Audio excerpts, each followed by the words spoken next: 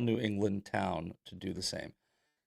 I'm very proud of our flag, the writer said. It's a symbol of we the people, but as the polarized nation marks its 250th birthday, Watson, 72, worries his stars and stripes may now need an asterisk.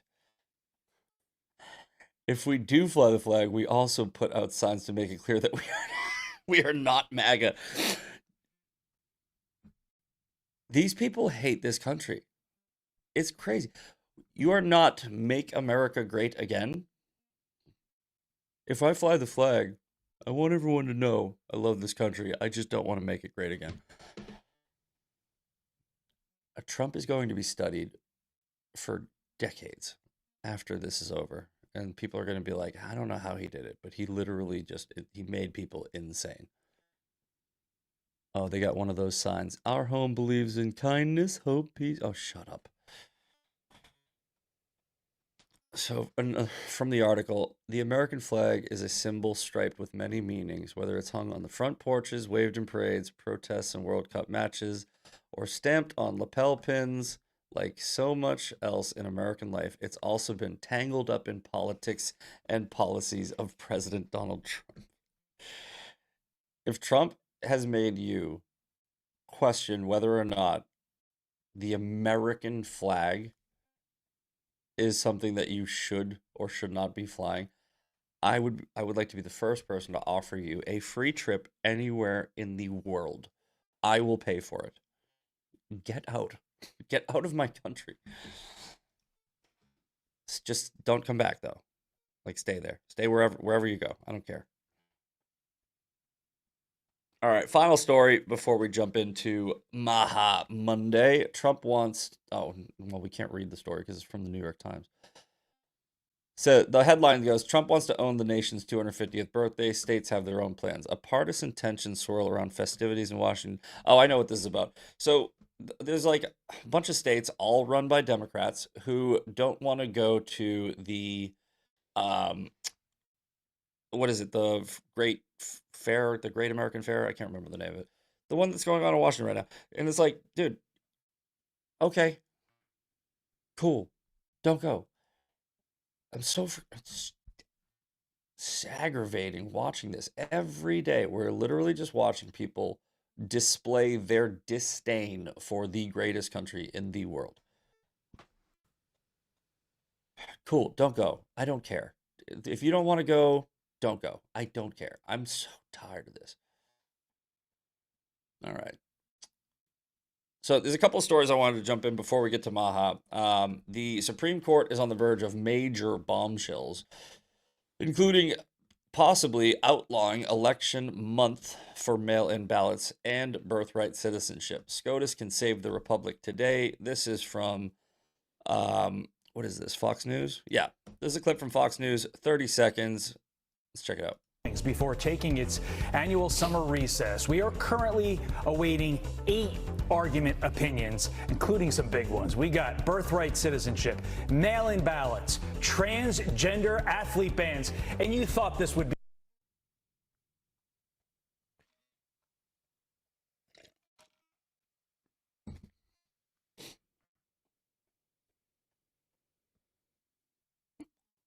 So, the birthright citizenship thing, I think that there's a lot of people don't think that's going to go our way. And I wish it would, but the mail-in voting, I think that will probably go our way. And if it does, they're going to have a hard time trying to steal this election because they're going to. They're not going to try to win straight up. They have gone so far left. We talked about this the other day, last week. The Democrat Party is dead. Lost the volume. We lost the volume on the vid. Oh, sound? Was there no sound on that video? That's weird. It looked like it was coming through on my end. Hmm. Give me one sec, guys. Let me check. Technical difficulties. Oh, yeah, I have no. That's weird. Ugh. Give me one sec. Now I have to figure out why we don't have sound. Maybe it'll come through with this. Nope, still nothing. Great, we got technical difficulties. The unofficial name of the daily breakdown. Let's try this. All right. Okay, let's do that. Maybe this one will work. Fleet bans, and you There thought we this go. would be a lightweight card. Right. No. High Court expected to wrap up its work before the 4th of July. Then they're not. We're currently awaiting 8 argument opinions, including some big ones. We got birthright citizenship, mail-in ballots, transgender athlete bans, and you thought this would be a lightweight card. Right. No. High Court expected to wrap up its work before the 4th of July. Then they're not going to meet again publicly until the first Monday in October. Now to the world. Okay, so sorry about that. I think that everyone heard that time. I don't know why I've been having issues with sound coming through when you add in like videos and images. Usually it comes through on the live feed, but I have no idea what's going on, and I'm kind of done like trying to figure it out. I'm like, I don't care. Like all this soundboards, we'll just do the technical difficulties. We'll just have it. I'm like, I'm gonna stop trying to mitigate it. It's just gonna happen every episode. But so as I was saying, the excuse me, the birthright citizenship. I think that one is probably not gonna go our way.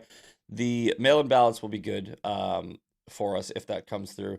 They're holding this last one, and they've done this before. The Supreme Court kind of like they try to like disappoint you at the very end.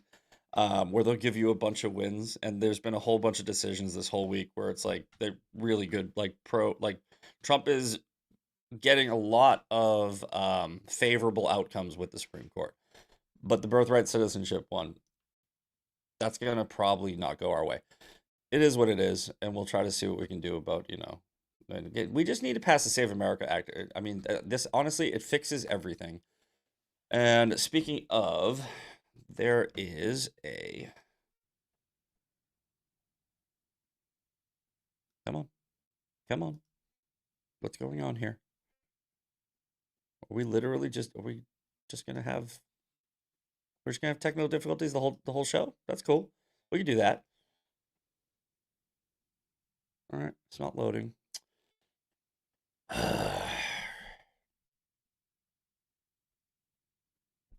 Is my internet down? What is going on?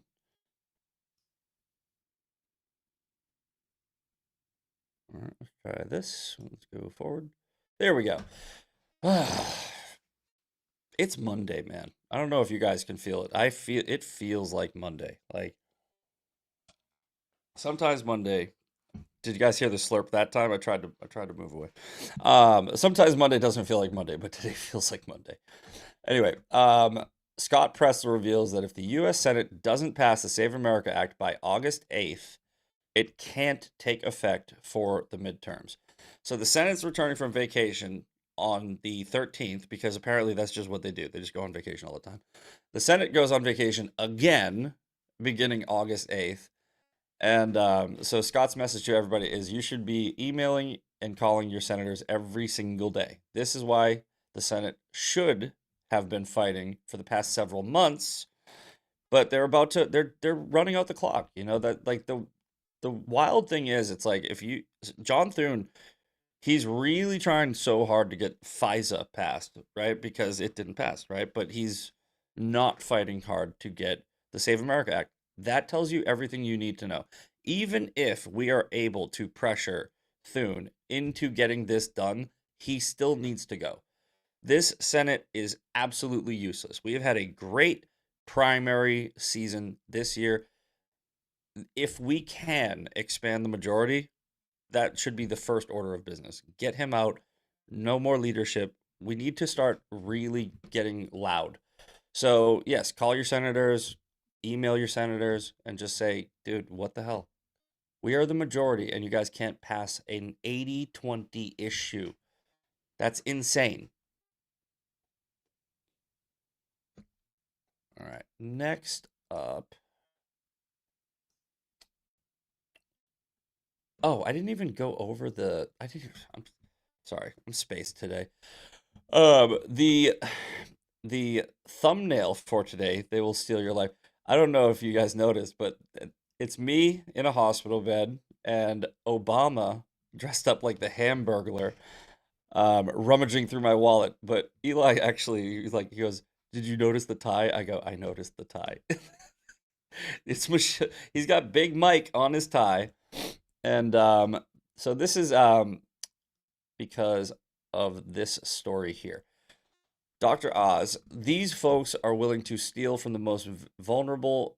The folks that are willing to steal from the most vulnerable are more than happy to take your health. They'll steal your life. That clip is in connection to the fraud cases that are going on. So check this out. These folks who are willing to steal from our most vulnerable are more than happy to take your health. They'll steal your life. And that's the pathology we're dealing with. The human cost of the fraud that we have tolerated, and especially since COVID, is massive.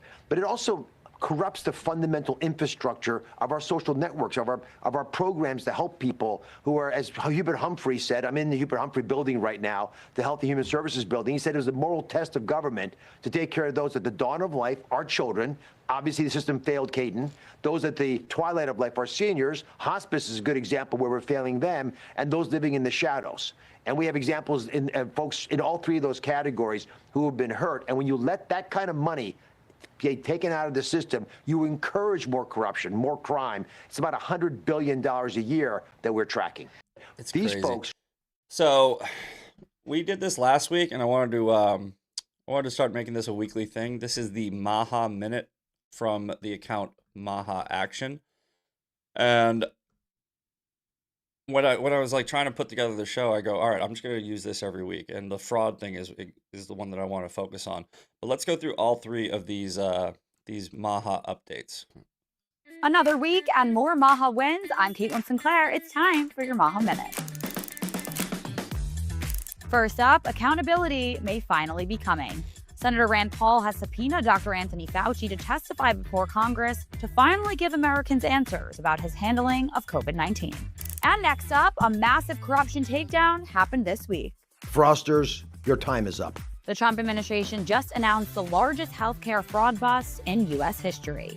More than 450 people were charged in schemes involving over $6.5 billion in alleged fraud. And HHS is launching a major effort to bring clinical research back here to the United States and speed up the development of new treatment. And finally, the Maha movement keeps gaining momentum. A new poll released this week found nearly 9 in 10 voters want food safety to be a top priority. And that's a wrap for now. We'll be back right here next week for more Maha Wins. I wonder who the one person that doesn't want food safety to be like a top priority. Like if they did that poll, who was the person that was like, no. It's like, hey, do you want food safety to be a top issue? No. No, I want my food to not be safe. I would actually like it to be unsafe. Like 89%, like 11% of people polled were like, no, I actually don't. I don't want my food to be safe. Yeah, but so kind of a slow week for Maha, but the fraud one, that is a big story. So this is from Owen Gregorian, at Owen Gregorian on X.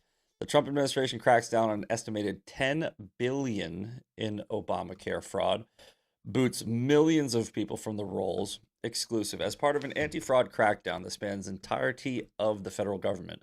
The Trump administration's Department of Health and Human Services uncovered millions of alleged fraudsters on the Affordable Care Act rolls, according to a report obtained by Fox News Digital. A Biden-era spike in Obamacare enrollments led to a probe into the veracity of millions of claims, a Trump administration official confirmed. At the beginning of Biden's term, there were 10 million people enrolled in the government's healthcare program. But that number drastically skyrocketed to 22 million at its 2024 peak. So 12 million people got enrolled in that 4-year period. Yeah, makes sense. How many came across the border, by the way? It's probably just a coincidence. Now, the Trump administration has removed nearly 3 million from the fraudulent enrollees, with a planned 2.6 million left to go. The administration officials said that the program's massive abuse equates to about 10 billion swindled from the American taxpayer between 2021 and 2024. That's more than we give to Israel, by the way. It's like 3 times as much. Administration relaxed eligibility checks and income verification requirements while also allowing more year-round enrollment into the program. Furthermore, the report claims that fraudsters intentionally misstated their income levels in order to qualify, and that insurance brokers signed up people for Obamacare without their knowledge, which are called phantom enrollments. Some people also received subsidies they were not eligible for.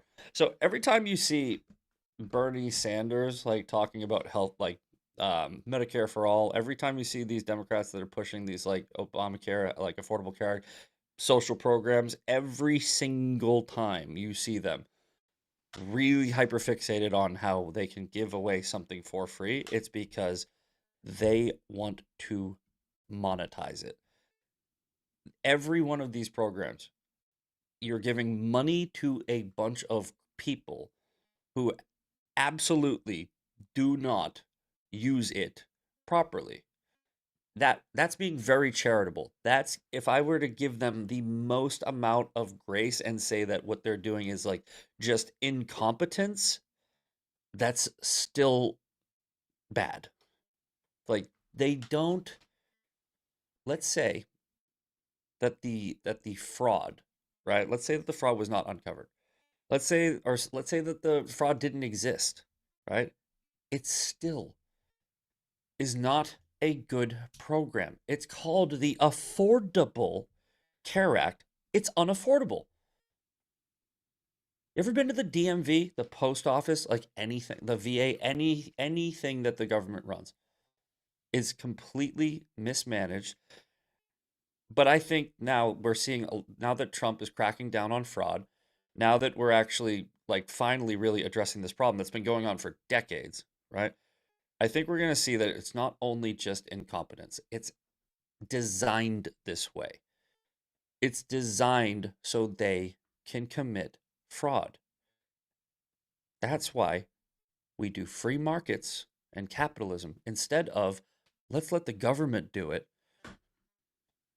Because I will take greed of a private company that employs other people over the government's greed and taking my money and giving it to somebody else that I don't know. It's like the Democratic Socialists of America.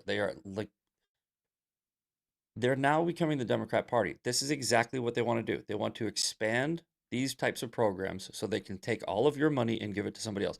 If you live in New York City and you don't agree with like them, like if you're not even a Republican, not even on the right, a moderate Democrat, and you stay there, you are funding your own execution. You are literally willingly giving them everything they need to ruin your life. Move, vote with your feet, get the hell out. That's the only way to stop this. All right. By our estimate, improper phantom fraudulent enrollment peaked at 5.6 million people in 2025. We estimated 2.6 million improper and phantom enrollments remain, including over 1 million enrollments without a social security number. Hey guys, who doesn't have social security numbers? Yes, yeah. The illegals, they don't have. Over 1 million people were enrolled without a social security number. How many of them you think were not citizens? I'm going to say 1 million. The Trump administration has since restored income verification, ended some special enrollment opportunities, checked for duplicate Medicaid enrollment, investigated so-called phantom enrollments by scamming brokers, and ended some of the special enrollment periods. Right now, about 19.2 million people remain on the Obamacare rolls. Preserving the fiscal and programmatic integrity of the ACA exchanges is key to safeguarding taxpayer-funded resources for those that truly need them, the report says. The federal government paying brokers to enroll individuals without their knowledge is not. Final quote, the Trump administration continues to aggressively root out fraud, waste, abuse, and corruption, et cetera, et cetera, et cetera. I think you all get the point.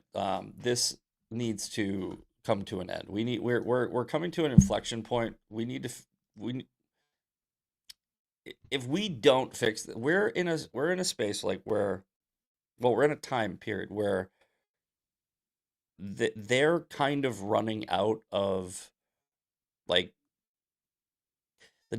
I'm not saying the Democrats or the left. I'm saying the people that have like tried to run this country into the ground.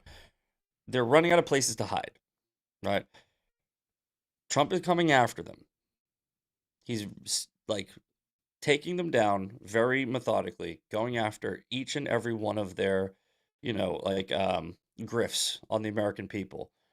And that's why you're seeing the rise in the Democratic Socialists of America. That's why you're seeing the rise in violence on the left. That's why you're seeing the mass psychosis, the psyops, the woke right infighting, the media going even heavier on the fake news. They're going to take a final stand. I think we're going to take them down. I think we're going to be okay. But it's not guaranteed.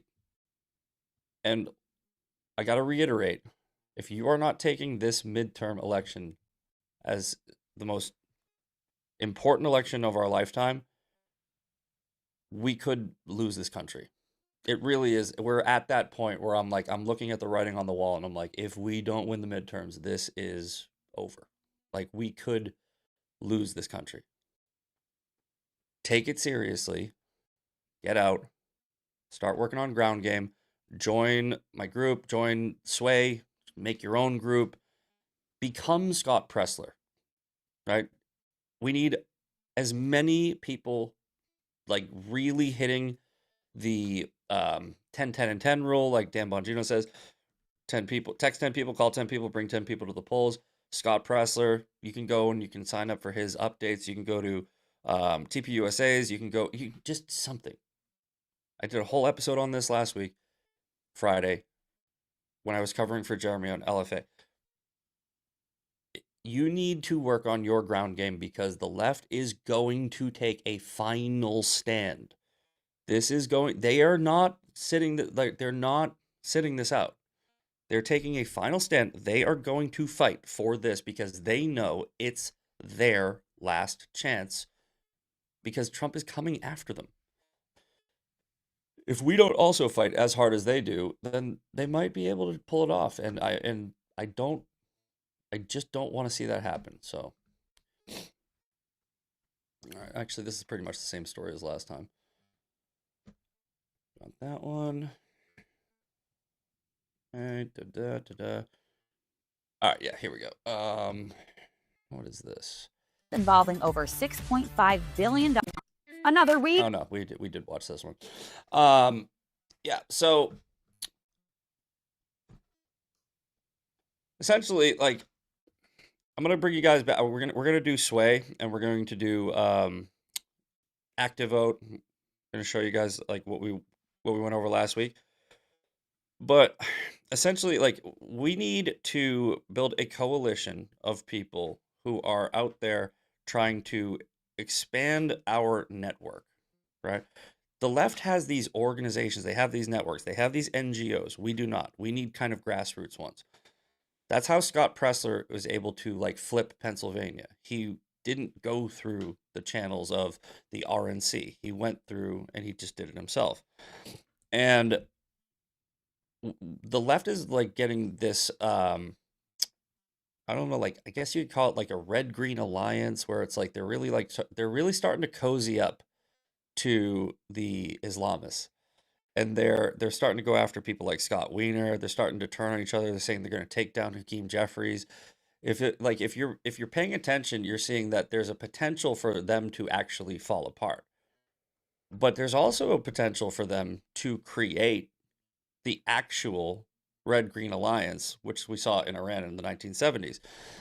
And if, like I said before, if one of those happens, I go, we're in big trouble. So I started this app or I started this group on this app, Sway. If you guys missed the show on Friday, we now have 47 people in my group. So if you guys haven't heard of Sway, it's basically it's just an app that you can go and you can put in your information. I have all the races that I'm recommending to people. But the cool thing about this is if you are in the group, I am going to be able to filter by state, by district, by office, and message you on how you can help out. So essentially, this turns everybody into Scott Presser. You can go make your own account on Sway, or you can join mine. But if you don't want to, like, do the actual work, I'm going to do all of the work for you. Here's a map of all the people that are joined the group already. So let's say Nevada. Let's say we have a race that we want to, like help, like we want to help win. I can go, okay, this person in my group, Shelly Stevens. You're in Nevada. Can you post on Facebook? Can you help out with door knocking? Can you do this? Can you do that? I'm also putting together Misfit cheat sheet, or sorry, midterm cheat sheet. And this one is where we're going to have, this is going to be a website where we're literally just going to have the most important races, probably between 18 to 25, toss-ups, swing districts, just important races that we think we can win. So this one will be updated probably by the end of the week next week. I'm going to have both of these updated for the midterms so that you guys can share, you guys can send them out to other people. If you join Sway, I'm going to be able to know where you are at the district that we need. And this is how we win.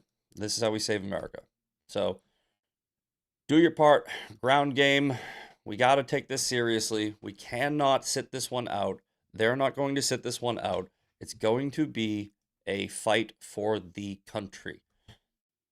I really wish I was I don't want to sound like I'm I don't know why I'm just really I'm really today I feel like I'm like I said, I'm not demoralized, but I don't want to be laughing and be like, I really want you to take this seriously. I want you to understand how important this is, because we have this we have this pattern that we can view and we can see, and it's all fun and games when you're all dicking around online, but then when things really get real, if the people in Iran, the people in you know Nazi Germany, these people probably didn't take it seriously. You don't realize that it's over until it's over. So I mean, we'll have fun tomorrow. I know this is a little heavy, but I've just been seeing so many people just sort of not they don't really care. And I do. And I'm just like, you got to get it together, man. Do your part. Anyway.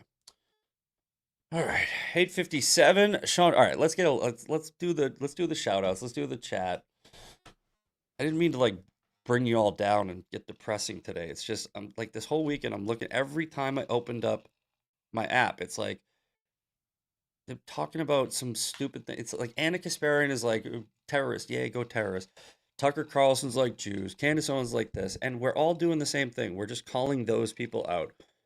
Nobody's really focusing on the actual problem at hand. The problem is we have a organized effort to try and destroy America from people in America. That's the problem. Yes, they're working with our enemies, but it's obviously what Yuri Bezmenov warned us about in the 1980s. But it's already this is the end game. They're going to try to do it. All right, but enough of that. We'll end this on a nice little high note with some shout outs. All right, let's see. We got bad move. What is that not? Why is that not moving? That's not updating. What is up with this today? Why is this doing this? That's not moving.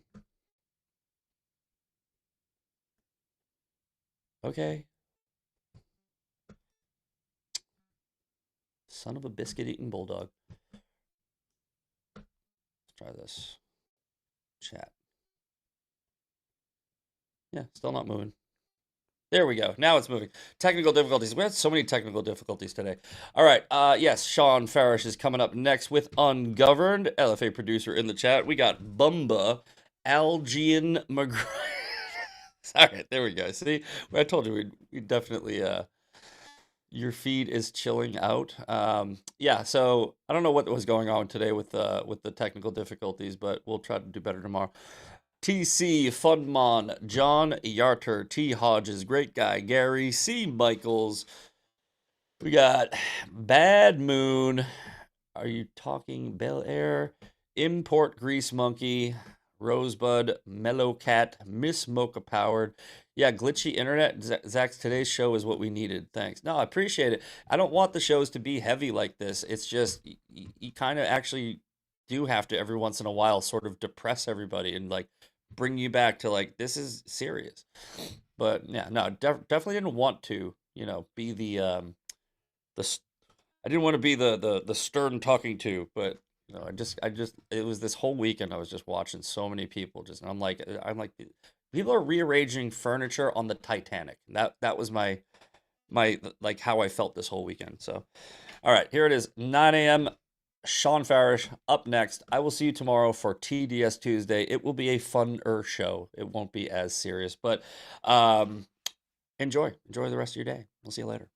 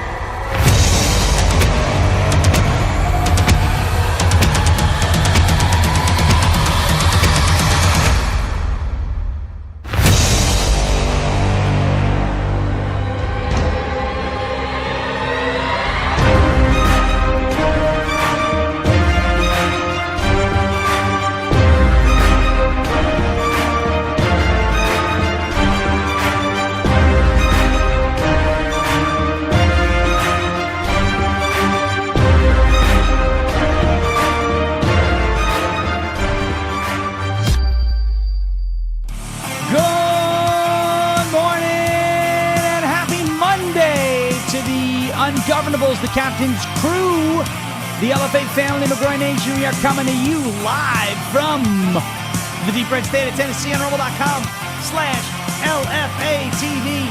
Welcome to Ungoverned. Happy Monday to you. It's America 250 week. We're closing in. The biggest and most beautiful birthday party the world has ever seen. Happy birthday to you. Happy birthday to you. Happy birthday, dear America. We love you, beautiful country. Happy birthday to you. We are having a good time this morning. By the way, I've got a new prop. Brennan doesn't know about the prop yet. We've discussed using this as a prop before. You're going to have to tune in. You have to stick around for a minute. I have a new prop. I debuted it this morning on Talk Radio 1210 WPHT. It is the official replica turd from Operation Tootsie Roll. That's right. I have a poop prop. It's true. I'll debut it a little bit later. I put it out on Talk Radio 1210 WPHT. So those of you, if you don't know, a couple things, some scheduling news for the next 3 weeks. For those of you who want more than just an hour of yours truly. Why? I don't know why you would want to do that to yourself, but I appreciate everybody who loves listening. It's a lot of fun for you, I guess. I love doing it. For the next 3 weeks, except Wednesday of this week, and I'll explain to you why in a second. But for the next 3 weeks, I will be on Talk Radio 1210 WPHT from 6 until 10-ish. It's like 9:55. That's on youtube.com/1210 WPHT. And then an hour here, live, except again, this Wednesday will not be live. Why will this Wednesday not be live? Well, originally, this Wednesday was supposed to be a trip out of town, so I couldn't go on Talk Radio 1210 WPHT. Okay? But that trip got rescheduled because of some stuff. Okay? And then an opportunity was presented to me this Wednesday. For those of you who don't know or haven't heard or have heard, I'll be filling in on Wednesday morning at 10 a.m. Wednesday morning at 10 a.m. for the Podfather, Dan Bongino. So the show will be pre-recorded on Wednesday here. I will be live over on Dan Bongino's channel Wednesday. Dan is off all week. So a preemptive hello to the Bongino Army, who I know comes here when he is not on.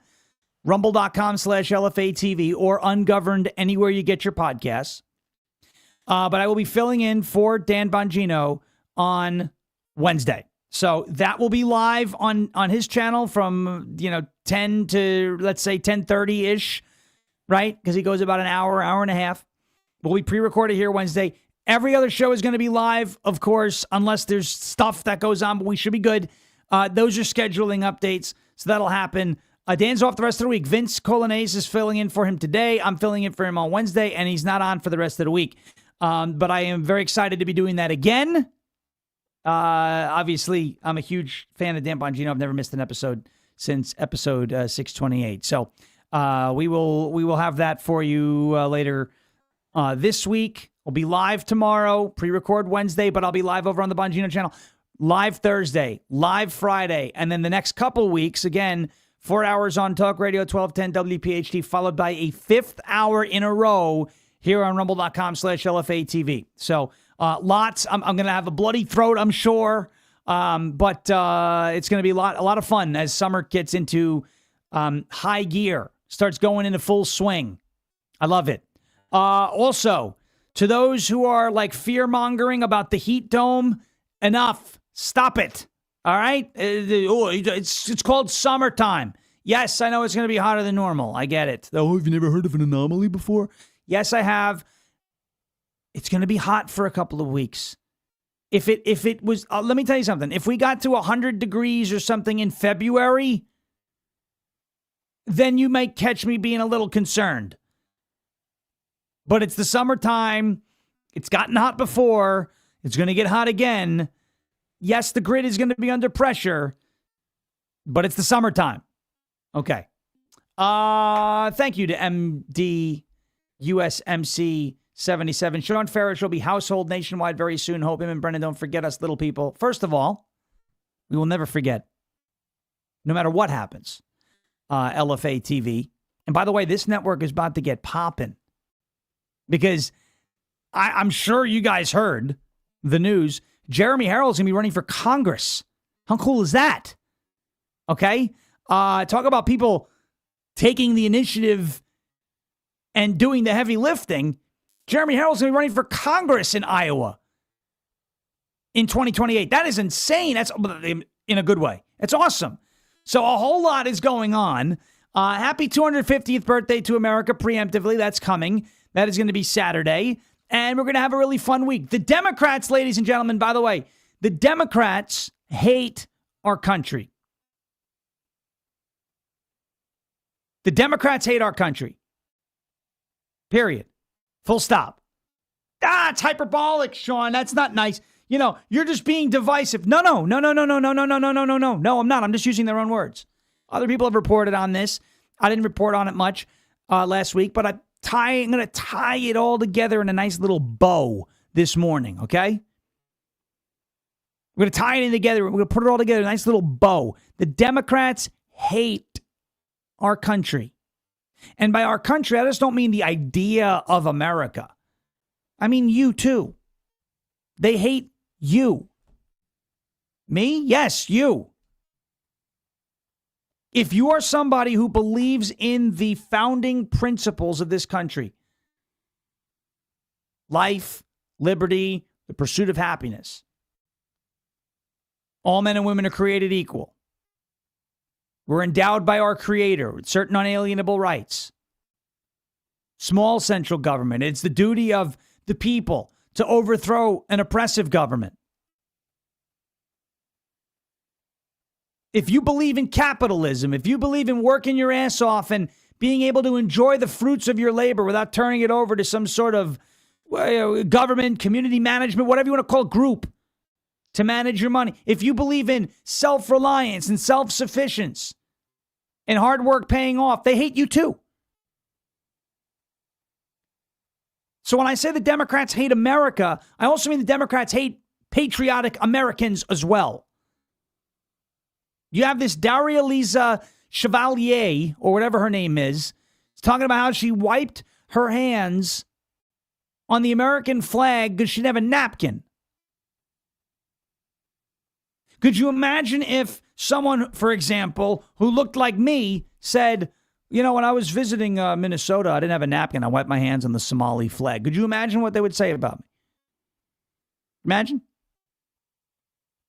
The Democrats hate America, and I'm the reason why I'm saying that, and it's like, oh, you're being hyperbolic. This is like rage bait, dude. It's like, oh, you're just trying to provoke a reaction. No, I'm making a point. I'm making a point. They, the Democrats, the political apparatus.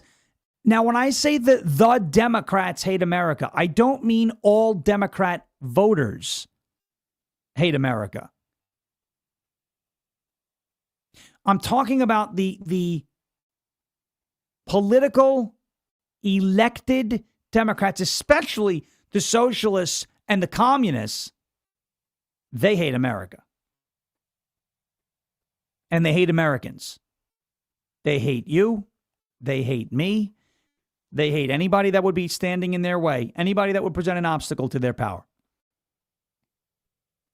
By the way, anybody a fan of the Ramones in the chat? We're going to do a little music segment a little later. One of my favorite musicians said something very smart. But anybody a fan of the Ramones? I mean, you got to be a fan of the Ramones, right? Come on. Great. One of the most legendary, you call them rock, you punk rock, one of the groups ever. Got to love the Ramones. Gabba Gabba Hey, right? I don't want to be a pinhead no more, right? That's it, right? I was listening to on repeat last night because the song is only 1 minute and 54 seconds long. If you see on my X page, you'll see what song I was listening to. Some people have not heard of the Ramones. Oh, we're going to have a problem here, folks. Yes, we love the Ramones. Okay, good. We better love the Ramones. The song Commando is great, by the way. So it's it's one of their fun songs. And the third rule in the song Commando is don't talk to commies. The first rule is the laws of Germany. The second rule is be nice to mommy. The third rule is don't talk to commies. And the fourth rule is eat kosher salamis. What does it mean? Nothing. But that's the Ramones. We love them. So I figured I'd put that in there because, don't talk to commies. It's a good rule. Anyway, enjoy. If you don't like if you don't know who the Ramones are, give them a listen. If you're into that type of stuff, it's good. Very simple, but good stuff. Good stuff. All right. We're going to talk about how the Democrats hate America and how the party, the Democrat Party, has gone left of like the most far left people imaginable. Remember Scott Wiener, the guy out there in California? I think that was that former sex offender. He showed up. He is an openly gay guy. Showed up at a pride parade. Was told he wasn't welcome there. Why? Oh, yep. That sticky topic. Jews, Israel again. Genocide in Gaza. This is their party. It's not our party. That's the stuff that takes root over there. You can have all of our craziness. You can have all of those people that said they were on our side. They're your problem now. We'll take your moderate voters. Thank you. Bill Maher had J.D. Vance on earlier. I think it was a little over the weekend, and made a very interesting remark. The Supergirl, there was a movie, Supergirl. You know, nobody wants the Supergirl. $18 million to box office. Horrible numbers, Supergirl. Temporary protected status. Bunch of Syrians, Haitians, TPS holders. The T stands for temporary. Temporary means non-permanent. Okay? We got that. I promised you I'd play you also a clip from Harry Ant, and I was going to play it last Friday. We'll play it today about how the Democrat Party might be in some trouble. And we've got a bunch of other cool stories here. But the main theme this morning is going to be how the Democrats hate America and how that's going to play in the 2026 midterms, just about 4 months away. Also on the lookout for some Supreme Court decisions. I am looking very, very, very much forward to the Watson versus RNC decision. I think that one goes our way. I don't think birthright goes our way. I'm not telling you these things because I'm not telling you that I think birthright's going to go the opposite direction because I want that to happen. I'm just trying to be realistic with you. I don't sell hopium and BS here, okay? But I do think Watson is going to go our way, and Watson's going to have a profound impact on our elections. But we will get to so much of that and more. Before we do that, I want to talk to you about. Sorry, it's been a long morning. Talk to you about our friends over at. Oh, by the way, I'm sorry. Let me do one more thing. One more thing. We had a great weekend yesterday, or a great day yesterday, with the Williamson County Republican Party. If you are in the state of Tennessee, and I'm sorry, not Williamson. They're a good group too. Wilson. The volleyball. Wilson County Republican Party. If you live in the state of Tennessee and you live in Wilson County and you're somebody who thinks like I do, like the rest of the LFA family does, you need to be involved with the Wilson County GOP. This is, I'm going to say it, and I'm sure there's going to be groups, and Rutherford County might give me crap for saying it too. The Wilson County GOP in Wilson County, Tennessee, is, I think, by far the most energized county Republican Party in the entire state. Now, I have not been to all the counties, but I have not, ever since leaving New York, I have not seen a group as passionate and energized. And this is no offense to my friends up in Warren County, Ohio, and no offense to my friends out in Cowlitz County in Washington State, and no offense to friends of mine in other different, states. We have a great county. Folks, the Wilson County Republican Party in Wilson County, Tennessee, is a group of people like no other. They were out there yesterday at this Freedom 250 event at Charlie Daniels Park in Mount Juliet. It was 95 degrees in the beating hot sun. Everyone had a smile on their face. Natasha Owens was great. She was amazing out there. Will Nance and friends, they were great. I did a little set on stage about America and how fun this country is and how great this country is.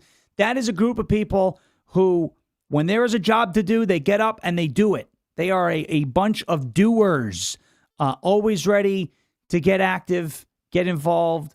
They are a great group. If you live in Wilson County, Tennessee, do yourself a favor. Get involved with the Wilson County GOP. You will not regret it. Not only are they effective, but they are great people. Amazing people. We have so many good friends up there. I don't want to start naming people because I'm going to forget a few, and then some folks are going to get offended. So if you're a part of the Wilson County GOP, just know we love you. And it was great to be a part of that event yesterday. Thank you so much for having us. And that Down in the Bayou food truck, that Cajun. Oh, mwah. It was Cajun food and didn't give me a bellyache. So there you go. All right, quick word from our friends over at OFP Farms, OFPFarms.com, OFPFarms.com. Folks, I love sharing businesses that are built on faith, family, freedom, and hard work. And OFP Farms is one of those businesses. They are a small family farm making handcrafted skincare with goat milk, grass-fed tallow, magnesium, and simple ingredients that your skin can actually understand. Their products are made for the everyday person dealing with dry skin, sensitive skin, sore muscles, tired feet, cracked lips, or just wanting something cleaner and more nourishing than what you find on most store shelves. And right now, in celebration of America's 250th birthday, it's coming up, OFP Farms is offering 17.76% off of your entire order on the website. 17.76% off. It's almost like you want the discount, but you also want to see like the 1776 on the bill coming off, right? The percentage. I want to do it just for that purpose. There you go, right on your screen. 17.76% off your favorite products like Goat Kisses Lip Balm, the soaps, the lotions, the magnesium stuff, the tallow balms, all the beard products, everything on the website right now. 17.76% off if you use the code Shawn, SHAWN. This is their way of honoring our heritage, celebrating the freedoms that we've been blessed with, and saying thank you to every freedom-loving customer who chooses to support small farms and family businesses. Go to OFPFarms.com. Use the code Shawn, SHAWN, for 17.76% off. OFPFarms.com, promo code SHAWN. That's Oscar Foxtrot, PapaFarms.com, promo code SHAWN. All right. The Democrats hate America. Speaking of America, what is that? What'd I do? I hit something there. Nothing, you guys didn't see it, but I hit something. This is not beer. This is, Brennan found this in Sprouts. It's called Path Water. It's refillable, so I'm going to be using this as this is a cool thing. Look at that. It's America. Made in the USA. The Democrats hate America. So, I always like to form my opinions based off of what? Available data. I don't always tell you what you want to hear, right? But I'll always tell you what I believe is to be true and why I believe it to be true. 27% of Democrats will display their American flag on July 4th. 27% of Democrats. 27. That's a quarter. Jeremy coming in there in the chat. SCOTUS made ruling on mail-in ballots not good. Did we lose Watson? Are you serious? Oh, let me just double check here. Watson versus RNC decision. Did we lose Watson? I just saw in our Supreme Court says states can count mail-in ballots that arrive after Election Day. Crap. Son of a 5-4. Damn. That is not good.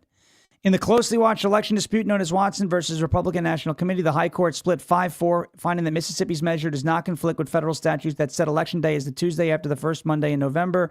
Justice Amy Coney Barrett authored the majority opinion. This woman. This frickin' woman.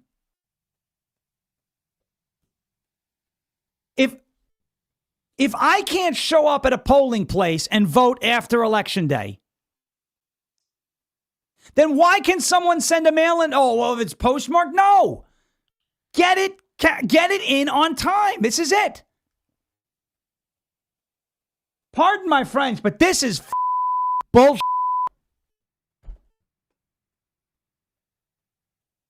That puts a damper on the frickin' day.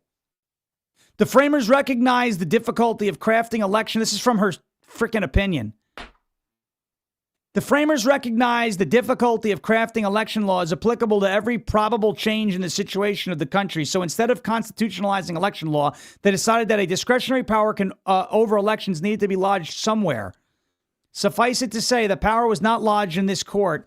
The Election Day statutes say nothing about ballot receipt, and we cannot add to the words Congress chose. Ugh. Ballot wrote for the majority that federal election laws require voters to make their choice on Election Day, which happens as long as Election Day is the deadline for voting like it is in Mississippi. But the Election Day statutes do not set a deadline for ballot receipt, so they do not prevent Mississippi from counting ballots postmarked before Election Day yet received afterwards. F that. F that. You got to be kidding me with these rulings. So you have now just basically said, you can just count them for as long as you want. This is unbelievable. So if you postmark it by election day, but it shows up a week later, you can still count it? Yeah, because that can't be manipulated. What an absolute joke of a ruling. What a pathetic, Amy Coney Barrett, I'll tell you what. That is just, what a shame. What a shame. What a disgrace. I expect this out of Roberts. Barrett, I don't know, man. This woman, I don't know. You can't do anything about it. She's on there for a lifetime appointment.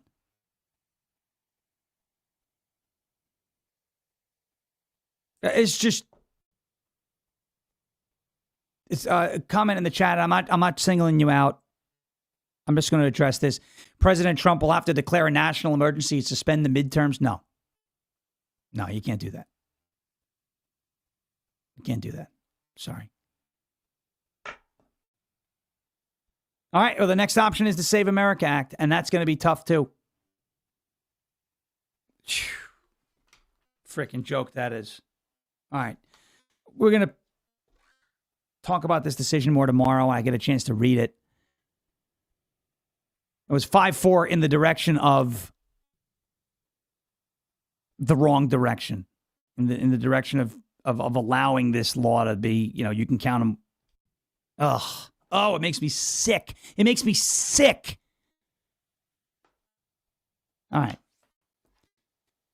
We'll do more of that in depth tomorrow, though. I'm sure Jeremy's going to cover it also, and others will be covering it here on LFA TV. It just makes me sick, that decision. It's just a terrible, terrible decision. Terrible ruling. Terrible ruling. Yeah, you know what I'll do? It's this. You see what this is? This is my replica Joe Biden turd that he dropped on the floor of the Vatican. It's actually something called a tamarind. Brennan likes them. It's like a fruit or a spice or a nut or whatever it is, but it looks like a dookie. You see it? This is Amy Coney Barrett's decision right there on the mail-in voting on Watson. It's a piece of sugar honey iced tea. It's my Joe Biden replica poop. All right. All right, let's get back to the theme of the show before I just lose my mind and go off the rails. Because the point of the matter is, okay, so here we go. So here we're going to do. We're going to pivot. Bad decision. What's the option? Too big to rig, which we've done before, right? We've done it before. It's not the end of the world. It is a crap decision. It's a freaking disgrace. But you know what the answer is? Too big to rig. Too big. We're not going to doom. We're not going to blackpill. I'm mad about the decision. The answer, because we get upset with something, we find a solution. The answer is too big to rig. So now we just have to be too big to rig. We got to be even bigger. Too big to rig. Okay? Why do we have to be too big to rig? Because the party that is trying to take this country over hates this country. 27%. 27% of Democrats will be displaying their American flag on July 4th. This is in the New York Post. America prepares to celebrate its 250th birthday. Reuters Ipsos survey conducted in the middle of June.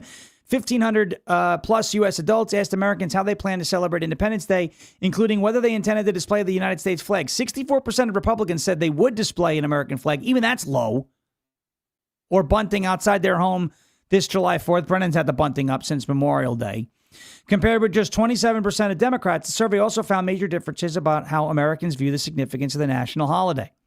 Nearly two-thirds of Republicans, 65%, said July 4th is, quote, a day where I celebrate the United States of America, where only 24% of Democrats said the same. Democrats and independents were also more likely than Republicans to describe July 4th as, quote, just like any other day, with both groups registering 11% points higher than Republicans on that measure. How Americans choose to celebrate the holiday also broke along party lines. Republicans were considerably more likely to take part in patriotic activities such as wearing red, white, and blue. 52% compared to 20% of Democrats. Attending a fireworks show, 46% versus 28% of Democrats. And attending a parade or festival, 20% of Republicans versus 9% of Democrats. Nearly one quarter of Democrats and independents, 24%, said they do not plan to celebrate Independence Day at all, compared with 8% of Republicans. Now, I get it. Some people who answer this, maybe they don't have an actual home. They can't display an American flag, right? Maybe they're in an apartment and you're not allowed to do it. Maybe you're in an HOA or, whatever. I don't know. But they do not like this country, period, full stop. They hate it. And we can prove that they hate it. There's a woman by the name of Daria Lisa Chevalier. She just won in New York. I think New York's 13th congressional district. And she founded a group called the Columbia University Apartheid Divest, which consists of more than 100 organizations. They issued statements in 2024 during all those campus protests, right? What do you call them? The Free Palestine stupidity. That was the encampments and all that. They've called for the eradication of Western civilization. Eradication. So all I hear from these idiots is that, there's a genocide in Gaza. There's genocide. Genocide Joe. There's a genocide in Gaza. Genocide this. Genocide. And then you're calling for people like me to be eradicated? We're going to eradicate Western civilization? Why? It is eradicated in some of these third world S-hole countries. Go there. Go there. Don't take away what we built here. No one's forcing you to stay in the United States. She's called this country an effing disgrace. And you don't see any Democrats condemning the remarks. Either because they're afraid of angering the far left, because when you anger the far left, very bad things happen to you, or because they agree with it. So either you have no balls or you hate our country. The Columbia University Apartheid Divest Group said the following in an Instagram post. Quote, "We stand in full solidarity with every movement for liberation in the global South. Our intifada, which is a violent uprising by definition, is an internationalist one. We are fighting for nothing less than the liberation of all people. Quote, we are Westerners fighting for the total eradication of Western civilization. They want to destroy the country. They want to destroy the country.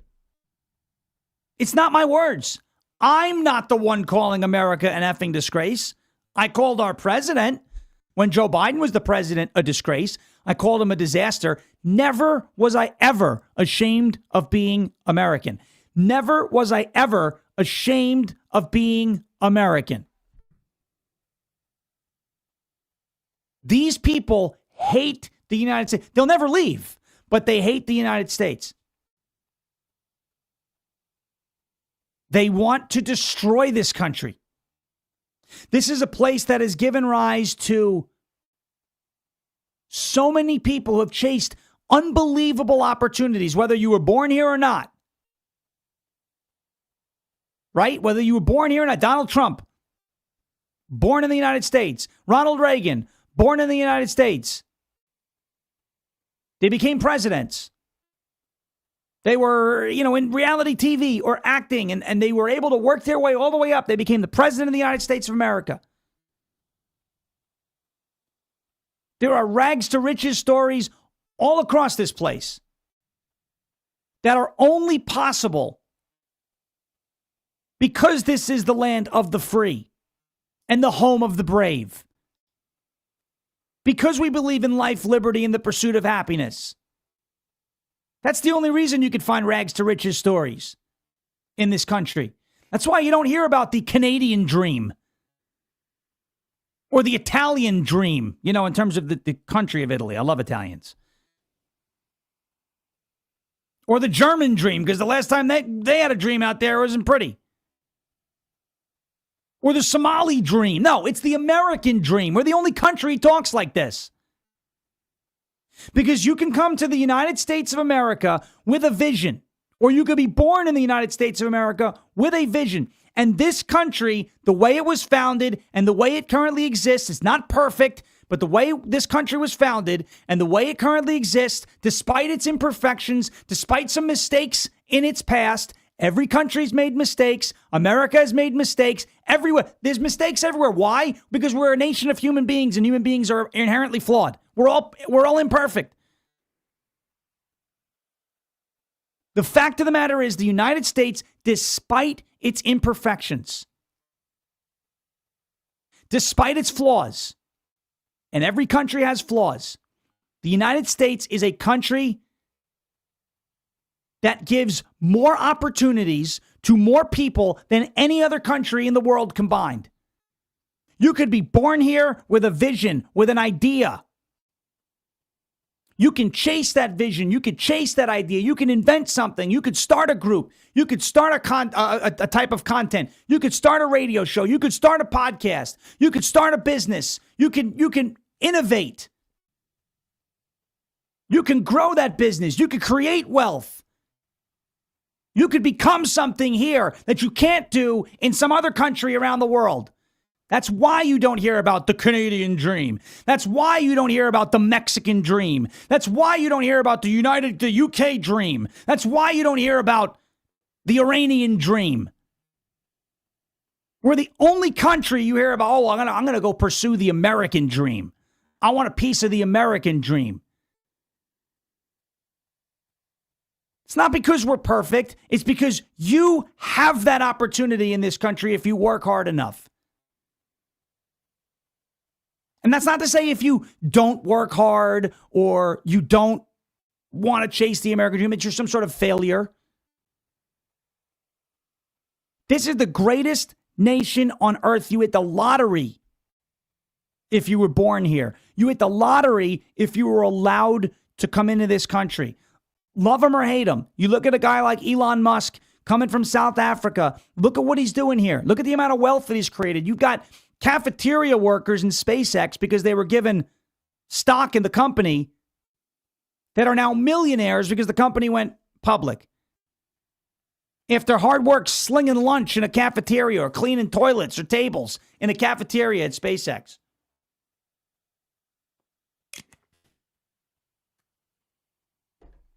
T-Man 1202, I want you to stop this attitude in the chat. That is bullcrap doomerism. I'm not happy with the decision either. But the answer is not to give up. You can still beat the cheat. It's the same laws that were in place in 2024. If we couldn't beat the cheat, then how did we beat the cheat? Don't talk like this. The cheating will run rampant. No. Your vote still matters and you can still win. No doomering, no blackpilling. I'm mad with the decision too. But I'm not throwing my hands up in the air and giving up. Don't let that negativity infect your mindset and your mentality. It's a guaranteed way to lose. It's what the left wants. Don't give in to that. Again, I'm not doing it to call you out and be mean. I'm doing it because it's not a healthy way to think.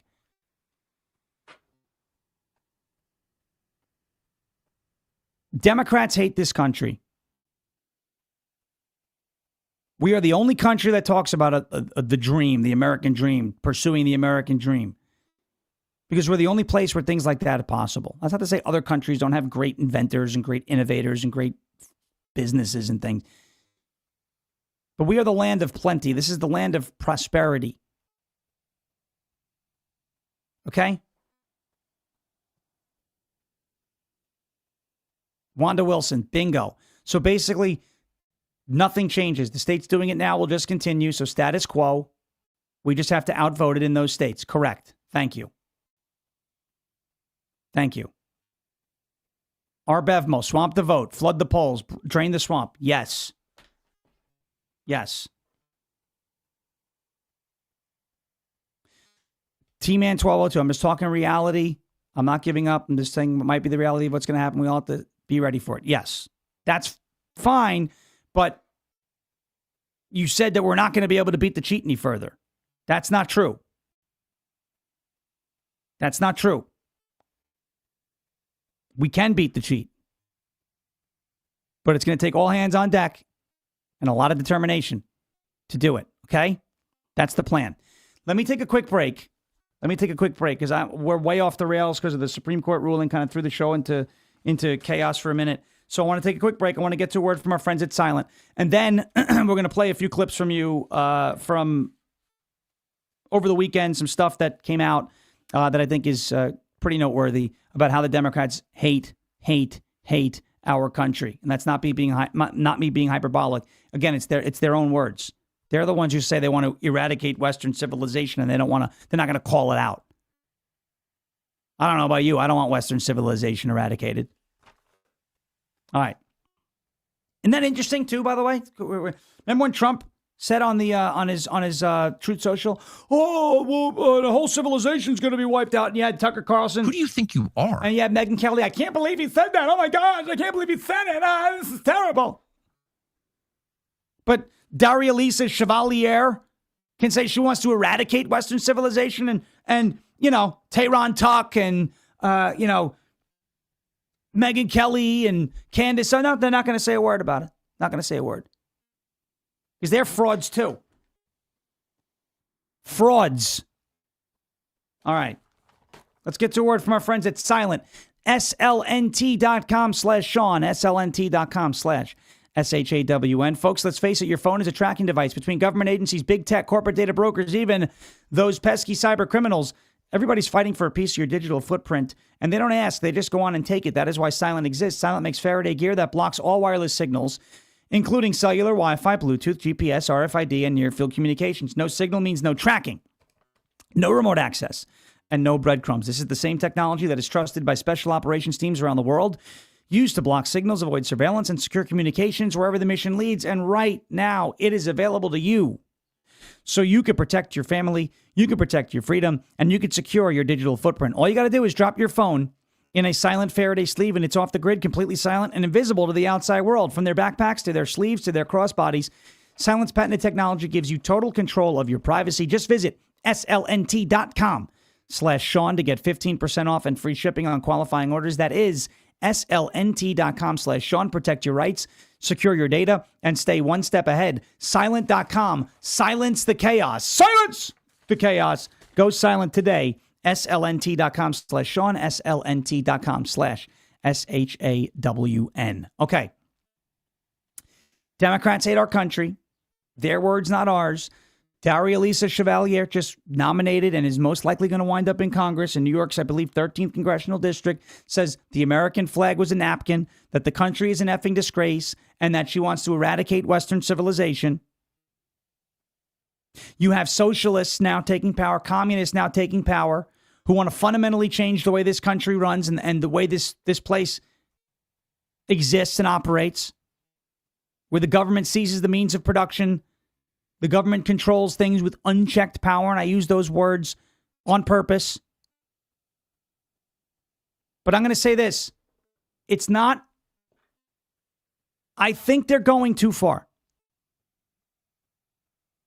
Now, that'll remain to be seen in November, but I think the Democrats are going too far left. And you're going to look at me and go, of course you think they're going to go too far left. Anything left of center is too far left. Well, yeah. But I'm saying this, I'm removing that bias. Where anything left of me, I think, is too far left, where I disagree. And I'm looking at this from, I'm going to try to be an independent. I'm going to try and look at this from somebody who maybe only peripherally cares, about politics, isn't as deeply involved as we are. I'm trying to look at this the way a normie would look at this and go, maybe I don't like Trump. Maybe I'm a normie. I don't like Trump. I believe what the mainstream media is saying. And I go, maybe the Republicans aren't so bad, but Trump is a problem. Well, the good thing is that Trump is not not on the ballot for those normies, right?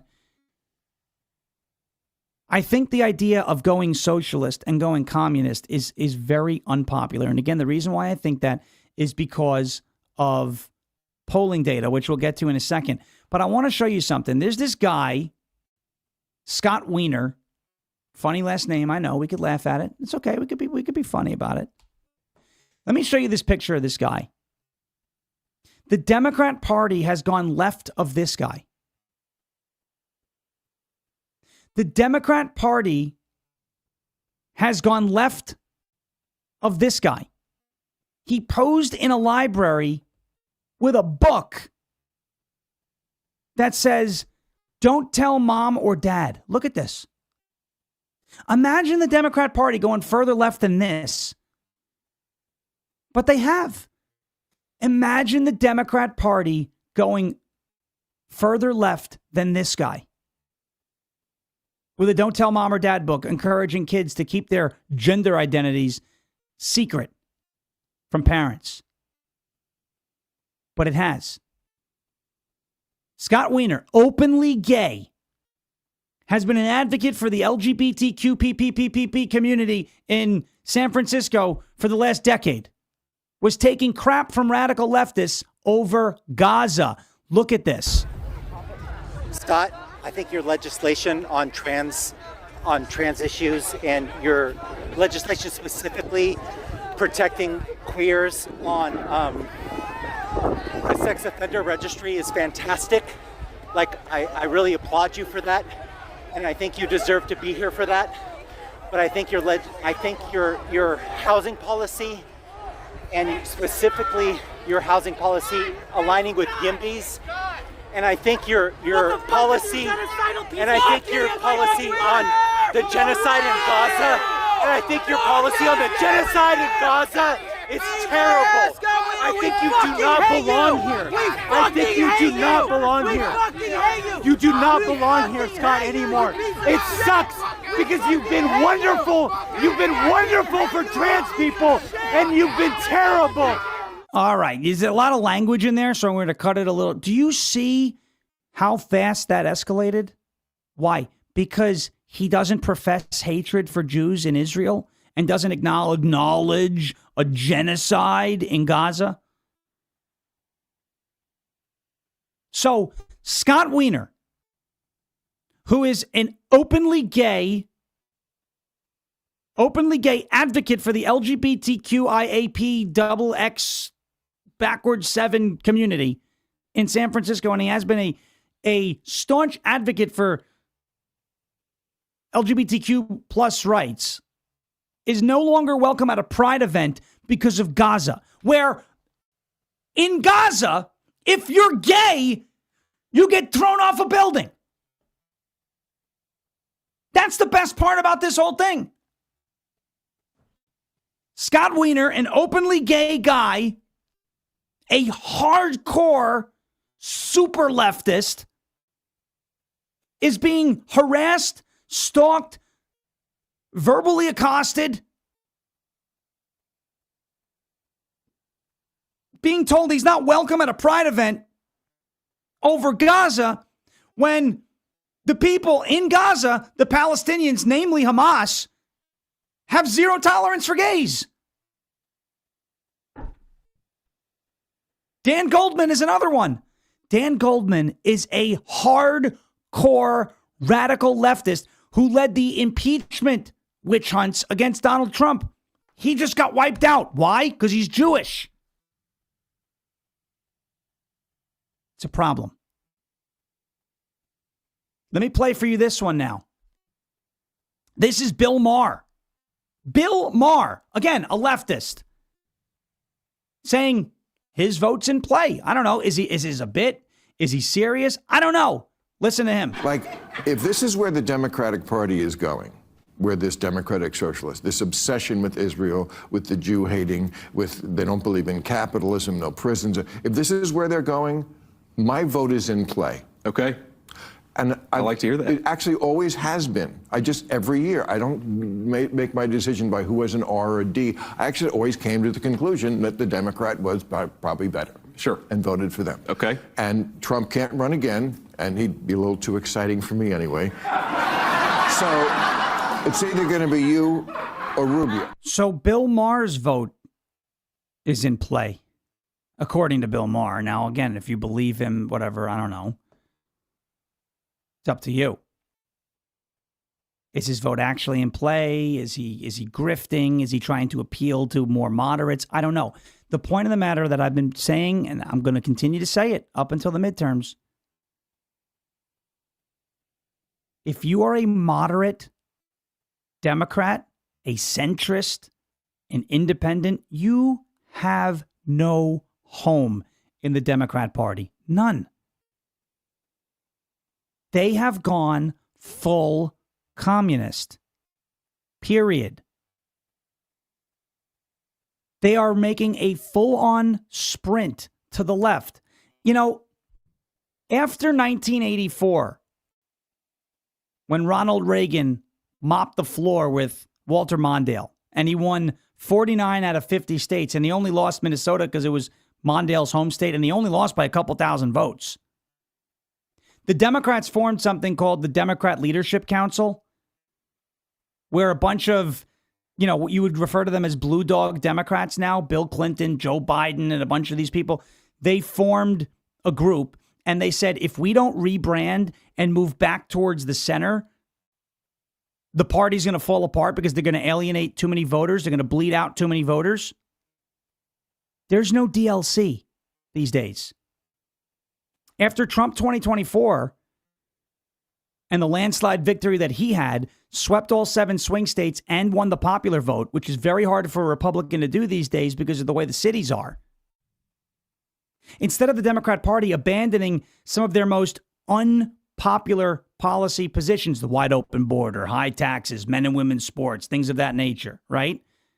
Instead of doing that, they've gone even farther left. They've gone farther left than Scott Wiener telling a gay guy he's not allowed to be at a pride event because of Gaza when they execute gays in Gaza. They took out Dan Goldman because he's not far left enough. Dan Goldman. They've gone so far left that, you know, even like leftists like John Fetterman, he's a leftist. You know, he makes sense kind of in some ways, but he's pretty far left. It's further left than him.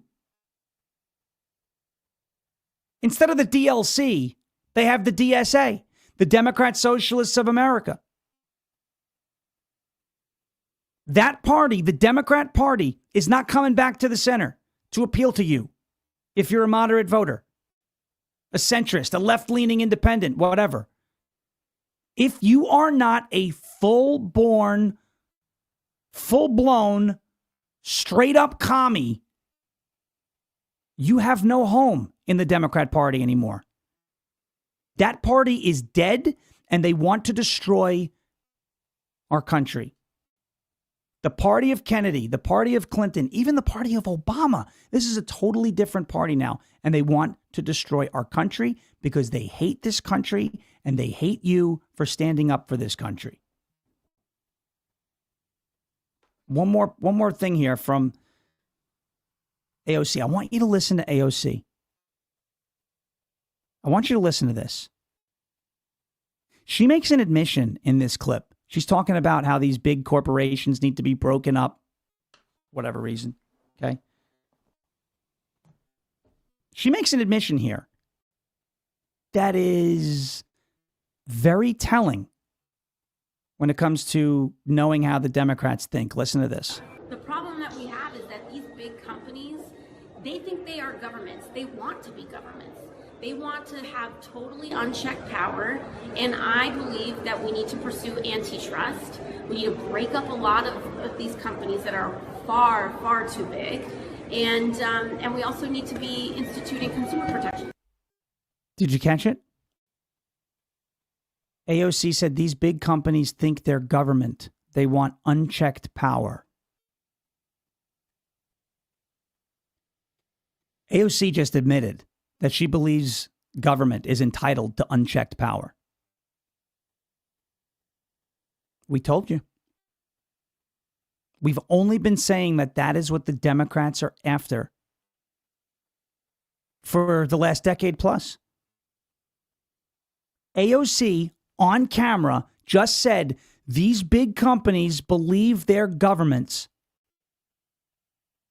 They believe they have unchecked power. Our government does not have unchecked power. Our government's power is restricted by the United States Constitution. But AOC doesn't think so. That is one of the biggest admissions that she has ever made. Talk about saying the quiet part out loud. There it is. You don't need to look any further than that. When they tell you who they are, believe them. AOC, in that clip, just admitted that she believes the government that she is a part of is entitled to unchecked power. Hell no. There are no moderates left in the Democrat Party in terms of elected officials. If you're a moderate voter, that is not the party for you. If you believe that there should be restraint, what happened to No Kings? If you believe that there should be restrictions placed on government, like the Constitution suggests, you're not a Democrat. Not anymore. And AOC just told you that. All right, quick break. Got to get to a word from our friends over at CovePure, CovePure.com/Sean, CovePure.com/SHAWN, America 250. America's 250th birthday is coming up. Here's the crazy part. 250 years after this country was founded, we are still here drinking whatever the government is deciding to put in our water. Fluoride for your teeth, chlorine to keep things clean. Well, that is not a decision that I don't want anybody else making for me or my family. That's why we purify all of our water with CovePure and the CP16. Over 209 million Americans are on fluoridated water right now. And here's what the science actually shows. A recent study confirmed that fluoride exposure is linked to lower IQ scores in children. Not a fringe study. That's from JAMA Pediatrics, one of the most respected medical journals in the world. And chlorine, that's not even the worst part. It's what happens when the chlorine reacts with natural particles in the water from plants and soil. It creates chemical byproducts called THMs, which the government itself calls probable human carcinogens linked to disruption of your gut and cancer. Now, there are a couple of states that are moving on it. Utah and Florida have banned fluoride, but that process takes years to fully implement. And while it's being implemented, your kids, your family, they're drinking all of this crazy water today. You need something that works now. And that is exactly what CovePure does. They are certified to remove up to 99.9% of contaminants. Fluoride, THMs, pharmaceuticals, PFAs, anything that isn't water gets filtered out. I love the CovePure. The measured amounts helps for my protein shakes and recipes. Brennan loves the hot water feature. I love that you don't have to drill. There's no plumbing. You don't wait for the government to catch up. Take back control of your water. And in honor of America's 250th birthday, CovePure is giving this audience $250 off if you use my link, CovePure.com/Sean, CovePure.com/SHAWN. That is CovePure.com/Sean for $250 off the CP16 CovePure, CovePure.com/SHAWN, CovePure.com/SHAWN. America's not buying what the left is selling anymore. We just need that to translate in our elections. The Supergirl movie. Nobody wanted this. Nobody asked for Supergirl. Who is? I never even heard of Supergirl. Tanking at the box office. Tanking. Meanwhile, you have this Citizen Vigilante. I haven't seen it yet. I didn't even know anything about it because I have been spending a little bit less time on social media. Obviously been pretty busy personally. But the censorship complex backfired. They tried to censor this movie, which means more people than want it. You tell me no, I want to see it, right? America's not buying what these people are selling. We don't want it. We don't want it. Speaking of things people don't want, you know, there's been a lot of controversy surrounding Bruce Springsteen because he decided he's going to start being a political, lecturer. Well, here's a guy I actually respect. I don't pretend to know his politics. I don't necessarily want to know his politics. I don't care about his politics. Now, for those guys who wear their politics on their sleeve, fine, whatever. It's your right to do so. But when I'm going to a show, a concert, I'm not going for a lecture. Don't get me wrong. I love Brantley Gilbert. He talks about how much he loves the United States. He sometimes did the Let's Go Brandon thing. Fine. I like that, so I'll continue to go. But as Michael Jordan said, Republicans wear sneakers too. Democrats wear sneakers too. I'm not saying people can't have opinions and can't do what they want on their stage. It's up to you. But I respect guys like Kenny Chesney. Listen to what he said about this and why he has chosen throughout his entire career not to say a word about politics on stage, because that's not what he's there for. He's there to play music and he's there to entertain. Watch Kenny Chesney here. Being from Jersey, I mean, were you a big Bruce guy? Bruce Springsteen? Yeah. I am a Bruce guy. Yeah, me too. I mean, I don't know how giant. I don't know. It's now that starts to get to be it's so funny. Everything has to be political now. See, I just refuse to do it. Like, and I was very thankful, and when I came on your show in November, that you knew I didn't want to talk about that, because I've never ever. I don't want to talk about it. Yeah, you didn't want. Yeah, it's your show. I don't want to. I mean, I don't want to talk about it all the time. I want Right. to talk about it in the places I do want to talk about. But like I'm multi-dimensional. Hello, So yes, on the show, we have the governor of California, Gavin Newsom, could be our next president. Am I going to just shoot the shit with him? No. Right. No, we're going to talk about real shit. I just never felt like it was my place. It's not always everybody's place. You're right.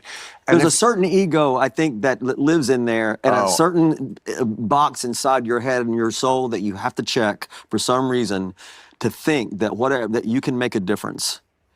And Well, you can make a difference by speaking out, and it doesn't. I mean, I think they've actually studied this. When celebrities talk, I think it has the opposite effect. I agree. They were all waiting, by the way, for Taylor Swift in 2024 if Kamala just had Taylor's, it didn't help, and they think it hurt. I've never saw it to be my place to use my stage or platform, no matter where I'm playing, to tell people how to think or how to vote. Like, they hear that, they get that everywhere else, everywhere, on every device, No, exactly. on every network. And they're there as an escape from all that stuff. I love me some Kenny Chesney, and that's why. When you go to one of his shows, you're getting damn good country music, and that's the way it should be. Not to say you can't have a platform and use your voice if you're a musician. As Bob Marley was very political, punk rock, Green Day, whoever, Rage Against the Machine. There's politics in music. It's fine. But I respect Kenny Chesney for realizing there's a lot of people who just want to go for the show. And that's what they deserve to get. Jeremy Herrell coming up next. Welcome back, Jeremy. I didn't get to nearly half of what I had, so we'll get to some more of that tomorrow. Jeremy Herrell coming up next. As President Trump says, we will never give up. We will never give in. We will never, ever surrender. And if all else fails, we'll just become ungovernable. Thank you. God bless you. God bless this one nation under God, indivisible with liberty and justice for all. Have a great rest of your Monday. We're back here tomorrow, same time, same place, 10 a.m. Eastern time, rumble.com/LFA-TV. Jeremy Herrell up next. Welcome back. He's running for Congress. He's going to have a lot to say. So stick around, rumble.com/LFA-TV. We'll see you back here tomorrow. Thank you for your attention to this matter.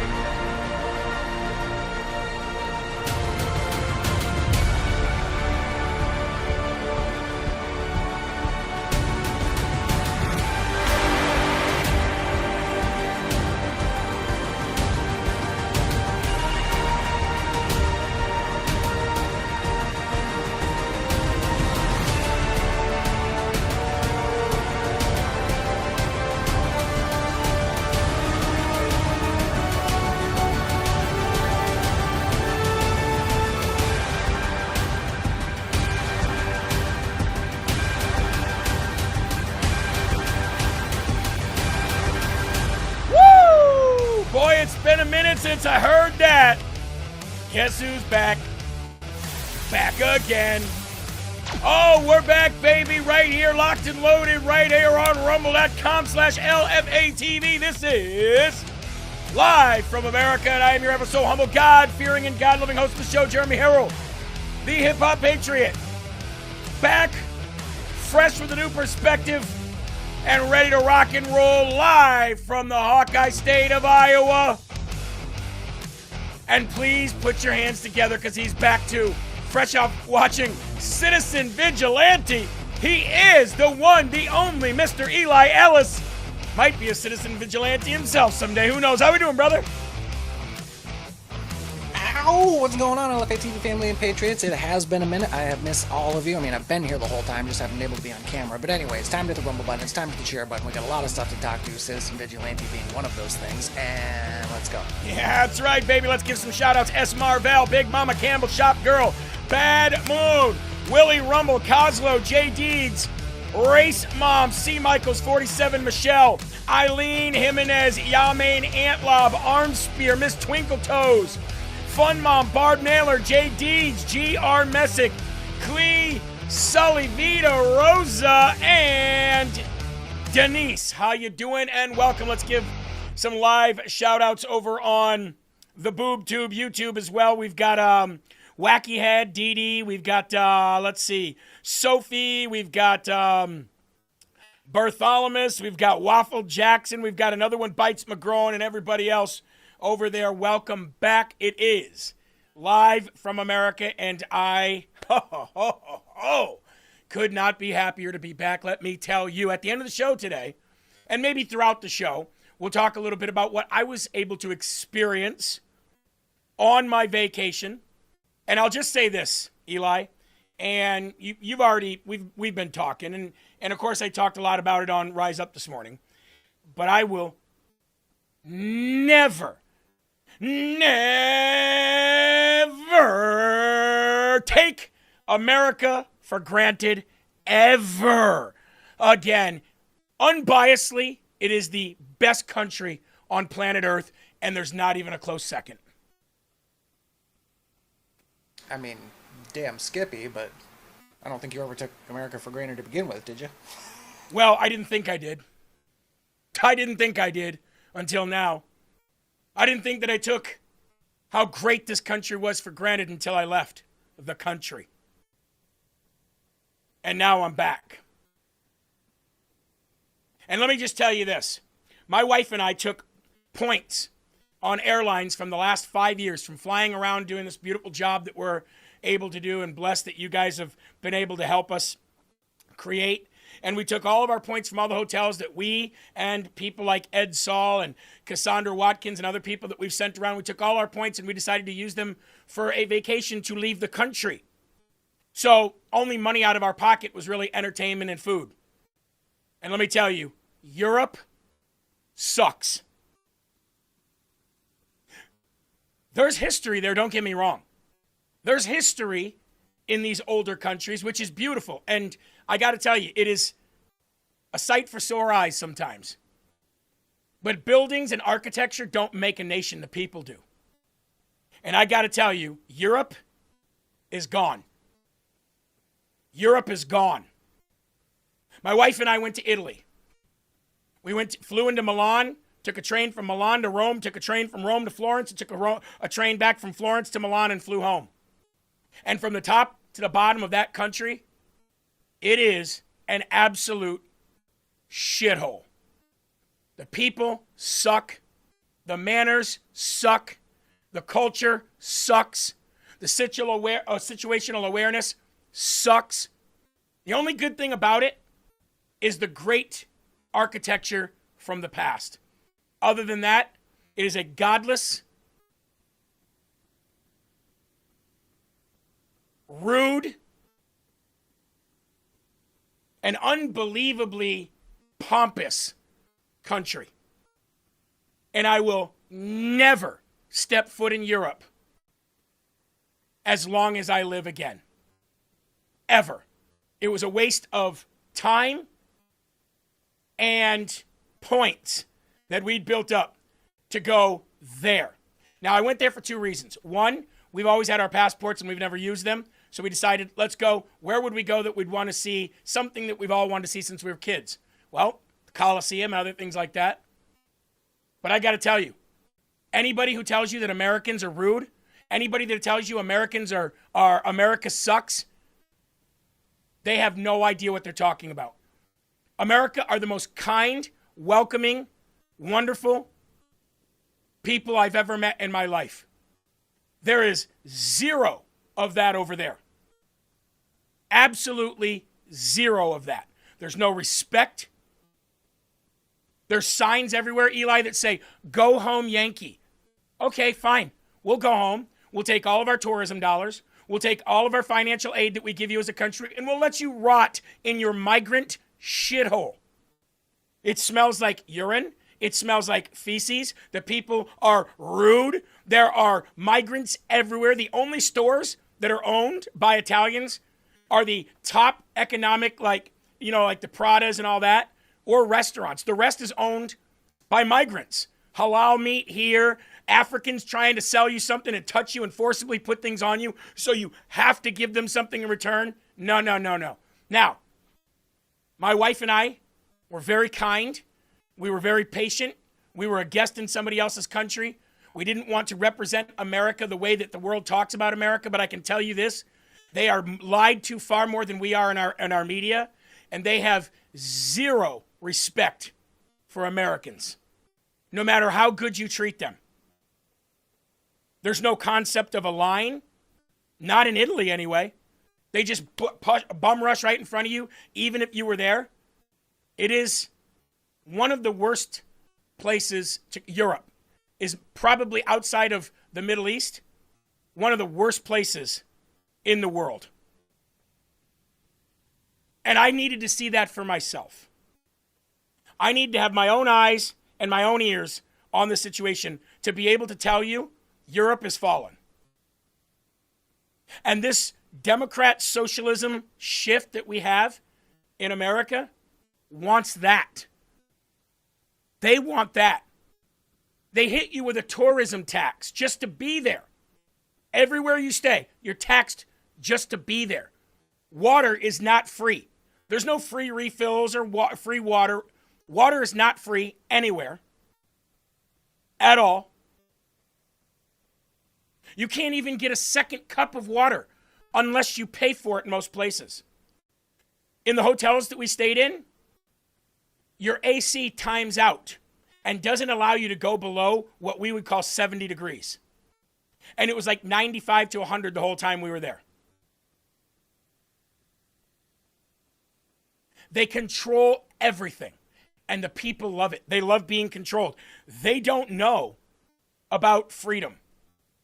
Now, I'm not saying that they are rude by choice. It's just their culture. It's just who they are. And like I said, my wife and I it showed extreme patience and love and kindness for their country being visitors there because, we want that of people when they come and visit us. And so we were very patient with them, and we understood that they don't think like we think and they don't act like we act. I get it 100%. But there was one point. There was one point where one guy was talking about Trump. And he wasn't being rude. He was just being ignorant. He was like, yeah, but you guys don't like Trump over there, right? And he couldn't speak very good English. You guys don't like a Trump over there, right? He's a fascist. I said, you guys would know. You would know.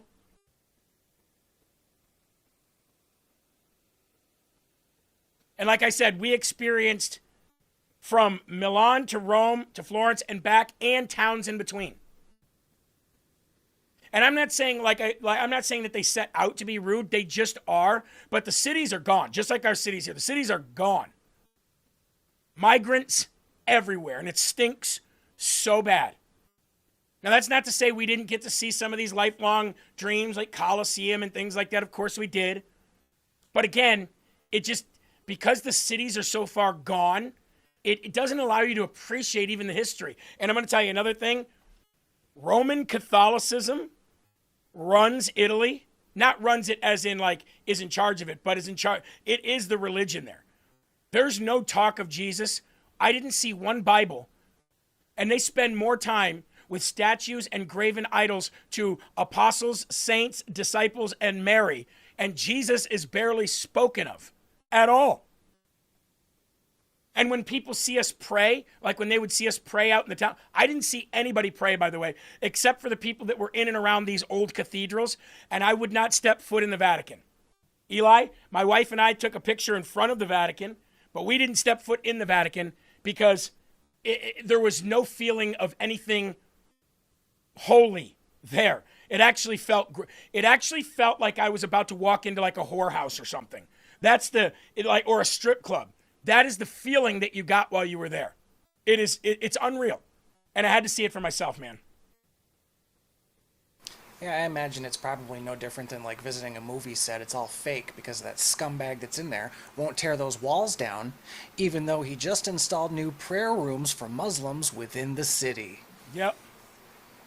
Now, I'm not saying that there aren't places in Europe that are probably great. I'm sure like places like Poland or something are great. I'm not saying it. But what I'm saying is like Germany, France, Italy, UK, Ireland, Scotland, they're all taken over by trans, LGBTQ, and migrants. Did you see Muslims praying, though? Yes, we did. Yes, we did. Absolutely. They're everywhere. Oh, buy this, take this, touch this, forcibly trying to put things on you. It was just, I wouldn't recommend it for anybody. I really wouldn't.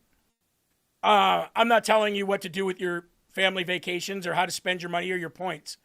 But I am telling you from firsthand where we went, Milan, Florence, and Rome. Of the three, Florence was by far the best.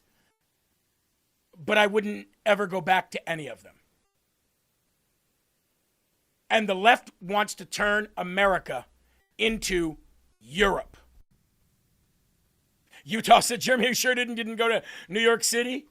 Pretty close, right? Hey, folks, do us a favor. We are back. Let everybody know. Please give us a share if you haven't yet. Hit that like button. If you're watching on YouTube, please share that out as well. Okay? I want to start off this morning by playing this. This is a video from Thomas Massey, ladies and gentlemen. Thomas Massey was asked, which I thought was a valid and a kind way to ask the question by Fox News about his allegations of the woman saying that there was, some misconduct or possibly abuse going on that we found out during the midterms. I want you to see this weird response by Thomas Massey. To clear up the stuff your ex is saying about you with the NDA, that you pressured her to sign an NDA for wrongful termination. What is that true? What's she saying about you? Who are you with? With Fox Digital. It's all false. And what she said about you and Boebert having an intimate relationship? It's all false. Why do you think she's out there saying it? Was it because of the primary, ahead of the primary? What do you think is motivating it? When did you all become a tabloid? Seriously, dude. Well, no, I just thought I would give you a chance to respond because you've never been able to tell your side of the story, that's all. But anything you could say. So let me ask you. I heard that you like gay porn. Is that true? I just want to give you a chance. Your I'm side. going to stop right here. I want to thank Cat352, said, glad you're back, use where needed. $50 donation. And also a $5 donation from Lane Bingham. Holy crap, we've missed you and Eli. Hope you had a wonderful vacation. Again, I'm not going to say what we didn't see was beautiful. It is beautiful. But the people make up a nation, not buildings, not architecture. It's the people that make up a nation. And the people were just not good. They just weren't good. And again, I don't think they mean to do that. I think it's just their tradition and their culture there. But either way, it blows a hole through saying anything about Americans. I want to stop right here. Why would Thomas Massey, I know what he's doing. You like gay porn, huh? He's just saying things that are off the wall, untrue to try to prove a point.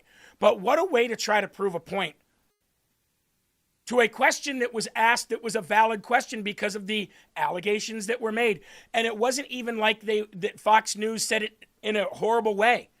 They just said, I'd like to give you a chance to finally say something about this since you have not really said anything about this. And he goes right into complete defense mode. Why? Why not just say, obviously, those are false. It happened during the primary, and, that's about it. But no, he goes into crazy mode. Watch again. When did you all become a tabloid? Seriously, dude. Well, no, I just thought I would give you a chance to respond because you've never been able to tell your side of the story. That's all. But anything you could say. So let me ask you. I heard that you like gay porn. Is that true? I just want to give you a chance, your side of it. That's no, I'm not going to get into that. Are you a real news I'm not going to get into that. No, come back, man. No. You don't like it. Congressman, But you haven't been to these websites. Of course I don't. Of course I don't like it. Really? But thank you. That's not what I heard. Thank you for your time. Just giving you a chance to respond. That's all. Even the reporter had sense to walk thank away. Thank you. Is that a real news organization? Yeah. Is this what you do for a living? I mean, talk about projection. Like, I get it. I understand. Reporters are reporters. Media is media. Fox News is no better than any of the others. I get it.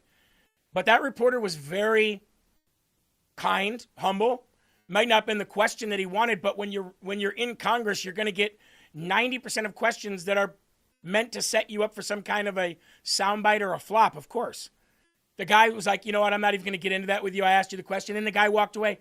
Thomas Massey starts following him and starts saying to other people that are around, is this a real news organization? Well, I don't know, Thomas. You only took every opportunity that you had to go on there when you were running in the primary. Fun Mom said, "Yous were needed. I was lost without Jeremy. Pumped that you're back kicking ass and taking names. $100 gift and donation." Well, thank you, Fun Mom. It is great to be back in the saddle, and thank you very much for the donation. God bless you. I appreciate that. If you are going to be in Congress, if you are going to be a representative of a state, you better have tougher skin than that, Thomas. You had no problem going on Fox News for fundraising. You go on CNN all the time. Are you meaning to tell me that bothered you that much? If somebody comes up to me and says, Jeremy, there's allegations that you're cheating on your wife and blah, blah, I know that's not true, and I'm just going to be like, obviously that's not true. I don't know what you want me to say other than that's crazy. I'm not going to turn, well, do you like gay porn? And then start following them, and you know what I mean? It's like, unless it's maybe the New York Times or something, but tell you what, Thomas Massey, you, Marjorie Taylor Greene, Fuentes, all of them, Eli, you're not hearing much about Israel anymore, are you? The whole Israel bad thing, and I don't even care. I don't care about AIPAC. I don't care about modern day Israel at all. But I think it's funny that you don't hear about it hardly at all anymore. They've switched their tune. Why? Because it isn't working. And now, their own states are rejecting them. Marjorie Taylor Greene, state rejects her. Thomas Massey, the state rejects him. Kentucky rejected him by over double digits. It was a trend, and that's all it ever was. And these people went gung-ho on trying to differentiate themselves somehow and gain and get donations and money, and look where it got them. Jobless. And now they're acting like that. Unbelievable. All right, ladies and gentlemen. S. Rose says, I loved Italy. The people dress so nice, no tattoos or piercings. I actually saw more tattoos in Italy than I think I've seen in Iowa. And LGBTQ is everywhere. I don't know when you went, but it isn't like that now at all. Or at least in the places I was at. Can't speak for every place and everyone, but I can speak for myself and what I saw. And here we are today. And I just want to say before we go to prayer, thank God that President Trump came in and disrupted their plans, or else we would already be Europe. We would already be like Italy. That is where the Democrats are trying to take this country right now. And we're not going to put up with it. So, let's go to the Lord in prayer, and then let's get busy. Our Father who art in heaven, Hallowed be thy name. Thy kingdom come, thy will be done, on earth as it is in heaven. Give us this day our daily bread, and forgive us our trespasses, as we forgive those who trespass against us. And lead us not into temptation, but deliver us from evil. For thine is the kingdom and the power and the glory forever. In Jesus' name we pray. Amen. Jesus, a name you won't hear much when you go to Italy, especially around... And 56% overall. Hold on. Especially around the Pantheon, around the Vatican. You don't hear the name of Jesus very often. I will say this, though. Because of the stuff that we put in our food and everything here, you do feel better when you eat there. But when you eat a hamburger, I think, Eli, it must taste like what Sylvester Stallone ate on Demolition Man. This is a rat burger? Rat burger. It didn't taste like hamburger, I'll tell you that. Not at all. Slimy and gross. I gotta have my burgers. That's the one thing right there that'll keep me out of Italy. Yep. I see Slam continuing to sit in there and talk about how Muslims are everywhere in America. And what are you talking about? Have you seen Dearborn? Yeah, I have. 100%. And they're trying to turn us into Europe. Same thing.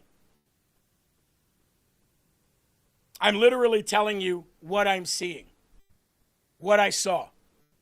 And if the people don't rise up and take this country back from both parties, we will be Europe. Period. Which is why I announced one thing that I found out while I was gone. Thank you, Norma Baby. God bless you. Thank you to all the donors. We really appreciate you. One thing that I was reflecting on while I was gone is humbleness and gratitude and patience and kindness, which we had to show a lot of there, again, being representatives of America in another country, being a visitor in their country. And one thing I realized is I do need to run for Congress, 100%. So my wife and I decided while we were on vacation that I would run for U.S. Congress in District 1 here in Iowa for 2028. It'll be a 2-year process. And if the people of Iowa will have me, then I will win the seat that's currently held by Marionette Miller Meeks. And I will do one thing I don't want to do and go live in D.C. for half the year. And be a voice, be eyes and ears for the people of Iowa and represent them and what they need me to do to represent the state of Iowa and procure whatever I need to for this state and its cancer rate and its bad water and its dwindling population and all of that. But at the same time, being a U.S. congressperson, you also represent the United States of America, the people everywhere. And my wife and I decided if the people of Iowa send me there, then I will be basically there to be your reporter for what happens there. I will take on what Madison Cawthorn left off. My wife said everywhere you go, you should wear a microphone and have meta glasses and always have a camera on, always. She said, if you really want to do this, you need to expose D.C. for what it is. I said, honey, they'll kick me out of Congress. I said, even if Iowa sends me there, they'll vote me out of Congress if I go and disrupt their little corruption party on both sides. She said, you'll deal with that when you come to it. You'll cross that bridge when you come to it. Your job is to represent the people of Iowa and to report back to the people of the nation what's going on and who's doing it in D.C. So that's the plan. We will keep LFA TV running simultaneously. I think the two symbiotically need to live with each other and work off of each other. I think the polarizing popularity of the campaign will bring tons of eyes to LFA TV, and LFA TV will be the outlet in which I'll be able to report for you on what happens in D.C. Now we'll keep the studio here, and we'll use the Rumble studio in D.C. when I'm there. We will continue the show. I don't know in which fashion or form that would take if I were to win. Maybe it's not 3 hours. Maybe it's only a 2-hour show. I don't know. But we're ready now. And everybody's been asking what would happen with Eli. Well, he would stay working right with it. The network would still stay.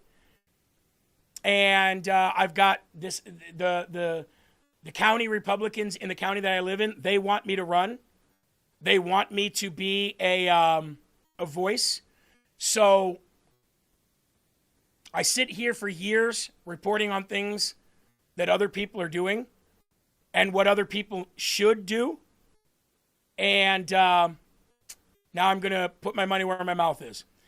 Jeremy, I don't think that's the place for you. Well, God does. That place is corrupting, and you can never speak your mind freely, mark my words. Trust me, I will. Trust me, I will. Like I said, it's not something that I've ever, grown up going, oh, I can't wait to win an election and go live in D.C. But if we just sit back and continue to let the same people get elected and the same people be corrupted, then we're heading towards what I saw this while I was gone. And I want to be a difference. I will not, by the way, people ask, will you be taking AIPAC money? No, because my views don't align with that of the AIPAC organization. Period. I will rely on the people. Now, if there's a super PAC that's like a MAGA super PAC or a Christian super PAC that wants to help me get elected and help my campaign, by all means, donate. But no, I'm going to completely stay away from AIPAC because I'm not for it or against it. I have nothing to do with it. I don't want anything to do with it. I don't even want any part of any kind of corruption talk in my campaign. I am just going to go and do what God wants me to do. And through much prayer and reflection and conversation with my wife,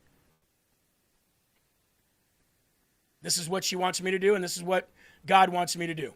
So it's what I'll be doing.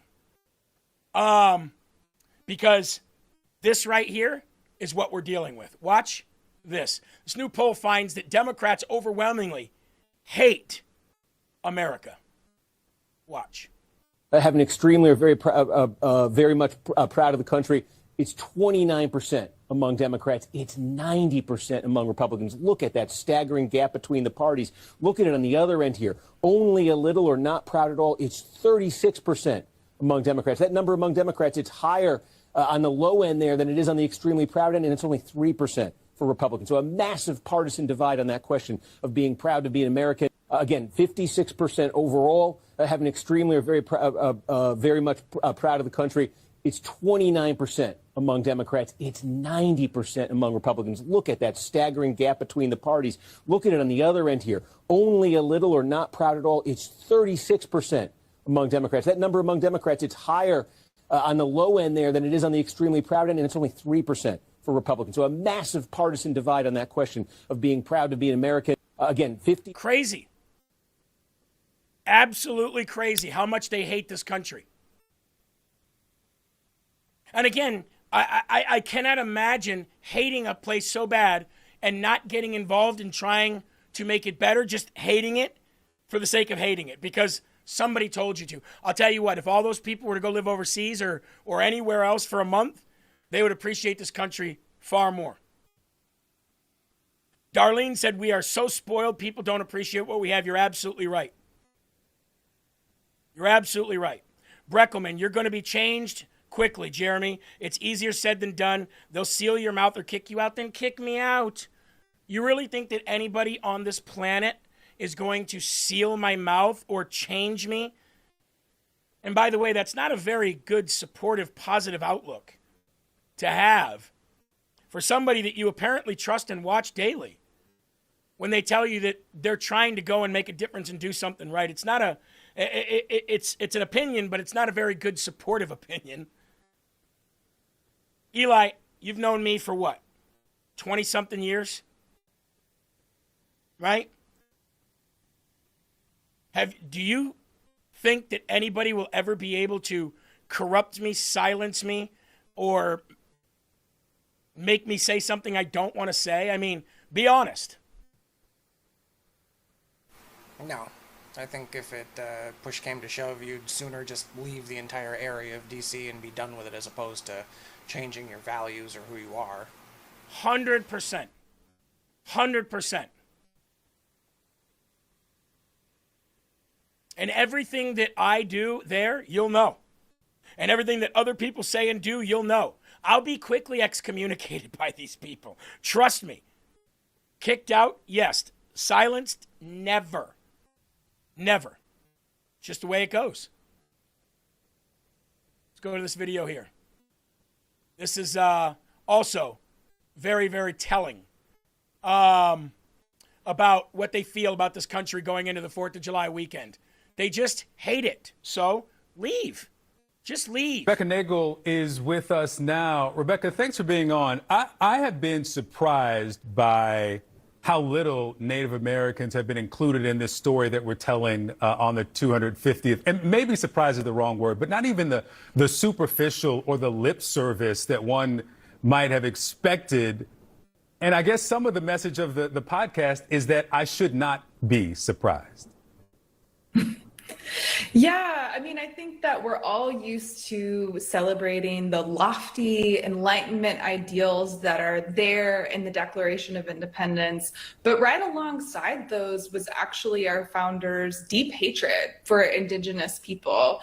And the line about merciless Indian savages, it's actually not a throwaway line. So that list of grievances, which you mentioned at the top, sort of all the reasons that our founders were angry at George III, the King of England, a lot of historians think that that list actually has an order, that it starts with smaller issues and kind of escalates, and that the last complaint is actually the thing that they were most angry about.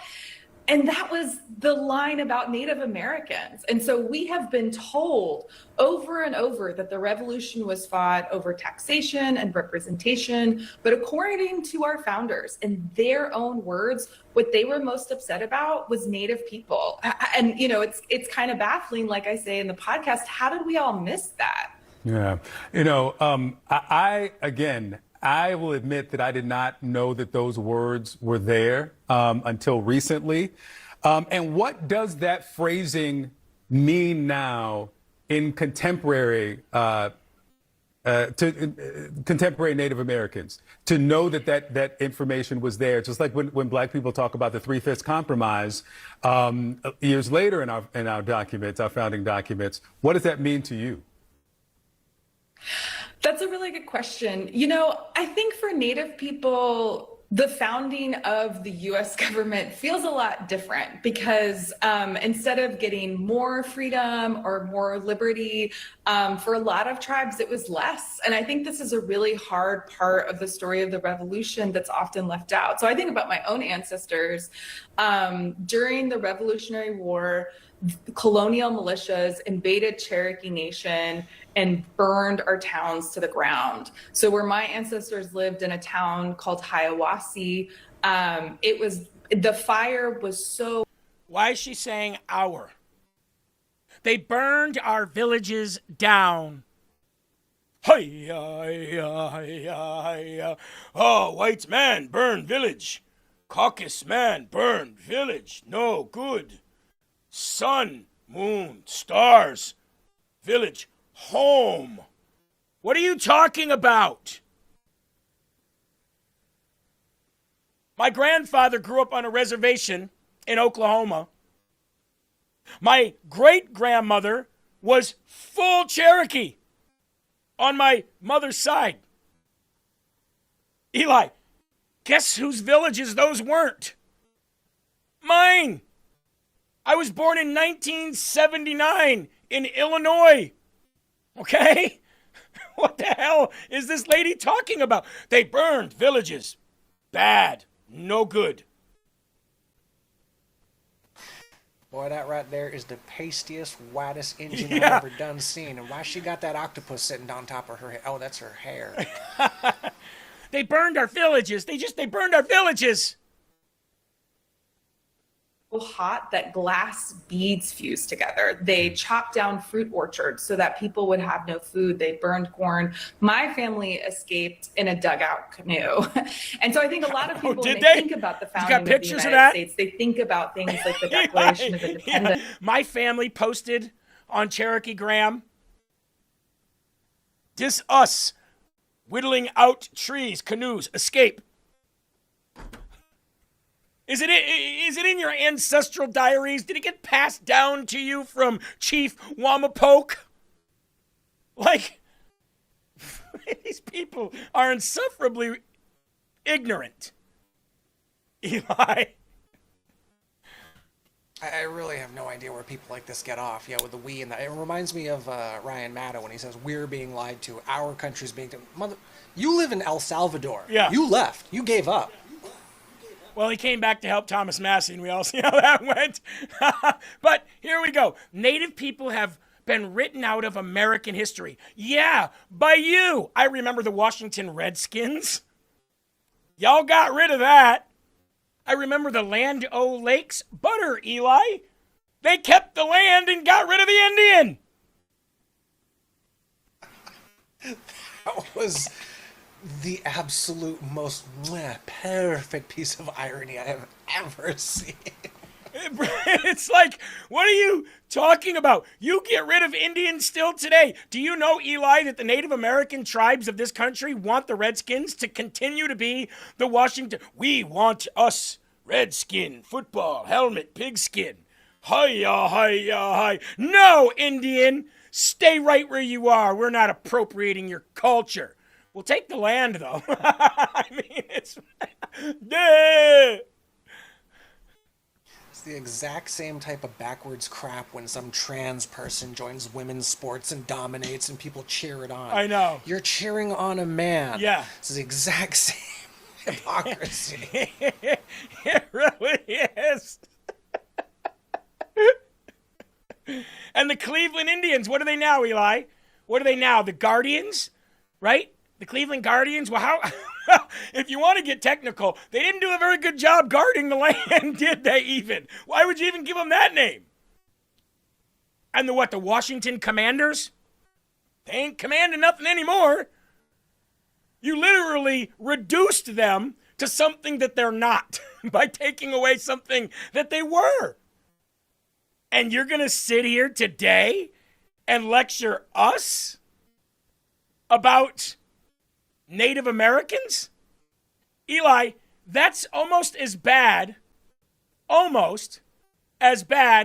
Michelle Obama lecturing us on what it means to be a man. A lot of talk about what it means to be a man. You know, it's all out there. There's a lot of mansplaining going on. And what you feel in those conversations is what we understand is that men struggle. We're at a time when there's a lot of talk about what it means to be a man. You'd know. Men struggle? Is that what trans people call menstruation? I'm men struggling right now. Excuse me, I'm men struggling right now. I'm mansplaining and men struggling. Thanks, Michael Obama, for telling us what it's like to be a man. And what men are going through out there, Mrs. Hang Dang. I mean, there's absolutely nobody more qualified than Michael Obama. Okay. Michael, it's Michelle. It's ma'am. I'm men struggling, Eli. Men struggle. The world is lost. The world is lost. A university poll finds a majority of Democrats would rather live outside the United States. I call that fake. Because if they did, they'd go. If they did, they would go. Utah says Chief Hang Dang Michael. It's true. In the latest indication that the Democrat Party is downright anti-American, Campus Reform is reporting a new survey from Elon University found that a majority of Democrats would prefer to live in another country rather than the United States of America. They're lying. They're lying. Because, Eli, I would guarantee you, if you asked every Republican in this country, would you like to sponsor a Democrat to leave this country? Would you like to pay for their expense to leave? People that didn't even have the money, Eli, would go out and get an extra job just to raise the money to do it. Everybody would become an Uber driver as a second or third job just to get the money to sponsor a Democrat out. They're not going anywhere. But again, like I said, it's $500 for the application fee, another $600 for the plane ticket, and a swift kick in the ass. See you later. Don't let the door hit you or the good Lord split you. Bye. Oh, yeah, I'm sorry. I didn't know you were going to cut to me. I was checking out some stuff for the next upcoming show. Either way, I think he agrees.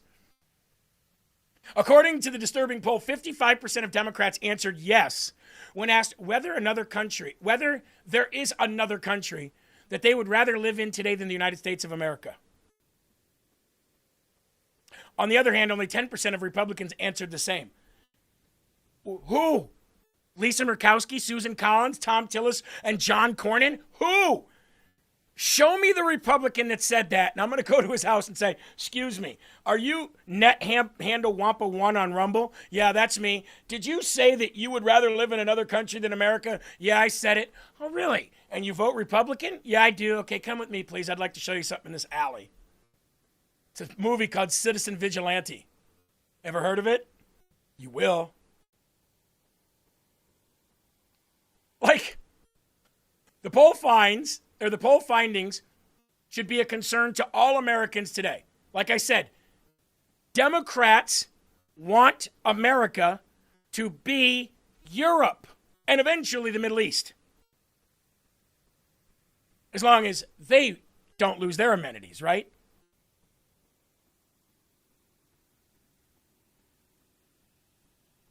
The poll findings have broad implications and explains why Democrats seem more concerned with the needs of illegals and foreign nationals than that of a U.S. citizen. Regarding America's upcoming birthday, the differences are even more stark. 68% of Republicans reported feeling proud about America 250. Only 68%? What does that tell you? The country as a whole is going down the toilet, folks. While only 18% of Democrats said the same. The gap suggests that attitudes towards American history and the founding ideals increasingly break along partisan lines, even as universities and civic organizations prepare for the historic anniversary. This is why I said you have to run. Everybody has to run.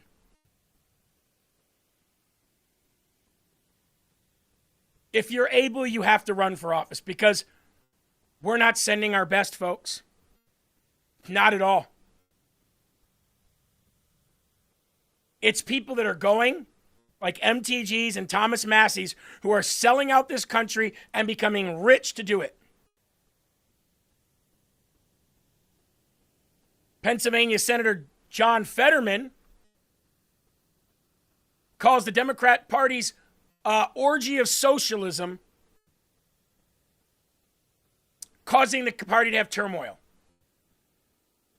That's what John Fetterman said. He said the party is having a socialist orgy right now, and they love it. Come to the other side, John. Just come to the other side at this point. My hot take is we need to abolish pre-check. I've got like a million beefs with the airline industry and the process of having to fly. We need to like nationalize the airline industry. But let's start by abolish pre-check, nationalize the airline industries. DJP said, Jeremy, I'm running for state senator again this year. Putting your money where your mouth is. That's what I'm talking about. We need to abolish this, and we need to make sure the airlines are nationalized. They're bad enough. TSA is the worst. You know they don't have TSA in other countries? Eli, do you know it was harder to get in and out of another country than it was to get in and out of this country, but yet the citizens of this country are basically made to strip down while TSA agents yell at you that you're not doing your job correctly. TSA doesn't exist in these other countries. Literally, it was automated. It was little robot. It was little machines. I was just putting my passport places, taking pictures, walking through. I didn't have to talk to anybody. TSA in this country, you've seen it, Eli. You've been there. They said, put your bed in the bag. Well, in the last airline, I didn't have to put take out my computer from my laptop from my bag. Well, here you do. So hurry up, do it. They're screaming at you, pushing you through. TSA is the biggest stomp on our rights for free travel I've ever seen in my life. And I only now know, I knew that to begin with, but now I know it's even been reinforced leaving the country. We have no reason for TSA. None whatsoever. Airport security is fine. Let the airlines be private so that only good service gets tickets sold. And like in any capitalist country, and especially this one, the bad die out and the good take their place. By the way, I had to do like 10 different things to get into Italy. Walk through here, do this, walk through here. Nobody was talking to me or being rude at that point. But meanwhile, in America, just walk over the border. I mean, not now that President Trump is in there, thank God. But I think John Fetterman is right. His party has become absolutely inundated with socialists and communists. Folks, if you like what you're seeing and like what you're hearing, please do me a wonderful big favor and share out the video and like it. We'd appreciate it. Residents of Massachusetts coastal community left stunned after receiving a letter explaining why they should not fly the American flag on their own property. In the birthplace of the revolution, Massachusetts. Yeah. Imagine opening up your mailbox and seeing a letter from the local governing body that says you shouldn't be flying this. It might hurt people's feelings. It might hurt your reputation. Hey, Eli, do that again, please. I just saw it. Do it again, please, just so everybody can see. There you go. There you go. Residents of a small Massachusetts island community are shocked and furious upon learning from town officials that they might not be able to fly the American flag to celebrate the nation's 250th birthday. Homeowners on Plum Island received a letter from the town of Newbury warning them last week that it had become aware of multiple devices and materials intended to deter protected shorebirds from frequenting beach and dune systems. These materials include mylar streamers, flags, and reflective materials. The letter goes on to mention that homeowners could face significant financial penalties for failing to comply with the state and federal Endangered Species Act, which Newbury town officials have vowed to enforce by getting rid of your American flag. Eli, guess I'd be painting my house red, white, and blue in my yard too, and putting up the flag and saying, come get some. Yeah, you friggin' took exactly what I was going to say. I was going to say I'd comply, I'd take down the flag, and then I'd paint my lawn, my house, my garage, red, white, and blue. You know, it's the same thing they did in California. We can't put out the fires because of smelt. I don't know what smelt is. I am ignorant to the fact of the species of endangered fish when it comes to saving American lives. I'm just saying. Eli, screw the American people, screw the citizens' lives. We've got fish to save and birds to save.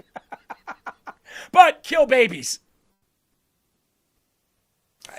Those fish, I can't even come up with a BS example of why you would want to save an endangered species of smelt.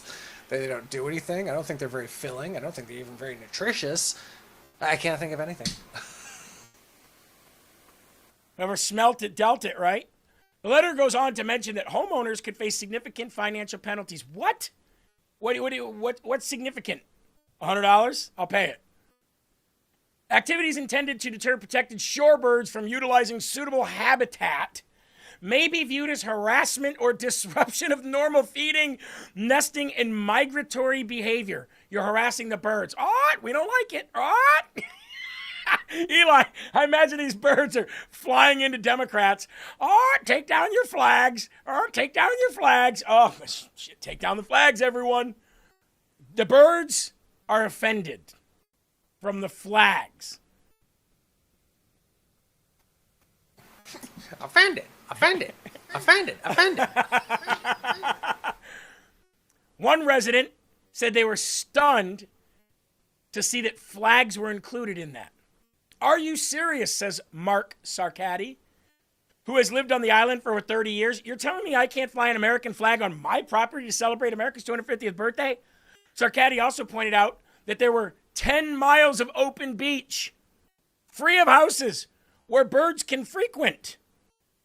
Before receiving the letter last week, Sarkady and other residents took pains to prepare for a major 4th of July celebration honoring America's 250th birthday. Now they're afraid of getting fined. Eli, the governor of Utah, who's a Republican, has banned the sale of fireworks leading up to the 250th birthday of America, as if that's going to stop the citizens of Utah from going over the border and buying fireworks. Great job. You just lost a ton of money, and you're not going to stop people from shooting off fireworks. When are you people going to learn? When you try to ban freedom, freedom comes back and rears its ugly head in a big way. Look at the movie Citizen Vigilante, which we're going to show here a little bit today, Eli. They banned it in Germany. It's now, what, the number 2 movie on Amazon Prime in the world? Because it's shedding light on these illegals and what they're doing. Vicky, Eli, $50 donation. Happy birthday, America. Use where is needed. Maybe we'll use it to pay some fines for those people on Plum Island, Eli. Maybe we'll do that. This is why I say, dude, Trump should have done the whole dictator day one thing. I wish he would do it now. I wish he would be, I still support the guy, but I wish he would find some way to be the type of president who says, I'm done with this bullshit. I'm done with this bullshit. Go over there. You fly your flag. You go get some fireworks. You enjoy America. I'm sick and tired of this. It just keeps happening. And this is why when people say to me, well, you shouldn't be going and running for office, it's not a good idea. Tell me then, what is a good idea? You know, when I made the announcement on social media when I was gone that I was going to spend the next 2 years running to be a U.S. congressman from Iowa's District 1, the support was overwhelming. But like every thread, there's always a few in the bunch that are disappointing. And Eli, some of the things that people were saying were, you're not going to change anything. You're not going to do anything. Nothing you do is going to matter. It's a waste of time and money. In which my response is, so tell me, what should I do? Just watch the decline happen? I said, you would be the same people that helped the British in 1775 because not going to change anything anyway. It's not surprising, dude. They've spent the last 30 or 40 years, ever since, since 9/11. I think right after 9/11, they spent those next set of decades, those next set of years, wearing us down so that we get it in our head that nothing's really going to change. We the people can't actually change anything. So, I mean, I get it. It's not surprising where their thought process is coming from because we've been dumbed down as a society to just, the government's going to take care of us, whatever. We don't have to worry about this, that, and the other. Don't be patriotic. Well, okay, if you guys say so. It's sad. It sucks, but. Yep. It is, and it's condition. It's conditioning. It is. And you're right. Maybe I won't make a difference, but I won't know unless I try. I mean, whatever happened to that American spirit of I can accomplish anything? And usually it is one person who changes the course of history with help from God.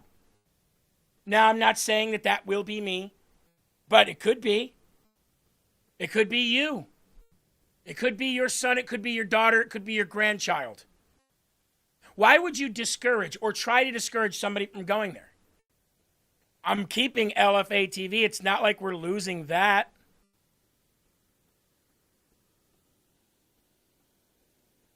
Maxine Waters was confronted by Allison at Lindell TV about America First.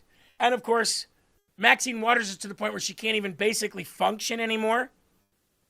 So she puts her handlers in the way of these questions from Lindell TV. Yes, I'm here to ask the Congresswoman a question. Who read a press conference? It's your information. Well, If you're you're telling her we not can to talk to me. But Oh, no. If you're like to talk to her, we can, I can get your information, then you can set up an appointment. We'll be more than happy to talk to you guys if you like to. Yeah, I want to ask her since she's right here. If you want, I can take your information. Congresswoman, We'll just have to do that. Oh, what's your why are you guys telling her not to talk to me? I'm a credentialed member of the press. She just needs to step down. One step. Congresswoman, you just said that President Trump's refusal to sign the housing bill is putting America last. But isn't securing American elections the definition of America first? What could be more important than securing American elections? We're going this way, Congresswoman. We're going this way. 80% of Americans want the Save America Act passed. These people hate this And country. that includes Democrats as well. Democrats and Republicans both support securing elections. Is that not a priority for Democrats? And like I said, if you guys would like to set up an appointment, we'll be happy to take your information. Okay, well, it's just really disappointing when the Congresswoman's right here and she's being instructed not to speak with me. So if I give you my information, will she actually get back to me? Yeah, I'm not going to give you my phone number, but thank you so much. Have a great day. Yes, I'm here to ask the Congresswoman. See how they do that? Well, maybe if you give us your phone number, maybe we'll talk to her and see if we can schedule. We don't need to schedule. She's right here. I don't think she can speak. She can barely walk. These are the people that are representing the people of their state. But you don't want me to go? Excuse me, Congressman Herrell, I'd like to ask you this question. I don't care what it is. What is it? Hurry up. I'm walking and we're talking. We're walking and talking here. I got things to do. Well, reports are that you spent time in prison when you were younger and blah, blah, blah, blah. Oh, you don't believe in second chances? Oh, I thought the Democrat Party was the party of second chances and a new outlook and a fresh look on life. I thought you guys were the party of that. What do you mean? Oh, Jeremy, you said some pretty bad things about trans and Muslims and stuff. Would you like to respond to that? Sure, I'll say it again. Which one are you referring to? Well, you said that trans people were mentally ill. They are. You said that they deserve to be in mental institutions. They do. Absolutely. Oh, you said that Islam is a problem and that Islam is not a real religion. It's not. Jeremy, we found some videos of you urinating on pictures of Hillary Clinton. Would you like to respond to that? Yes. Give me another one. I'll urinate on it right now for you. Is there a bathroom somewhere? I'm not like the immigrants that you love and piss in the street. How's that for your soundbite? Alex Ann, Jeremy, can you vote? Absolutely. All felons can. As long as you're done paying your debt to society. I believe it's only 2 states where you can't. That's a big myth. That's a big lie to keep people away from the voting booth. Because they think that somebody convicted of a felony at one point in their life automatically means they're a Democrat. They hand felonies out like candy to take your guns. A lot of people with felonies don't even deserve them. Nobody is ever going to make me be completely silent like that. I don't care if it's CNN, New York Times, Fox News, Lindell TV, RAV.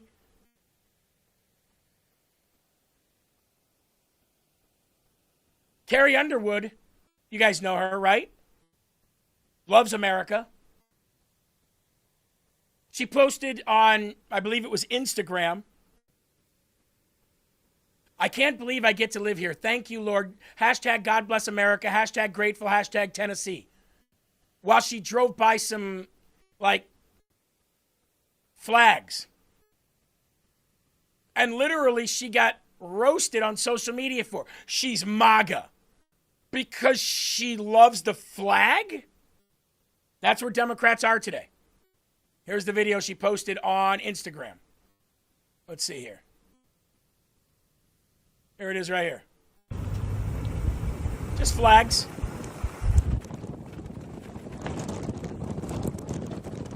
Just great flags.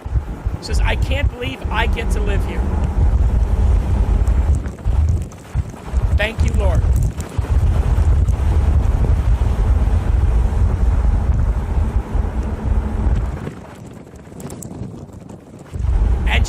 completely hammered in the social media comments on her social media. Now, there was plenty of people that were saying it was great, but you should have seen some of the comments. Traitor. We always knew you were MAGA. What? Now, some people are saying that's her property. I'm not sure if it is. I didn't read into it very much. But the fact of the matter is, how great is that?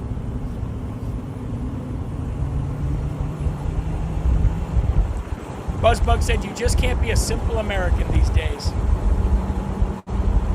Trapper Dan says, makes me want to put up more. Absolutely. And I'll tell you what, after traveling abroad, I have a completely new outlook on this country. Not that my outlook on this country wasn't great before, but now it's even greater. We are truly the last beacon of freedom in the world. Everybody else is controlled to some extent. And we're even controlled here to some extent as well. But they have been taking our rights very quickly since 9/11. Since 9/11, it has increased how fast, with the speed of which they're taking and chipping away.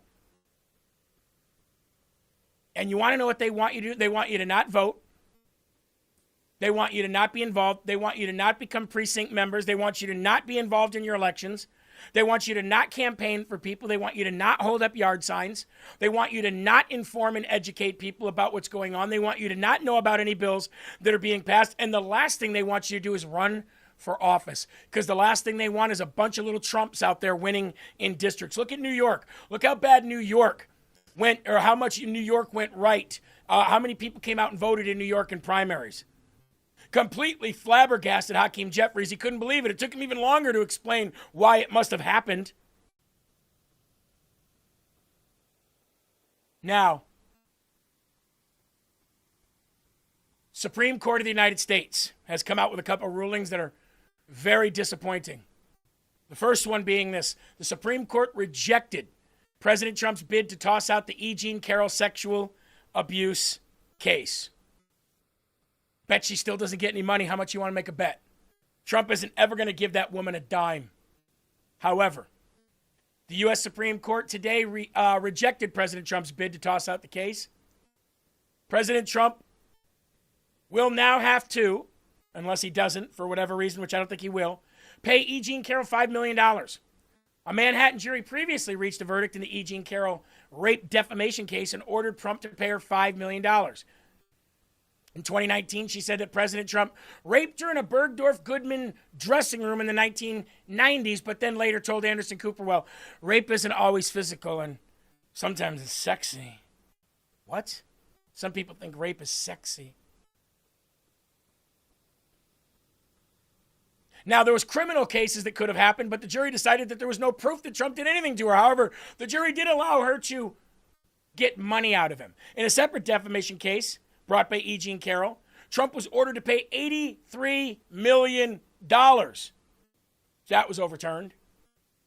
But now it's a $5 million. So, bet you, anybody want to take any bets on whether he pays her or not?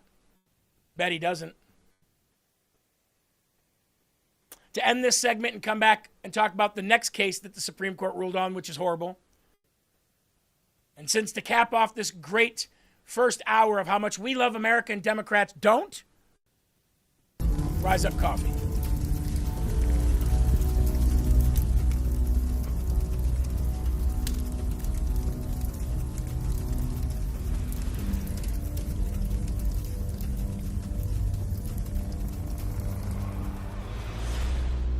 In the long history of the world, the struggle to survive has been a constant.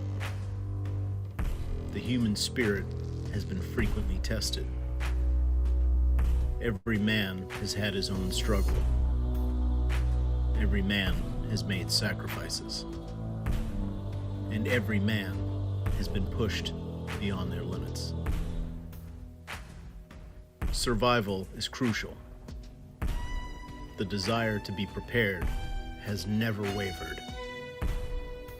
Generations that came before us realized the importance of gaining every advantage. How you face adversity could change your life.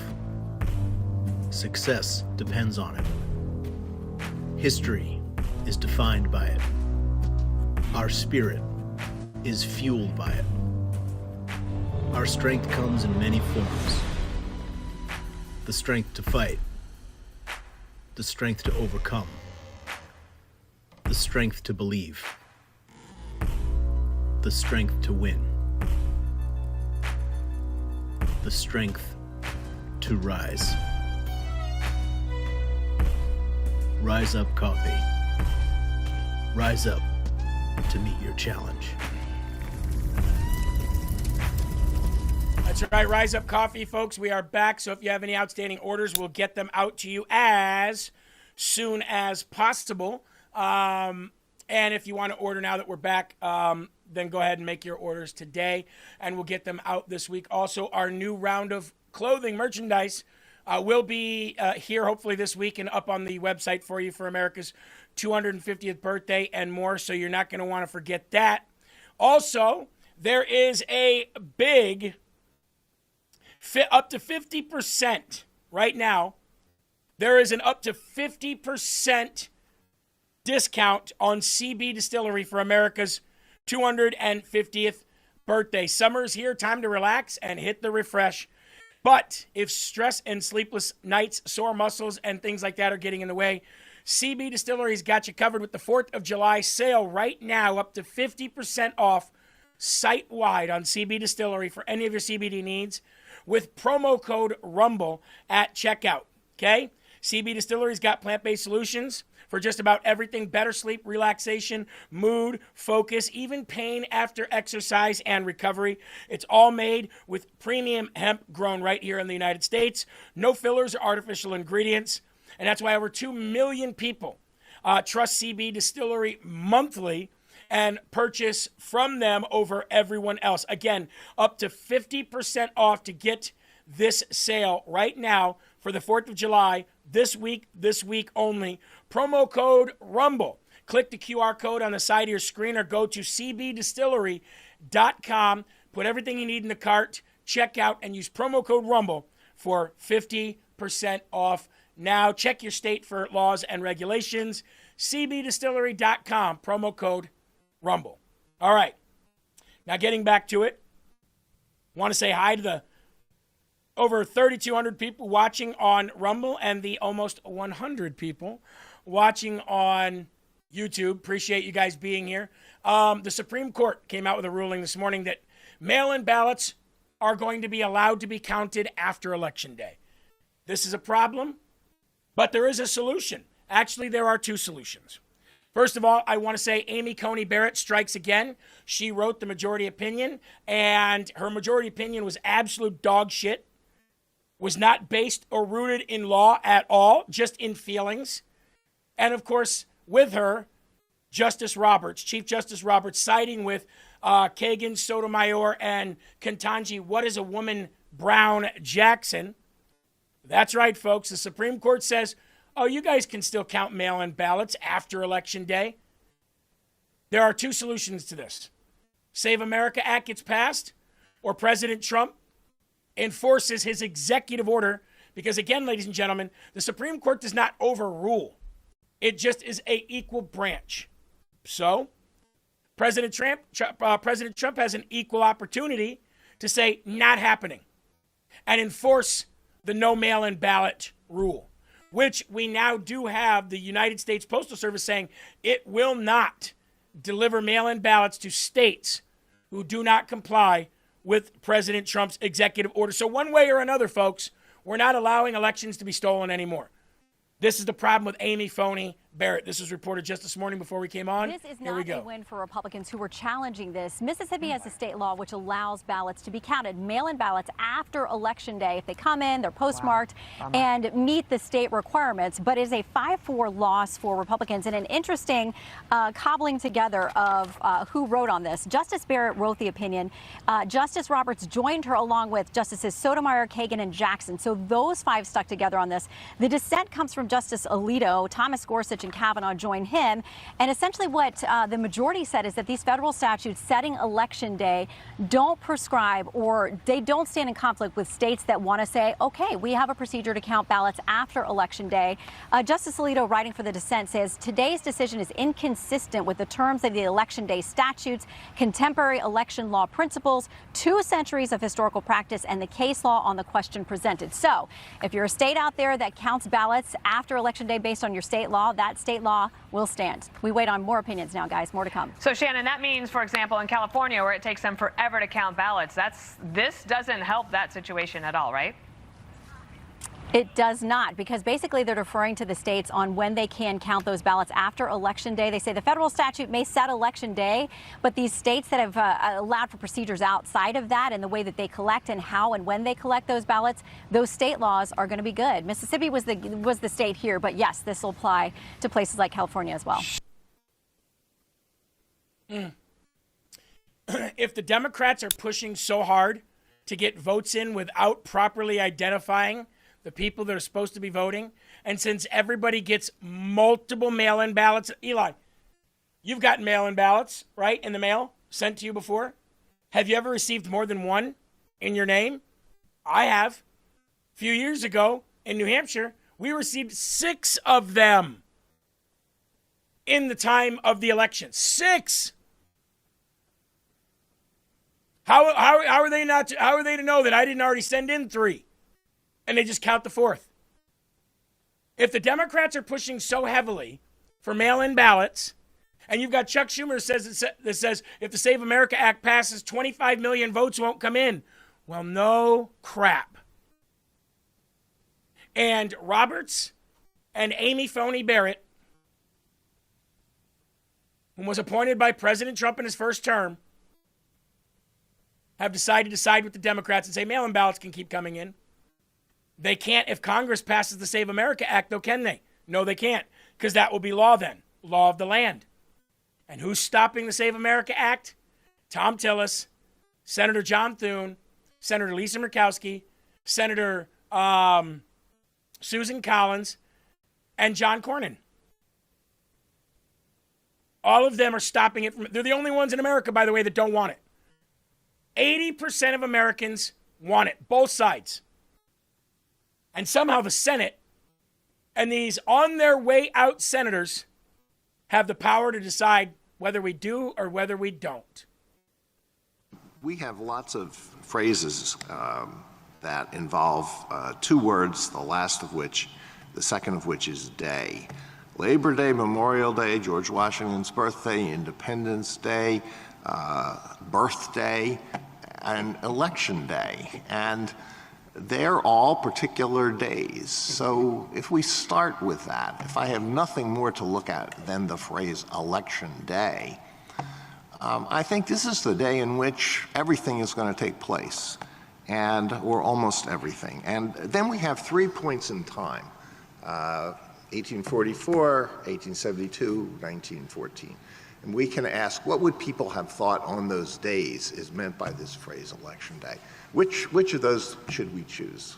Election Day. Now, Mahmoud said, I saw something saying Cornyn has flipped. No, he flipped from March. In March of this year, he said, all gung-ho for the Save America Act, and now he's not. What switched? Tom Tillis, the rhino here, Tom Tillis says, we just simply don't have the votes. You don't need the votes. You don't need the votes if you enforce a standing filibuster, which is not against the House or the Senate rules. All you have to do is enforce it. Now, I did hear talk while I was gone about J.D. Vance stepping in and presiding over the Senate to force a standing filibuster. I don't know the capacity in which he can do that. From what I understand, his ability to do that his ability to get involved only resides in a tie-breaking measure. Again, I could be wrong. I'm not a senator. I don't know the constant changing rules of the Senate, but it would be nice. Kittenhead, are you going to talk about Scott Pressler going to the Thune rally thingy? Well, he did.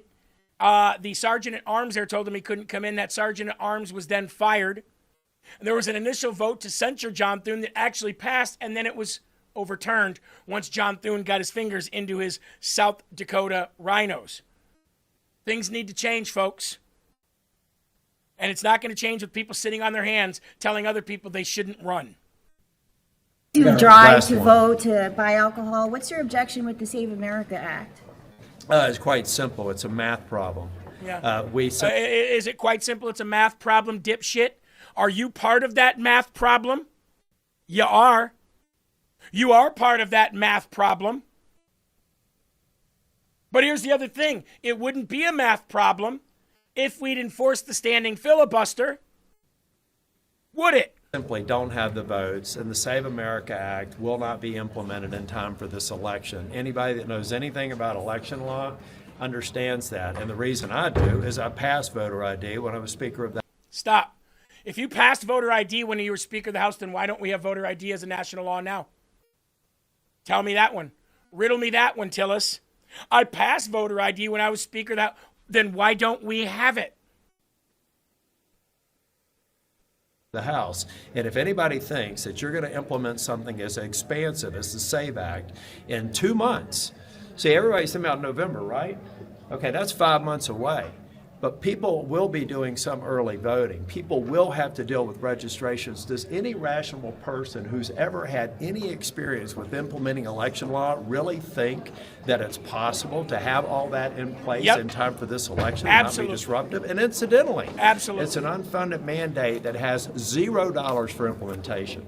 So I would ask anybody who actually understands how to pass laws, implement them, and have them in place at the level that they need to be to ensure the integrity of elections, how absurd is it to think that could be done by November? Do some Republicans in the House think this can be done through reconciliation? What is your take on that? No, it can't. If it could, we'd already be talking about it. Let's just stop playing games. Let's stop being dishonest. Let's recognize that 36 states have some form of voter ID today. Okay, stop again. 80% of your constituents want it. Let's just stop doing this. Let's just stop doing that. Let's just stop doing this. Let's just pretend that this isn't. Those are the words of somebody who doesn't want it, not from somebody who thinks it should be implemented.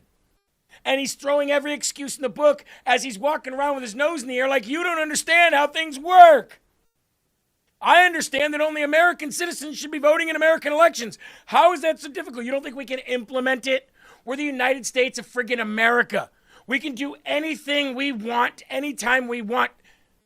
The guardrail here is you don't want. Tillis, that's the guardrail here. The guardrail is you. Maybe we should go to Utah as a pilot case, get them to implement what Senator Lee is suggesting. They could get it done in a matter of a week and then become a best practice for the rest of us to follow next year. Sure. Maybe we should go to Utah and Alabama and other states that quickly did redistricting, get them to simply implement. See how mad he is about redistricting? See how mad he is that Senator Lee is trying to push this? He's mad at the wrong people. What does that tell you? And you think that I want to sit back and continue to watch this without being in D.C.?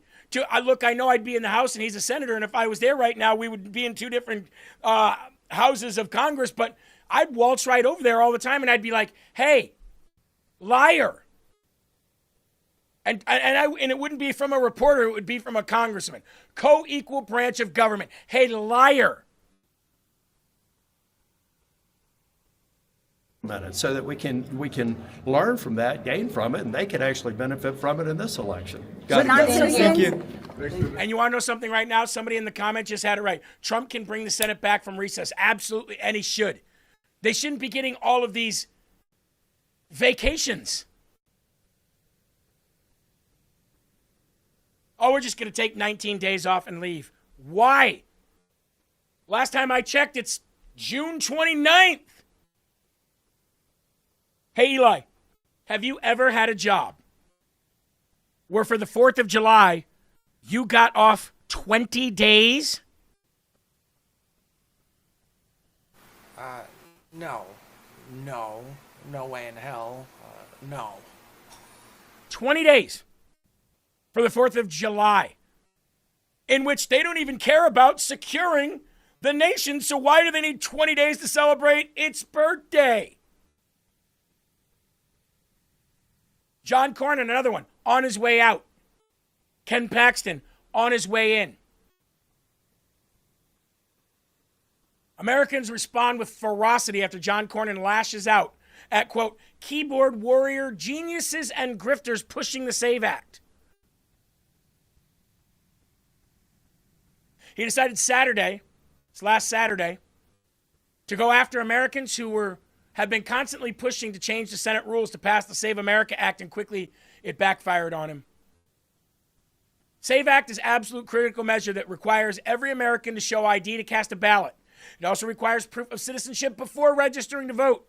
Democrats are in meltdown mode because of it. If the measure were to pass, they would find that they would never win another election. You know what? It's funny because the Democrats' argument is it's impossible for illegals to vote in the election. Okay, well then let's pass it then. If it's already not happening, this only addresses that. Well, and no men and women's sports and stuff like that too. Take that out of it. Take the no men and women's sports out of it. Take anything that applies to anything but election law out, and then just run with that and say, okay, so what's the problem? They know damn well that if this passes, they'll never win another election. Mike Lee, Scott Pressler, me, others are pushing the Senate to adopt the talking filibuster to give advocates a chance to pass the much-needed election bill, or at the very least, force Democrats to hold the vote on the floor. But Cornyn has made it clear he considers these patriots nothing but grifters and keyboard geniuses. Quote, I marvel at the keyboard warrior geniuses and grifters who are ignorant of Senate rules and precedents, who have miraculously become experts in arcane rules, Cornyn wrote. You know what we are experts in? Constitution. And the Founding Fathers never put in your bullshit filibuster that you have today. Nobody cares about your Senate rules. Rules are meant to be broken. Okay? Laws must be adhered to. Your BS Senate rules, nobody cares about, we don't respect, and we don't have faith in. Promising the moon and stars and yet destining Republicans for failure is a very effective way to demoralize our base and elect more Democrats in midterms. Oh, really? Andrew Kovitz said, please go back to work. We beg you to stay in D.C., forego the recess, and fight with everything you've got left to the will of the voters. If the effort fails, let it have nothing to do with you. We would honor that. Scott Presser said, wouldn't it be better to spend $150 million building voter registration operations in each swing state? Ms. J says, grifters like you are the reason you got voted out. Gunther Eagleman said, my name is John Cornyn and I'm a complete failure. Ken Paxton was the right choice. He just got dragged by everyone. Election Wizard said, I marvel at Rhino members who get crushed in their primaries and think that they have anything of value left to offer the Republican Party. You were completely shunned by the same Republican Party that you're fighting to save. The base isn't demoralized by high expectations. It's demoralized by careerists who treat conservative victories as optional and then act shocked when the people say something different. And then Brendan Dilley said, you would know about failure, wouldn't you? Absolutely. Absolutely. Here's Senator Rick Scott from Florida on the Save America Act. Joining us now, GOP Senator Rick Scott of Florida. He also sits on the Foreign Relations Committee. Senator, welcome back. I want to pick up there where we left off with the ambassador. Also in that National Review piece, Andy McCarthy writes this, the delusion that apocalyptic Iran can be dealt with as if it were governed by a normal regime that will come around any day now, if just given the kind of incentives that move normal regimes, maybe modern history's most predictable abject failure. Do we continue down that path? Is diplomacy worth it at this point? Well, first off, they've been killing us for 47 years. This president is, for the first one, has been stepped up and said this is going to end and they're not going to have a nuclear weapon. Is it hard? Yeah, it's really hard. Is the president probably frustrated today that they haven't stopped? Yeah, he is. But I think we're doing the right thing. We're going to give them a chance, and if not, we're going to have to continue to bomb them. So this president doesn't want to put troops in harm's way. He doesn't want to kill people. He has no interest in that. So he's giving them a chance. But if they don't, they're not going to have a nuclear weapon. They're not going to be able to continue to kill Americans. They're not going to continue to be able to support Hamas, the Houthis, and Hezbollah. So the president's on the right path. You don't know what the future is because you don't know what the regime's going to do. Well, and I know you've had some concerns, you said, about Qatar being part of the negotiating process here. Do you think that in any way that earlier is in the interview, hold on, let me fast forward to the Save issue America Act. in my speech yesterday. That's where I got the biggest applause. Pass the Save America Act. There we go. So the question becomes then, how do you get it done? We know the legislative filibuster is not going away. The votes aren't there. We discussed this with Senator Lee last week, this idea about the talking filibuster, which could shut down the Senate for months with no guarantee that you get to those votes at the end or, get this thing across the finish line. Are you giving the president false hope about what the Senate can actually do? Well, I invited him to the conservative lunch on Wednesday, and I went before I started. I went through and talked about here's a guy, President Trump, has gone through hell. I mean, they've tried to kill him. They tried to put him in prison, tried to bankrupt him. I mean, they've done everything to him and his family you can imagine. And I went through the issues. I went through where we are on the filibuster, where we are on Save America Act, where we are on the fact that the Democrats want to shut down government October 1. But guess what? We have to figure this out. The public is demanding this. So I'm clear. I met with the president again on Thursday. I went to the White House and met with him again to try to figure out how to get this done. Guess what? The Civil Rights Act was blocked by Democrats back in the 60s. They did a talking filibuster and got it passed. The public wants this. We have got to figure this out. I mean, there's definitely the polling there for things like voter ID. And as you said, I mean, that's something that goes across party lines ideologically. I mean, Americans want that to count. But is there a realistic way to tell them that this gets across the finish line with the additions to the voter ID and proof of citizenship? Is it something you're willing to do to shut down the Senate floor? Senate Majority Leader Thune says it has enormous risks if you even try that with no guarantee of a win. Well, there's never a guarantee, but you fight every day. I mean, I'm a business guy. I mean, there was never a guarantee that I was going to get a deal done or be able to buy a company or build a company, all these things. You fight every day. You stay up there weekends. You work 5 days a week. You do all these things to try to get this done. Is it hard? Yeah. But that's what our voters set us up there to do. Go fight for what we believe in. That's right. I mean, people want a secure election. It is ridiculous what's going on in California. Your vote is clearly being diluted, right? And you're right. So you're not being governed by the people. You're being governed by fraud. And so we have got to do it. And we also have to fight. We got to keep government open. Democrats are going to shut down government October 1. What are we going to do about it? We need to figure that out now and get started. Yes. Okay. Well, listen, we like any point of bipartisanship, and we know that there is agreement on that voter ID portion of this. So we'll see if that can get across the finish line. But, Senator, please keep us updated, and we welcome you to be here with us on weekends in Washington. Thank you, sir. Yeah, but nice big smile. We welcome you. So funny. So funny. Look, I agree with everything he said. I agree with everything he said.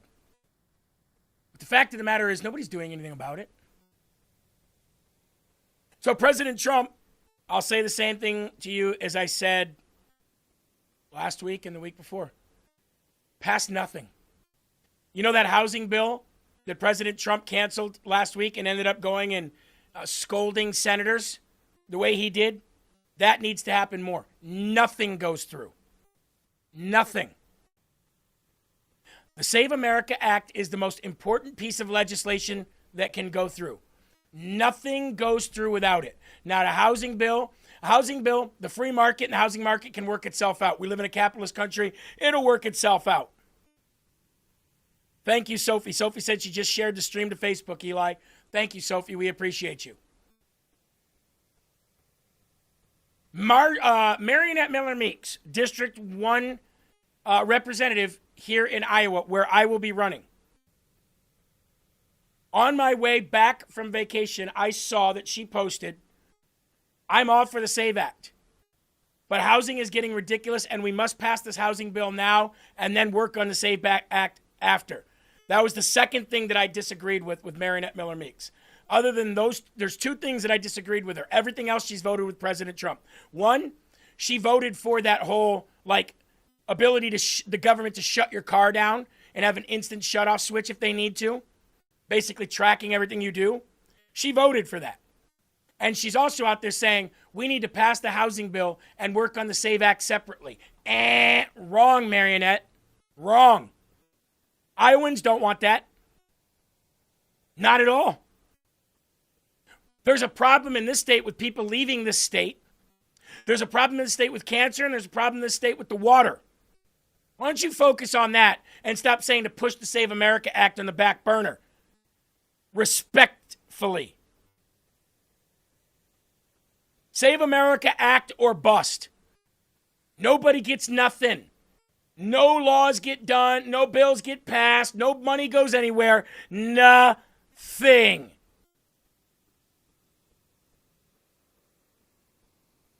Now, we're going to move on from the Save America Act. Now, again, I will be building the website for Jeremy Herrell 2028. We'll be building that over the next couple weeks. There will be a place for you guys to go and land on if you want to contribute to our campaign. I can tell you this much I know, okay? And I've got a lot to learn about the state of Iowa, and I've got a lot of people to meet, but I can tell you this.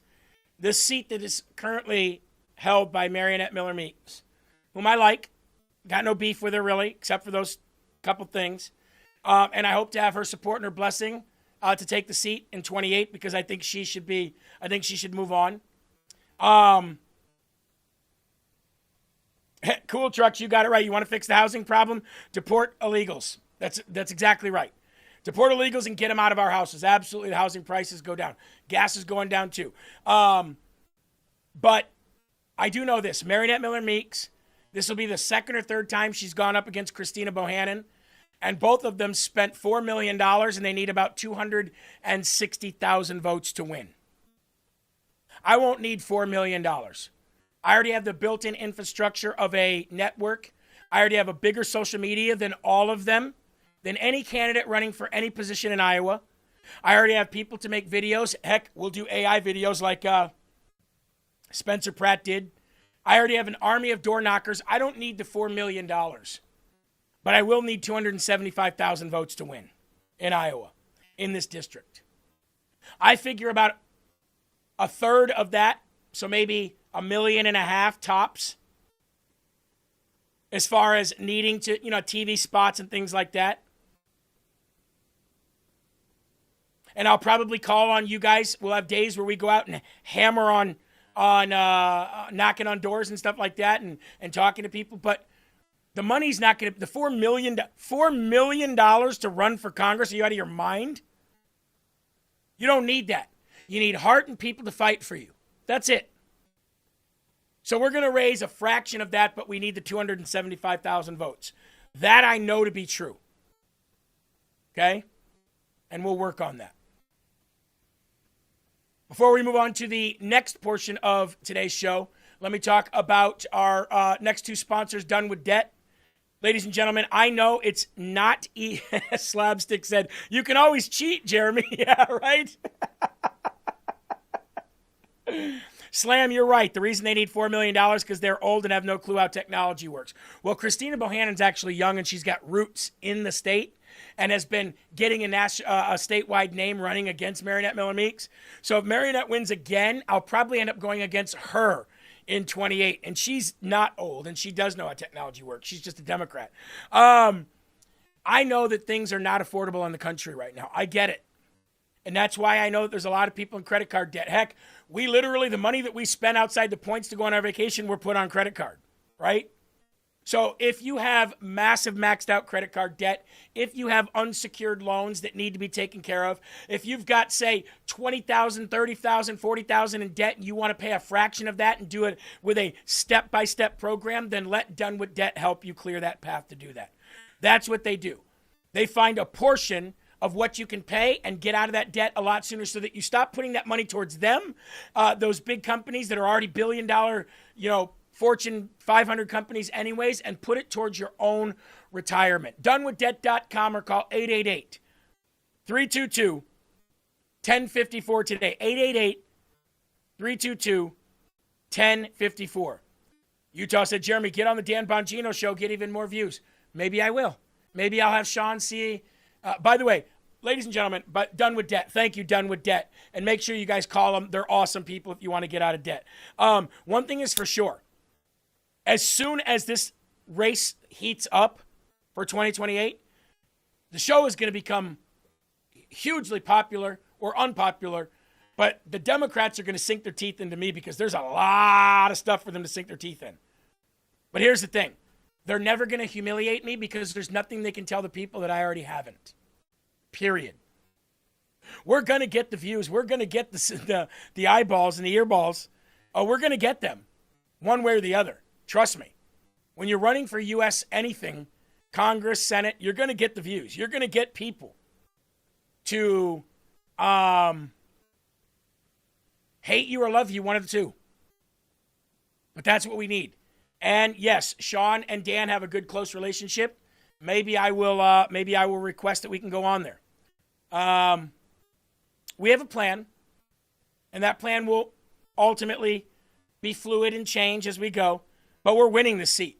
I wouldn't run for it this time if I wasn't going to win it. We're going to win the seat, especially with all your help. Also, ladies and gentlemen, Golden Crest Metals. Look, now is the time to buy. I wish I would have bought my last silver that I ended up buying. I wish I would have bought it now rather than when I did, because talk about a low point to buy. Wow. Get in where you fit in. Gold and silver more affordable right now than ever, probably because of the gas coming down and, the conflict with Iran up and down. People basically just saying done with it. It's kind of wore out its welcome, and so that the fear of finances aren't there anymore. People are just living their lives now.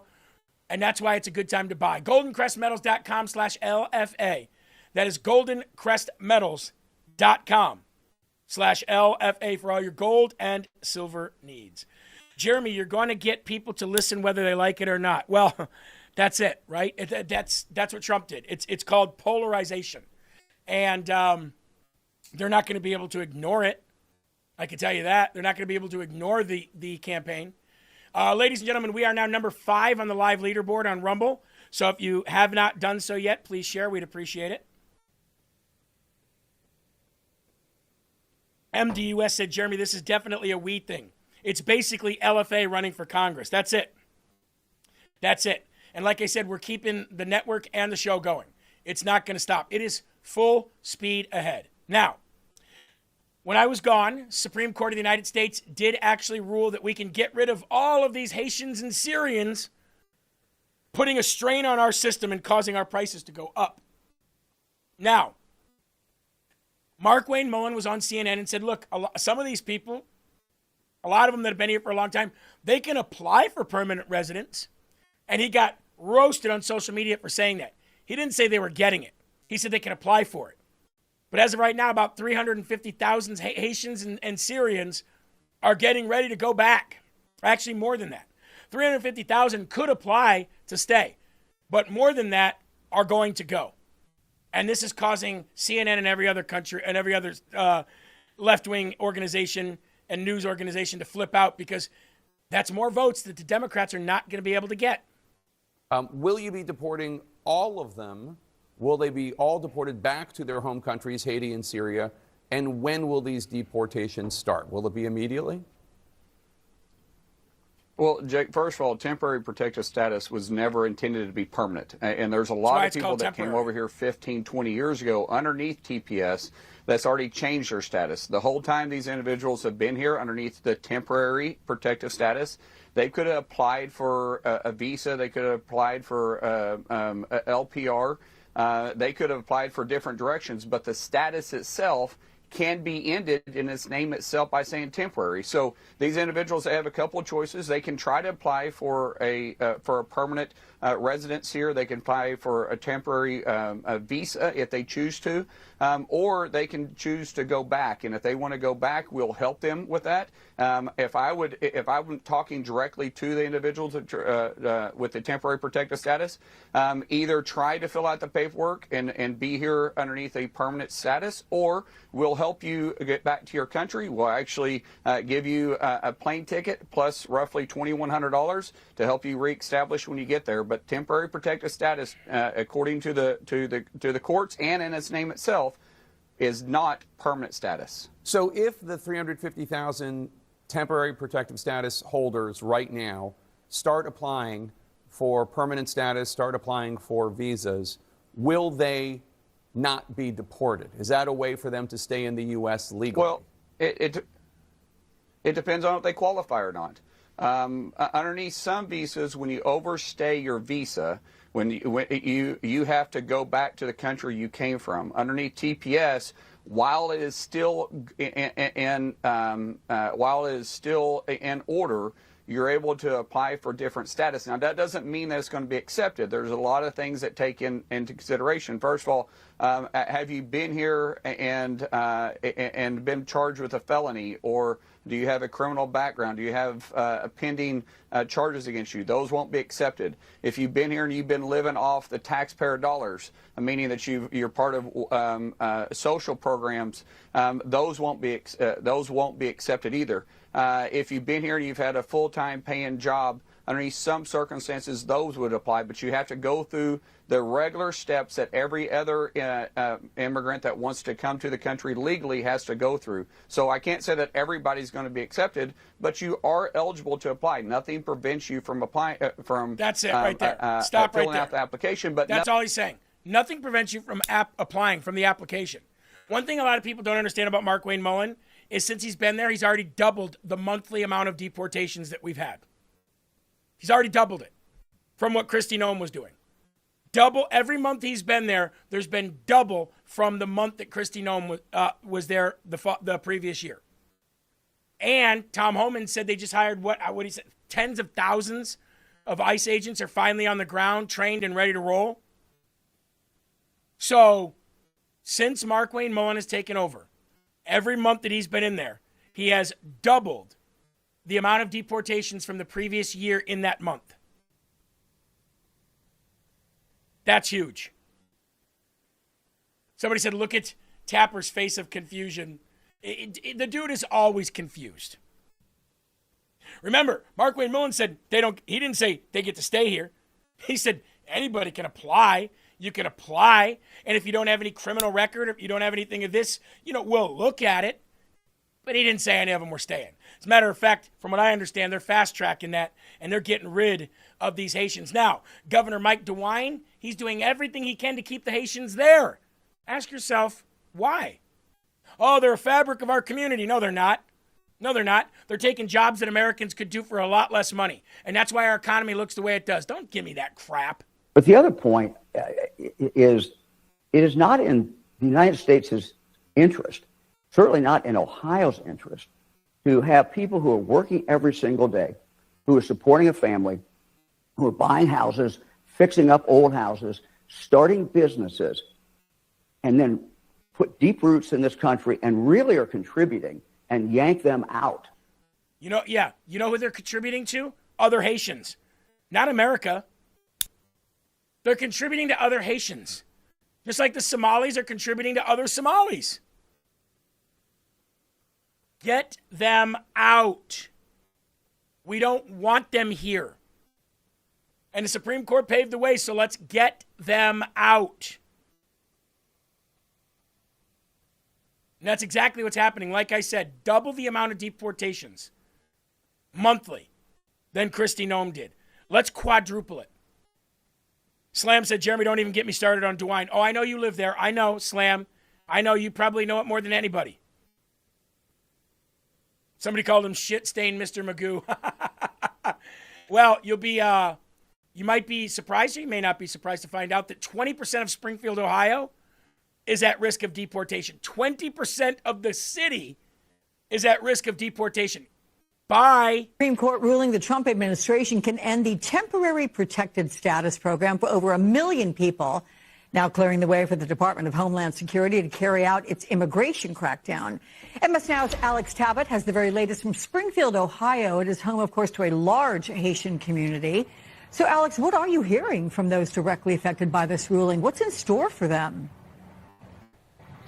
Well, Alex, over 10,000 Haitians living here in Springfield, Ohio, are facing an impossible decision between returning to Haiti, where the political and economic crises have only gotten worse in recent years, a country that is essentially run by gangs. And the Haitians here tell me that returning to Haiti, they will be going back to that country with a target on their back, that these gang members seek out Haitians coming from the United States of America. Okay, I got to stop you. Okay, here's the problem with this, though. How is it ever going to get better if you let the gang members and the terrorists take over your country? Does that mean that every country that is subject to gang members and terrorists taking over because they don't have an infrastructure to stop it, they should just come to America and that's the answer? Because every time we try to get involved in Haiti, or every time we try to get involved in Somalia, or every time we try to get involved into Cuba, or every time we try to get involved into Venezuela, the Democrats go, you can't do this, you can't get involved. And the woke right says, here we go with never-ending wars and being involved in everybody else's business. But the alternative is letting them live here? You see how that's a problem? Sooner or later, Americans, as kind and as welcoming as we are, we've had enough. We don't care. We don't care if you go back and have a target on your back. We don't care because guess what? There's a target on our backs for you being here.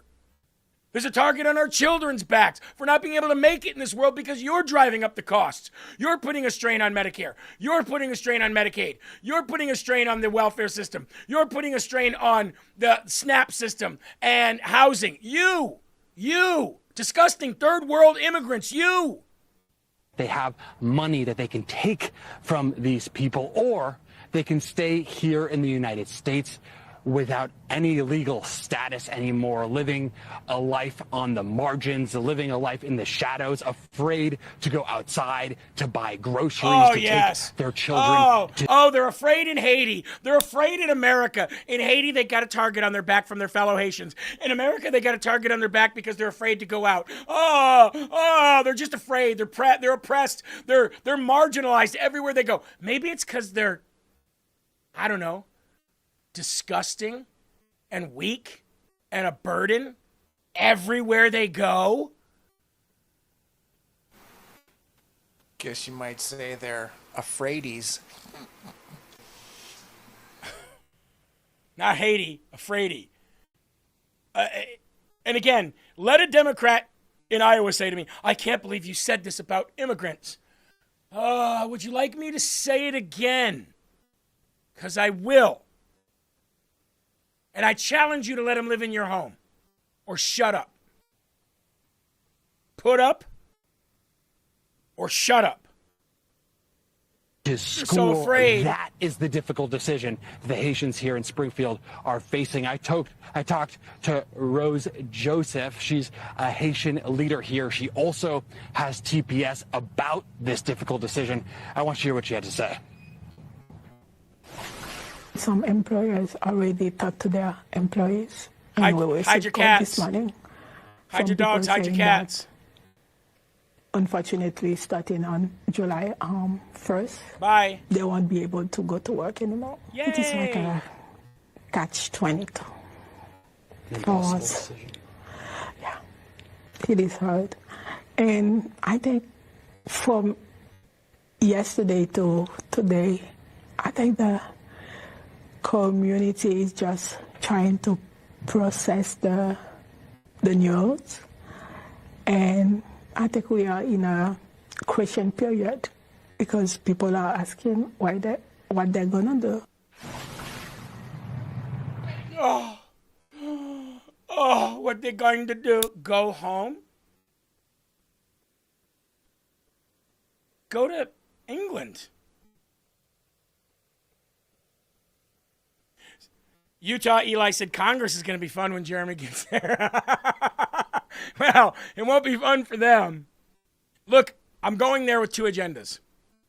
To represent the needs and requests of the people of Iowa, and to show the nation what Congress really is. Now, I'm not going to be put on any committees. They won't allow that. As soon as they know that they'll never want to sit and talk with me for lunch because they know I'll probably be recording it. I will be the black sheep of Congress. Nobody will like me. They will do everything they can to try to primary me. They'll do everything they can to try to get rid of me. They'll probably even vote me out. But won't I be proving my point if that happens? Again, I'm not going there for a long time. I'm going there for a fun time. I gave LFA TV 5 years when I came aboard to do this. We're in our 4.5 year mark right now. November marks 5 years. End of November marks 5 years. Okay? I don't know had I would extended that time period doing this if it wasn't for the decision that my wife and I made this last weekend. And I said to my wife, I said to Sabrina, I said, I don't know if I want to do this. And she said, why? You were born to do this. I said, not for that reason. I've already been away from you and the kids. I've already spent time on the road with Rav and doing music and all this other stuff. And I said, I don't want to spend that much time away from you. And she said, then you won't. I'll be there with you as much as I can. And so will Lily. And I said to her, what about Lily? Speaking of Lily, what if she doesn't want this lifestyle? What if she doesn't want me to run because she doesn't want to go through this? And she goes, she doesn't have a choice. She has a choice when she's 18. Right now, you back what the family does, and I back you 100%. You're exactly what needs to go to D.C. And if you can do a few terms, 4 to 6 years there and make your mark there and then leave, that's the best you can do. And she said, you've got my full support, my full commitment, that I'll be there for you and with you as much as I can be. But this is something that you need to do. So here we are. Here we are. More than likely, they'll treat me like Madison Cawthorn. Don't care. Don't care. Madison is a friend of mine.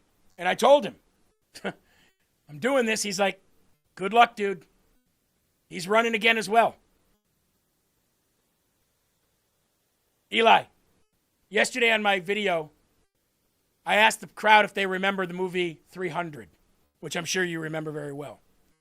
When the messenger comes, and he said, this is blasphemy. You don't do this to a messenger. And he says, you come to my land, you threaten my people with death and slavery, and expect me to be okay with all of this? And he looked back at his wife, and his wife does what? Gives him the go-ahead. His wife looks at him and goes, then he said, this is Sparta, and he kicks him in that hole. When Sabrina told me, this is what you need to do, and I'm going to be right there behind you no matter what, I said, even through all the media stuff, through the dinners, through the rubbing elbows and shaking hands and fundraisers and town halls and all that crap, she said, absolutely, because that's what we do. That was my nod. That was my King Leonidas nod right there to go, oh, it's on. Now, Chuck Schumer, getting back to Chuck Schumer here, and this whole Save America Act, getting these illegals out of the voting pool, he said last week that if the Save America Act passes, Eli, that 25 million people will no longer be able to vote. Well, no shit. Isn't that weird? Now, he didn't say Americans, he said people. Once again, you bastard, you stole what I was going to say. He didn't say citizens. He said That's right. people. That's right. That's right. So here he was confronted by Allison as well about that. Just like Maxine Waters. And of course, he's got nothing to say when he's out here in the real world. Behind that microphone, he can say whatever he wants. But when he's confronted out in the real world, look at him. Recently said the Save America Act would stop 25 million people from voting. Why did you not say citizens? Is this an admission that aliens are voting in American elections? Is the housing bill more important than securing elections, Mr. Leader? Thank you. Leader Schumer, you recently said the Save America Act would stop 25 million people from voting. Why did you not say citizens? Is this just ignoring people? They shouldn't be allowed to ignore. Not in America. This isn't Europe. Now, this is something also that happened last week that I didn't get to share because I wasn't here, but I want to share it with you now. Here is the head of the USPS and what he said about mail-in ballots. List over to the federal government. Will the Postal Service still mail their ballots under this proposal route? Under our proposed regulation, no. We would tell the state that we need the manifest in order to, look, what we're asking that's the answer. You'd tell no. So the proposed rule basically coerces states to conform to these new requirements and hand over their absentee voter rolls or face the consequences of not being able to vote by mail. Some states, that's all they do. Oregon is completely vote by mail. If they say, no, we control the list, the states control the list, we're not going to give it. Oregon has followed Kit 600 since the day they started voting by mail. Oh, I can't wait. We're winning these midterms. We're winning these midterms. And we're not going to let these Haitians and Syrians and Venezuelans and Africans and all these people that have come over to this country illegally, we're not letting you vote. It's not going to happen. And as soon as MS Now heard that these Haitians and Syrians were about ready to be removed from the country and voting, they flipped out. I want your reaction to what Fallon just laid out for us there, and the concept here that the court is ignoring the history of this administration's remarks about Haitian people in particular. I don't think there is a single American who can say they actually forget what we heard from the president, what we heard from Vice President Vance eating the dogs. About Haitian people, just some of the most disgusting and racist remarks you can imagine. They are. I know that you... In case you forgot, Kevin! You said that Haiti was a shithole. And I can prove that Haiti is a shithole. Kevin! Because all of their people keep trying to come here. That's right. Also, the irony of the entire thing is Democrats are getting upset that a policy that's called temporary isn't permanent. And I want your reaction. Kevin! He's right.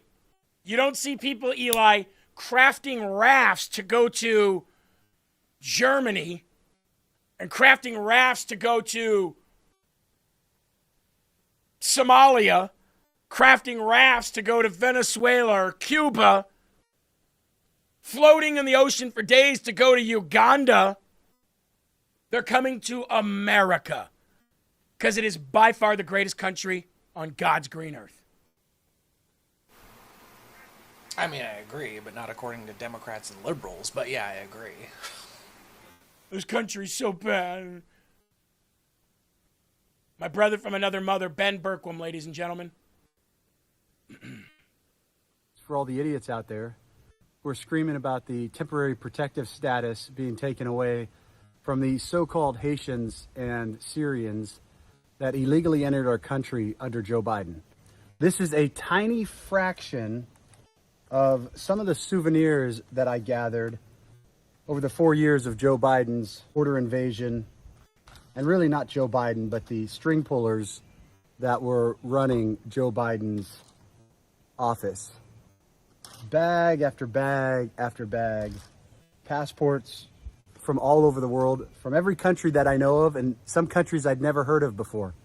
I'd never heard of Eritrea before. I mean, I probably should have. But how many of you had heard of Eritrea before that? Passports all over the world, all dumped.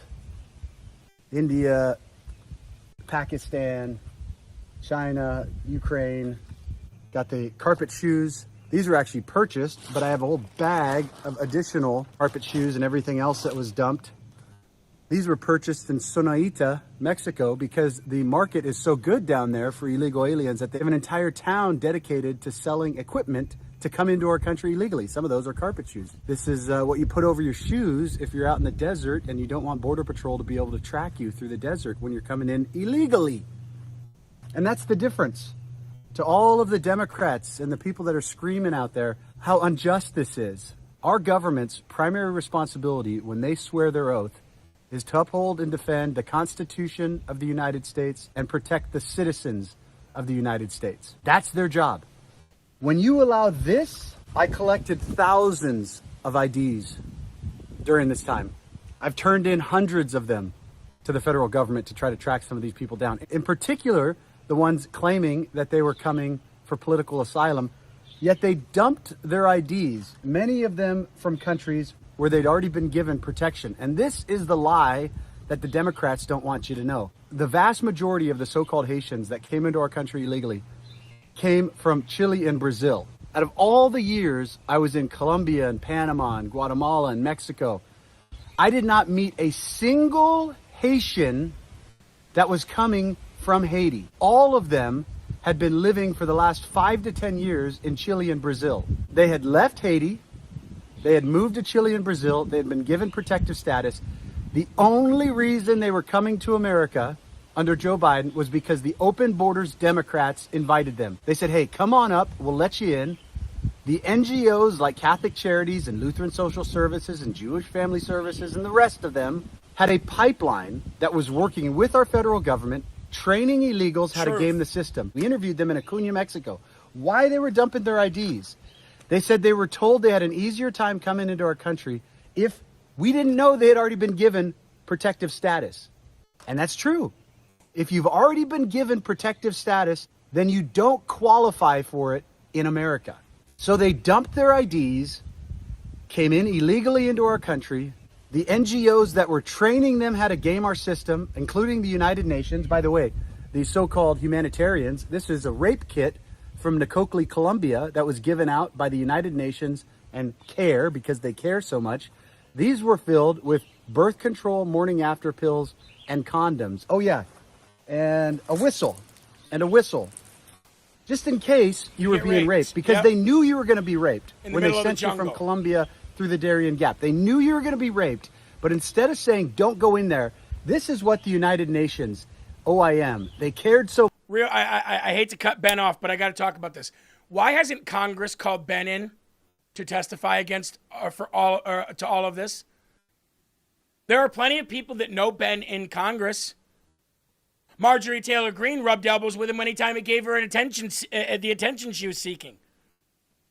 You have all these people that know and love Ben, but I've not heard one person request Ben Bergquam come in and testify to this under oath in Congress to talk about this. And who knows better? Anyone? Is there anyone out there who knows about the migration patterns to this country than Ben Bergquam? Nobody. Not even close.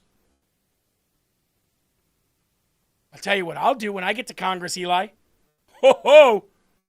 When I get to Congress, I'll be requesting that we have a hearing, and God forbid they put me on a committee, and I will be inviting Ben in to share to the world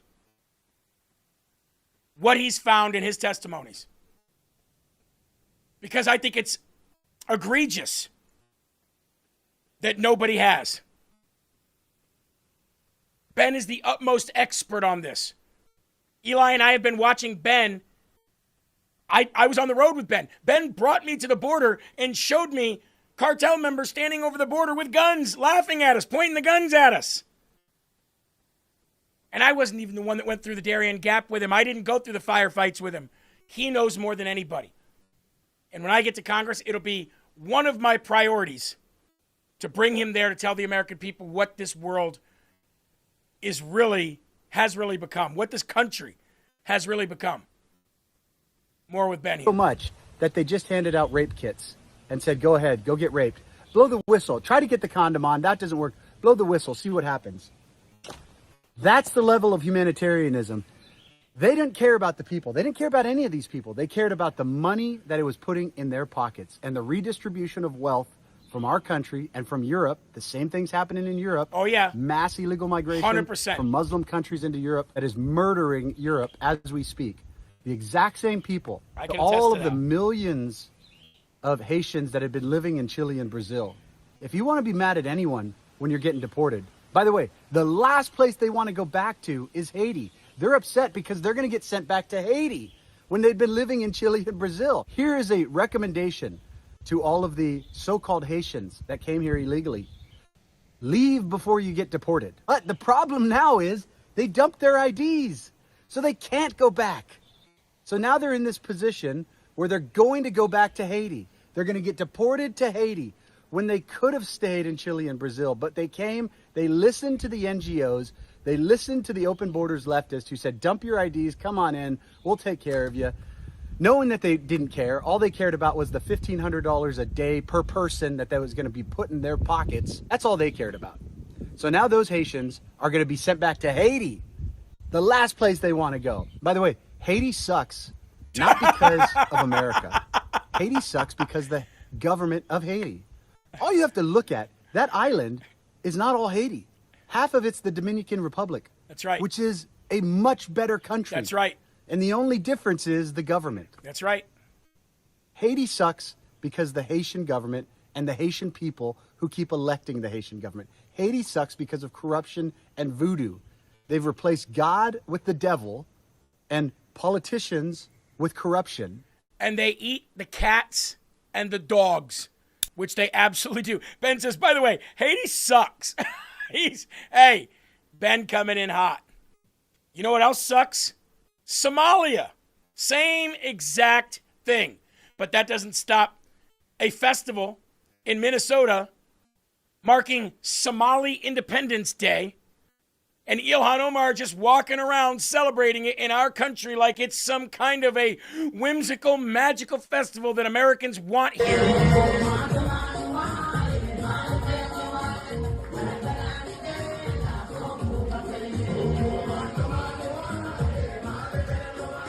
This makes me want to puke. Look at all LGBTQ. Same thing as Europe, too. LGBTQ everywhere. Trans everything. So disgusting. Yeah, try to go to Somalia with your trans and gay stuff. See how that works out.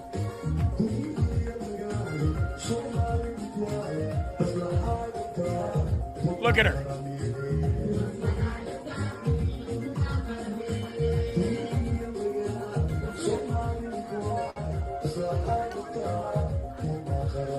Look at these disgusting third world losers.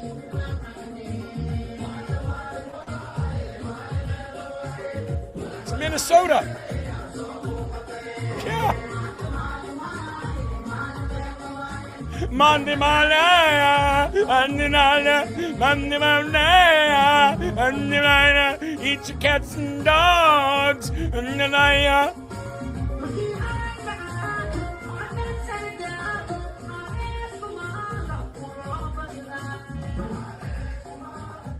Yep.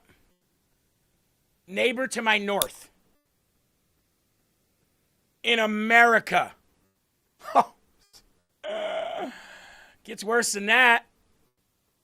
Gets worse than that, ladies and gentlemen. Dearborn, Chicago, Minneapolis, Patterson, Hamtramck, Houston, Detroit. That's what's going on this last weekend. Slam, you got that right about this, I'll tell you that. We've been saying it for a long time. Oh, beautiful, for spacious skies, for amber waves of grain, for purple mountain majesty above the fruited plains. America, America, God shed his grace on thee and crown thy good with brotherhood from sea to shining sea. It's America now.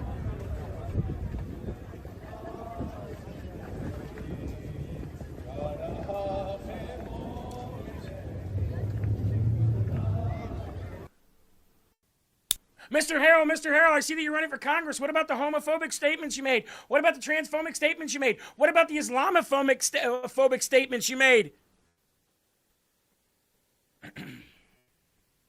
What about them? Well, do you stand by them? Do I look like a coward? So does that mean you stand by them? Oh, I not only stand by them, I stand on them. You just say you stand on those people like they're less than you? Yes. They're less than society, yes. They are the dregs of society. They are what's wrong with society. And you can prove it by looking at everywhere that's been allowed to take over. Yes, absolutely. Here's a 34-year-old illegal alien accused of soliciting minors. He's going to prison and will be deported. See what he had to say. You ever been to prison? Huh? You ever been to prison? Before? Yeah. Last time. In the state of Florida? No, Georgia. No? Georgia? Yeah. What'd you go to prison for up there? Huh? What'd you go to prison for up there? For driving the Yeah. Well, guess what? Yeah. Guess what? Out of it. You know what? You're going back. Yeah, I'm going back. Oh, yeah, you're going back to prison, all right. Yeah, vacation, fuck you. Okay. Have a seat, bro. Have a seat. Then you're going back to your home country. No more. No, you're going back. Flight to next. You're going back. America, Donald Trump Sit down. like in Mexico. You're going back to prison. And then your home country. You ever been to prison?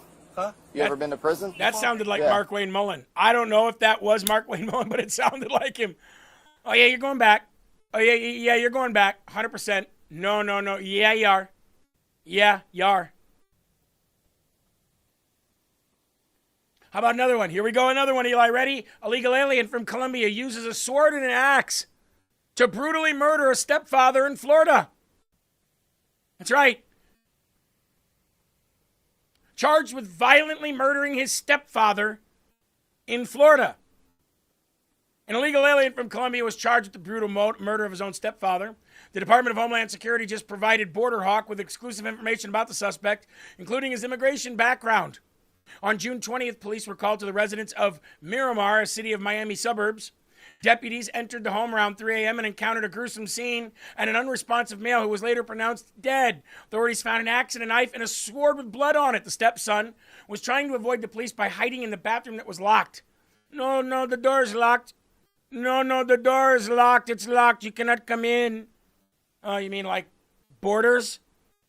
18-year-old Juan Andre Gonzalez Diaz was arrested and is facing charges of first-degree murder. Authorities think that Gonzalez Diaz killed his stepfather after he fell asleep in the dining room, but are unsure why.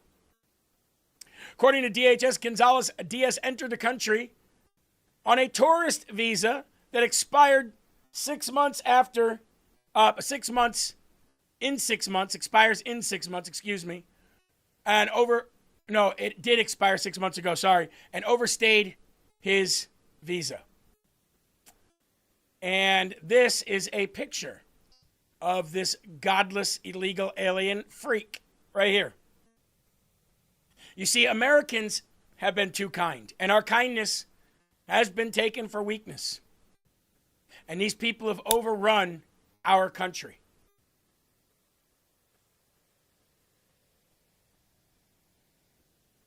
Zohran Mamdani vows to protect illegal aliens ahead of the 2026 midterm. Of course he does. New York City commie mayor Zohran Mamdani condemned the Supreme Court's 6-3 ruling that allows the Trump administration to end the temporary protective status for Haitians and Syrians and others, warning that it sparked the largest attack on immigrants in modern American history. Good. In a statement, Mamdani said thousands of Haitians and Syrians are now at risk of losing their right to live and work in the country. How about the rights of, millionaire property owners to collect rent that you're freezing? How about those rights? Mamdani urged worried citizens to contact the mayor's office of Immigration Affairs and promoted free immigration legal support hotline number for those seeking advice about their legal options. Basically running cover for these people and telling them, if you feel like you're going to be deported, come to us, we'll protect you. I wonder how the people of New York feel about that. Here's one of those building owners right here that says freezing rent. That's basically stealing from me. See, this whole freezing rent thing, this whole freezing the rent thing, it's not to help the housing market. It's not to help people that are struggling. It's to go after the people that have money. It's what it's always the agenda when it comes to commies. Congratulations, congratulations, congratulations to all the renters out there. You guys did it. You guys got the rent frozen, and for the next 2 years, there will be no increases. Perfect. Now, that doesn't mean that the expenses have gone down. That doesn't mean that taxes, insurance, water, energy, labor, none of that went down. So I'm not sure if we were struggling to make the numbers before. I'm not sure how we're going to fix that boiler, how we're going to provide you hot water, fix that broken elevator, and do all those things that you tenants deserve, which is your right. But if there's no money, how are we going to do this? And conveniently, the same city that just passed this rent freeze has also said that they will be taking distressed properties from bad landlords. So we don't have the money to fix the properties, but if we don't fix the properties, you guys are going to take it away. I love it. Socialism at its best. Love it. Obviously, he's being condescending and passive there, right? But he's absolutely right. Absolutely right. Oh, it's going to work out so great, right? Now, Slam made a good point about Mamdani and Ilhan Omar. Why are they still here? I don't know. I agree with you. I remember when the Supreme Court of the United States said anything done as an official presidential act cannot be litigated for criminal offenses afterwards. President Trump needs to send in the military, snatch these people up and take them to a place that's an undisclosed location and say they are a risk to national security. And let them rot somewhere and die. I don't understand what the problem is here. What's the administration worried about? That they're going to be called racist? They already are. Is the administration worried that they're going to be called bigots? They already are, even when they just breathe. Is the administration worried about that they're going to be called Islamophobes or transphobes or this, that, and the other? They already are. Nobody has more power than the administration, as we've seen under the Biden administration when they weaponized everything. So why not just go take these people out of these positions? Sorry, communists and terrorists are not allowed to hold positions of power. Bye. What's so hard about that? I don't get it. Maybe it's just me. Maybe I'm weird like that. But who's going to do anything about it? CNN? MS Now? Is there going to be some sheriff that comes along and says, I don't think so, cowboy? No, they're not. What's up? Sorry, I had a fruit fly. I was just batting away. Don't bat it away. Let it land on you during the show. Like Mike Pence. Little efforts piss me off. Get out of here.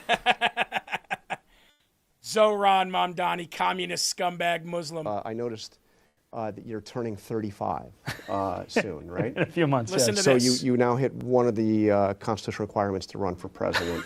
But there's another one that says you have to be a natural-born citizen. You were not born here. Yes.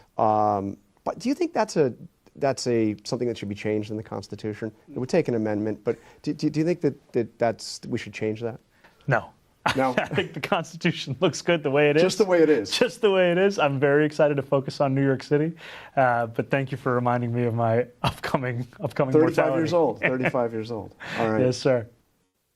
ABC, wanting the Constitution amended to let a Muslim communist run for president. And don't take that laugh and that, no, I think the Constitution is fine just the way it is.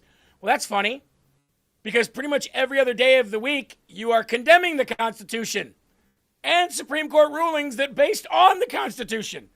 So that, my friends, is called taqiyya. You know what taqiyya is, right? Muslims are allowed to lie as long as they achieve their goal of progressing their religion and forcing it. Yeah. Once they get control, they never give it back. I've been saying that for a long, long time. Eli, is that another flyer, or do you got to say something?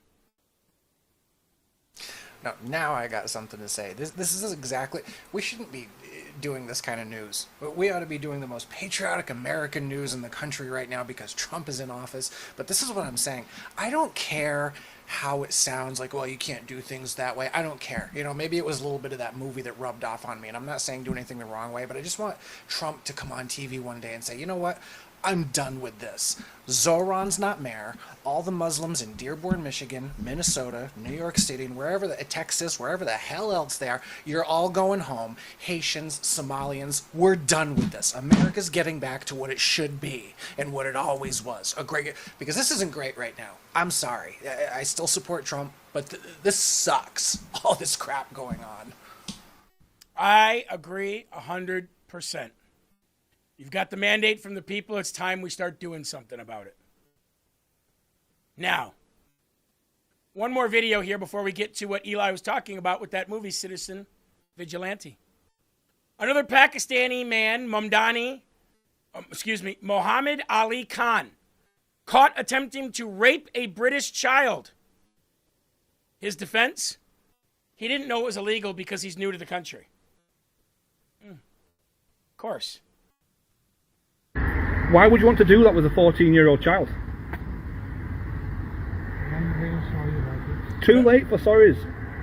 I don't want to hear your sorries. I mean, I'm new here. I don't know much about it. Are you on a course? How long? So you say that you're new here. How long have you been here? It's about around 2 months now. 2 months, okay. And you in university? Yes.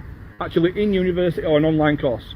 In university. So you here on a education visa? Please, Simon. No. Simon, please. No. I will never. I don't care. No. I don't care. I don't care how Please, sorry please, you Simon. think you are Please, right Simon. now. Simon, I'm requesting you. Please, my What family. would you have done if this little girl was saying, please don't talk to me like that. Please don't do this. Please don't do that. Please. And you need to accept just how much trouble you're in. But I will never do that again. I'm sorry. It's too late. It's too late. Please. Let me just ask you this. Is this child going to get a second chance to get her mind right again? No, because of you. So you're going to stand there, no. You listen to me. No, you listen to me. I am talking. Smack him. Please. Don't start crying. Grab him by the hair. I will do everything. I will do you say, but just please don't call them because that They have already been called, Ali. What do you not understand about that? But just I mean just as a. So what you're saying is you want to ring the police back and say no, don't come. It's okay. He said sorry. Simon, I'm talking. And please, Ali, you've done what you've done. You need to face the consequences. Please. Stand up. I will you never need do to that face again. the consequences. I will never do that again. Why would you want to do? Well, I'm telling you what. He looks pretty not beat up. Whereas if I caught him attempting to rape a young girl, he would look like Ilya Taporia after the fight with Justin Gaethje on the lawn of the White House for the 250th birthday of this country. And yes, I'll say that to reporters while I'm running for office too. You give these bastards an inch, they'll take your whole country. And Citizen Vigilante shows what happens when people stop putting faith in the justice system that is anything but justice. Eli? That's like my main problem with like what you just showed was like talk. Why are you guys talking to this scumbag so much? Whatever, get the answers you want. Whatever the little scumbag's gonna say is full of lies. Then turn the camera off and turn his legs and arms into linguine. Just do what needs to be done. I do not disagree. Now, for all of you who have not seen the movie Citizen Vigilante, it is free on Twitter. I don't know if you've got to pay for it anywhere else, but you can watch it on Amazon Prime as well. Eli, where did you watch it at? Oh, bro, I'll advertise the hell out of that movie. I happened to catch it on X for free. I can't remember exactly what the page was, but I think it was only going to be free on X for like 48 hours, so that's probably up now if it's not almost up at least. But you can get it on YouTube or Amazon Prime for $6. And it's well worth it. Armie Hammer, who is an American actor, plays the part. I believe Army Hammer's American. I know his mom reached out to Kevin, which is pretty cool. But he's a 39-year-old actor, great actor. Actually wanted him to be Batman. So he is American, Eli said. I want him to be Batman. He was in the running to be Batman in the WB, ended up not getting the part. But after watching Citizen Vigilante, is there a better vigilante than Batman? Anyway, he goes around Europe and holds people accountable. And not only the Muslim migrants, the judges and the police that let them go. Justice being served. I'm going to show you a few clips. Viewer discretion is advised. Again, viewer discretion is advised. Not Arm and Hammer, Army Hammer is his name. So, Easy Money said the full version is also on Rumble. So there you go. Good job, Rumble. Now, we're probably going to get a copyright strike on YouTube for this, but, oh well. It is what it is. Here we go. Okay. You and your family. So that scene is the most controversial scene because of what he does to this family and their Quran way of life. Here's the next scene. Okay.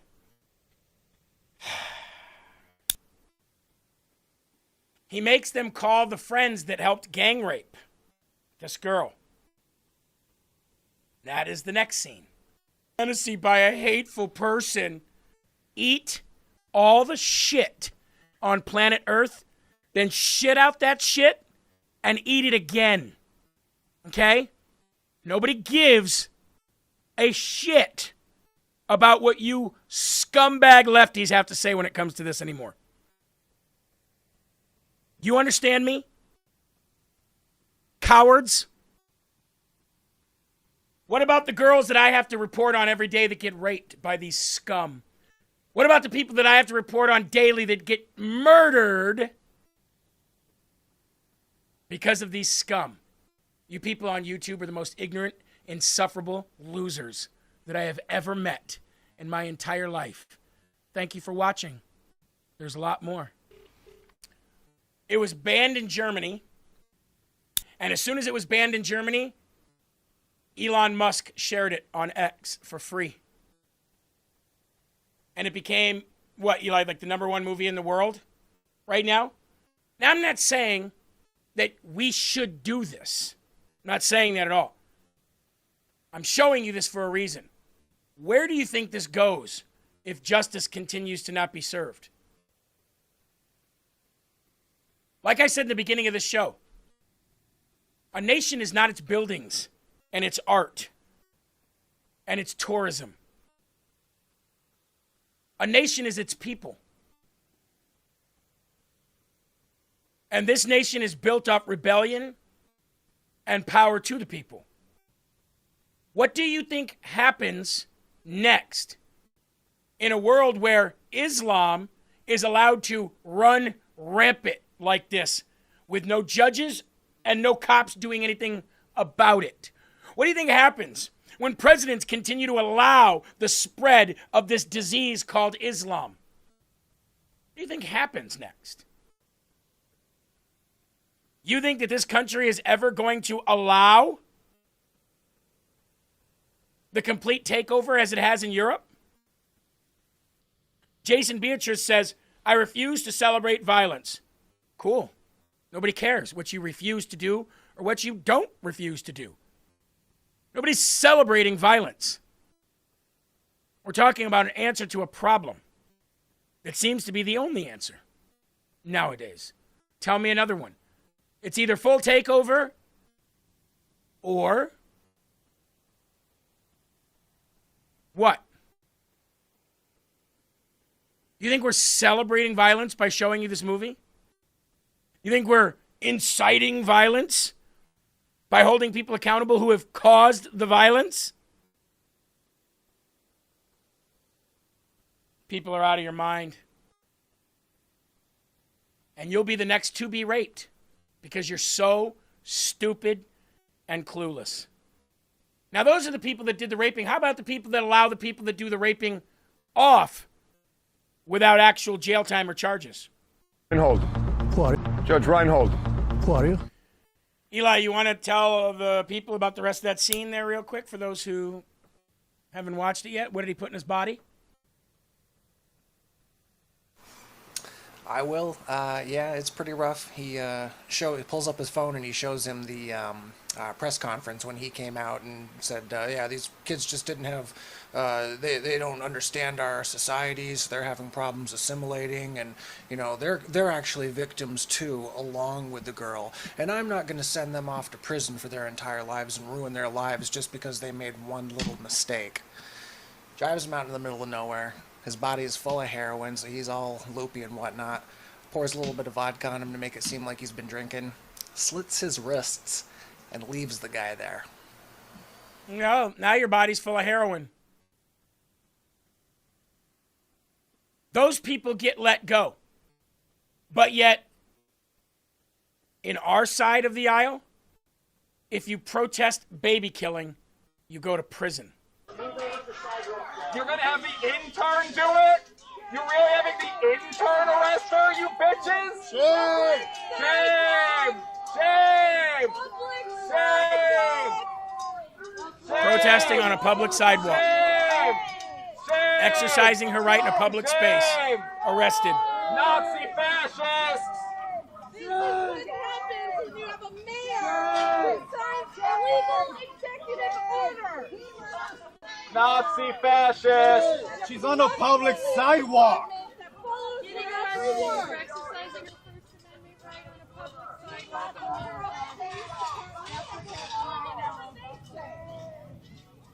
And these sheriffs and these cops ought to be ashamed of themselves. Fucking racist piece of shit!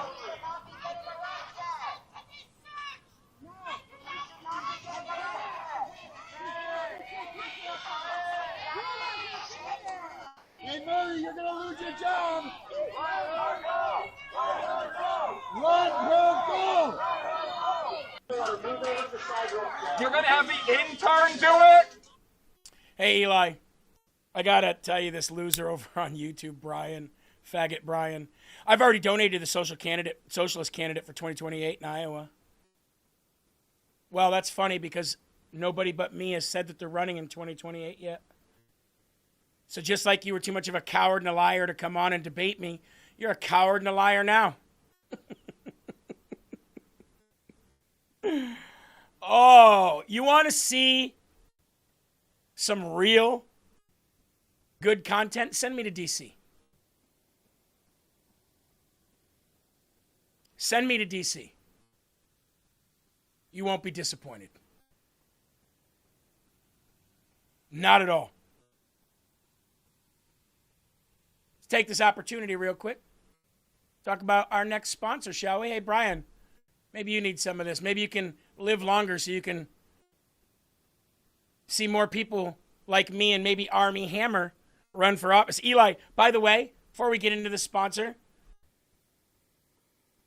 that's my kind of hero. Right there. Not Superman, not Batman, not Iron Man, not Thor, not Hulk.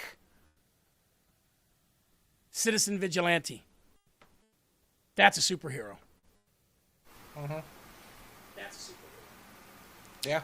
And there's another scene where he visits a woman in a hospital, and he goes to these people and he asks them, do you think you got justice? What would something you want done? And he asked this woman in the hospital, what do you want to happen to the man who did this to you? And she's got a broken neck, black eye, multiple broken bones. I'm pretty sure she was raped beyond whatever. And she says, I want these people to go to jail for the rest of their lives. He goes, okay, that's an option. But you're going to have to go to court. You're going to have to tell your story over and over and over while you sit there looking at the people who did this to you. You're going to be called a liar. It's going to be dragged on for years. And then you have to get lucky with the judge. So you might get some scumbag like he took out there in that scene who says, guy didn't mean to do it. He did, blah, blah, blah, blah. And you might lose everything. And then here you'll be. Same way. Yep. And then he asks again, so, do you really want that? Or do you want them to die for what they've done to you? I know vengeance is supposed to be the Lord's, and again, I'm not saying everybody should go out and start killing Muslims for doing what they do. I'm merely showing this as sooner or later something will break. Sooner or later, something will break. Fatty 15, ladies and gentlemen, reverse the aging process of your cells with a little-known fatty acid called C15. C15 is the only ingredient and an essential fatty acid that is in this pill form that gives you and your cells what it needs to cure the damage that is done to your cells at a cellular level, reverse the aging process, slow it down, and prolong your life. Now, obviously, a lifestyle comes with that, right? You can't be pounding down Culver's or Wendy's daily, drinking full-size Cokes and not exercising. But Fatty 15 will do the job from the inside out. Fatty15.com/LFA.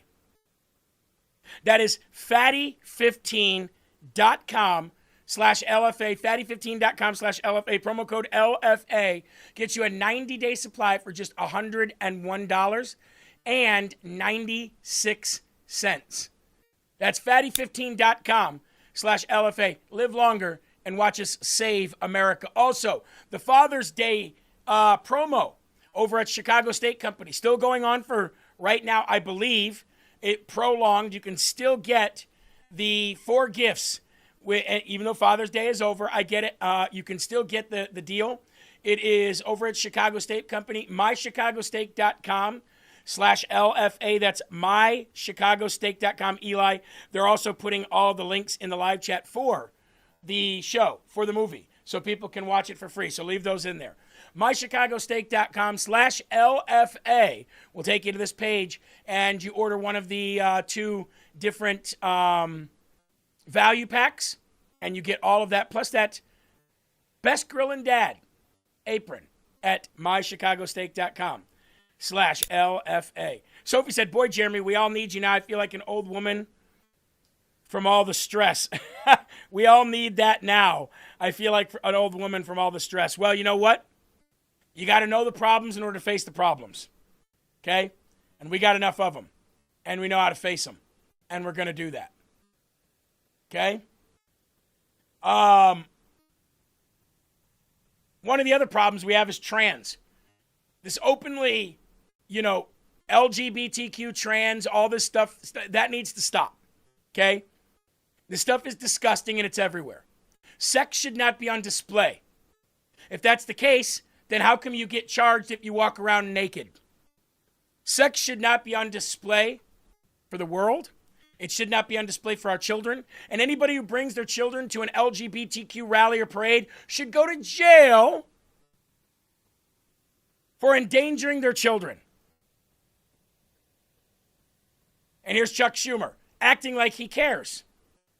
I was the first Senate leader to come out for gay marriage, and 15 years later, I was vindicated. My daughter married a beautiful young lady. Yay. Happy Pride, everybody. Thank you. Great to be here.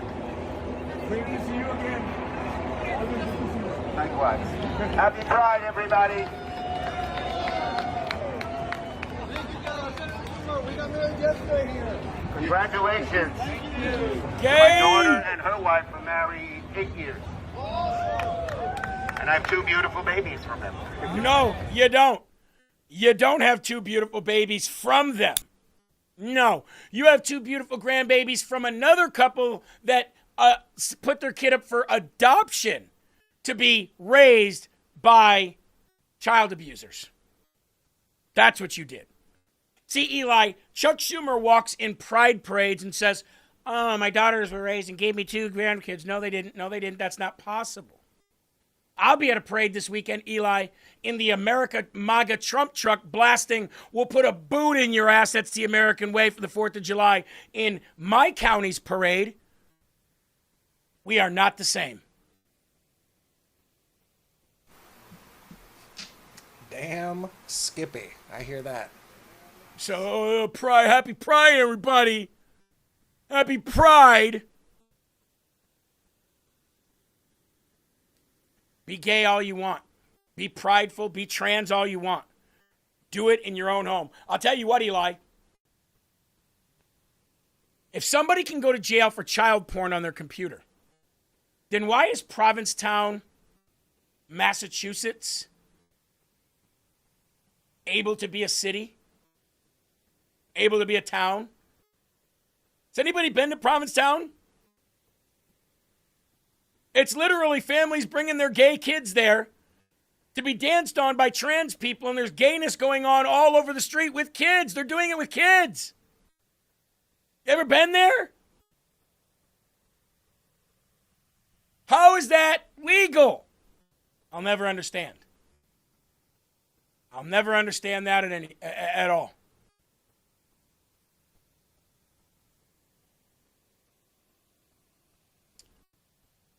R-Star says, Provincetown, Massachusetts has always been highly gay, worse than San Francisco. It's the worst place on earth. It's absolutely the worst place on earth. It's a grooming city, said Bad Moon. R-Star says, yes, I've been there. It is disgusting. And you want to know what else, too? I saw The View the other day complaining about, why are you guys so mad about the pride flag? It's the rainbow. And didn't God give us the rainbow? It's the wrong rainbow, idiots. You think that's the rainbow? Check the number of colors. There's a reason. They tried to hijack God's promise and change the number of colors on it. Sick people in the head, man. Sick people in the head. And trans people are even worse.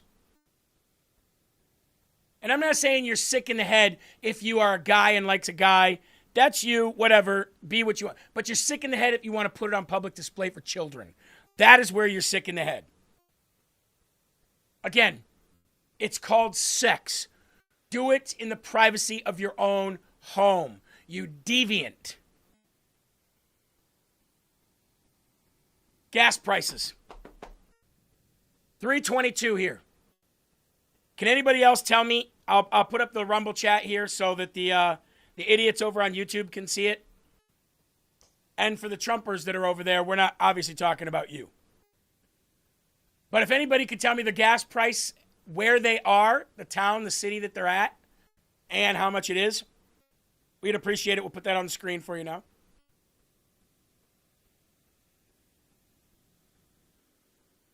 $3.22 where I am. $3.49 in Missouri.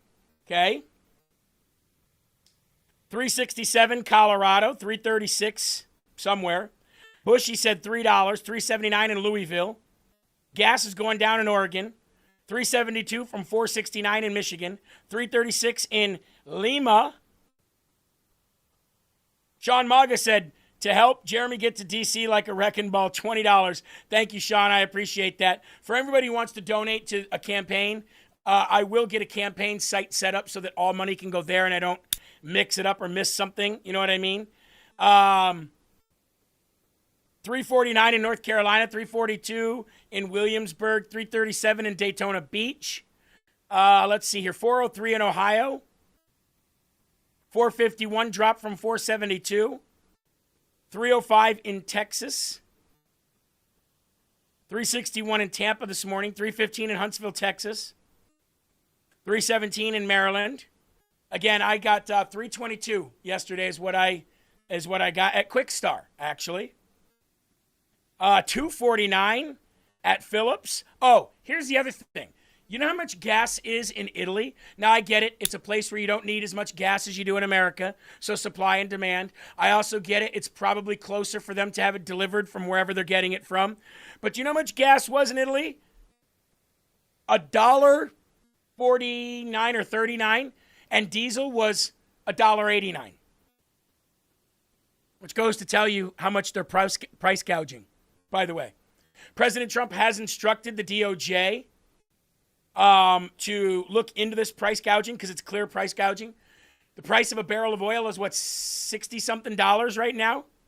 $68, $71, something like that. Gas should definitely be under $3 a gallon here, but it's not.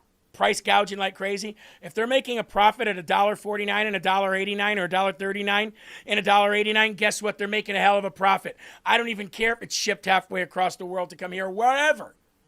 They're making a hell of a profit. So don't tell me that they're not price gouging.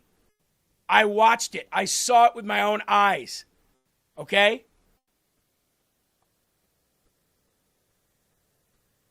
$4.29 in Pittsburgh. EU is a leader. You have to times their gas prices by 4. Oh, that's right. That's true. It is a liter. Yeah, you're right. I forgot they do liters, not gallons. My bad on that one. Well, he still instructed the DOJ for price gouging. I forgot that they do liters, not gallons. You're absolutely right. They're all messed up over there. Here's Ron DeSantis talking about how his state is doing well with their budget despite everything that's going on in the world. Wonder how. The taxpayer first and foremost, and that's what we do in Florida. So here's some facts. The state of Florida now has almost 4 million more residents than New York State does, yet New York's budget is over twice as large as the state of Florida's. New York City, with 8 million people, has a larger budget than the entire state of Florida, and yet our infrastructure is better, our roads are better, our services are better. And so these are choices. They don't respect the taxpayers in these places, and people have rebelled to stand up for the taxpayer first and foremost. And that's what we do in Florida. So here's some. So Florida is booming right now. Now, I don't know. I've heard that the insurance is a problem in Florida. So again, you know, you're going to pay more over here and less over here. But where do you want to pay? Do you want to pay at the pump? Do you want to pay in your health insurance? Do you want to pay in your home insurance? Depending on where you live. But regardless, Florida's economy is doing really well right now. Now, I want to talk about Iowa for a minute. Okay? Iowa. Iowa's on the list of states where people are leaving. I think it was last on the list that I looked at yesterday. But it's still on the list of states where people are leaving. Why? Well, apparently because of not a lot of opportunity outside of places like Des Moines and the Quad Cities and, you know, Iowa City. Outside of that, it's very rural. It's hard for anybody to have a career in Iowa outside of, you know, farming and things like that. Again, if you don't live in those cities. But I can tell you this. We saved 35% of our income by moving to Iowa. 35%. And businesses where I live are coming in left and right in the Quad Cities. Left and right. And Iowa doesn't have harsh winters like New Hampshire has. They're a lot less harsh. Great summers. A lot of things to do, again, on the east coast of Iowa where I live and then all the way into Des Moines. I'm not saying that there's ample opportunities everywhere else, but if you want to move to a place that's still America, that's still red, white, and blue, that's cheaper to live, and that you could help grow with great schools, move to Iowa. Okay? You still get your 4 seasons. It's not hot all year round like Florida, but yet we have a long summer here compared to New Hampshire. About a month and a half to 2 months longer of good weather, 2 months longer of good weather easily. And it's cheap. Like I said, 35% of our income. Do you know how much 35% is? Do you know how much you can invest into your whatever? You could take more vacations. You could put it towards your retirement. You could pay down your home or your debt. I would advocate for living in Iowa to anybody who asked. Absolutely. It's a great state. And I think a lot of people should give it a shot, give it a chance. Not saying it's the best state in the country. I've not lived in every state in the country, but I can tell you this. It's a hell of a lot better than living where I was. Getting nickel and dimed to death up in New England. I mean, you can't get ahead there. You just can't. Missouri, Iowa, great states. This Midwest. I didn't want to come back to the Midwest at first, but when I got back here, I realized, man, it's still America here. It really is still America here. It's a beautiful, beautiful state. I think you should visit it. By the way, my sister's house is for sale, about 45 minutes from me. Real cheap, too. I think $239,000 or something for a big-ass house with a great school district. Oh, and by the way, school choice in Iowa. So you can send your child to any school that you want in Iowa, and the taxes just go to that town. It's beautiful. It's like a little hidden gem, actually. The one I am says, but leave your liberal voting habits at the border. Absolutely. Absolutely. What do we got here? 2 minutes left before Will Johnson comes on? Okay. With this 2 minutes left, I want to show you the bullet that we dodged. The middle class built this country, and labor built the middle class. Look, it's not just his deliberate distortion and destruction of NATO, and he's choosing Putin as over American allies, or the fact that he's diminished our standing in the eyes of the world more than any president in history has. It's not just his vanity projects, tearing down the east wing of the White House, making room for his ballroom, putting his name on the Kennedy Center, building an arch in his own honor, even hiring his own pool guy to fix the reflecting pool. That's blue now. Whoa. Because, he stopped the crime. He goes on in this speech to almost blaspheme. He says, God darn it. Look, folks. That's what he says. No, folks, it's not just that. Reflecting pool reflects something even worse than the narcissism and incompetence at the core of this administration. You do know and you are aware that the reflecting pool was literally sabotaged with chemicals and people tearing up the bottom of it, right? You do realize that, right? Which is now why you're not allowed to touch it and why it's absolutely blue now. You do realize that, right, Biden? It's the corruption. The corruption. The brazen, blatant corruption. Brazen. Corruption on a scale never seen before in never, American history. Never seen in American history ever. Anyway, that's going to do it for me and Eli here at LFA TV's Live from America. We're glad to be back. And I think we're going to have a good week. I think we're going to ramp up a lot of viewership with Dan Bongino being gone.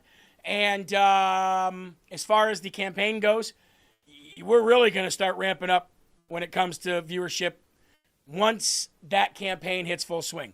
Now, we're still in midterm season. Marionette Miller Meeks is still running. I'm going to help her out as much as I can. But once November comes, it's pedal to the metal for 2 years. We're going to win 2028.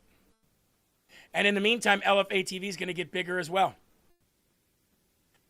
So for all the people out there that hate us, continue to hate because it's only going to get bigger from here. They hate us because they ain't us. There are right ways and wrong ways, ladies and gentlemen, but there's only one Yahweh. So stand up tall, keep your shoulders back, keep your chest out, keep your head up high because you are a child of God.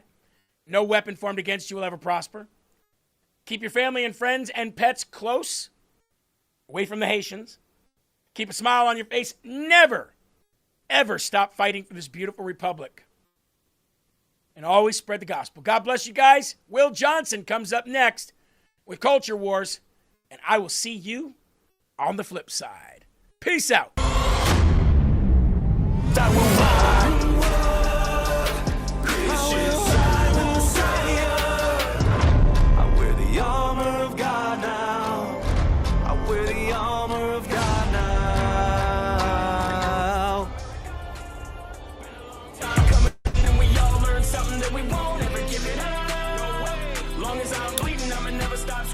First in America, black, white, brown, all cities, all towns, the rebirth of America.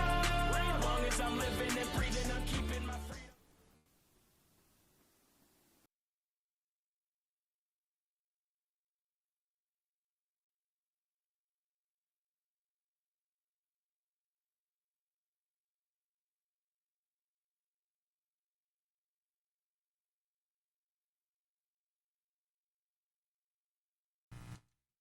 What's going on, everybody? Thank you so much for tuning in. It's Monday, fun day, and we are in the Culture Wars. Let's go!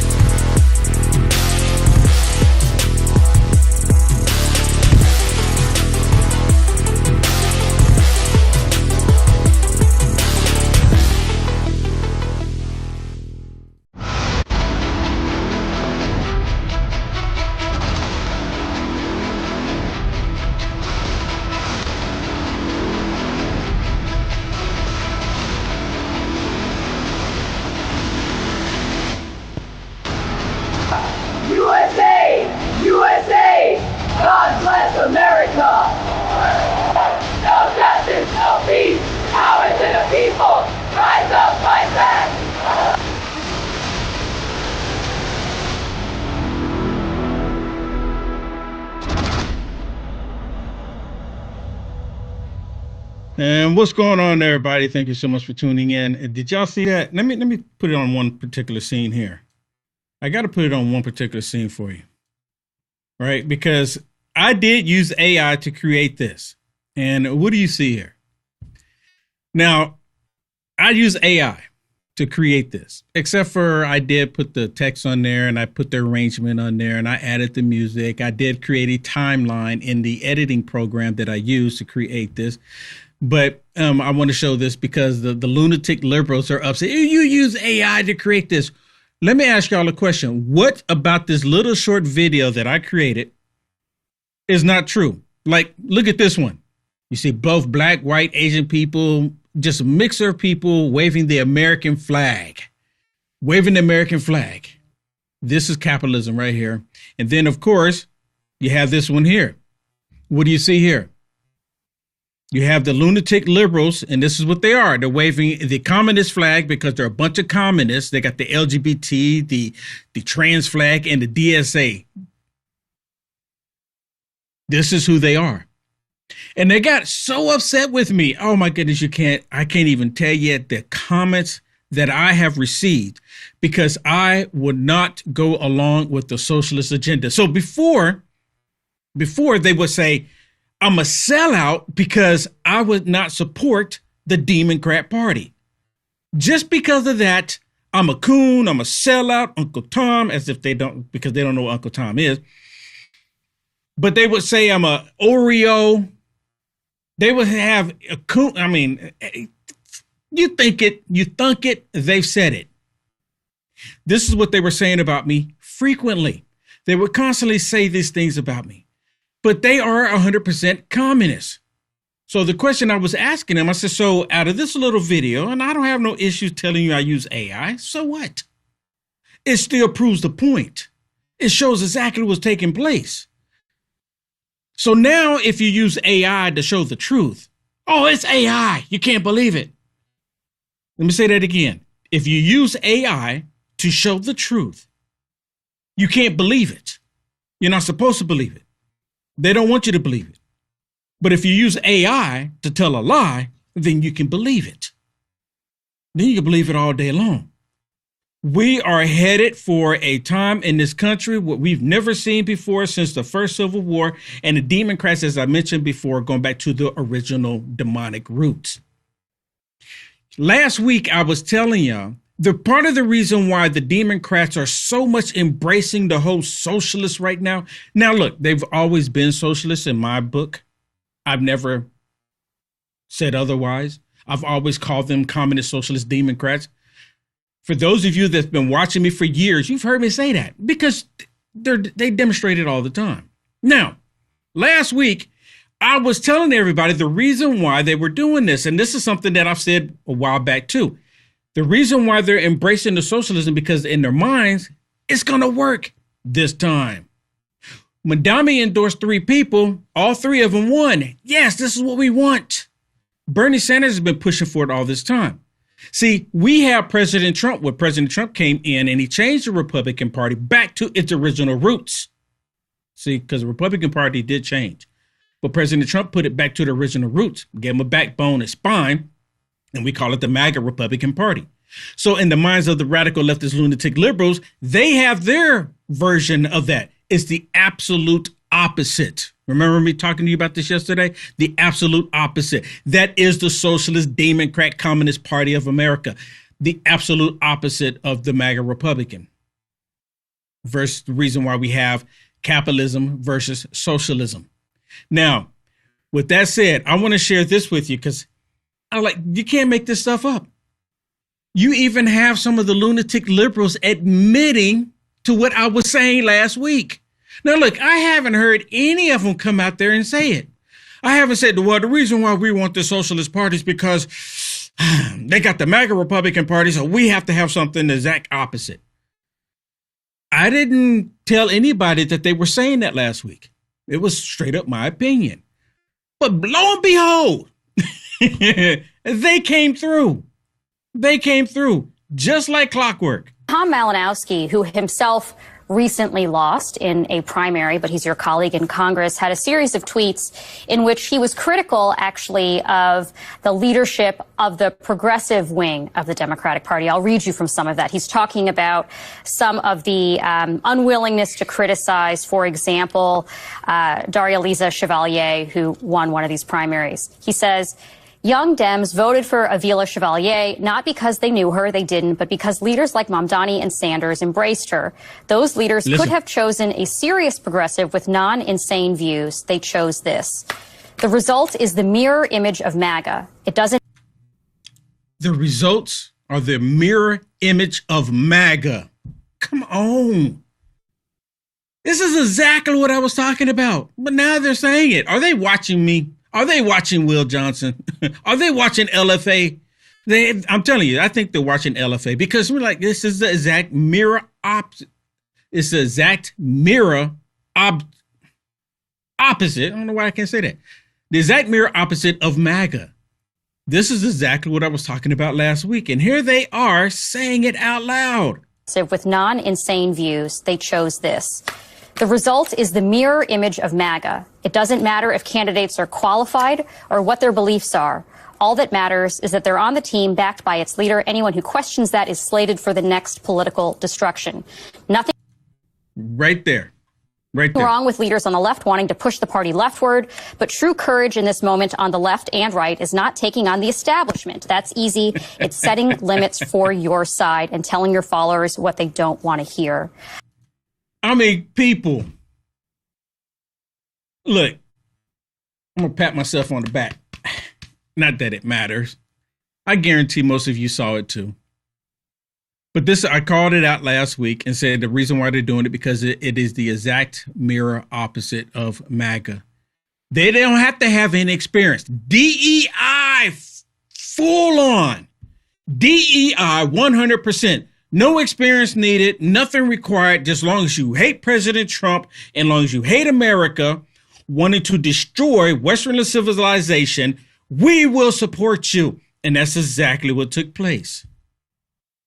I mean, isn't it something? These people have no good intentions for the United States of America. None at all. None at all. So they're bringing this up to Roe, and he just completely deflects from it all because he doesn't want to upset the socialist Democrats. He just completely listen. So I'm curious if you agree with that assessment that it has been difficult at times right now to say things that are at odds with one's own faction within the Democratic Party. Are there things that you agree with Malinowski that progressives may not want to hear that they should hear if they want to win elections, for example? Catherine, first of all, the Democratic primary voters are much more unified than the media narrative. They're unified that we want single-payer health care and that the current health care system is broken. They're unified that we have an unfair and lopsided economy and that we actually need to have a wealth tax on billionaires. They're unified that we should never have had these foreign wars in Iraq, Iran, and that we should never have allowed for the bombing and genocide in Gaza, and that it None of this has anything to do with the socialist Democrats that were just elected in New York. Nothing he is saying has anything to do with it. Everybody is concerned in this country about how they're going to put food on the table. Everybody is concerned how they're going to put gas in their vehicles. Everybody's concerned about that. Everybody. That is no secret. And the only reason why they keep bringing it up because they know that everybody's concerned about it. I don't care who you are. President Trump is concerned about making America great. We all have concerns about what's happening to this country and in the country. We all have concerns about it. The Democrats, on the other hand, want to tear the country down, and he's completely ignoring the actual question. The question was about how these socialists are just the polar opposite of the MAGA Republican Party. They came out and they want to defund the police. They want to close the prisons and let every single hardcore criminal in the prison system out onto the streets of America. That's socialism. That is 100% socialism. And he doesn't want to say anything bad, because if he says something bad, then they'll come after him the same way they went after Dan Goldman, the same way they're going after King Joffrey's, same way they're going after him. So he says nothing against the socialists. None of them are. Except for a few. Because they know it's going to be devastating to the Democrat Party. Because if socialism would work, they would have gone with Bernie Sanders a long time ago. They would have been all about Bernie, which is kind of interesting to me that Bernie Sanders has been a socialist all of this time, and you have someone like Joe Rogan, who actually talks a lot of common sense, was a Bernie bro. How does that happen? How does that happen? It's like these people don't actually pay attention. It's like, listen to all the niceties. Joe Rogan is filthy rich. If these socialists get what they want, the Bernie Sanders socialists get what they want, they're going to take Joe Rogan's money. They're going to take his money. Well, you made all this money, but we're going to decide what we can do with your money. Not you. We're going to decide on it. Well, you have also Warlock. Warlock. Actual name is Warnock, but I call him Warlock because he's a demonic demon. 100%. I think, if you ask me, just on a personal level here, I think that Warlock is trying to compete with James Tellerico here in the state of Texas. You know, Warlock is from Georgia, and he comes across trying to tell everybody that he's a pastor, a preacher. You know, Satan has his pastors as well. We're truly in a spiritual battle. We're seeing it all kick up even higher and higher. With all of the rhetoric, the violence, just the stupidity of the left. Listen to what he says here. The black church was literally born fighting for freedom. When we say the black church, we've never meant anything racially exclusive about that. It's the anti-slavery church that really was born bearing witness against that old American heresy that tried to reconcile the irreconcilable. Christian faith and brotherhood and slavery. Christian faith and segregation. Dr. King said over and over again, I'm so disappointed in the church. And they couldn't see that contradiction. I mean, all of the denominations, with very few exceptions. The Quakers were good. There were a few Methodists. But by and large, all of the mainline denominations gave themselves over to the heresy and oxymoron of a Christian slaveocracy. Mm-hmm. And the gift of the black church. Are you hearing this? He's straight up saying that a Christian church that happened to be predominantly white church was for slavery. This is what he's saying. If it wasn't for Christians, white Christians in the United States of America, they would still be enslaving black people. The racist Democrats, the same Democrat party that is Satan, that is their God, the same Democrat party that want to enslave black people, they would still be enslaving black people. Except for today, they would be enslaving Hispanics. Slavery would still be running rampant the way it was during that time, had it not been for white Christians. White Christians, which we all know, were against it. Now, you have a couple of them, just like today, you have this dude here claiming, calling himself a Christian. He's not a Christian at all. You have white people during the time, the Klan, the Democrats, calling themselves Christians, going out burning crosses. They're not Christians. They're demonic demons. Even Satan himself comes in a light to the world, trying to tell everyone he is the way. Satan. This is exactly what we're seeing here. Listen to him. Is bearing witness against that. And out of that, Dr. King and Fannie Lou Hamer and so many others emerged But I've had to chasten my own community or challenge my own community because we're as homophobic as anybody. You hear this? Church is as homophobic as anybody. And I've had to say to my own, and on the issue of gender equality, that there's no such thing as equal justice for some. Didn't I tell y'all just a second ago he's competing with James Tallarico? Show me in the Bible where it says that homosexuality, transgenderism, this perversion is accepted by God. Show it to me. You're not going to find it. Not in the Holy Scriptures. Now, of course, they created their whole Queen James version. Have y'all seen that abomination? They've created that. I'm willing to bet that the Obamas have a Queen James book in their home. I'm just, guessing here. Equal protection under the law for some. Mm-hmm. And so I would just challenge you to ask yourself, not just ask the rabbi, ask yourself, where are my blind spots? Mm. Oh my goodness. Because we all. Where are my blind spots? Are you kidding me? This dude is a charlatan. And as I said a second ago, he's trying to compete with James Tallarico. He really is. I mean, they're going like neck and neck on seeing who can be the most antichrist spirit possible.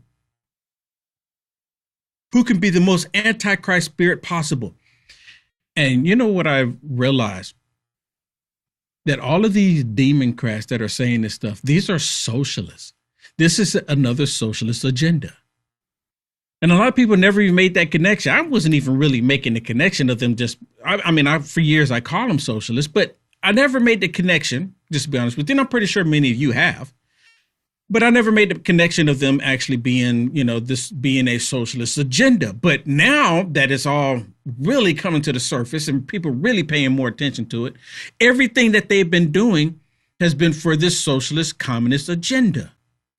100%. Listen to James Tallarico in this audio clip. Disgusting. Too many white churches are focused on the afterlife and not really much on this life. And don't, in my opinion, a lot of white churches don't resemble the Jesus we meet in the Gospels. Are you hearing this? He said the white churches don't represent the Jesus of the gospel. Are you hearing this? And see, I have conversations with people talking about James Tallarico and they're talking about the Democrats, and people are still asking me this question today. Why do I call them Democrats? People get upset with me because I call them Democrats. Make it make sense. Make it make sense. Listen to what he's saying. He's saying that white people, you don't have Christ as your Christ. Listen to him. And this dude is white himself. Listen. And don't, in my opinion, a lot of white churches don't resemble the Jesus we meet in the Gospels of being out in the world, of freeing the oppressed and healing the sick and feeding the hungry. And in the black churches that I've been in, they, I think, because of their position in this country historically and currently, have a much deeper and more accurate understanding of what it means to follow Jesus in the 21st century. So I'm glad that we are learning from black churches. I know my church has up in North Austin, and it sounds like this church is. What are you learning from black churches? I mean, really, why do we have to have a black church? Why do we have to have a white church? How come we can't have a church that consists of the body of Christ, his believers? The church I go to, oh my goodness, there's so many different nationalities in there believing in Christ. That's what it's about. The black churches, and I'm going to tell you, the black churches today in the United States of America, they preach that they are oppressed. They preach that the white man is still doing stuff to them and they never take responsibility for their own actions. This is the black church that he's referring to. And then the white churches he's talking about are the ones that actually adhere and believe in the gospel. That's the ones he's rejecting. The one that say homosexuality is a sin. That's the one he's rejecting. The one that's saying that you shouldn't leave little boys alone. That's the one he's rejecting. And he's white, trying to say that white people are still doing this stuff. I mean, come on. And you know, I was going to wait until Wednesday when I do Rise Up for Jeremy on Wednesday morning. I love doing it. I was going to wait until Wednesday to share this with you, but I couldn't wait. I got to show it now. This dude is trying to become a congressman. He's trying to become a congressman. And he has this thinking. This is perversion at the highest level. And I told you, him and Warnock, they're competing with one another. Straight up competing with one another. Listen to Warlock here. We Christian folk have been blind to our bigotry, to the ways in which we are inhospitable to those who have another way to the center. And then Jews and Muslims and Hindus and Sikhs and others had to stand up and say, we too know something about the glory of God. We talked about equal protection under the law while marginalizing members of the LGBTQ community. But then they found their voice and said, we too know something about the glory of God. Are you hearing this? You know, I wanted to yell right then. I really did. I want to yell. I want to yell at the rooftops. Are you hearing this? I told you this dude is competing with James Tallarico. It's the Antichrist spirit 100%. I'm gonna play. It's just a couple more seconds in this. Maybe a few more seconds. But he's going to get to the point where he's going to tell people, he's going to say that if you are homophobic, if you're transphobic, being transphobic, not that phobia is that you're scared of somebody. But in this case, the context means that you are against transgenderism. You're against the perversion of homosexuality is what he's referring to. And he's actually going to say that if you are against transgenderism, if you're against homosexuality, you are offending God. Did you hear what I just said? Listen, he's going to say it. He's going to say it. Now, I'm paraphrasing it, but listen closely. Listen closely. He doesn't hide it. It takes all of us to see the glory of God. So we have to push hard against bigotry and racism, anti-Semitism, transphobia, xenophobia in all of its forms, because it is violence not only against humanity but against divinity. It is an offense to the glory of God. He said it is an offense to the glory of God. Did you hear him? Are you still questioning why I refer to them as Democrats? Is there anybody watching right now that wants me to stop referring to them as Democrats? Is there anybody watching? I'm serious. I would really like to know. Because, dude, and dudette, come on. Now, it'd be one thing if I was speculating. This is how they're going to be. This is how they're going to do. This is what they're going to tell you. It'd be one thing if I was speculating all of it. Where's the speculation at? They're actually showing it to you. They're actually putting it out there that way. And it's all because they're competing with one another in their perversion. And just like the socialism, after Mamdani endorsing 3 of the socialist candidates, they're actually embracing the perversion, the sinful acts. They're even saying that if they're going to say we're going a certain place like hell, then they're all embracing that they're going to hell. Have y'all not seen that? Have you not seen it? They're happy to go to hell. They're happy to go to hell. Let me give you an example of what I'm talking about so you can understand. Check this out. Next time they say that James is trans, we're all trans.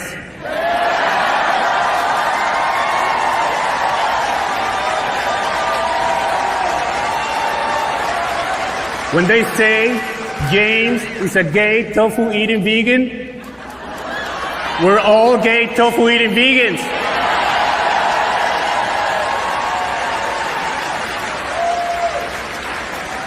And when they say James is going to hell, listen, we'll say we're all going to hell. You hear it? But joke's on them. They're all going to hell.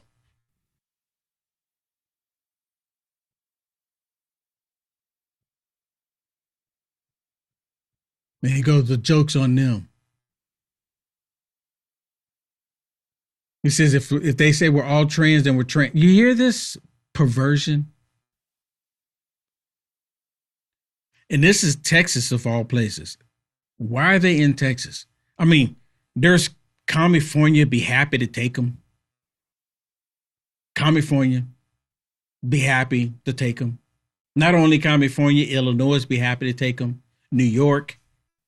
Why are they here in Texas? The reason why they're here in Texas, which we all know, is because they're trying to change Texas. And I truly believe there's a reason why God put me here in Texas. I really do. I truly believe that there's a reason why God put me here in Texas for this time, for this happening. These people are coming after our children. They're coming after our reality. It's like just the fact that we're even talking about it, right? Like, I can't even believe I'm even talking about this. And all of this is actually socialism. It's not just their perversion. I mean, even though the month of June, they've turned it into a complete perverted month of June, that's a form of socialism. Anything that would tear down Western civilization is socialism / communism. And every time I make the statement on social media, calling these socialist communists, you know what they go? Do you even know the difference between socialists and communists? And they go, and one person go, do you know the definition of socialism and the definition of communist? I said, yeah. And they go, what? And I said, the Democrat Party. And they got upset with me. And one of the biggest things is that they're using the socialists to control black people even more so. I talked about it briefly last week. The plantation, the Democrat plantation, that's socialism too. Because think about it. You have the dictator, you have the ruler in the big house telling everybody how they can live, telling everybody what they can eat, telling everybody where they have to work, telling everybody what they can own, what they can't own. How is that not socialism? That is the exact same thing. And it's so funny that the Democrat Party is the one embracing that. Slavery is socialism. I mean, look at the comparison. The white Democrat in the big house, when they gave homes, because they put all the black people in a home. And you know, the homes were huts. And those homes didn't have any floors. Did you know that? I was reading Booker T. Washington. And I didn't even think about it, right? Because thank God I didn't live during that time period. I'm in a time period where I can communicate with black people, white people, Hispanic people, Asian people, just American people freely, like I'm doing right now. I can say what I want to say. Thank God I live in this time. And I'm sitting there reading Booker T. Washington and come to find out that the huts that these black people lived in didn't have any floors. They were mud floors. So when it would rain, they were walking around in mud, straight up mud, because of course the water coming right up under the hut. But the white Democrat in the big house, he had hardwood floors. So he didn't have to walk around in mud. That is socialism. And these stupid black people today getting mad at me because I'm making the connection, showing that very thing on how the Democrats have always been the same. There was never a party switch, and they have been socialists all of the time. I can't be the only one thinking about this stuff. But you know what? I would never even put two and two together had I never read it. See, that's what a thing is, too. They always said that if you want to hide something from black people, put it in a book. I've always heard that. You want to hide something from black people, put it in a book because they're not going to read. And then they get mad at me because I tell them what's there. And they don't want to go read it for themselves. They don't want to go look it up. They just want to be angry. How dare you? Because why? Because the racist white Democrats and today the racist black Democrats want people depending on the federal government for all of their needs. This is socialism. 100% socialism. And they're not holding back on it at all. But not every Democrat is going along with the socialism. Not every single one of them is going along with it. I'm going to show you one when we come back. Don't go anywhere. Remember when you were younger and you used to hear stories, whether it be in Greek mythology or whatever, about the fountain of youth, people constantly looking for something out there that would help them live forever or live longer? Well, kind of got something like that with Fatty 15, and it's not mythological. No, Fatty 15, this is an empty jar right here, but that's your size that you get. That's a 1 month supply. You get a 3 month supply on this deal. Fatty 15 contains something called C15. If you don't know what that is, it's an essential fatty acid that is necessary for your body's cellular generation, meaning that if you have any damaged cells, it will repair them. It'll also change the way your cells age and you will live longer. C15 does exactly that. Again, if you don't know what C15 is, definitely do some research, but it's Fatty 15, and in each and every one of these capsules that you get in Fatty 15, you're going to elevate your cells, you are going to repair your cells, and you're going to live longer. That's what it does. It slows down your aging process for healthier hair, healthier skin, balanced metabolism, deeper sleep, and 3 times more cellular benefits than omega-3 fish oils. Fatty15.com/LFA, promo code LFA. Save 15% now. That's fatty15.com/LFA, promo code LFA. Thank you very much. Back to the program. Politico says the Dems already had AOC. Now they have DAC. What are your thoughts on Chevalier being a leader of the party potentially? I don't think that the congressional Democrats should seat her as a member of the Democratic Party. She actually describes herself as a democratic socialist. I don't have anything in common with someone that says that they're against interracial dating or doesn't want to have any incarceration for convicted felons. That's just not who I think the Democratic Party is, and they ought to let her be a democratic socialist. But I don't think they should. You know, you can't kick out of Congress. She was voted, but she doesn't have to be in a Democratic caucus. See, he's talking about AOC, and he's talking about the rest of these socialists. Now, he is, be honest with you, he was so happy to be suffering from TDS. Y'all seen that video, right? Y'all seen that video? He's so happy. He loves his TDS. He said, I don't want to get cured. I don't want the cure. He said he wants to have more TDS.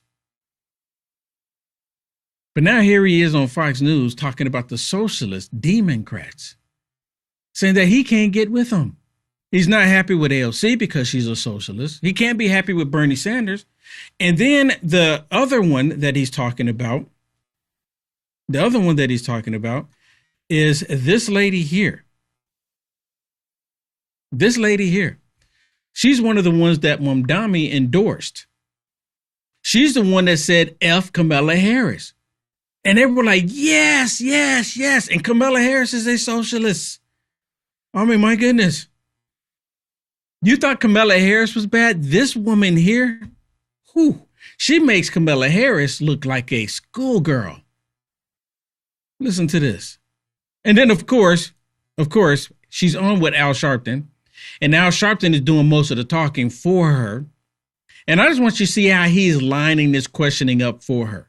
He's like making it a softball. He's showing her how he's making the softball. He's packing it together, and the softball is a snowball actually, and he's just packing it. He's showing her how he's rolling it, keeping it really nice, not too packed too tight, but just enough so he can throw it so she can knock it out the park. Listen. One of the things that they tried to raise concerns about, some Democrats have raised about how you have in the past comments were made on social media. You have made some very explicit criticisms of former Vice President Kamala Harris and other things, which you have apologized or directly have dealt with for. And I've had experience with that. Mrs. Coretta Scott King corrected me on some things. But there are other tweets, for example, about wiping your hands of the American flag that you have since deleted and acknowledged were divisive. In my own career, as I said, as an activist, I learned firsthand how mistakes can be made, and it can be an opportunity for growth, and it can be distorted by your enemies. If we're willing to confront and acknowledge them and be honest, people listen to you. Do you feel that you've done that, and that what do you say to voters who are still perhaps concerned and want to understand who you are and what you believe in? You at National Action Network this morning and last Saturday, you seem to want to really get people to understand you. Yeah, absolutely. I am someone who really believes in the power of bringing people together to build people power. And I have always centered the values of justice, of accountability, of human dignity at the core of my organizing. And those are the values that I will bring with me to Congress. I mean, he just listed off everything that she's being criticized for. Wanting to defund the police department, wanting to get rid of prisons, allowing all of the criminals out into the streets of America.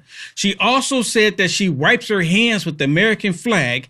She also said F Kamala Harris, and she says a number of other things. And he says, oh, yeah, and you have since apologized. I've yet to hear her say she apologized. And does it even matter if she does? Because you can have someone like Brett Kavanaugh, never even met this woman from years and years ago, but they still want to hold him responsible. They want to hold President Trump responsible for E. Jean Carroll, where it never even took place. And President Trump go, what are you talking about? And she's in trouble right now. So where's the apology at?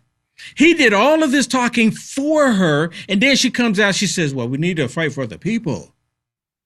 Socialism. 100%. 100%. Not a single time did he address any of those things with her. He just laid it out just to say that we did talk about it. We did discuss it. She didn't say nothing about it. Is she really sorry for wanting to wipe her hands with the American flag? Are you kidding me? I haven't heard any statements on that from her. And this is just like clockwork. They give these socialist Democrats a pass for all of the wicked things that they do. They get a pass on it. They get a pass. Mamdani getting a pass. A guy with an actual Nazi tattoo on his chest gets a pass. Eric Swalwell, he would have gotten a pass had it not came out about him doing all these different things to women. They've known about it for years, but he received a pass. They gave him the boot because they didn't want him. They actually wanted, what's her name? Carrie Potter, is that her name? Evil woman in California. That's who they really wanted. But California is so screwed up right now. I don't know what's going to happen there. But here's another one I want to share with you.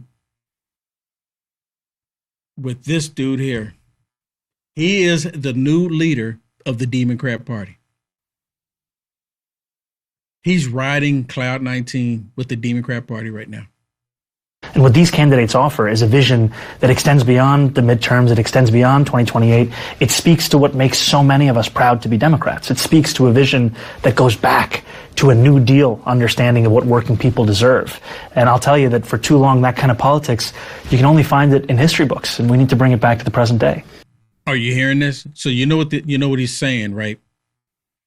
And he's saying the Democrat Party. But there's been multiple times where he calls himself a socialist. It's no secret. He's called himself a socialist multiple times. So now here he is trying to say it's the Democrat Party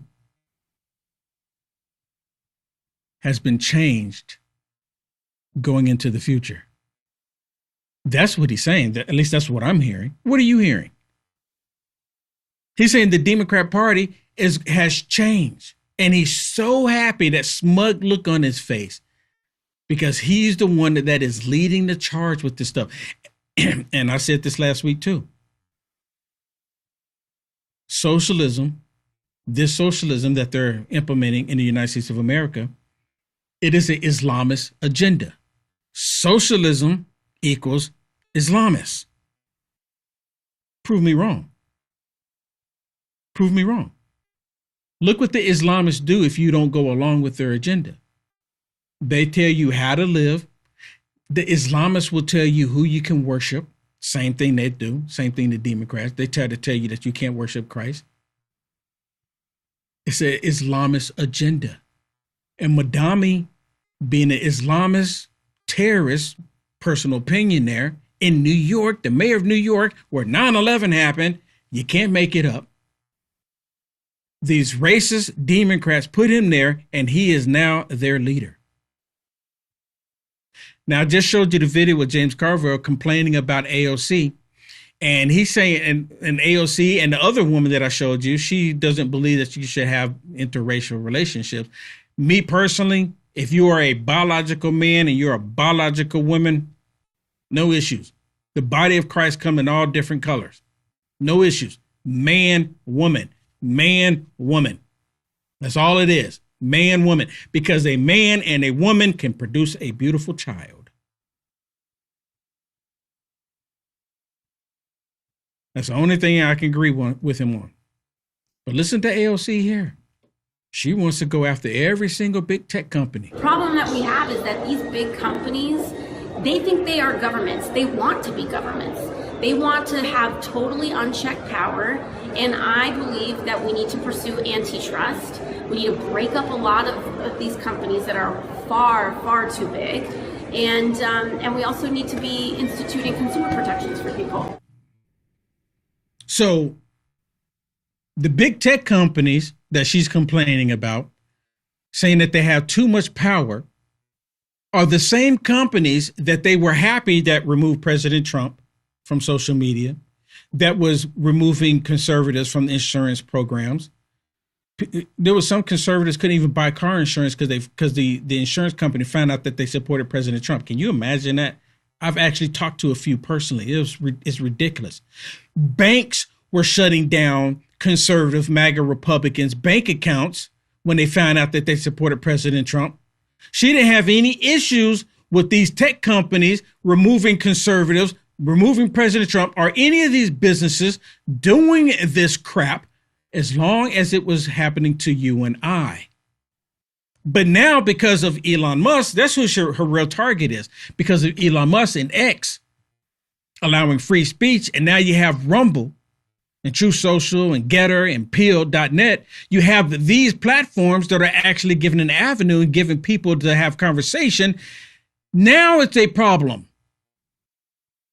As long as the truth is getting out there in these platforms, it's a problem. But if they can suppress the truth, if they can suppress all that information, like they were, like the Hunter Biden laptop, et cetera, then it was okay. Then it was okay. And that's socialism in itself too. Everything that they have been doing gears right towards socialism. Welfare, keeping people on welfare, SNAP, all of that, that is a social program. The socialism comes into place where they don't want people to get off of it. They want people to stay on it. There's a huge difference there. Like, nope, you're staying on it. Because if you get out of line, then they can cut you off. That's the whole purpose of it. It's the whole reasoning behind it. All right, I got more to share with you. Right when we come back, don't go anywhere. It's finally here, our second annual mega sale. This sale only comes around once a year, so take advantage of the best offers ever while you can. For example, save 50% on our Giza Dream bed sheets, as low as $29.98. And for the first time ever on TV, My Pillow mattresses and My Pillow mattress toppers, as low as $99.98. And you save 50% on our Lux Pure 6-piece towel sets. Regular $69.98, now only $39.98. And our best-selling standard My Pillows, regular $49.98, on sale for $17.98. Wait on it, mega sale, only $14.98. So go to mypillow.com or call the number on your screen. Use this promo code to take advantage of our second annual mega sale. But wait, there's more. To make the mega sale even more special, when you order right now, your order's going to ship absolutely free. Reproductive health care is health care, and women deserve it. I have watched as women have just tried to pull all of their pennies together, sometimes to drive, sometimes to get on a Greyhound bus to come to a safe state to get an abortion. And you know that. Let me stop it real quick. Are you hearing this, right? See, when Roe versus Wade got turned over at the Supreme Court because it's unconstitutional to kill an unborn child and say that it's a federal law, got sent back to the states and allow the states to decide. And I don't know why they got bent up, because if the entire country wants it, then all the states would have voted for it. But states like Texas and other states that actually believe in life, they don't want it. So what's happening is that these women are getting on buses and going to different states to kill the unborn child. Now, me personally, if you are a woman or a man and you leave the state that you are in and you cross state lines and you go kill somebody and then you travel back to the state because it's legal to kill somebody over there and it's not legal to kill somebody over here, I think you should go to prison. It's like a loophole. Well, we'll just put you on a bus. We'll go ahead and get you to travel over here so you can kill the person over there. Is this not evil, or is it just me? Now, listen, there's a key point. The reason why I want to play this for you, the reason why I am playing this for you, because there's a key detail in here, and I don't think she realized what she said. Listen. To a safe state to get an abortion. And you know that travel time is precious time. And every hour, every day that they are not in front of a doctor. Every hour, every day they're not in front of a doctor is precious time. Now, here comes the catcher. Please pay attention. I have your attention. Listen, please listen, because you might miss it. Watch.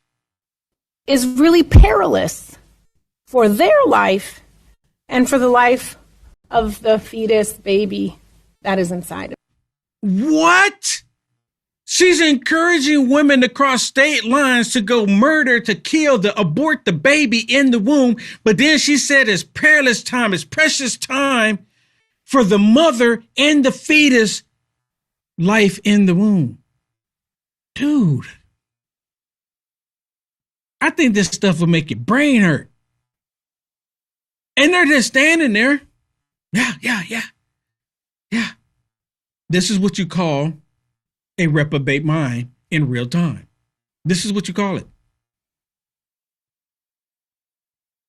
She's saying that you should, it's precious time for you to get in front of the doctor for your mother's life and for the fetus in order for the mother and the fetus to live. But they're convincing them to go across to kill them. Dude. What's going on? Ask me again. Will Johnson, why you call them Democrats? Go ahead, ask me. Ask me. Hey, did you know, according to the left, the 4th of July has been canceled? Did you know that? 4th of July has been canceled. Now, out of all these years that I've been on this planet, I've never, ever heard the lunatic liberals actually say the 4th of July has been canceled. Maybe you have. Maybe some of you have come across and seen some of these idiot liberals in the past have said it, but I've never seen it. I've known for the stupid liberals to even want to pop up fireworks for 4th of July. Now, I know throughout the years, a lot of them are saying, oh, 4th of July has been oppressive. They're waving these American flags, et cetera, et cetera. But I've never gotten to the point to where they're saying that it's been canceled. Right? They're going to cancel the 250th birthday of the United States of America. That's what they're saying. You don't believe me? Let me show you. Let me show you. Here's a white feminist liberal just telling everybody that the 4th of July has been canceled. You can't make it up. So if we were in a socialist nation, they would cancel it. July 4th, canceled this year. President having sex with children, going to war, bombing countries for no reason, walking back women's rights and making abortion, trying to make abortion illegal in Tennessee. You see that? Oops. You see that? Did I stop it too soon? Women's rights and making abortion, trying to make abortion illegal in Tennessee. July 4th is canceled. Americans need to be apologizing. Americans need to be apologizing. For what? For being the greatest nation on God's green earth. We need to be apologizing for that. So according to them, it's been canceled. I live in a small town in Texas, and it's a small town called Pflugerville, Texas. I know the name sounds really weird, right? It's real close to another town called Round Rock, Texas. Sound more. But anyways, there's a whole bunch of liberals apparently, and I didn't know this when I moved here, but there's a whole bunch of liberals that run the city council and run this city that I'm living in. And again, I think there's a reason why I'm here. I don't know. Maybe one day I'm going to do like Jeremy and run for political office. I don't know. But come to find out, they're building another building for City Hall. And they said it's going to be, to my understanding, if I remember correctly, this is going to be the biggest city hall in the state, right here where I'm at. But 4th of July, every year, they pop off fireworks. Except for this year. They ran out of money. There's no money to celebrate the 250th birthday on 4th of July in Texas, in the town that I'm residing. I think that was on purpose. Personally, I think the mayor, the city council, all of them should lose a month's pay so we can pay for the fireworks so people can celebrate right here. But nope, they ran out of money. I think they should take their month's pay from them so we can celebrate. Yeah, blow their money up in fireworks. They've actually had woke programs here. They spend money on woke programs, but they won't spend money to celebrate the 250th birthday because they've squandered it all. How do you not budget for it? They budget for it every year. They had no problem when Joe Biden was there. Oh, come down, enjoy the fireworks. Come enjoy the fireworks every single year. But in my little town, they've said no because they squandered the money. They've taken the money away and they spent it on God knows what. And they even pushed the whole transgender thing here. I've actually talked to the police department. And I was asking the police department, I said, let me ask you a question. So if there's an event going on and you got grown men shaking their stuff and they're being very provocative in front of children and borderline naked, do you idly sit by and watch it and call that freedom of speech, or do you call it child pornography? Or what do you do? I asked the police officers, And they, you know what? They kind of like, if we see that, we're gonna step in. We're gonna stop it. I don't know if they were just telling me that to appease me at the time. You know, I don't know. Maybe they were. Maybe they're just telling me that because they know my stance on different things. But I know a lot of the police officers, they don't rock with that. It's amazing. And some of it, like I said, some of the stuff I was going to wait until Wednesday to share it with you, but I couldn't wait. I had to share it with you today. Because this socialism is anti-Christian. Socialism is anti-Christian. Do you think AOC is a Christian? I mean, really? As much as she's pushing the transgender stuff? I mean, James Tallarico, who calls himself a Christian, he's not a Christian. Again, I told you, Satan comes in as a light. Satan wants to come as a light in the world to convince everybody that he has everything for the best interest of everybody, and he doesn't. It's pure evil what these people are doing and what they're doing. Pure evil. I'm glad that Jeremy's back. I really am, to be honest with you. Because Jeremy, actually, he's a hardworking man. I don't care what anybody says. He's a hardworking man. And it absolutely shows. When he's out, we work, we double work, we extra work because we want the LFA network to thrive. And we can't do that without you. I think that's been abundantly clear. We can't do it without you. So one of the things you can do, the simplest thing, is hit the thumbs up and share the video. Please share the video. We can't be afraid. We can't be afraid. With that said, you have a wonderful rest of your day right here on LFA, and I will see you tomorrow in the Culture Wars.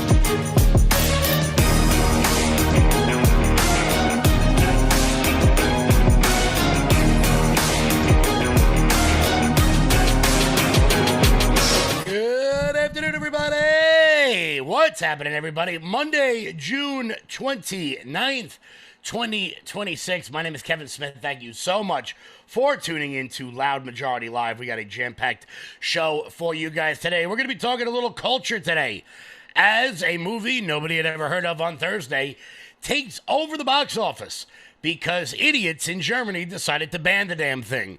Also, Take Me to Your Leader. Take me to your leader. Our leader is now Sophie Cunningham. Sophie Cunningham, if you've been on the internet for the last couple of days, has absolutely erupted in popularity, which is odd because she plays in the WNBA, so I'm shocked many of you have ever even heard of this person. But Sophie Cunningham is doing the damn thing. Simply, really all she did was stand up for her friend, which is proof that if you just do the right thing out there, you can become a national treasure. Joe Biden gets booed in Maryland at a Democratic fundraiser, or a Democratic rally, I guess, showing that, you know what, look, I could yell this from the top of the damn Empire State Building, and there will still be people out there who try to say, Kevin, it's just New York. It's just New York. It's you freaks out there in the Big Apple. It isn't. They're coming for your town. They're coming for your children. They announced it yesterday at the Pride Parade. Because, of course, we got so much cultural enrichment out of all of the Pride Parades yesterday. We'll show you as much of that as we possibly can. We can't show you all of it because, for some reason, 75-year-old men decided to pull out their brajoles in front of kids. So I can't play it on this show. Feel free to go look it up yourself if you want to ruin your afternoon. And we're going to contrast Democrats with Trump and Democrats with Mamdani, because there is a clear-cut example of this. And Democrats don't seem to understand that this alligator is going to eat you eventually. The only question is, will the alligator eat you last? Before we get started, guys, do me a favor and hit that thumbs up button. Share the video out all over the place. We rock. We roll here. Rumble.com/LFATV. Make sure you guys are subscribed. Head on over to loudmajorityusa.com. That's loudmajorityusa.com. Sign up for the newsletter. Check out our shop. That is the best way to support this show and everything we've got going on over here. Also, you guys can use promo code Rumble. Dude, look at this one. This is a nice one. I got to tell you, I like this one. This new fleece sweatshirt. I know you women like to you women love to be cold at all times, so pick yours up today. Head on over to loudmajorityusa.com. That's loudmajorityusa.com. So let's talk about culture, baby, because you know on this show I love talking about culture and how things will change. Well, over the weekend, some of you may have seen this. If you follow me on all of my platforms, I know you saw it. There was a movie that came out called Citizen Vigilante. Now, by all accounts, were it not for the controversy, this movie probably would have opened. None of you would have heard of it. I wouldn't be I wouldn't be doing a scene about it right now. It would have probably just drifted away into relative obscurity. But then the Germans stepped in. You can always count on the Germans to make the wrong decision. Do I really need to go into more detail on that one? Well, the Germans decided to step in, and they didn't like the movie. They didn't like the movie because it was mean to migrants. It was mean to migrants, so they banned it. Now, if you are a regular viewer of this show, you know that one of the biggest things I like to focus on is the concept of censorship. For a few reasons. One, because you can always tell what a person is really thinking by what they try to stop you from seeing. But that's not what I want to talk about. What I want to talk about is the fact that, objectively, censorship does not work. Elon Musk got wind of the fact that Germany was trying to censor this pretty benign movie. If I'm being totally honest with you, it's basically just Death Wish from the 1970s. where a person is sick and tired of the breakdown of civil society and takes matters upon himself to rectify these things. It's just Death Wish. There was another one with Kevin Bacon a while back. I forgot the name of it. There was Boondock Saints. This is not an original film. It's been made like a dozen times. However, now we live in the age of the bitchified, of the pusseified. So now we got to ban the movie. Well, they banned it. Elon Musk caught wind of it and then put it out on X for free to his 200 million followers. Now, look, I watched it. It was okay. It's a good movie. Not going to win an Oscar. It's not going to, it's not a, no one will remember this 100 years from now. Decent film. But because Germany tried to ban the movie, it is now the #1 movie on Amazon Prime. Movie starring Armie Hammer, who's got a little, little checkered past, one might say. Whatever. Not the point of the segment. A man is fed up with the fact that grooming gangs raped a 14-year-old girl and were let off because we just need all of that cultural enrichment because of useless politicians and bad judges, and he decides to extinguish all of them. I'm sure many of you saw it. To be clear, if they hadn't banned this movie, none of you would have heard of it. It would have just opened, it would have released, maybe some people would have picked up on it, but it would not have gotten the cultural relevancy in which it did. I actually was talking to one of the actors. Here we go. I'll tell you how low budget this movie is.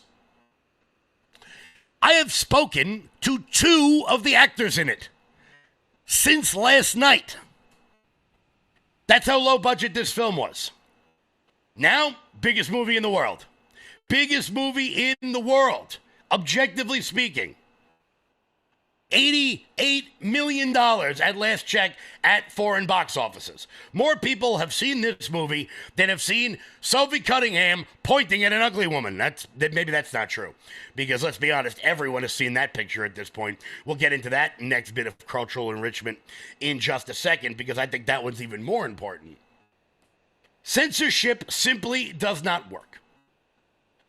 In the age of decentralized media consumption, it just doesn't. You can try to get rid of something all you want. It's just not going to happen. And like I said, it's a good movie.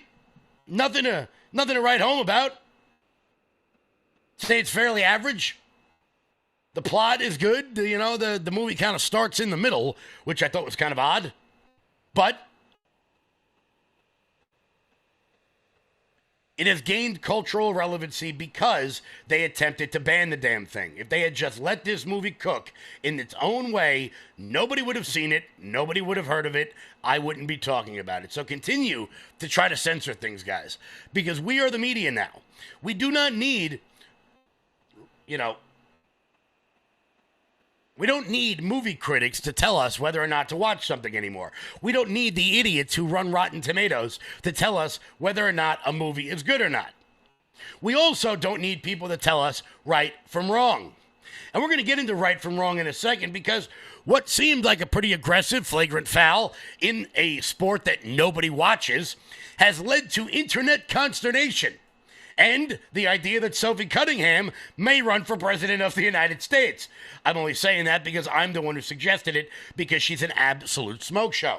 So what am I talking about? Well, the other day I showed you guys the aggressive and very obvious flagrant foul that took place against Caitlin Clark in the game. Now, obviously, Caitlin Clark, the face of the WNBA, probably will go down as one of the best WNBA players of all time. But this isn't a story about a sport that you don't care about. This is a story about what happens when you just do the right thing, when you stand up for one of your friends, and the internet then presents you with an opportunity to become a global star. What happened here? Well, I'll let Sophie describe exactly what happened. Well, so during real time. By the way, before we keep going, smoke show. Absolute smoke show. Sophie, I'm going to tell you why. And it's because your league doesn't make any money. It's subsidized by the NBA. And because it's subsidized by the NBA, your commissioner doesn't have to make correct decisions, like making an all-time 30 team and leaving off like 7 of the best players that have ever played in the WNBA. But of course, that wasn't the moment. That wasn't the take me to your leader moment that I was talking about. The take me to your leader moment was when, I mean, look, there's no two ways about it. There's no two ways about discussing this. I know you saw it. I mean, the memes have been genuinely out of control. Out of control. Here you go. Let's have a little bit of fun here. Let's have a little bit of fun. Let's pop the browser up real quick. Here you go. There's just my Twitter. Everyone is having a blast with this. Everyone is having an aggressive blast with this.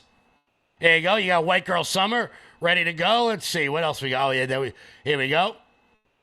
Everybody's having a good time with Sophie Cunningham doing a little pointing. And why wouldn't you? It's a good time. There you go. When the meme becomes a meme, you know you have hit full-on Matrix. Take me to your leader. And her name is Sophie Cunningham. Why do I talk about this? Why do I talk? Because I think people have begun to say enough. People have begun to say, I am done with your stupid games. I am done with your stupid prizes.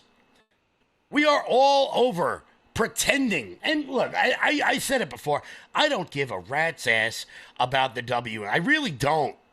I only talk about the WNBA because I think it is a good cultural marker for where we are when it comes to stupid people. It's like one of the most clear-cut examples I think you can find, if I'm being totally honest with you. Caitlin Clark, obviously the biggest star in the league. Everyone seems to hate her. The cheap shots that Sophie Cunningham was talking about. Everybody knows what I'm talking about here. They all know, inherently. Because Caitlin Clark's a problem for the WNBA. So is Sophie Cunningham. Why? Because they are doing something that you are not allowed to do in modern society. Culturally, at the very least. You are not allowed to be an absolute smoke show. You are not allowed to be straight. God forbid you do it while being white. And being really good at it at the same time. You can't do these things. I mean, I can't figure out. I'm having a really, really hard time.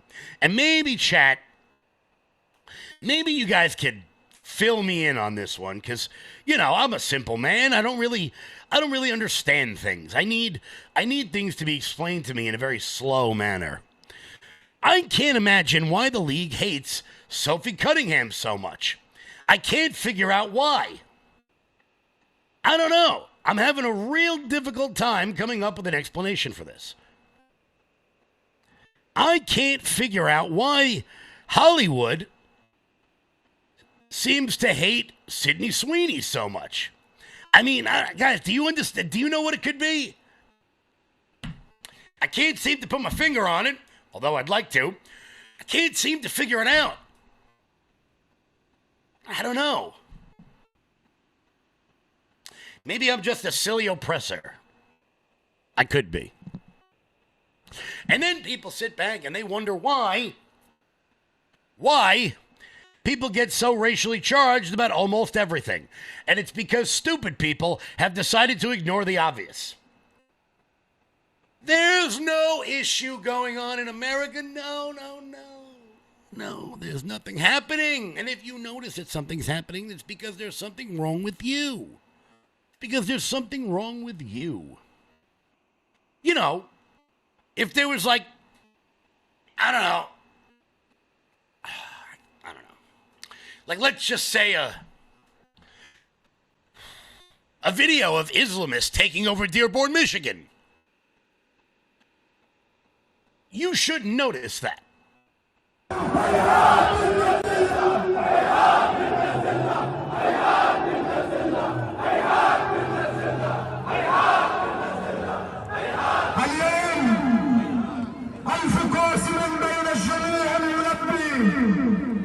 وألف ربيع ورقية والهوية حيدرية حسينية قلوبهم الندية أرواحهم الزكية نبضاتهم العلوية نداؤها لبيك يا حسين لبيك يا حسين لبيك يا حسين لبيك يا حسين لبيك يا حسين لبيك يا حسين لبيك يا حسين جئناك يا غريب الغرباء جئناك يا عشق الشهداء جئناك لنركب وجهك. Don't you notice that, you fascist? Don't you pay attention to that, you fascist? Nothing to see here. Absolutely nothing to see here. Matter of fact, I can't even notice anything there. No. And if you do, remember, you're the baddie. You're the bad person. And I think what I'm finding to be so funny about all of this is the utter befuddlement, the utter confusion by our moral betters. And of course, by our moral betters, I'm talking about those in the mainstream media who see absolutely no contrast whatsoever between themselves and the role they're playing in what is happening here. I'm going to show you an interview with Jonathan Karl of ABC. He's a serious journalist because he wears makeup on television. He's a serious journalist. Watch him sit down with Zoltan Mamdani and just allow him to not answer a question 3 times in a row. Now, you know, there's been a lot of attention. One of the candidates you supported who won, who knocked off an incumbent Democrat, is Darlisa Villa-Chevalier. She said some very controversial things, including calling for the abolition of prisons, couldn't say whether or not somebody who had committed murder should be in prison, called for open borders, against all deportations, including those of violent criminals. Are those positions that the Democratic Party could win on nationally? I think what the Democratic Party can win on nationally is a focus on working people. And I think that what I saw from Daria Lisa when I would walk the streets of her district was a focus on what she describes as a politics of life. She would talk about how we have to invest in babies, not bombs. She's now going to represent what is one of the poorest districts in the United States of America. And what people in that district are exhausted by is a politics that has justified the spending of tens of billions of dollars in killing civilians overseas while working people are struggling just to do the basics. But how does abolishing prisons or having open borders fit into that? I mean, do you see how those are ideas that a lot of your Democrats that are warning about what happened here say are toxic. Most of America won't go along with it. Are bad ideas. That are dangerous ideas. I think what the focus of her race was, what the focus of her candidacy was about the struggle that working people are facing. And I think that we can have disagreements on policy positions. What we have to agree on is what are we fighting for and who are we fighting for? She showed that in her race, and I think that many people will come to appreciate that in her leadership to come. So we can disagree on something as basic as whether or not there should be prisons? That's not your position. There are prisons, yes. And what we're also showing in this city is that safety is not something that's up for debate. It's something that we're actually delivering on, and I'm proud to be the mayor of a city that currently has the lowest recorded number of murders and shootings in recorded history in New York City. Wow, Jonathan Karl, you really held his feet to the fire there, you big bitch. You really held his feet to the fire. You're a serious journalist. You went to journalism school. Yeah, so did I, dickhead, and I can hold someone a little bit harder to a basic question like, do you support abolishing prisons? And why did you support a woman who said she plans to do just that? Don't let him talk about working people. Don't let him do all that. No, no, no, Jonathan Karl. This is not complicated stuff, man. But of course, Jonathan Karl won't do that because he wants to be part of the club. He wants to be part of Mamdanistan. Now, let's just, I don't know, randomly contrast that interview with one that the lovely, that the incredible. It's one of the biggest scandals I've ever seen, and you don't cover it. Biggest, you want to talk about... Well, because it can't be verified. You want to talk I'm about insignificant things. I'm telling you. Of course it can be verified. Excuse me, they found the laptop. Leslie. Can't be verified. What can't be verified? The laptop. Why do you say that? Because even the it's family verified. hasn't... The family on the laptop, he's gone into hiding. For 5 days, he's gone into hiding. He's preparing for your debate. Oh, it's taken him 5 days to prepare. This is 60 Minutes. We can't put things on our air that we can't verify. Well, you didn't want to verify it. Therefore, you said it wasn't verified. Do those interviews seem a little bit different to you? Do you think Jonathan Karl might have egged Zoran Mamdani in addition to the fact that Chevalier wants to abolish cops, abolish prisons, said that the Jews basically deserved October 7th? How about the fact that she opposes interracial marriages? Yeah, that's right. She described interracial relationships involving white females as, quote, fetishizing ugly colonizer women. Ugly colonizer women. Ugly colonizer women. And you wonder why we have a racial issue in this country. But according to the media, I'm the bad guy. I'm the bad guy. You think Newsday might write an article about Chevalier opposing interracial marriage? Never! Never! And Democrats continue to seem aggressively befuddled by the fact that there is a rise in their party. There is a communist takeover happening within their own ranks. And I know many people say, but Kevin, it's only New York. No, it isn't. This week, a new DSA candidate will be elected in Colorado's 1st congressional district. Her name is Melit Karos, and she's just as horrifying. In Colorado, it's just New York, it's just LA, it's just Chicago, it's just DC, it's just Philadelphia. How many it's just before people wake up? Their radical left-wingers are on the ground, out doing the hard work. Mehdi Hassan is out there, and Hassan Piker, and Linda Sarsour. They're all out there on the streets. Meanwhile, our sort of online influencers, well, they can't be bothered to show up for less than 50 grand. Talking to you, Ben Shapiro. Talking to you, every person who has benefited from the podcast sphere over the course of the last 10 years or so.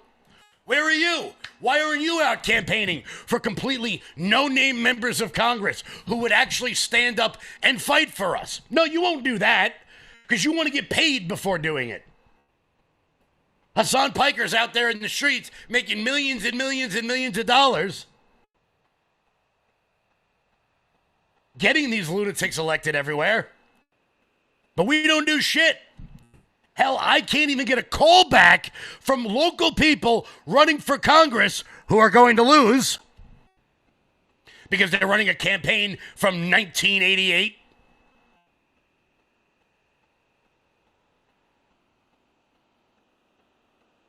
And then it's only a matter of time till it comes to your neighborhood.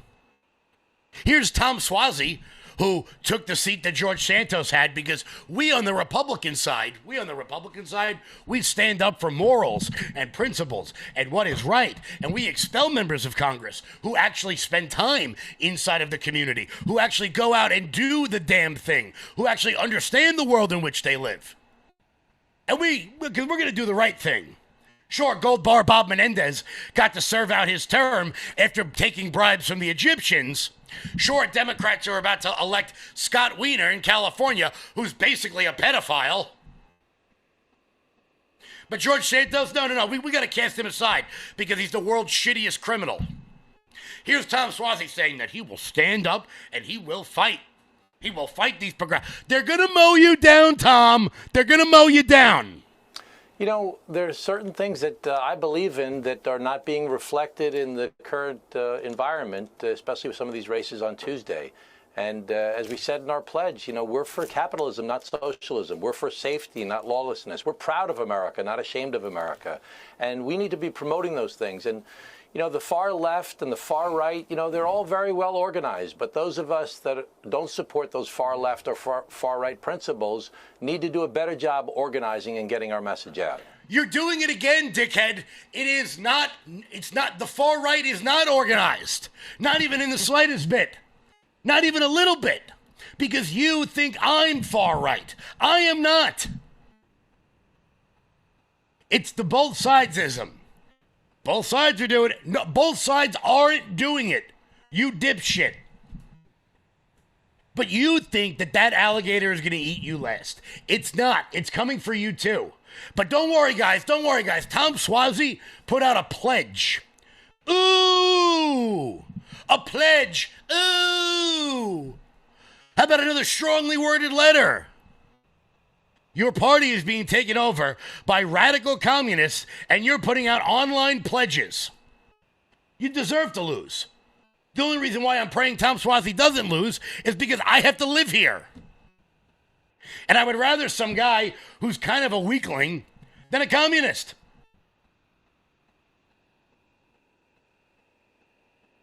Maybe Tom Suozzi wouldn't win, but, you know, I can't get a call back. Don't worry. Keep running the same campaign for the third time, and then maybe it'll work. Meanwhile, you got Jacob Fry out there at Somalia Day doing humiliation rituals with people who would cut him up and feed him to his dogs. Through the most difficult of times and through Operation Metro Surge, we all saw that they tried to come for some of us. And when that happens, we say that you're coming for all of us. In Minneapolis, we love our neighbors. In Minneapolis, we do not see you as immigrants, we see you as our family.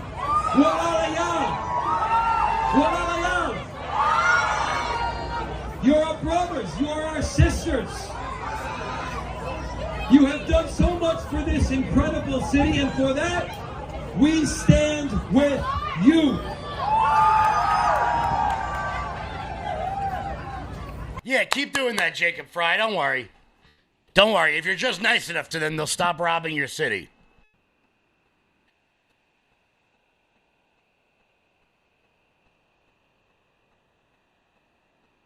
Meanwhile, Democrats, for some reason,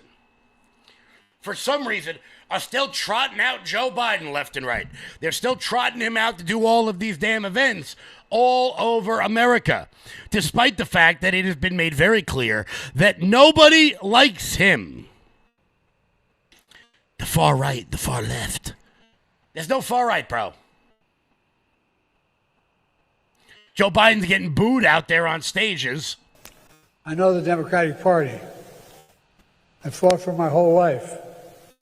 I'm still fighting for it now. That's why I'm here tonight, to support America. I mean, come on, man. Like, the guy is dead. Leave him be.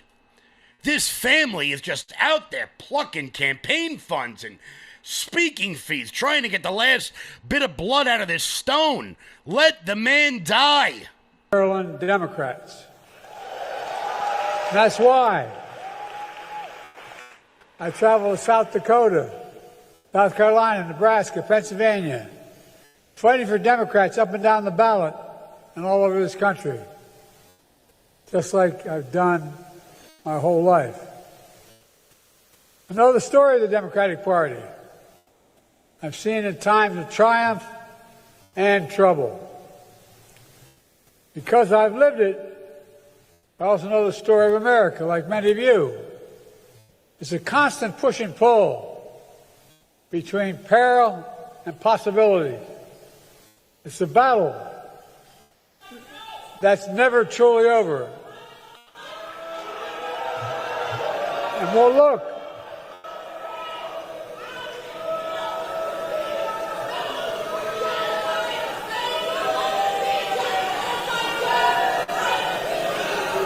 While I can't sugarcoat it, these are indeed dark days. Let's remember, we are one of the only countries in the world that's come face to face with every crisis we've faced stronger than we went into it. Every single time we come out stronger than we went in. Time and again throughout our history. We Americans have some of the better angels of our nature. Brought our country back from the brink. I believe with every fiber of my being. And with your help, we're going to do that again this November. Joe Biden's out there getting booed by Democrats at a Democratic event. The far right and the far left. No, it isn't. And it's befuddling to me that people still try to make this ridiculous comparison. Democrats did this to themselves. And one guy who did it to himself is somebody we're going to talk about right now. Because I have spoken about him for years as being the one Democrat that is always the one, always the first one out the gate. He's always the first one out the gate to rationality and not lunacy. Well, Bill Maher, I think you may have, I think you may be a little late, my friend. You might be a little late. Before we get to that, here's Jeremy. Hey, everybody, if you're not familiar with, then let me introduce to you Armor Colostrum. Now, I didn't know what colostrum was up until a few years ago. I'd never even really heard of it. And then my wife turned me on to Armor Colostrum.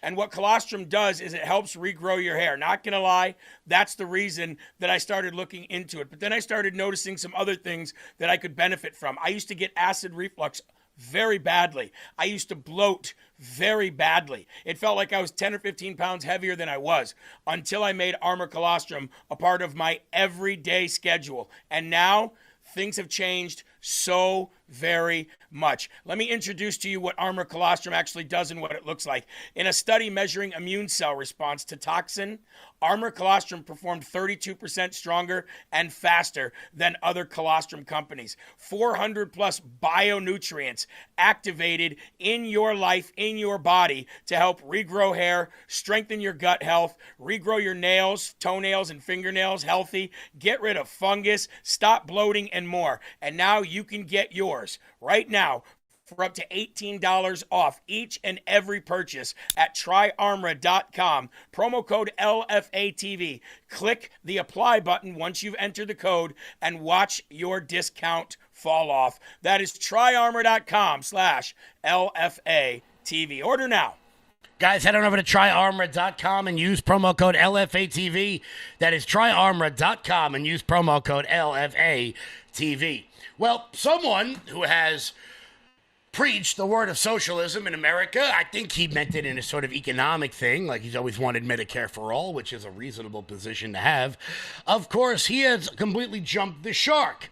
What do I mean by that? Well, Bill Maher, who I've always said, has always been the first reasonable Democrat out there, is starting to know that he may not be able to put this genie back in the bottle. There's one candidate, she will be a congressperson from New York's 13th district, who the New York Times asked her if someone murders someone randomly, should they go to jail? Couldn't get her to say yes for that.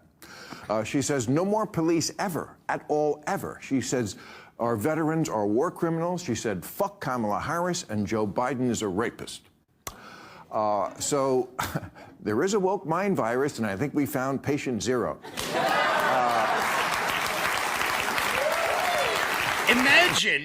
Imagine if there was like a Democrat who had a TV show for like 35 years who could have fought back against some of these ideas when they were happening. God, where the hell could I find? Oh, right. You, Bill Maher. You. And now you're starting to realize that maybe the party has left you. The only problem is you're about 10 years too late. Like, if this is where the Democratic Party is going, where this democratic socialist, this obsession with Israel, with the Jew hating, with they don't believe in capitalism, no prisons, if this is where they're going, my vote is in play. Okay. And I'd like to hear that. It actually always has been. Every year, I don't make my decision by who was an R or a D. I actually always came to the conclusion that the Democrat was probably better. Sure. And voted for them. Okay. And Trump can't run again, and he'd be a little too exciting for me anyway. So it's either going to be you or Rubio. Right, because you spent the last 10 years lying about President Trump, and now you're starting to find out that your own voting base, Bill Maher, has completely lost their minds.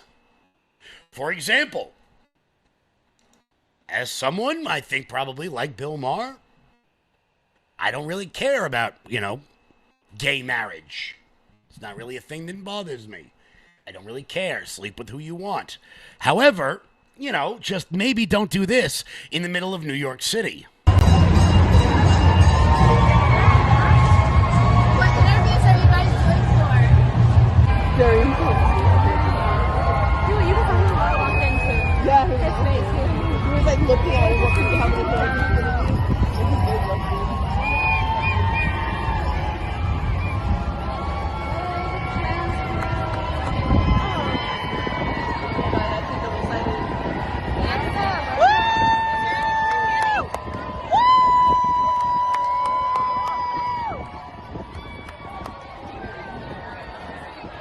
That's right, because it wouldn't be Pride Month. It wouldn't be Pride Month unless you had people, running around naked inside of a public park. I had to see it, so now you have to see it too. Where is Bill Maher calling out this bullshit?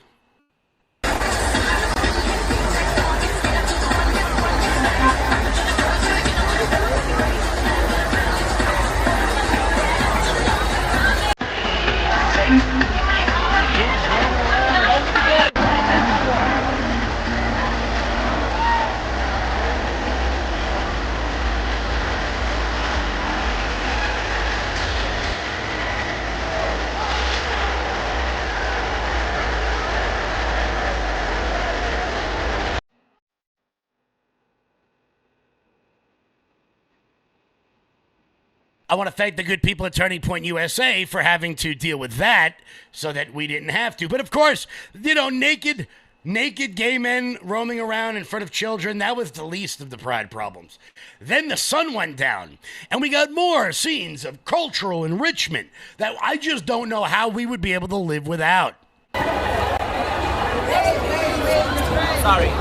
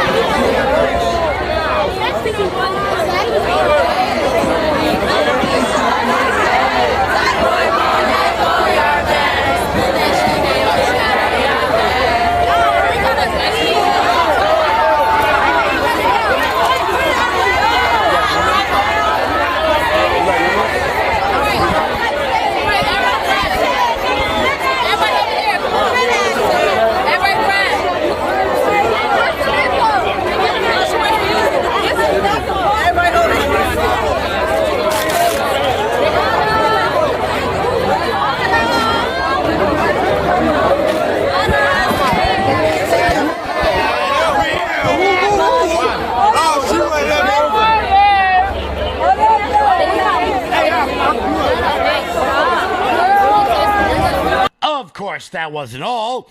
Naturally, we all had to go to Washington Square Park and climb up on lampposts and shake our asses everywhere.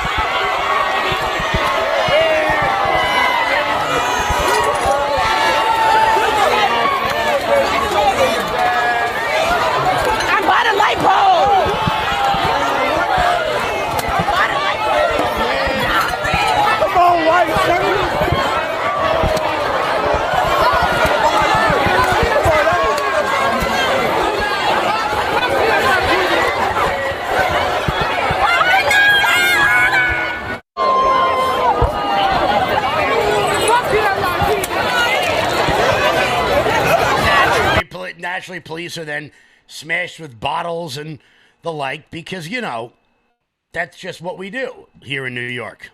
It's only New York, though, guys. It's literally happening all over the country. It's happening all over the country every single day, and nobody seems to notice. Nobody seems to mind. Nobody seems to care. Which wouldn't be the end of the world, of course, if there weren't people out in the streets chanting, "We're coming for your children." "We're coming for your children," is what they are chanting in the street. This one was at the Toronto Pride Parade. But don't worry, guys, just New York. It's just New York. It's not happening anywhere else except Toronto. We're coming for your children. We're coming for your children. We're coming for your children. We're coming for your children. We're coming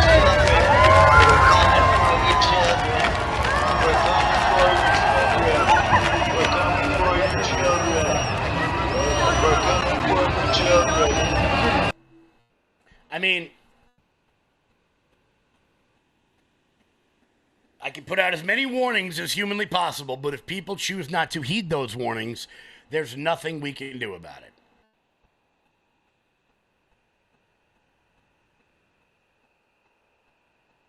The far right and the far left. No, Tom Swazi, it's just the far left.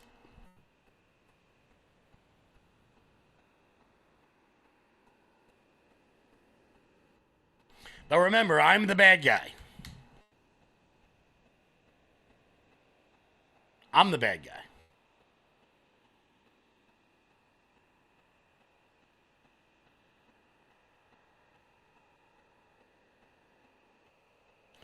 There's only so much I can do. Only so much we can do. Because then, of course, whenever any member tries to do anything about it, they get labeled as far right, like Tom Swazi said. We'll get to that in 1 second. Before we do that, Mike Lindell. I'm excited to announce that we're having our first ever mega sale on overstock clearance and brand new products. For example, save over 50% on this season's flannel sheets. Queen size only $59.98. Kings only $69.98. They sell out fast every year, so order now. Save 20% on our brand new My Crosses. They're designed in the likeness of the one I've worn every day for over 20 years. They come in men's and women's, and they're made right here in the USA. Get our 2025 six-piece My Towel sets for only $29.98. Our initial quantities are extremely low, so get them now before they go. And our best-selling standard My Pillows, just $14.98. So go to MyPillow.com or call the number on your screen. Use this promo code to take advantage of our first ever mega sale. But wait, remember that $75 free shipping rule? Well, that ship is sailed because right now, every order ships absolutely free. Guys, head on over to MyPillow.com and use promo code LOUD. That's MyPillow.com, promo code LOUD for up to 80% off everything on the website.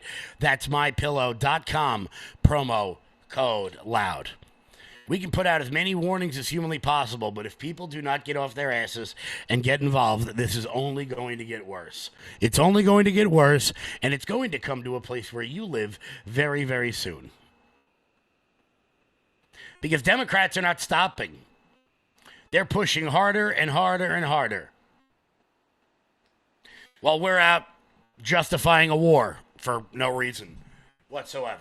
Luckily, there are some members out there who I try to highlight on this show who are actually doing things that need to happen. People like Brandon Gill and Anna Paulina Luna. Anna Paulina Luna, who's decided that she's not taking this shit anymore, which is very exciting to hear, who has decided she's now going to attach the SAVE Act to every single must-pass bill that leaves the House of Representatives. Thank God we're finally doing this. Only grow in Vidalia, Georgia, in that area, and that's really an amazing thing, but it's almost Florida. It's down south. So we claim that part of the state because of the onions, not because of the bugs and swamps and everything else. Before we let you go, you served in the military yourself.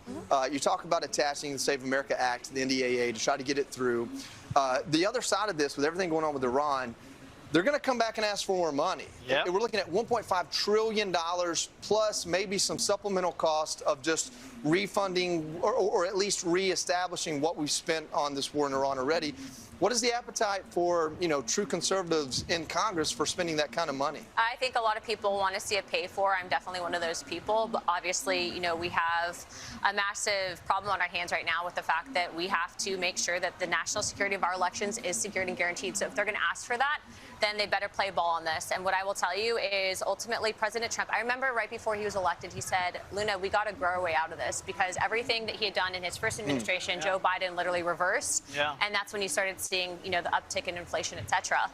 What I will say is that if people would just allow the president to go forward with his foreign policy, including the trade stuff, I think that we're in pretty good shape. But again, my number one goal and objective here is voter ID plus proof of citizenship. You have Chuck Schumer literally telling the entire country they want to give mass amnesty and citizenship to over 20 million illegal immigrants. Look, you and me, we're women. I'm a veteran, and I'm also a minority. I'm not stupid, and I can figure out how to, provide proof of citizenship. And so I do enjoy that they always say we can't do that. Yeah, it's like I'm sorry, it's just a ridiculous argument. So I think this week, I think that we're on the right side of history, and I think that my colleagues are going to join me. And Mr. Speaker, I really hope you play ball. I would love that. And listen, there was a little dust up in South Dakota. And again, my home state, there's a dust up, but we got a leader who needs to do what he needs to do, not only for the Trump voters, but for the American people who want integrity in our elections. Right. And I appreciate you guys for fighting for it, because I think they thought, and I see the Uniparty folks thought that they were going to sweep this under the rug and maybe people would forget about it, but no, not so much. Between you and Congressman Burchett, and some other great warriors, you're not going to let it go. All right, Congresswoman Anna Paulina Luna, always a fighter. Thank you so much for joining us tonight. And thank God we're going to start attaching the SAVE Act to what they call must-pass bills. I don't think there should be any must-pass bills, if I'm being honest with you. I don't think the Pentagon needs an extra $500 billion, if I'm being honest. But, I think I'm going to lose that battle. I think I'm going to lose that argument in a pretty serious way. At least we got the Supreme Court to come with us half of the time. Every once in a while. Every now and again. In Iran news, because we have to make sure we talk about this ridiculous war that should have never been started for any reason whatsoever, it seems as though the Iranians want to come to the table, and the meeting will take place in Doha tomorrow in order to hash these things out. We'll see what comes of it.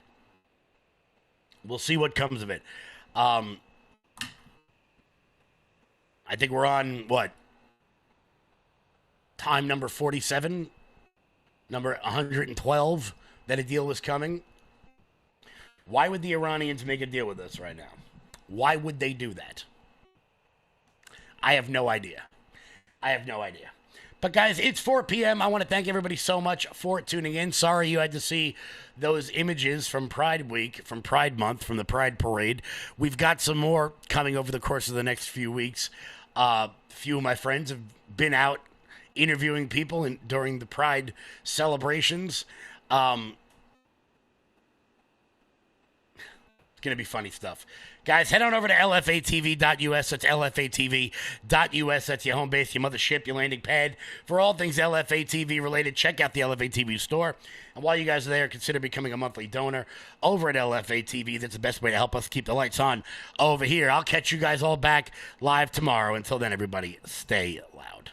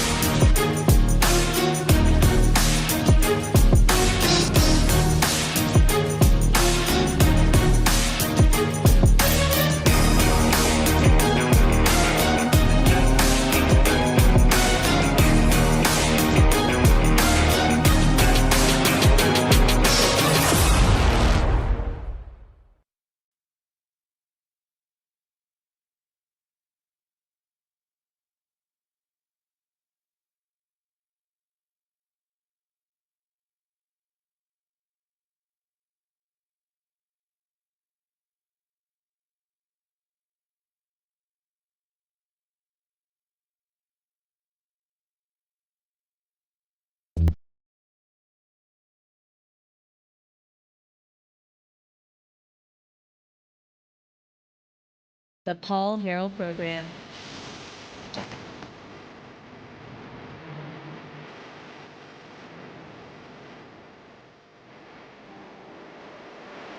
So this is it. This is the impression. Forgive me. Okay. All right. We gonna do maximum warfare against Republicans, Florida Republicans. You F around, you gonna find out all this stuff. And you know what I said was, listen. He's like, oh, if you do the redistricting, we're gonna take out all your members. We're gonna do all this stuff. What I said was, go ahead, make my day. We made the point last week. Maximum warfare. I'm gonna do maximum. Actually, he was real close. I'm gonna do maximum warfare. It was real close to that. Yeah.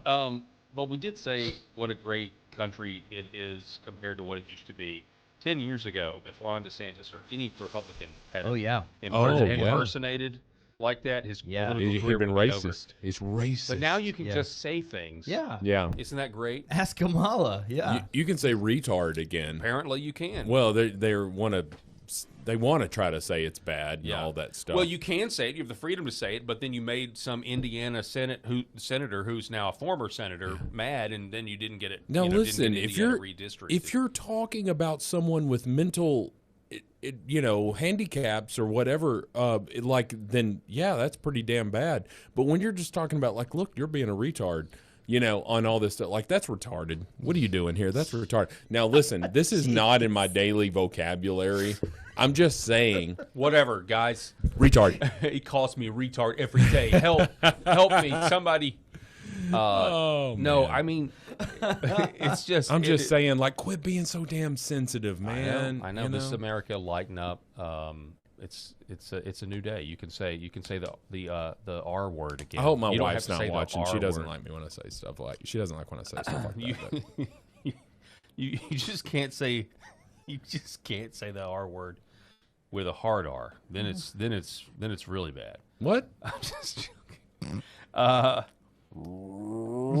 Retard. Okay, so here is. Is that right? Is that what you're talking about? What's the hard word? Hard R. Hard R. I don't make the rules. I get it. The N-word. I get it. Okay, It all doesn't right. work with retard. I don't make the rules. All right, so ICE has just announced a jaw-dropping fraud bust, saying 10,000 foreign students are involved in the federal government's operational practice training. Empty buildings where hundreds of students should be working as part of their ability to be in America, run by foreign-linked groups that send money out of the country. Listen to this. Information provided to DHS. Under the Biden administration, the fraud escalated even further. Today, we are announcing that we have identified over 10,000 foreign students who claim to be working for highly suspect employers. And that's just among the top 25 OPT employers. This is only the tip of the iceberg. Over the past year, we've dramatically expanded our oversight of OPT and can report that we've found fraud nationwide. HSI agents have visited problematic OPT employer work sites in Virginia, Texas, Georgia, Illinois, New York, New Jersey, North Carolina, and Florida. Many of these employers include NGOs engaged in suspicious activity. We've discovered empty buildings and locked doors at addresses where hundreds of foreign students are allegedly employed. In many cases, multiple OPT employers claim to operate from the same address, but none actually lease the facility. We found small residential addresses listed as work sites for hundreds of foreign students, yet no employees were present. When someone does answer the door, their statements are inconsistent, or they claim no knowledge of the business. So, as I'm sitting here watching this, the first thought that comes into my mind is that if the Democrats take back power, every one of the men up on that stage is going to be charged with something. Yeah, they're gone. gone. Seriously, and they're going to be charged with something unless you get rid of the communists in the DOJ and everywhere else, and in the intel oligarchy, and you start making not just these people, these people in the midst of visa fraud or H-1B fraud, or all that stuff's got to be taken care of. But the people at the top that did this in the first place have to go to jail, or people like this, they're going to jail. Yeah. This is where we're at now. Can you play just 10 more seconds of him? We're also seeing financial red flags. Many alleged employers display clear fraud indicators, including tax liens, civil lawsuits, collections, and breaches of contract. Okay. And we are seeing two things. Number one, can you imagine if you were driving and that guy was reading the audiobook that you were listening to, it would be challenging. It would be challenging to stay awake. Okay. But, Yes, it would. But on the positive side, this guy is spitting facts. He is spitting all of this stuff that is based off of his investigation and his department's investigation. Would you rather have Pam Bondi up there giving that speech? We will not. This would never happen. This would never happen. B-word, you hadn't had a single solitary arrest. You can shut up with all your bravado. But I'll also add, glad you're gone. To your comparison, I wouldn't want her reading my books on tape either. No, I wouldn't want it. She's emphasizing random words here, you know. But anyway, welcome to my true crime podcast. So they found him dead in the snow. Was he hit by a car? Well, we'll never know. I wouldn't have prosecuted him. That's what she'd be thinking, not saying. Here's the thing, but about this guy though, you know, Paul, you're spot on with this because his entire team is gone. They are you know, just completely destroyed. Their livelihood, all of these things will be completely destroyed for doing their job. Yep. For doing their job because they Nick Shirley'd, you know, let's use that as a term. You've been Nick Shirley'd here because the grift was found out, and the grift is you'll never siphon out all the fraud, but my God, man, like when you look at what Doge was on the cusp of doing here. It just breaks my heart that Trump and Elon couldn't get along for longer than what they did. But we have an update on that. Oh, we do. Okay, great. Let me throw out this story right here. Now, again, this is just a little bit of movement on that. The divorce may be off, or maybe there's going to be some sort of reconciliation. I think there's clearly some reconciliation. Fox News. There was already they had already sort of reconciled. Elon Musk will be joining President Trump on his trip to Beijing this week, signaling a notable shift after the pair's well-documented falling out in 2025. The Tesla CEO will be traveling alongside other corporate heavyweights like Apple's Tim Cook and BlackRock's Larry Fink as part of the U.S. delegation, as more than a dozen business leaders from Wall Street and Silicon Valley joined the trip. So it's not just Elon, but he is going on the trip. And I mean, it is my contention, and I mean, I've said this on the show, the first 5 months of the Trump administration were rolling. Mm-hmm. And when they kicked Musk out, when Musk actually wanted to not just expose the fraud, but then act on it and make sure it never happens again, they kicked him out of Washington, D.C. Yeah, he said the big beautiful bill was an abomination. He did. Say that 10 times fast. He did say that. And that was the beginning of everything that started to kind of, you know, the division that started. Because you can say what you want about Elon Musk. Maybe, you know, you've got a billionaire and a billionaire. You've got type A personalities. It's just naturally that they're not going to get along. There's going to be friction.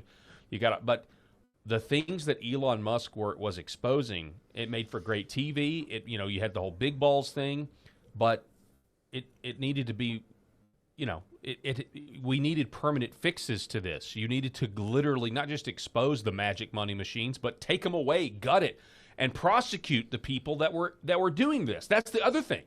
Yeah. Right? Yeah. I think if you would have actually gone after what Doge exposed, you know, people talk about, well, if you go after the Epstein clients, Washington, D.C. will fall. I think that's true. But I also think if you went after the people that were involved in all of the Doge fraud, D.C. would fall as well. I think it would lead back to politicians on both sides of the aisle en masse. And that's why he got ran out. He got ran out of Washington, D.C. because of it. In my opinion, I could be wrong, but he was trying to steal Grandma's Social Security check, which we all know that was the case. That's right. I remember that. Yeah, because these stupid ass liberals were saying that stuff. Like you think about that, you're like, okay, wait a minute. This guy's the richest man in the world, there is no one richer in the world. The guy that makes, I don't know, $1 million a minute. You know, everybody's like, that dog's not gonna hunt. Yeah, but he's taking grandma's Social Security because that's why he's in there. He's just trying to get even more money. Maxine Waters was the one. She was the one pushing that one. Good. He doesn't need our access to this. And Vice President Musk. Remember they were saying all that crap. They showed up at that place where. Well, they were wrong with him. Well, that was a strategy there too, with calling him the president or the vice president, trying to get Trump to, President Musk. Saul has slain his thousands and David his 10,000s. The media was trying to use. Yeah. That's how much of a threat Musk was, and I know there are people that disagree with me on that. But it's really not a question of. And then the left was obviously like, well, he's a billionaire, and then they pull out this word oligarchy. But honestly, it's not a question of whether or not you have oligarchies calling the shots. It's which ones are going to be calling the shots. And don't ever try to tell me you cannot give me an example of Donald Trump slaying someone just because they were a bigger fish. He's not going to just chop you. He respected Elon Musk because of what Elon Musk had done. He's not sitting there trying to throw stones at him. Who does Donald Trump throw stones at? People who are disloyal. That's right. And with very few exceptions, does Donald Trump, when you are disloyal to him, he is going to go at you extremely hard. He didn't go after Elon Musk extremely hard.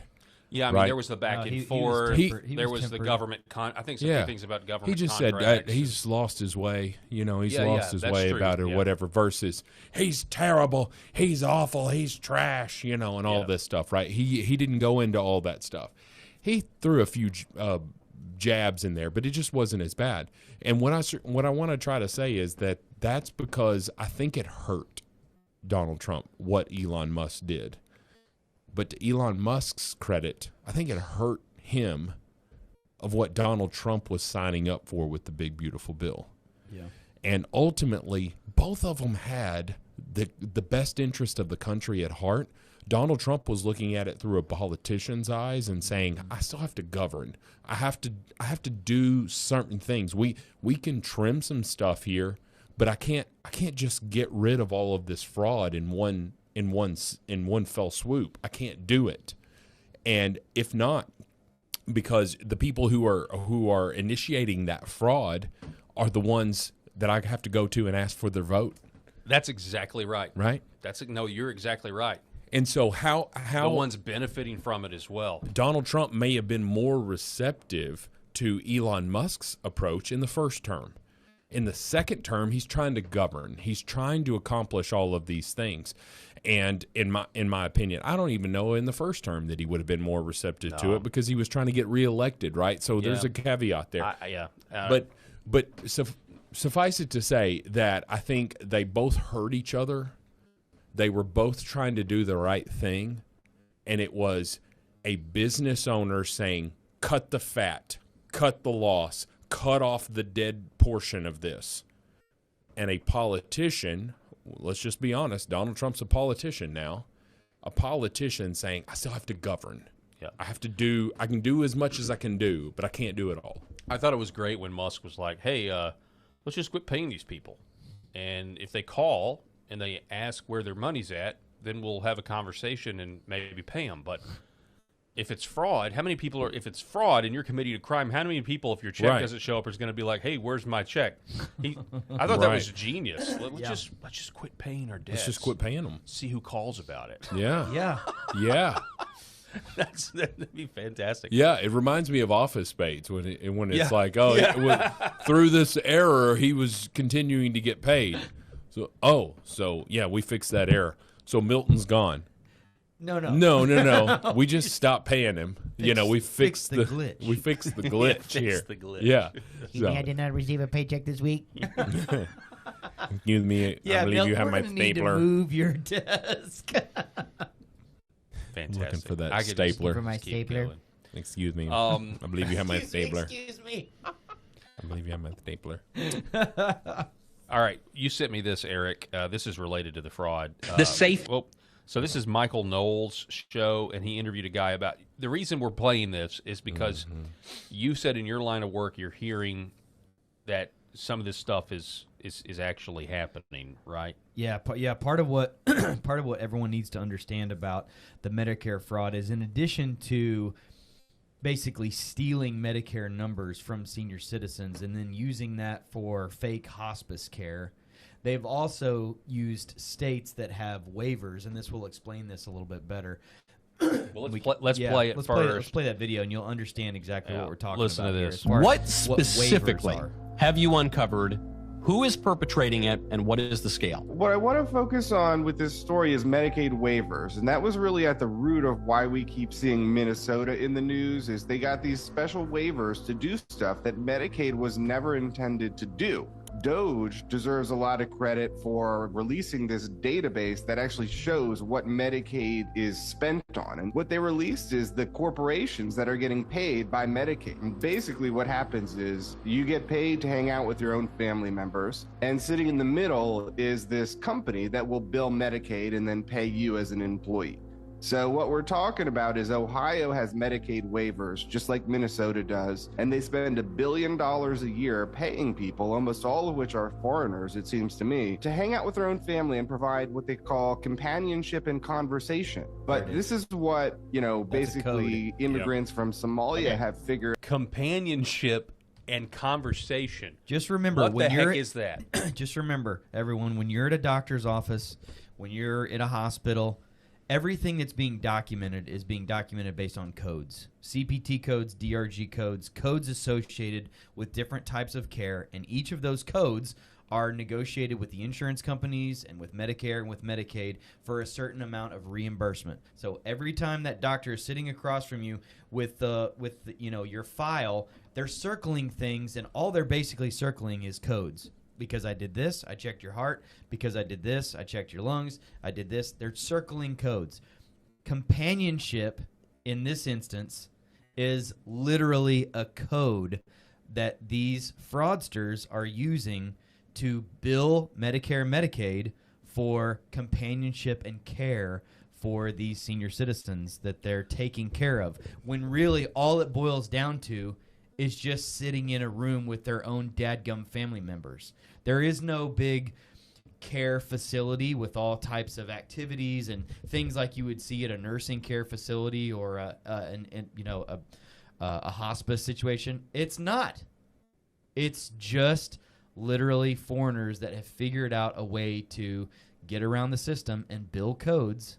And I think that there's more to it, to where it's not just that they've rigged the system, but that they've paid off people to look the other way. Wow. I will just say the companionship code sounds really gay. Yeah. What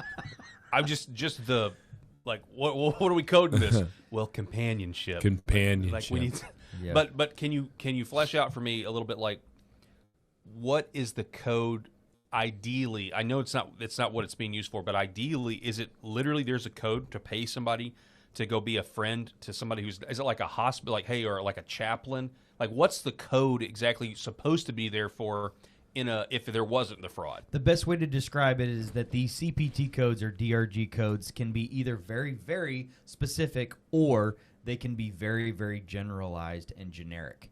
And so what you typically find is that, in surgical care, for instance, those codes can be extremely specific. I used these instruments to do this, and I took out this. That's one code.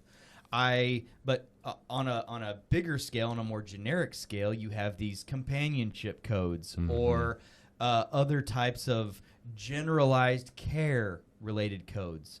So that's what it all boils down to. And they're finding these loopholes, and they're just completely frauding the system. Good. It's all about the billable hours, right? Like, it's all, and let me just say this. Did anybody just notice the shift of Eric Haynes when he went into? Yes, I did. Like, dude. Just like spitting. He's facts. like, boom, here it is, boom, boom. It'd be like me talking about real estate or something, right? It'd be like, boom, here it is, boom, boom. Good job, Eric. But I've always wondered, like, how can that fraud be so easy to do? And it's because of these generalized codes, right? You've got these. I hit this point. I boom, boom, boom, and it's one visit, and it's the same crap that we saw with Planned Parenthood, right? And so they would say, well, the majority of services that are provided by this Planned Parenthood is, all of this care, and it's because one pregnant girl goes into the clinic in the Planned Parenthood, and she receives 15 services. And those are each code. So yes, going to be codes. It's one of these codes. Da, da, da, da, da, da, da. And the 15th is we killed a baby. Okay? We sucked it out, right? And this is one of those things. But, you got this, you got this, you got this, you got this. And so you just say, well, it's such a minority. But all of it, her purpose for walking in that day is murder. Yeah. Was to end this pregnancy in her body, right?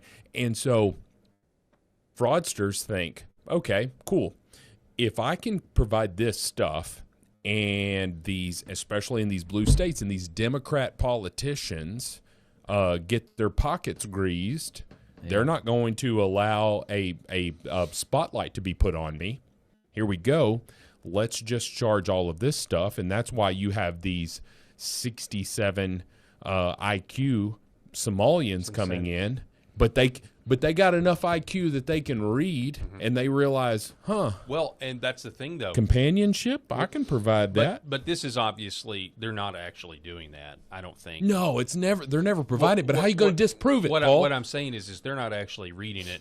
These are just like when we had Jacob Holloway in, and he was talking about these headhunting organizations with H-1Bs. There are companies, and that's what he even said. There are companies. So basically, you just go and recruit, and who knows if the person that's providing the companionship is even getting all of that money. They're not. It's getting siphoned, it's getting sucked out, or it's getting just doled out to that person. This is now part of a giant RICO scam where you go and recruit immigrants, and they literally do think this is the greatest country in the world because they're able to come here and get all the money they need to do nothing. It's the land of milk and honey. And this is what I've talked about. This is generational wealth to pay people to stay at home, have babies, and hang out with their families all day. We were just talking about the birthing crisis. Yeah. One of the reasons why, native-born Americans are having a birthing crisis is because, newsflash, the less that you're at home, the less time you're going to have opportunity to make a baby. Well, and if you're paying people to stay at home with their wives, guess what? There's going to be more babies of these third worlders. School districts had to expand in 2024, 2025 there. I'm sorry.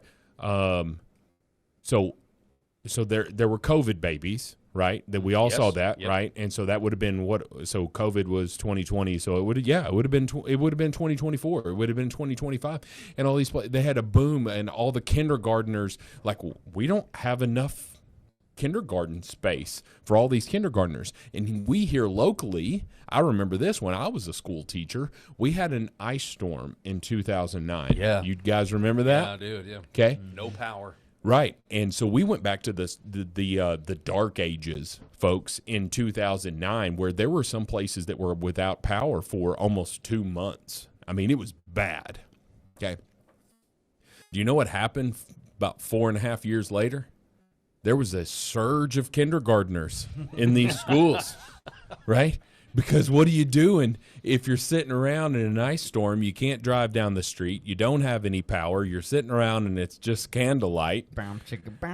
Old school entertainment. There you go. You're going to entertain. You're like, well, hoping we got some wine bottles over here, but not needed because I don't have anything else to do. And so that's what's happening. Yeah. We saw all of that took place. But the fraud is too damn easy. That makes me so mad. It's too damn easy because think about this, Paul, Eric. You got a dude that's worked all of his life, a bricklayer, right? And he's a bricker, and he's bricking this house, and he's just worked all of his life. He's paid his taxes. He's got Social Security and all this stuff. He's doing all of the stuff that he's supposed to do. One day, he falls off. He falls off the ladder, breaks his back, can't work again, can barely walk again. He has to wait 2 years before he can, and 2 years is probably a minimum, before he could possibly get approved for disability. And I'm like, this guy paid in all of his life. And we are giving fraudulent money to this Somalian who's been in the country for 3 years, right? Because they've come in and they've figured this out, and now they're a millionaire, and a bricklayer who's worked his tail off every single day gets injured. He can't work again, and he's having to fight just to get $1,000 a month. Revolutions have been fought over way less. Yeah. And it just blows my mind. It blows my mind because we're sitting here saying, and Brandon Gill is the freaking superstar in the Republican Party, member of the House from Florida. He's 32. I did the math. He will not be 35 by the 28 election. So I thought, man, that'd be a great vice presidential candidate if I was wanted, but he's too valuable in the House. But he's sitting there saying, like, what value does this Somalian community or this Ugandan community, like, if they're coming in and 81% of you are on welfare, what value are you providing to the United States taxpayer? All three gentlemen sitting at this table pay taxes. My shirt tells you how I feel about that. And we have all of these people that are coming into the country and are taking. And then we have people who are in this country, and I've said this on the program, and this is where I'm closer to the center. We have people who are coming into this country. They're here illegally, but they are contributing to the country, and they are being lumped in with these Somalians. They're being lumped in with all of these people. Like I would have a conversation about those individuals if we will first get rid of all the fraudsters. If we will first get rid of all the leeches, okay?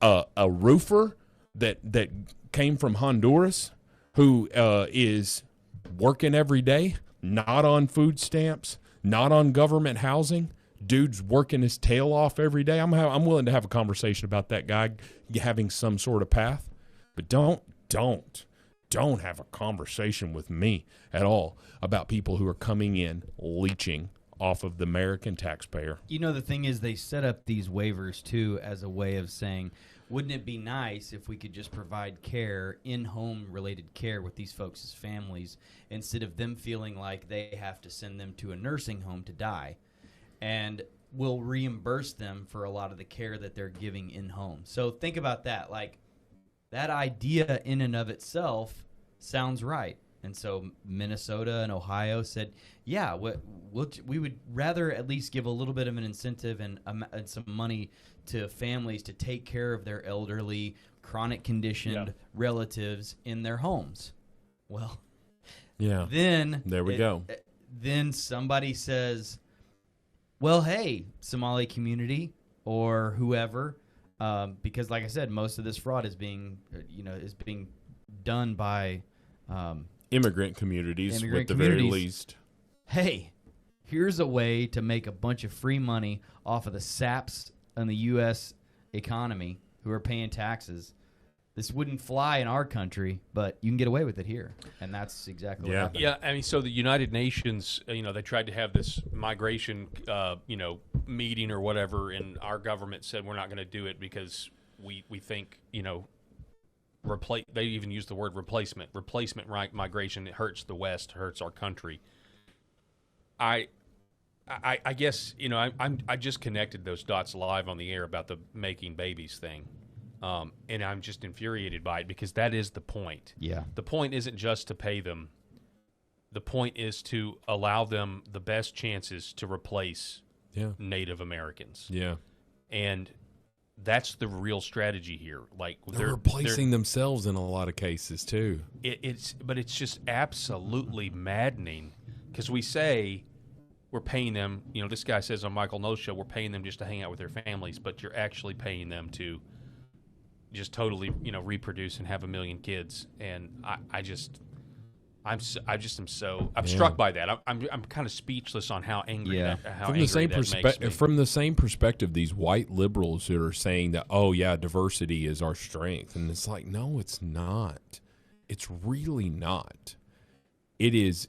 What makes us strong is, as Arkansans, is that we're all Arkansans, right? Or that we're Arkansas Razorback fans, or whatever it makes us. It is that we're all the same. What we have in common, correct, is our greatest strength. Versus people who are going to come here and just not assimilate to our country, and you're just like, well, then why are we allowing you here? Why are you allowed to come to this country if you're not going to try to be an American? Why do you want to come here? To mooch off the services? To build a better life for yourself because you were living in a damn tent, wherever you just came from? Okay, I can get behind that. But as long as you are here, are you waving the country that you just left? They absolutely are. Why are you waving that flag? Why are you waving that flag? You just came here for a better life. You got out of a tent. You actually have food in your belly, and you're waving a Mexican flag. What the hell is wrong with you? Wave an American flag. Thank you. Yeah, thank you, America. It's a sanctioned invasion, but we can't. If it was some sort of movement by Mexico or some sort of confederation of Central and South American countries that passed a resolution to say we're going to go invade, and they actually had their flags, we would amass an army and we would defeat them, right? So they get around that by just coming here as refugees. But it is the exact same practical thing of an invading army. They just and we've allowed it to happen, and more importantly, our feckless politicians have allowed it to happen. Yes, I want to give a little bit of an update on Tulsi Gabbard, who is a bright spot in the Trump administration. New York Post writing yesterday, headline: Director of National Intelligence Tulsi Gabbard probes U.S. funding to more than 120 biolabs abroad. Did you guys ever follow the biolab story at the beginning of the Russia-Ukraine invasion by any chance? No, the only thing I ever thought about with the biolabs was the Fauci. Right, so there was that. Okay. Well, so there's a guy named Clandestine over on X who was cutting edge over this. And he posited a theory when Putin invaded that one of the reasons Putin invaded, aside from, the natural one that NATO provoked him by not, honoring the previous agreements, is that there were U.S.-funded biolabs in Ukraine similar to the ones that were in Wuhan. There was even a conspiracy floated that they wanted to do another pandemic, but they wanted to blame it on Russia this time. First time, blame it on China. This next time, blame it on Russia. And with the bioweapons labs in Ukraine, Vladimir Putin was kind of, the idea was Vladimir Putin knew this was a possibility and was trying to stop it.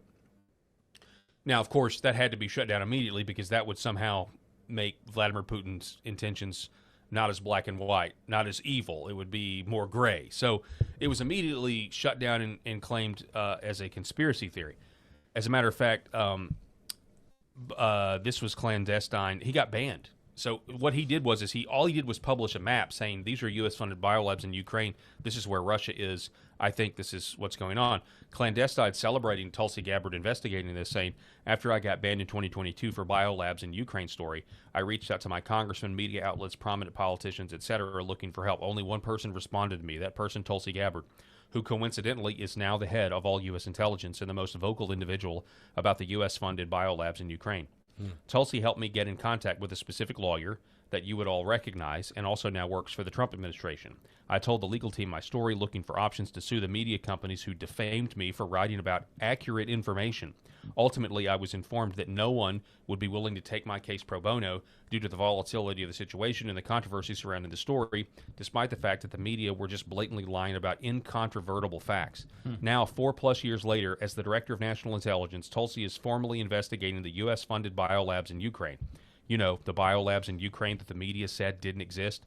This was gain-of-function testing ones? Oh, it was all, it was gain of function, but it was, that's what New York Post says. Listen to New York Post. They say Director of National Intelligence, Tulsi Gabbard, was investigating more than 120 biological laboratories abroad that were funded by U.S. taxpayers for decades as part of an effort to end potentially risky experiments with viruses pursuant to President Trump's executive order on so-called gain-of-function research. So-called. Even the New York Post can't help themselves. So-called gain-of-function research. It's like the media is happy to admit, the U.S. may not be smell like roses on all these other issues, but why on this issue is the media like, no, we can't admit that the U.S.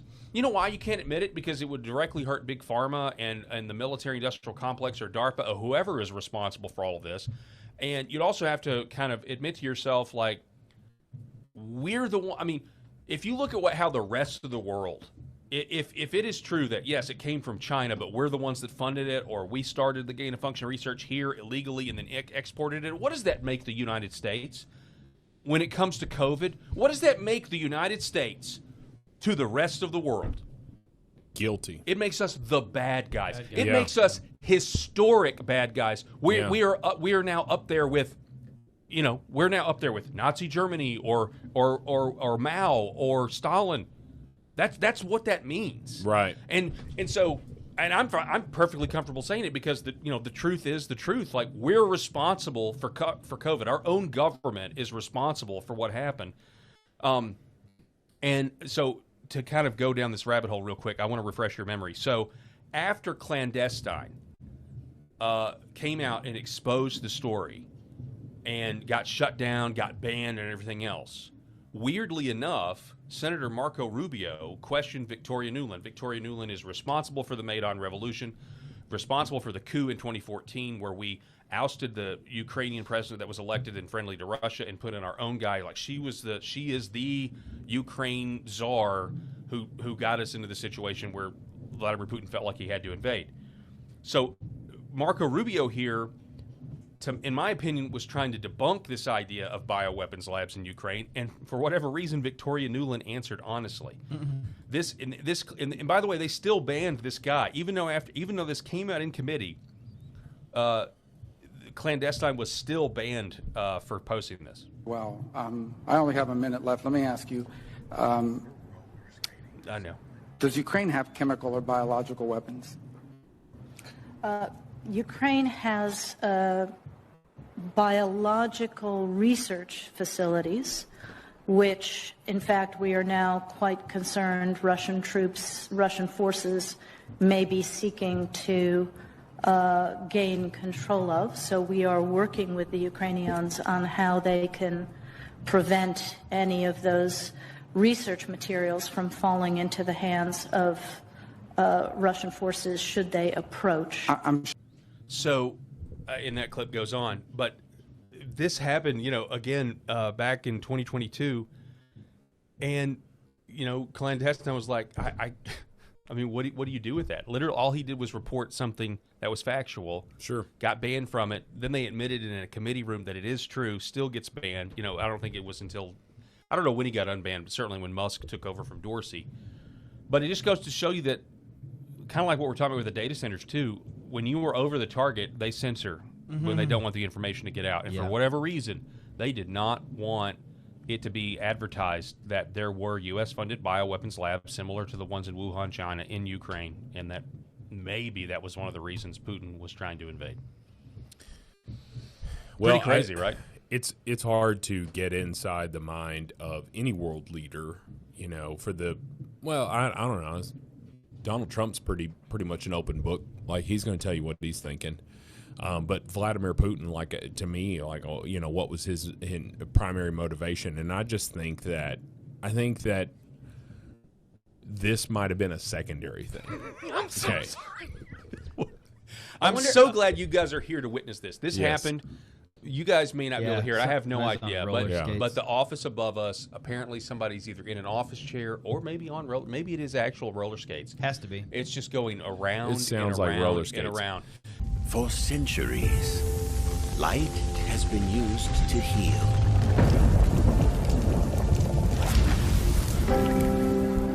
Awaken the body with Red 5.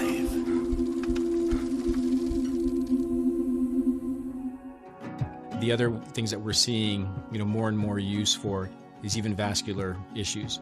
So one of the mechanisms that red light, near infrared light, or red VIVE works is stimulation of the mitochondria and stimulation of nitric oxide production. So when nitric oxide is released in cells, it vasodilates cells. It reduces inflammation. It moves blood. It brings blood flow to areas. So folks that have issues with ulcers or burns or wounds, it can help stimulate increased blood supply, and you need blood to heal. So that can open up different avenues for peripheral artery disease, for neuropathic pain syndromes.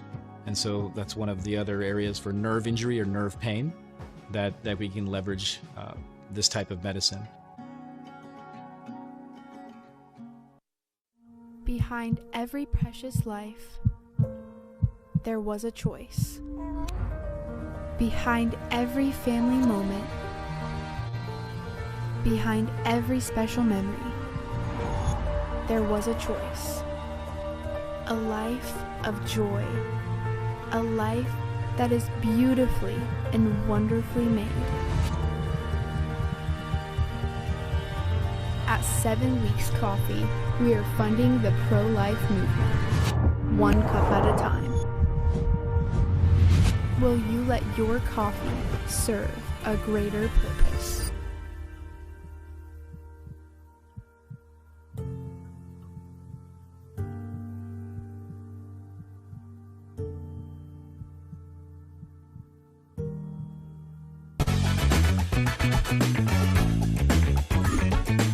The Paul Herrell Program. Welcome back to the show. Thanks so much for being with us. So we've been talking a lot this week about the domestic state of America, how our country still is falling apart. There may be some good things that are happening, but we still need more mass deportations. We need actually remigration. We've covered this Tyler Oliveira story about the H-1Bs and how we're seeing the same fraud from Indian H-1B visas that we see with the Somali Muslims, in Minnesota. While we're all distracted, or the headlines certainly are, I mean, there's this obsession with everything that's going on in the Middle East right now, and obviously this is a quagmire. It's become a quagmire, the Strait of Hormuz, all of this stuff. Our country here is still suffering, and there's still so much work to be done, and I have Middle East fatigue, as I told you yesterday. So to talk more about this, I thought it would be good to check in with Jeff Younger. He was on the program about a month ago, where, Jeff, you actually had this great point about the middle class and how the Republican donors don't want to do things like ban child genital mutilation for kids like Donald Trump's executive order does. They don't want to actually codify it because the donors don't actually want it. You also went in to talk about how the American middle class, this subsection of America, are the only people in the world that believe in the freedom of speech or believe in the right to privacy, and how the very, very rich don't care, the very, very poor don't care, first world Europe doesn't care. It is only the American people or the middle class that actually cares. So I thought it would be a great opportunity to have you back on and talk, and I appreciate your time this afternoon. It's great to be here and see you again. Absolutely. So what are your thoughts on this? For people that are my age, I'm 41, and I think the polling shows this. 40 and below are very sick of this same Lindsey Graham foreign policy that sees us obsessed with the Middle East. We're here yet again, and we still have a lot of work to do here in our country. What are your thoughts? Well, first of all, let's talk about who's responsible for what. The president is primarily responsible for foreign policy. That's their job. That's his job.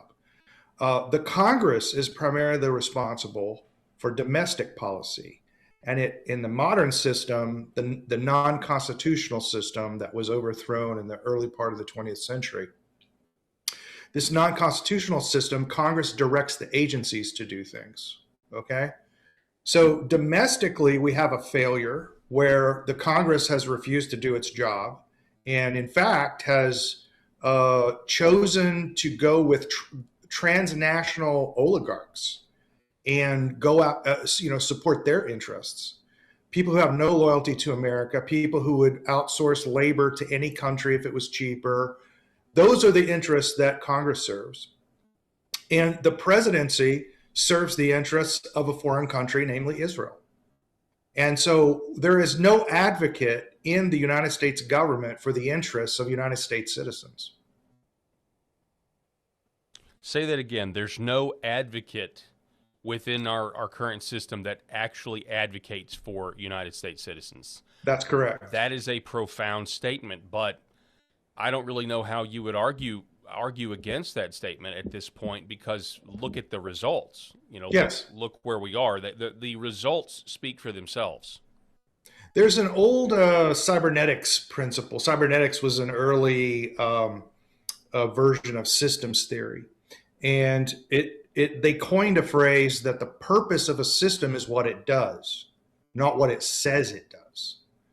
So you just have to look at the system. The system acts to dispossess American citizens. For example, we give protection to industries like SpaceX, to industries like Palantir. They're protected from foreign competition. You know, SpaceX can't even hire foreigners, right? So it's one of the companies where U.S. labor is an advantage. But the U.S. labor market, we're open to the predations of global labor competition. So basically what we have is protectionism for multinational corporations who don't have any investment in this country and no loyalty to this country. And we have no protection for labor in this country. You can also just look at the tax code, for example. Capital assets are taxed at half the rate that labor is taxed. And that tells you everything about what the country, prioritizes. Okay. So expand on that, because I saw a post that you gave about this the other day, because the traditional, free market, right-wing position on this, would be, hey, you don't need to, capital gains taxes need to be lower. And the reason that is because that money's already been taxed. Presumably it's like, hey, this money's already been taxed because I made it, and now I'm reinvesting it. And so capital gains are a double tax. That's what we've been told. And I saw a post that you made the other day, and I'd never thought about it before. That's not necessarily the case, is it? No, it's actually not true for most capital investments in the country. Most capital investments in the country are done by sovereign funds out of the states in America. So like Texas has a sovereign fund and it invests. None of that is subject to an income tax or anything like that. Corporations issue through bonds and other mechanisms, ways of getting investment in capital infrastructure that isn't income.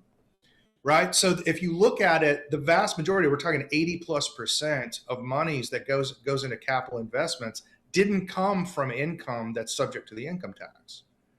And that should not surprise anyone, right? I mean, the tax code was written by and for transnational corporations. Let me give you an example of kind of one that always comes up. People talk about how Amazon pays zero tax, basically.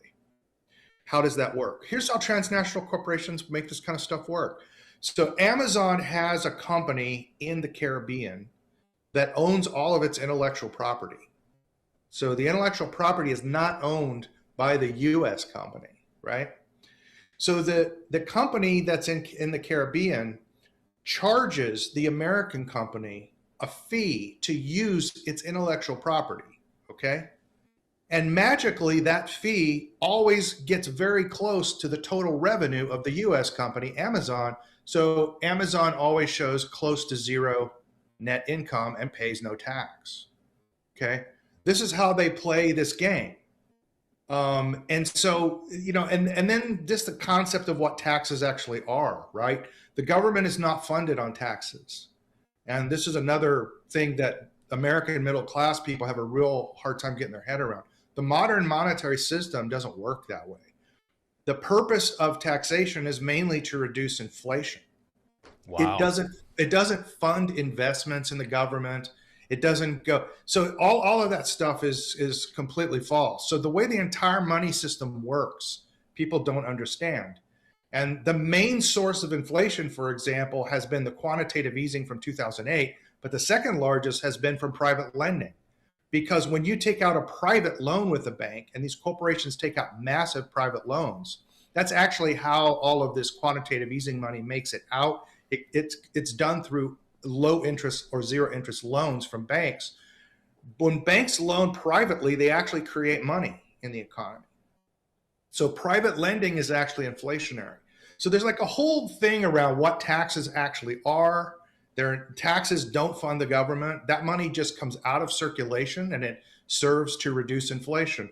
That's why, if you've ever been through any of these busts in the past, the 90s bust, the bust in 2004, the 2008, if you go further back, all the way back to the 80s, why does the government always raise taxes during recessions? That doesn't make sense, right? It seems like you'd want to stimulate economic activity, right?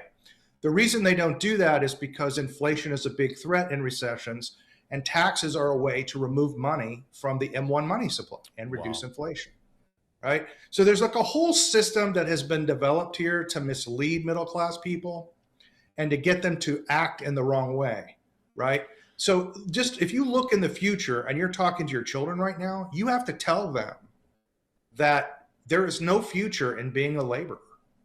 There's no future in acquiring skills and getting a job. You need to become an owner of assets.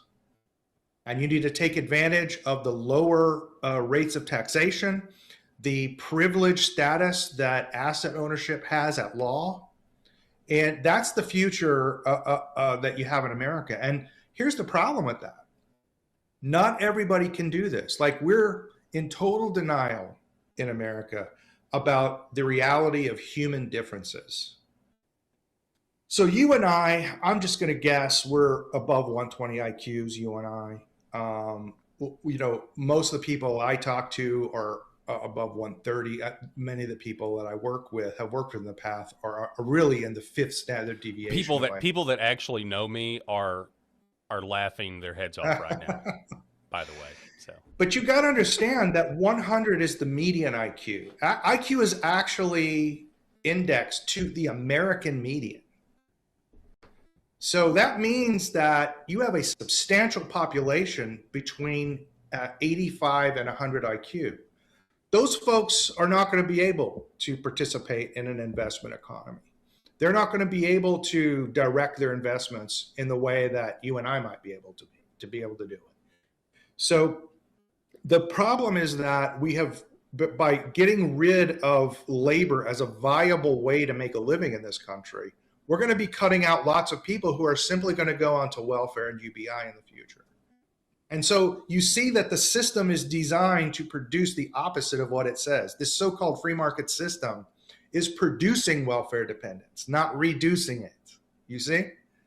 And so again, the purpose of a system is what it does, not what it says it does. The free market system in the United States is not here to provide a meritocracy. It's here to allow the oligarchs that run this country to select winners, protect their industries at your expense, and make you pay for it all. I mean, I think you're right. Again, I think that's a self-evident truth now that we can all see in a lot of ways. And when you mention the taxes, why do we actually pay taxes? Because it is essentially monopoly money.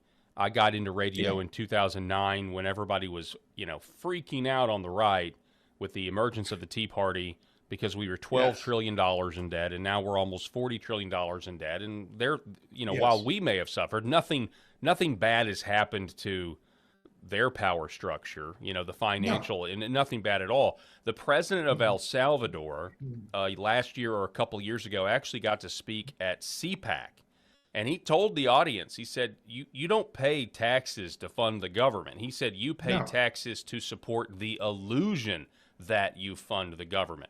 And then you look at Elon Musk, who was run out after his massive investment that he gave President Trump, hundreds of millions of dollars, massive investment that only bought him 5 months in the administration, where he was uncovering all kinds of corruption, and he was uncovering these magic money machines that could just create money out of thin air and put it in any account that they wanted to. There was real corruption there. So if you have magic money machines, the idea that we're paying tax, it really is to reinforce this idea. I mean, I think I agree with what you say, but I think it's I think it's both. It's also to fund this idea. It's an illusion that we actually, have sound, basic economic fundamentals. The same ways that we have to budget in our own household. We think, well, no. Those rules don't apply to them at all. No. And so what we're really talking about here, Jeff, is slavery. That's what we're talking about.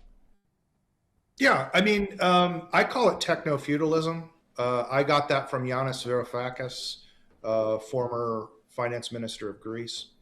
But yeah, the system is, they lie to you about the system, right? I mean, here's how it works, and anybody can just go verify this. When we need to fund the government, they don't go and look at tax receipts and see how much money they have to spend.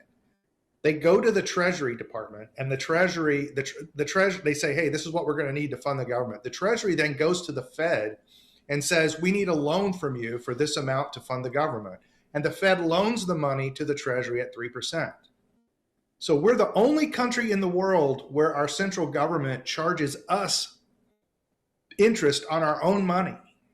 Like no other central bank does that, okay? So our central bank is a predatory lender on us through the federal funding system. So what happens to all this tax money? Where does it go? Well, some of it might be credited into agency budgets and things like that, where it just sort of goes, it disappears. But most of it is simply zeroed out in the electronic system when you pay taxes. So it just reduces the M1 money supply. That's its main purpose. And it's the main check on inflation. Like everybody wonders, why are there all these regulations on, house lending for homes, and all these regulations on how you can buy a home and when you can buy a home and what kind of home you can buy? Why are we so regulated on that? I thought we had a free market, right? Well, the reason is, as I said, private debt is the main way that inflation is, second largest way that inflation is created in an economy. So they have to regulate the largest forms of private debt, and that's home lending. Home lending is one of the main sources of inflation in the economy. When they want to inflate the economy, they release the regulations on home buying and let people buy homes, which puts more M1 into the system. You see how it works? All of your purchasing decisions and everything that you do is being manipulated in this way. This is why I tell people, you can talk about laws the Congress passes, and you can talk about, enforcement in the states and all that. But the entity that most controls your life is the Federal Reserve policies. And the problem here is that the Federal Reserve is a twilight entity. Okay, it's not a public entity that belongs to the government, and it's not a private entity that's subject to the law.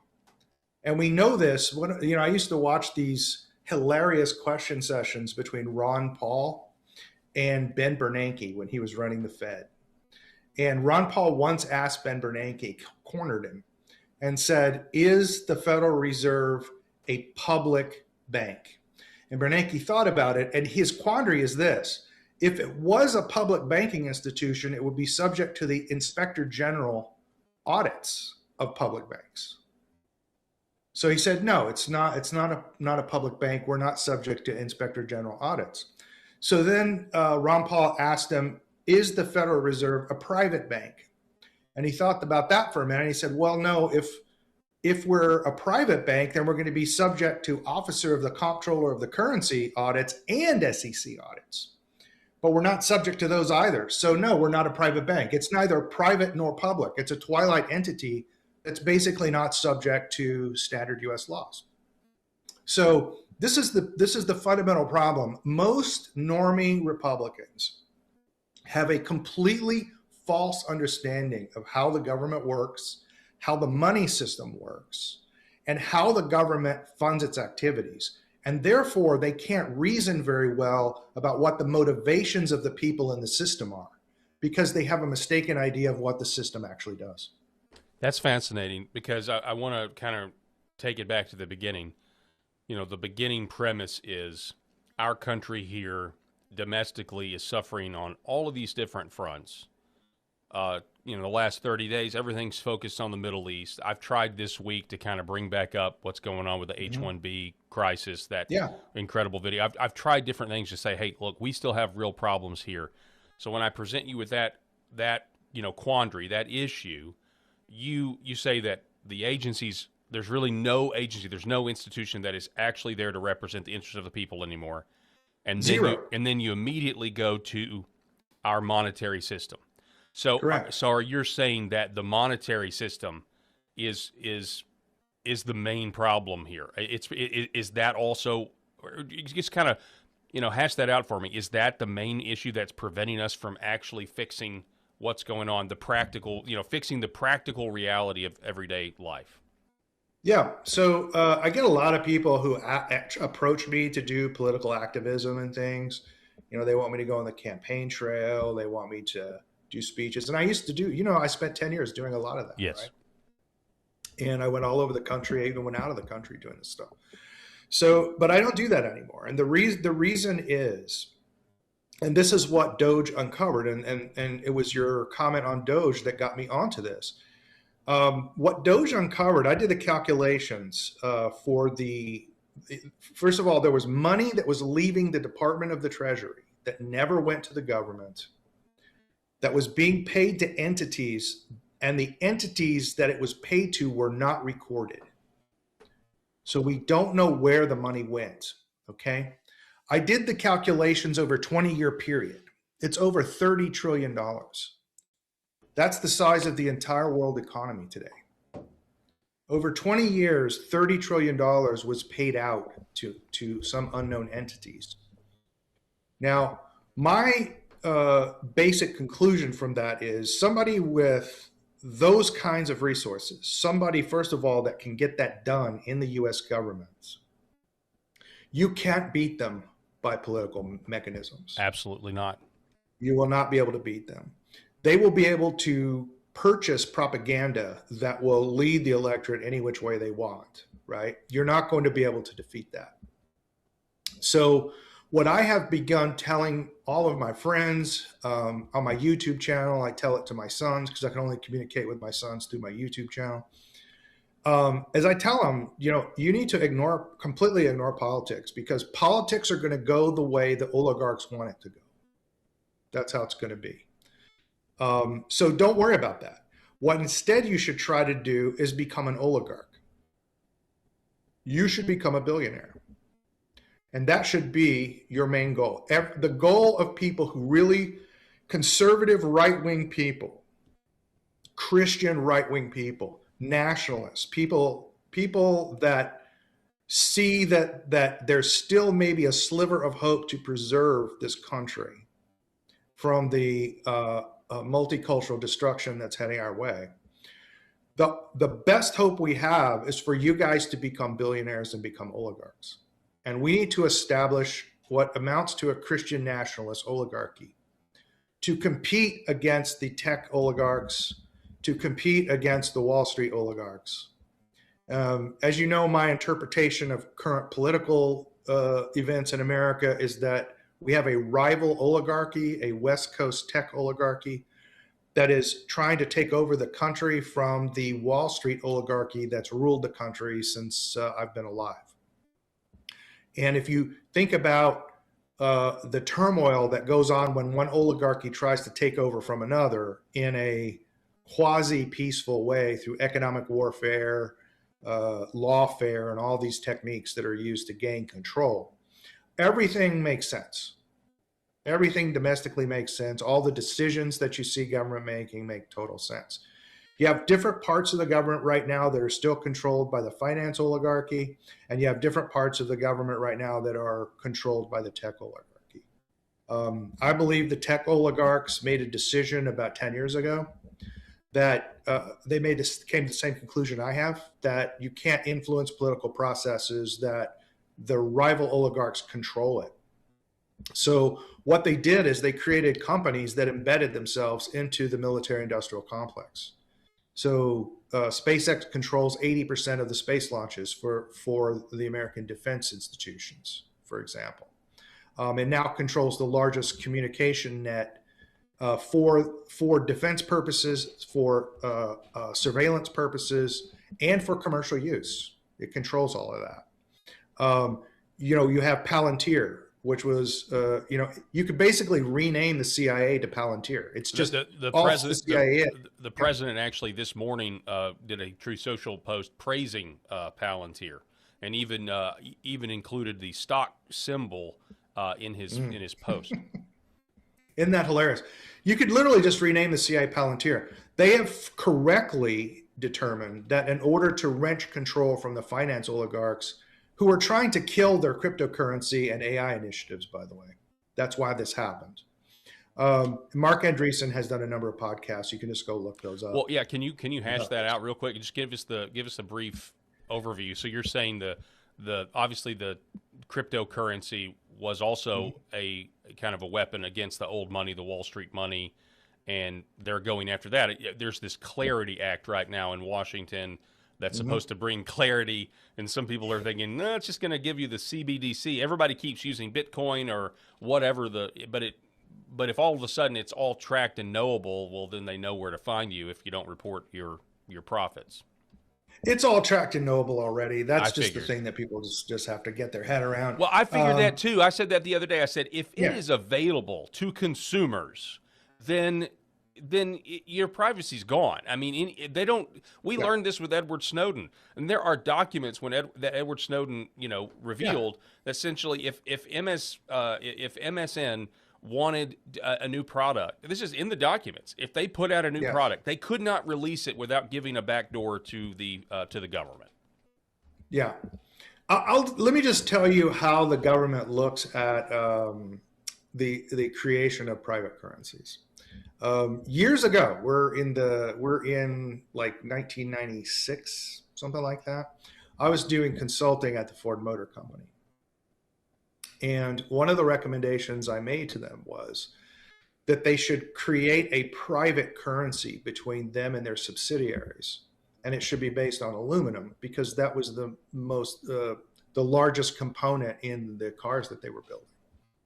And it would track to aluminum price. It would be a commodity-based pricing system, and it would be treated as barter by the IRS, and it had massive tax advantages. And I was literally visited by people in federal law enforcement and told to take that report off the table. Wow. Okay, they're not going to allow you to put private currencies in place. So if you see Bitcoin or Solana and all this, these are not going to be private currencies. They're not going to allow that.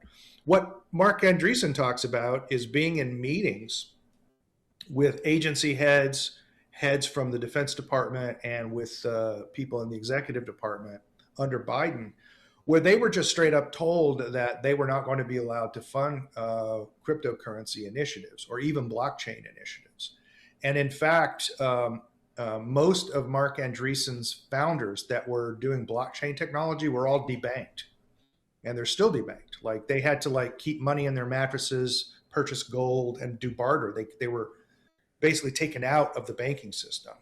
They were also told that there would be 5 foundational AI models, and those are the only models that will be allowed to be used. You're not going to be able to have your own AI models that are of any consequence. And that's essentially what we are seeing. We're seeing the government essentially monopolizing the foundation model space in AI. We see the government creating alternative platforms to Bitcoin, which are tracked to the US dollar. I mean, honestly, in a certain way, if you think about it, cryptocurrencies are a perfect asset for inflation control for a central bank. So all a central bank digital currency it's just a cryptocurrency run by the Fed. Okay, it just means a dollar would function in that way. Mm-hmm. What it lets them do that they can't really do now is they could instantly remove currency. They can instantly add currency. They don't have to go through these laborious processes through regional banks, and there would be no time lag. One of the big problems is the time lag between Fed policies reaching through the central bank, so that wouldn't exist anymore. What do you think that does? Go ahead. Finish your thought. Yeah, but it also allows them to do things like, look at your personal spending habits and decide that those spending habits look like a threat to national security. And curtail your spending. It would essentially be the ability for the government to enact sanctions like they did on Iran and Russia on private U.S. citizens. Exactly. And eventually, I mean, they're never going to admit this now, but I mean, maybe they have, but I mean, eventually they want no cash transactions at all. It's already pretty much disallowed. You almost basically can't do cash now. Yeah, it's absolutely insane. I want to backtrack on something you said, that with the Doge revelations, you calculated that there was essentially $30 trillion over the course of how many years? 20 years. 20 years? 20 years. Okay, so $30 trillion. Now, we've tried to let this audience know, educate the audience, because that's a gargantuan sum of money. It's almost impossible to comprehend. So what we do is our exercise here is we try to envision different, like a field full of piles, and each pile is $1 trillion. And each pile of $1 trillion represents $27 million a day for 100 years. Okay, so that's and there's still a little money left over at the end of the 100 years. That's the best way I can conceptualize it. Like each pile is a lifetime of money, generational money. Just over. I mean, it's just insane. And so the idea is that we owe 40 trillion of that. The idea that 30 trillion is missing and is gone somewhere we don't know. And I think that's honestly when you said that, my conspiratorial mind immediately went to infrastructure. It went to what kind of infrastructure has been built with this money, not just the propaganda, the political, but physical infrastructure. You know, you hear about tunnels, you hear about underground facilities, throughout America or throughout, the world. You also, you wonder about that. That's immediately where my mind went, but maybe I'm, too, I don't know, maybe that's just stupid idea. But that is, you're right though, the conclusion that you've reached, if you're talking about that amount of money, everything really is controlled, and you're able to tweak the outcomes of our individual lives the way we would control the thermostats in our home. It really, you could get it down to a science, especially with the rise of AI. So my question with all of that is, why do they have any use for us at this point? I mean, we hear the World Economic Forum openly talking about that problem with the rise of transhumanism. What are we going to do with the people with no jobs? Well, we'll give them drugs and we'll give them virtual reality video games. But what do they have any use for us other than I guess to put people on a path to hell, because there's also spiritual demonic forces at play here as well. Well, so one way to think about this is, and one thing I like about Peter Thiel is he's very honest about how the oligarchs approach things. And he says basically, look, you have to always remember that when these people are talking, they're telling you something that will get you to behave in a way that's advantageous for them. Okay, that doesn't mean it's the truth. It means that if you believe it's true, you'll behave in a way that's advantageous for them. So the whole message out from the tech oligarchs is, you need to go into the trades. You need to go into AI safe occupations and these sorts of things, right? But you're not going to be safe from AI in those occupations. Elon Musk has an entire humanoid robot division, which is devoted to replacing blue-collar labor. Mm-hmm. He just shut down production at an entire Tesla plant and got rid of a Tesla model. I believe it's the S model. And they're going to build these humanoid robots there to do blue-collar labor. So you're not going to be safe there. So they want you to behave in a certain way that will serve their ends. And what they don't want you to do is to compete with them. They don't want you to create systems which can create enough money to buy votes in the Congress. They don't want you to be able to successfully lobby for laws that will advantage you the way they have. And so they want to push you into career fields that are going to bankrupt you and put you on public assistance. Ultimately, I think they want everyone on public assistance And So, I Matt, think what the vision is universal basic income, right? Which in the traditional camps of free market versus, no welfare or whatever. If the robots take all the jobs, if AI takes all the jobs, there is no free market argument against universal basic income. I've told a lot of normies this, that you get ready. There's no way to argue against it. Yeah, I mean, look, essentially what they're talking about is the elimination of markets. So under this techno-feudalist system, there's one part that makes it feudal and another part that makes it techno. What makes it feudal is that, these AI companies and these tech companies are eventually going to, I think, and this is just based on like back of the envelope calculations, they're going to take somewhere between 70 and 80% of total economic value out of the economy. So these foundation models are going to do work across all industries, and they're going to be able to charge, money for all of that. And then all of that money that's been going to labor is going to go to them. Okay. And it's going to be on the order of 70 to 80%. So that's going to mean a lot of people are dispossessed of employment opportunities, and people say, well, go learn to code, or, you've got to go start your own AI company or whatever. Again, let's be real here. The IQ distribution is meaned out. It's normed at 100. The average IQ in America is 100, right? There are not many people with IQs above 115, 120. There aren't many people that can do this kind of stuff. So we're talking about creating a kind of intellectual elite that will run things, a technocratic intellectual elite. The rest of the people will have to go on. Now, Elon Musk is trying to sell it. He's not using the phrase universal basic income. He's saying universal high income. Yeah, I mean, he's essentially saying, look, we're going to eliminate poverty. If you give us the reins, we're going to eliminate poverty. Yeah, not only that, but we'll give you six figures. Yeah. We'll give you six figures. And the idea is that, if the AI companies are going to take all of this value, how do we, the traditional distribution system for profits from companies was through labor. That's how we redistributed profits to people. What happens when that kind of goes away, right? Well, it seems like you need some form of redistribution from those companies somehow. Some free market people, free market fundamentalists will say, well, that's just socialism or whatever. I'm like, well, what exactly do you think we have now? Exactly. Right? All of these companies were started with government money. Google was started with government money. Like all of these companies Amazon was created with government.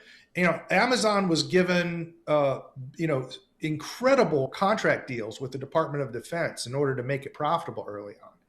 Like the government has picked these winners. The system is completely and totally socialist, what free market guys would call socialist already. Okay. So that it's really not an argument. Like there's no status quo and there's no future where we don't have some kind of redistribution system. We already live in it, right? So that's the argument. What I think is going to happen is the oligarchs are going to do what's good for them. So what they're going to do is they're going to give you a universal high income because they're going to need to sell it that way, right? But they want that money back. So how are they going to do that? Well, look at like how Amazon works, right? Amazon takes 30 to 40% of every sale. Think about that for a second. That's what feudal lords actually took from their serfs, 30%. That's what they took. Amazon takes the same amount and I don't think that's an accident. There's something human about giving up a third that you can live with, but not much more than that. Wow.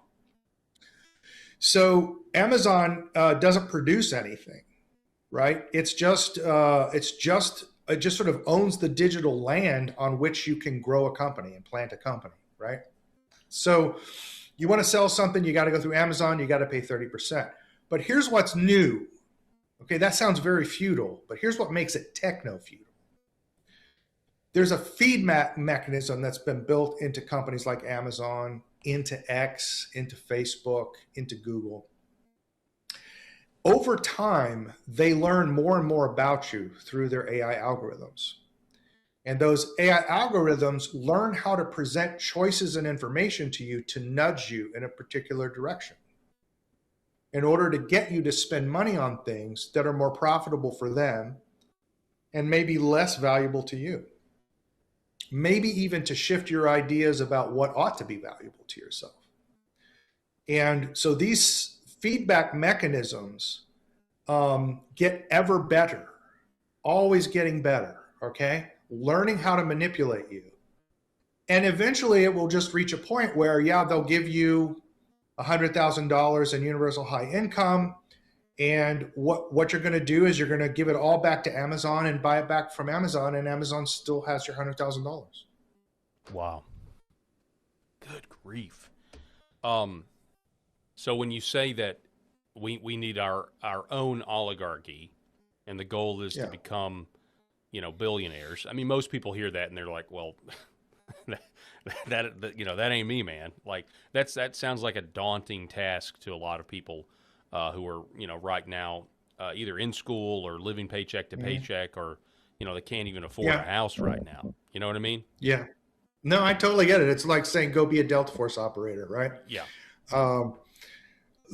Let's break it down and to make it something that you can understand. And my father told me this back in the 80s when he was really stupid. And then by the time I turned 40, he had gotten super smart. I don't know how that happened.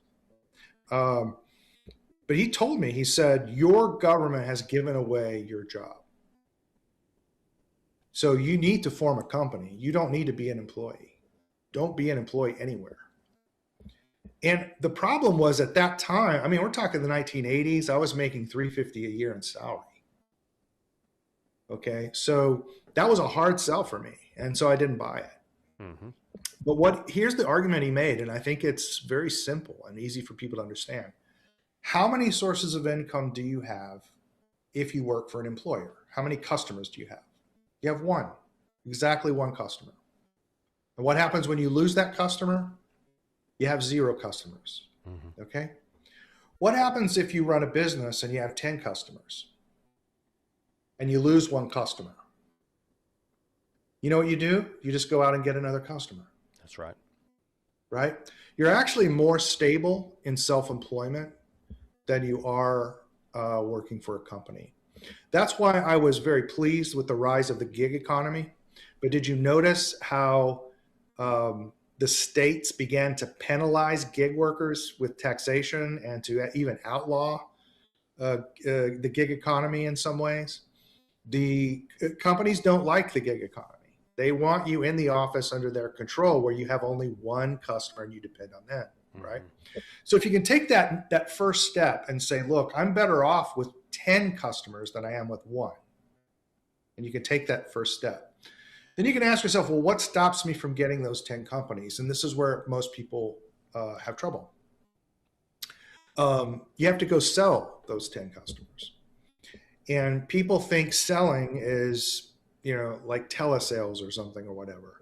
But all sellers is they facilitate transactions. There's 2 people. One person needs a service. One person offers the service, but they can't find each other. And a seller just connects them so they can find each other. Sellers provide efficiencies in markets, right? So if you think about selling as something like that rather than as persuasion, I don't believe selling is persuasion. I've done it all my life. I've done it at major software companies. Selling to me is not persuasion. It's finding people with matched needs and matched offerings. And if you think of it that way, it becomes pretty easy to think of yourself as a little business, right? And here's the brutal truth. It doesn't matter if you start a business or not. The United States tax code is going to treat you like a business. There's no way around it. We don't have a tax code built for people. The American tax code is built for businesses. Yeah. Okay. I just filed my taxes and I showed a loss this year. Why did I show a loss? Well, how can you do that? Because I filed Schedule C, man. And everybody should be filing Schedule Cs. You should be a business and you should run yourself like a business. And you should make investments in the future like a business, because America is not made for people. America is a business economy. So it's not like Europe. Europe actually has a separate economy for people. We don't have that here, okay? So you have to think of it that way. But if you can get your head around the idea that you're better off with 10 customers than one, and all selling is facilitating transactions by matching up wants with services, you know, I think most people can handle that. Yeah, so And most people can do that. that's a good first step. You said something that reminded me of our mutual friend Noel Fritch said on the program last week that America has become a strip mall labor colony. And I think that really kind of sums up perfectly what's going on, especially when you look across, you know, these American towns now, and they all look the same. You know what I mean? Yeah. They all have the same fast food or the same chains, and then, you know, it's also just kind of ugly in a lot of respects, especially when this chain that came here eventually goes out of business, and now you have this husk of a building that's only supposed to be a Whataburger or whatever, Right. and it's just, man, it's just gross how, you know, what we've allowed to happen in this country. So that is the path forward, is to just recognize. I mean, when you talk about the AI situation and these models that they've built capturing our data, this happens to me. I know it's happened. It probably happened to you, or happened to the people out there listening. But you know, the times that I see an ad for something that I haven't even mentioned, I haven't even verbally articulated to my family or anything, and it pops up, but I have thought about it. I've often wondered, you know, Correct. what exactly is going on here. Either there's some AI model of me out there that is trying to There is. predict what I'm going to think, or they've got like Yeah. nanobots in my body reading my brain. Like one or the No, other. it's much simpler than that. So there's all these people that try to explain what these AI systems do, right? If you look down into the mathematics inside of them, they're all using like hyperbolic trigonometry functions and things like that. These are the things that are used in something called a Fourier transform. And a Fourier transform is a curve fitting algorithm. And most of the work I've done in my life, I couldn't do without a Fourier transform. It's just a foundational mathematical concept. And so what they have is essentially a Fourier model of you. And it has basic, you could think of it, it's vastly oversimplified, but they have curve fitting models. You know, will he have a high interest in motorcycles today? Okay, think of that as a curve. Higher the curve, the more interest you will have. Well, it has developed an understanding of you, and it can make reasonable predictions about what your interests in motorcycles will be today.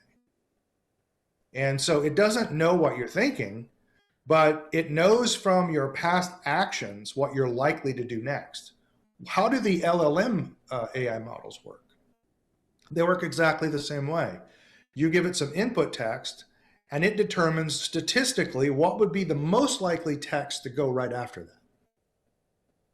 And then it writes a sentence, and it says, well, what would be statistically the most likely sentence to go after that one? And what you get back are fairly intelligible sentences, right? So it turns out you can get stuff that's good enough for government work just by doing this kind of Fourier style curve fitting. And that's being done on everybody, right? It's being done on everyone. What's going to happen when they start doing that on, well, when you're going to have a baby? Wow. When you're likely to have a job injury? When you're likely to quit your job? What should they do? Shouldn't they fire you so they don't have to pay unemployment?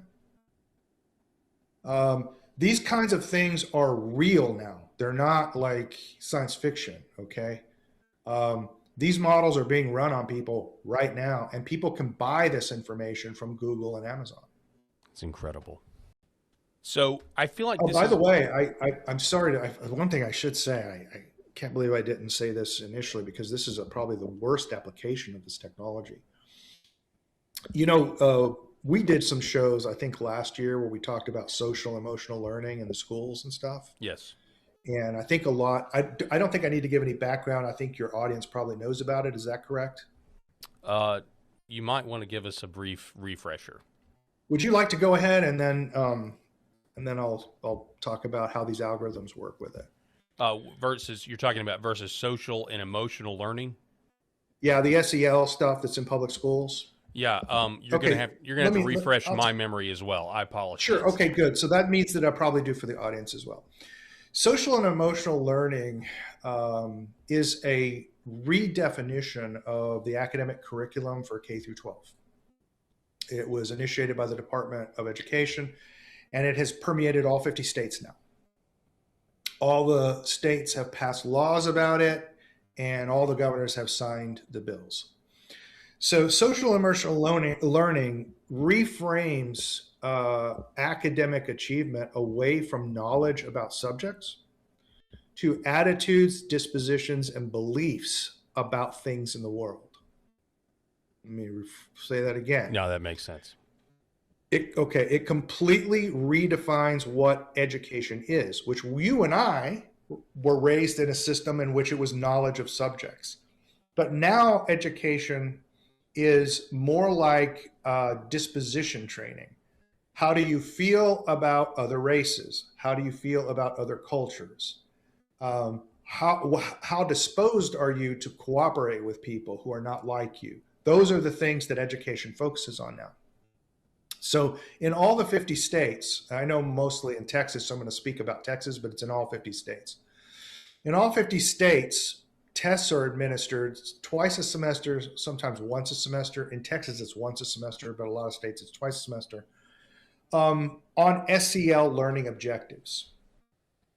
And what these actually are, I've taken some of these tests. You can go out and take they put out little tests for parents to see what their kids are taking. What they actually are psychological tests. And they're testing your children's psychological dispositions toward various facts in the world. And those are then given to Google. Texas actually sells this data to Google. And then Google sends back from its predictive algorithm, sends back information about each student. And it's stuff like, how likely is this student to be racist?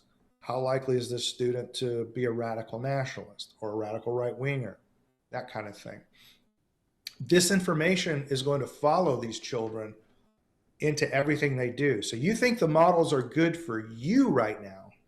Wait till you see how good the models are for your children. Wow. They'll be able to predict what candidate they're going to vote for, and then be able to target them with specific messages on social media, on advertising, actually promote specific products to them, promote social projects going on in their community that will change their disposition towards that candidate. Okay, that's where we're headed. So, I mean, one of the things I've said, Jeff, for a while now, especially, as President Trump was reelected, and we want all this accountability, right? We want COVID accountability, deep state oligarchy accountability, all this stuff. And, I've theorized, hey, if we get down the road here and none of that happens, which based on this interview, it's probably not going to, I've said, wow, this is going to be it's going to be looked at as a psychological operation of demoralization. Mm-hmm. And that. What do you mean by that? Tell me what you mean by that. Well, I mean, look, it comes down to what I mean by that is the test is if you get down the road and we've voted for this change and it doesn't happen, well, then we're slaves. I mean, that, and you say feudalism. Yeah. But to me, what we're really talking about here, with what you just talked about with social emotional learning, the future AI models, we're literally talking about enslaving humanity, enslaving our will to this new feudal technocracy. Yeah. Enslaving the will is the right term. Yeah. The reason I asked you about demoralization is it's very important. Most people hear that word and they think demoralization means feeling bad about something. I'm demoralized about the economy basically means I'm depressed about the economy, right? That is not what the propagandists mean by demoralization. What they mean by demoralization is literally demoralization, the removal of morals from human cognition and human dispositions and human social relations. Why is that? Why would they want to remove morals as a cognitive tool for people? The reason is, it turns out that without a moral theory, you cannot understand the world. You cannot understand the physical world. You can't understand the social world, okay? Especially the social world. Without a moral theory, you can't understand what motivates people. And you have no way to understand how to motivate people or negotiate with people or cooperate with people. Moral theories are required for that. By demoralizing society and removing morals from the intellectual calculus of the people and the citizenry, you now have prevented people from cooperating and from understanding what's propaganda and what's not. So when you encounter normie conservatives who simply can't detect this propaganda, it's because they've been demoralized. Now, they may be people that go to churches and they advocate for a, quote, strong morality, right? But this is not what we mean by a moral theory. What we mean by a moral theory is something more akin, I mean, that most people would say that is more morality, but the propagandists would say that's ethics. Yes. Right? It's rules about how you should behave. A moral theory is a claim about how the world is and how it treats people who behave in certain ways. Once you remove that, you can't understand things. I think I've talked about this experiment before, but the Russians did this experiment when they did the overthrow of the Namibian government. They brought in the leaders of the coup, the communist coup. And the experiment was, can we persuade them that we propagandize them? Can we persuade them? Let's see how our propaganda works, right? They brought them to the Kremlin and showed them the plans that all they wanted was the gold, diamonds, and uranium. That's why they overthrew the government. And they used propaganda to do it. None of the communist coup leaders would believe it. They're literally at the Kremlin being shown this by the KGB, and they still don't believe it. So they experimented with all kinds of different persuasion mechanisms. None of it worked. Finally, they held them down on the ground and had soldiers stomp their shin bones until they broke. And then they believed it. So the Russians concluded that the only way to break the propaganda conditioning of a demoralized population is through physical torture. Wow. So that's the aim of demoralization. It's to reduce the ability of the population to cooperate, and it is to reduce the ability of the population to understand what's happening to them. Okay, so this is a timely conversation, and the reason this is such a timely conversation, I know it may sound like a black pill, or it may feel like a black pill, but let me prove how. I think this kind of proves the point. Right now, the headlines are all about the Middle East, or in this instance, also like the podcasting reaction to the Middle East, right? Yes. Like we're all seriously. If you go on X right now, it's now who do I have to denounce? Every day I get up, Jeff, and there's somebody else that I'm supposed to denounce if I am truly MAGA, right? Benny Johnson just criticized the war and cited this New York Times piece where basically this idea that Israel dragged us into the war, and he's now essentially saying that, and he's now the latest person. Yesterday it was Tucker and Alex Jones and Megyn Kelly because President Trump called them out, and now it's Benny Johnson's the next guy, and after listening to everything you just said, this all feels very silly, and it really is if you truly understand what it is we're facing, the battle we're engaged in. Because I think we all agree what we want. We want our country back, and we want to be able to leave a country and a good society to our kids, right? That's the goal any parent. And yet we're getting bogged down in, well, you must denounce this person because we can't walk and chew gum at the same time, or you've if he says one thing that we disagree with, and by the way, that one thing just happens to be about no wars versus more wars, then we can't listen to anything they said. This whole conversation makes what was going on right now on the right look so silly and juvenile. Yeah, there's one characteristic of 21st century rhetoric that I find just very interesting. And Paul, you can remember back, you don't have to go very far back, when people sort of evaluated arguments and people would say, well, does that actually match the evidence that I know? Okay, well, maybe I don't know all the evidence, so let me go see what I can do about acquiring more evidence to see about this. You understand? You know what I'm saying? People used to think sort of that way. Yes. But now people make all their decisions based on the character of the person that's speaking to them, at least the perceived character of the person that's speaking to them.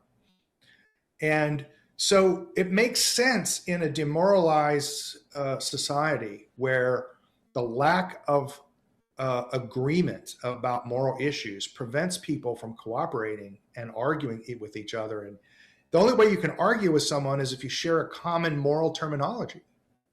Without a shared moral terminology, you can't even really argue with someone. That's why it's like kind of interesting to watch some of these like Christian versus Muslim debates. You sort of listen to them and you go, you're pretty sure that both sides are using words in completely different ways that don't mean the same thing. Right? They're not talking about the same thing. Different definitions, right?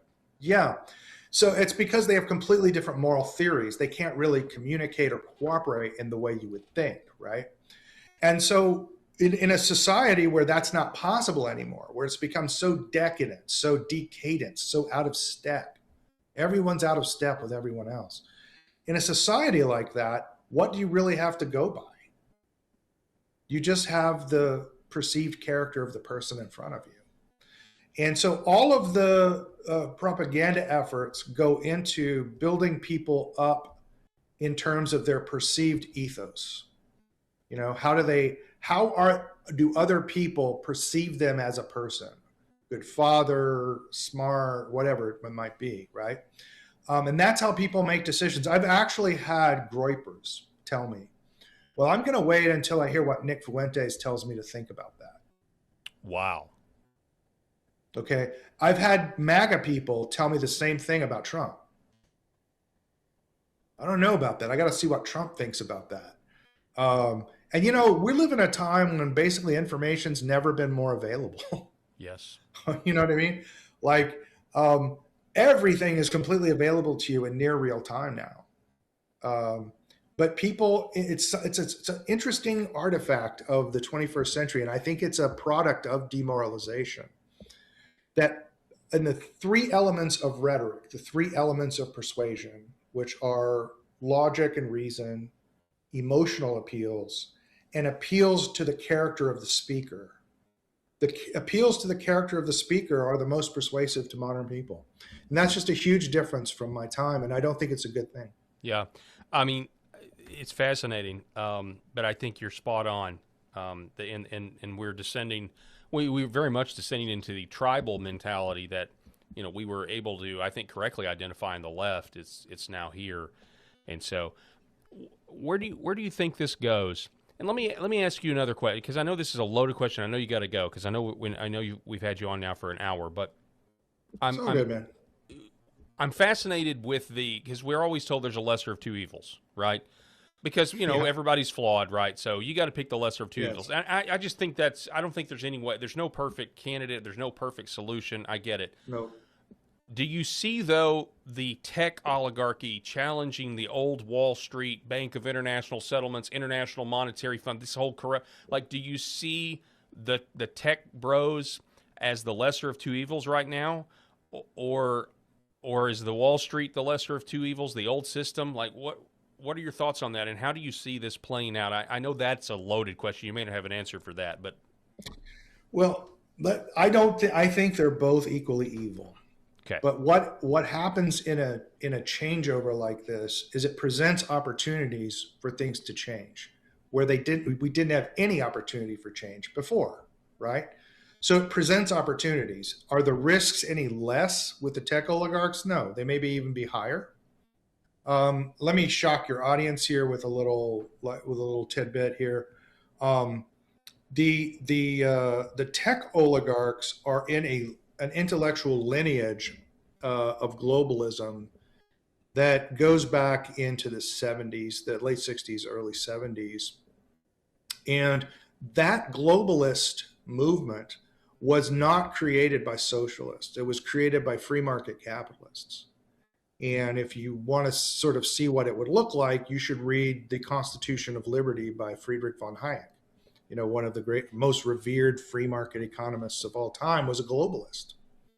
And you can read the Montpellier Society publications. What their concept is that you should have many governments. We don't have enough governments in the world. That what you want to have is you want to have 40, 50, 60, 100,000 governments on the planet. And businesses can decide what jurisdictions to locate in based on, you know, what benefits them. And they've kind of done that. I mean, that's what these free trade zones are everywhere around the world, right? One of the largest ones is along the Mississippi River. Those free trade zones operate under their own legal authority. It's a treaty authority by foreign law. So there's a whole sort of legal and philosophical framework that's been laid by these people and what they want to achieve that's completely at odds with a nationalist understanding of America. And if you want nationalist America to survive, you have to achieve power to rival them. And the only way you can do that is to create your own oligarchy. That won't happen by participating in political processes. That will happen by taking control of crucial industries. It could mean in your tri-state area in the United States, you gain control of all the metal foundries. It could mean in your county, you gain control of the commissioner's court and or the school districts. It can mean a lot of different, I mean, school districts are usually the largest employers in most counties. So, you know, it can mean a lot of different things, but it doesn't mean politics, and the opportunities won't be political. So, yeah, you're not the opportunities aren't political until you have the influence to influence politics. Would you agree with that? Yeah, I mean, the reality is in America and the Western world, you buy the votes that you need to get the policy you want. So if you're not capable of buying votes, you just can't, you're not going to get any change. You have to be able to buy it. Wow. Democracy is a commodity and it's for sale. I mean, that's obviously true. That is obviously a true statement, and it, you know, it is what it is. So get rich enough to go buy it. Yeah, I mean, you know, you look that's my point. No, I get that, and you know, just as an example of kind of how futile, you know, some of this stuff is, and this is a tangent, but you know, everybody's trying to get these politicians to quit doing insider trading, and they're you know, that we want to pass a law to stop this, and I'm like, there's literally no way to control. Like, the only way that you could ever, you know, stop that is to have people with actual morals in office, which we clearly don't have. Like, that's the answer, because you're never going to stop somebody from, let's say, you know, telling their son or their nephew or their uncle, you know, what the good trade is at Thanksgiving dinner. You know, this is to your point, is everything's for sale, and that's where we're at right now. And that's a terrible black pill for a lot of people, but you could think of it as a white pill. Yeah, in a way it is. Well, it actually means you can go buy it. Well, in the you know, in the younger generation, I keep putting this out there. The younger generation is seeing all this, especially the ones that lived through COVID, and they are angry, they're mad, and I'm looking right now. I've got this Constitution over here rolled up on the corner. We the people, and I look at that, and I'm just like this document. As much as I say I love our Constitution, at this point, it is clearly not working. The social contract is completely not working. You have stuff like the silent filibuster, which totally robs. I mean, I was saying this the other day. It totally robs us. It's a classic example. It's so funny. It's unconstitutional on its face. But literally, when they were talking about doing a standing filibuster, it dawned on me, oh my gosh, some of these people are so old, they would die if they had to stay up for 24 or 48 hours to actually do their job. Yeah, they literally would put them in the ground to do the job that they're supposed to do. Correct. And they've just made it this husk of a process, and it's like we're being robbed. Yeah, anyway, I'll throw one out there for your audience that is going to be red meat for them. But I believe the Constitution is an impediment to our objectives at this point. Let me give you just some simple proofs of that. If you took right now, if we had a direct democracy, not a constitutional republic, but we were a direct democracy, and they took a national vote on whether to expel illegal aliens and to expel people who had received citizenship over the last 5 years, it would receive a majority vote. It would be done. You're right. There would be no question about it. If you took a majority vote in the country to outlaw transing kids, you'd have a 70% vote on it. Okay? It would pass immediately. Right? And these are things that the Congress and the government are not doing. They won't do these things. What is preventing them from doing these things? It's because the indirect representation of a republic allows lobbyists, rich money lobbyists, to influence the representatives. If you take the representatives out, they have to bribe everybody. And they're not rich enough to do that. Mm-hmm. Right? This was actually a principle in Athenian democracy. When they would have trials, they required at least 601 jurors on the theory that 600 and then one to be like the jury spokesman. So 601 jurors on the theory that nobody in Athens was rich enough to bribe all the jurors. Oh, wow. So the direct democracy, and let me tell you something, in Texas, if we had direct democracy in Texas right now, we would have landmined the southern border. We'd have death penalty for transing kids. We'd have the death penalty for it. We would have work camps. We would get rid of prisons. They would all be work camps. There would be every illegal alien here would be put into a work camp for 25 years and then forced to walk home. All of the social problems that beset conservatives would be solved if we had a direct democracy and not a constitutional republic.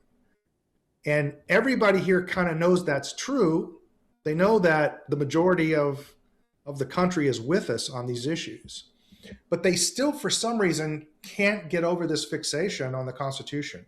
The Constitution at this point has been made an impediment for us. It is not helping us. Wow. And, the counter argument, I think the allergy to even talking about something like that is, well, it could go out of control, then the direct democracy could, one day vote to take away your kids if you want to, Yes. raise them in a Christian household, right? Like that's the Yes. immediate, but to your point, I mean, because obviously I'd be worried about that, or, could vote to take away our guns. But Yes. to your point, yeah, it is an interesting thought exercise to think about these big issues that are plaguing our country. We would win all of them. We would win every one of them. I've never thought about that. And so it really just It's goes only to show the you. indirect representation that allows the lobbyists to do that. They can't bribe all of us. Yeah. No, you're exactly right. And you just think, okay, this younger generation sees all that, especially the young men. I mean, I know it's not all the Zoomers, the liberal mind virus, it is still infecting a lot of young people, but you do have a lot of these guys that are now polling more conservative than 65-year-old men today. And Yes. they're looking at this and they're saying, I mean, what Yeah. like the classic age-old thing, like conserve what? What have conservatives actually conserved in this Nothing. current system? Absolutely nothing. And listen, I'm not making an argument for direct democracy. What I don't support the idea of direct democracy. But what I'm pointing out is the Constitution is not helping us. Mm-hmm. It has not done what it said it would do. It did not limit government. It is not protecting the citizenry. It is not allowing the will of the people to be expressed in an orderly way. It's just not doing that. And again, the purpose of a system is what it does. So what's the purpose of the constitutional system? It's to empower an oligarchy and allow them to set the laws. That's what the purpose of the system is. With regard to young people, I think young people are rationally just checking out of politics. There's no reason to do politics, right? Because there's no prospect to make a change. Like look, if I've been doing this since the late 80s, you know, I got involved with Reagan. I got really active in the late 80s. I've been doing this for a long time. You know, Republicans have been in charge of all three branches of government, I think 3 times in my lifetime. And they haven't done anything. In fact, they legalized illegal aliens and gave them amnesty and made them citizens. They did. You know, so I'm just like, you know, the reality is you're not going to be able to make any change. The future is not politics. The future is becoming an oligarch. And that may be an oligarch in your county. It may mean in your state. It may mean in your tri-state area. It may mean in your region. Who knows? But it's going to be something like that. And that's how power is exercised. And if we don't get real about that and we keep thinking that, gosh, if we just vote the right guy in, he's going to be the guy to resist the most powerful oligarchies in the world, an oligarchy that just, you know, almost destroyed Iran and bombing. And we're going to expect some guy with good character to go resist people like that? Are you kidding me? Like, that's not going to happen. So you just need to get rich, and you can't do that these days by working. You have to become an asset owner. And so you have to start thinking more like a capitalist rather than like a laborer. Wow. And so how can the free market people get on me for this? I'm just saying, become an owner of capital. Yeah.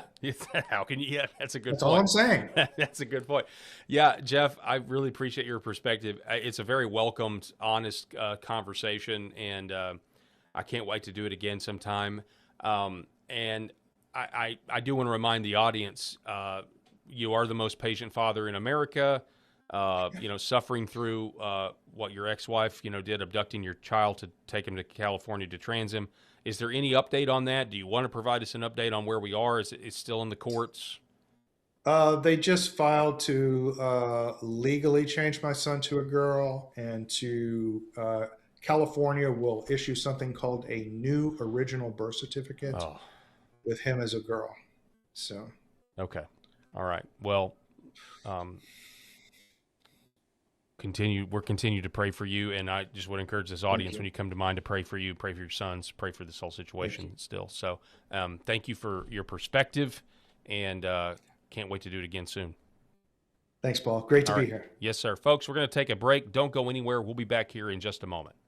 For centuries, light has been used to heal.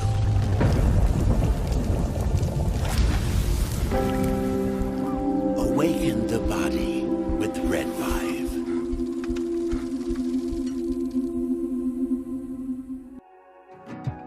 Why is Red Vive different? What sets it apart? What sets us apart from the standard red light panels?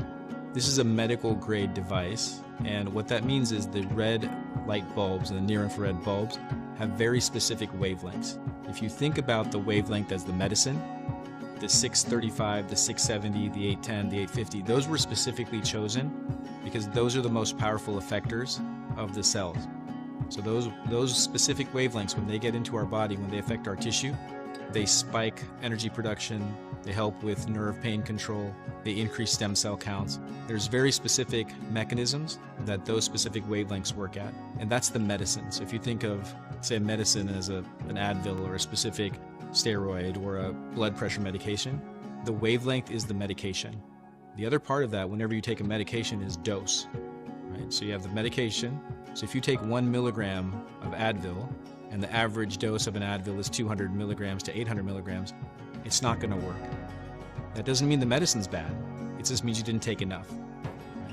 And so even if you have the right wavelengths, first you have to have the right medicine, and then you have to have the right dose. And to have the right dose, in light therapy, you have to have enough energy. So you have to have a powerful bulb. The LED bulbs, or light-emitting diodes, have a specific wavelength, and that wavelength is the medicine. And the wavelengths that have been studied and published on that are the most powerful in affecting healing and the changes that we want to see with our bodies and our health are the 635 wavelength, the 670, 810 nanometer wavelength, and 850 nanometer wavelength. Those are all going to affect the mitochondria, the cytochrome C oxidase, and affect those powerful long-term changes and affect that downstream pathways. And that's what you get with RedVive devices. The highest efficacy, the best wavelengths, concentrated to help your health.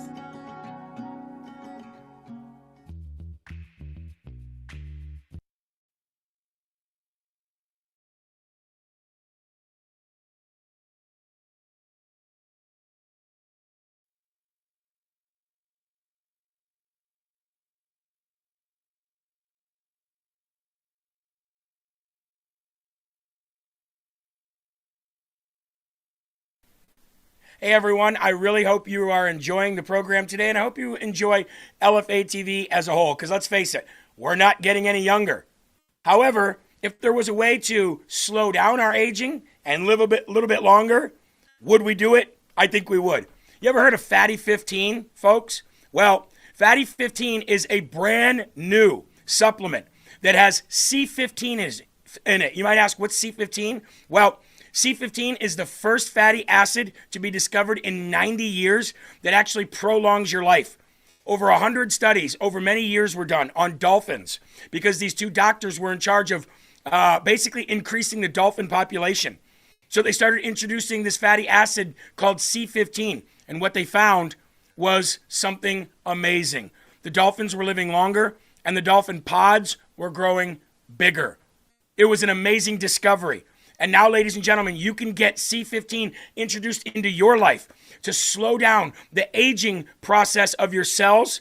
And it's not only going to make you feel and you look younger, but it's going to make your body think it is younger, which means you're going to start doing more things again. There's a thing called cellular fragility syndrome. And cellular fragility syndrome happens as we get older. This is going to reverse it, folks. Fatty15.com/LFA, promo code LFA. That is fatty15.com/LFA, promo code LFA.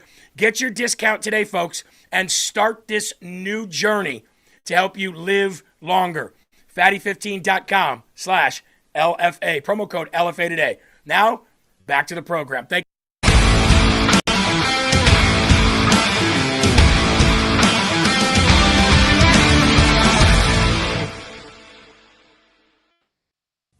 Well, building businesses is inspiring. I love inspiring people, and Friday's kind of always focused on that. We were at the Reawaken America event this past weekend in Tulsa, Oklahoma, and during Stacey and I's speech, we highlighted a guy named Charles Herrell. He's the founding father you probably don't know about. He was the wealthiest member of those who signed the Declaration of Independence. He's the only one who signed his name on it and told him if they wanted to hang him for treason, this is where I live, this is my address, you can come get it. I tied that into today's guest because he's the only person I've ever seen when Antifa shuts down an entire business district. They board up the Target, they board up Kay's Jewelers, they board up all the businesses, and they're like, "Are you going to stop your event because the ninjas in pajamas? Are you going to stop the event because of this?" He's like, "No, I'm staying at this Holiday Inn over here, and here's my room number if they want to come and get it." Also inspired today, Tom Holman, border czar, basically did a press conference and saying, "Hey, we're releasing 10,000 new agents that have been trained, and for those that give me death threats on a daily basis, come and get you some," was his quote. Come and get you some. I love characters like that because they just kind of have a clear focus of what God's called them to do. They don't stop. They don't look left. They don't look right. And today's guest does that. He's the author of How to Build a Successful Business. If he can apply that kind of a focus to Antifa, what could he do to helping you build a pergola or a pool business or a plastic surgeon business or you name it? Over 160 different companies he's helped take up and expand, sometimes 1,000, sometimes 10,000% of what they were doing. The one, the only, Clay Clark.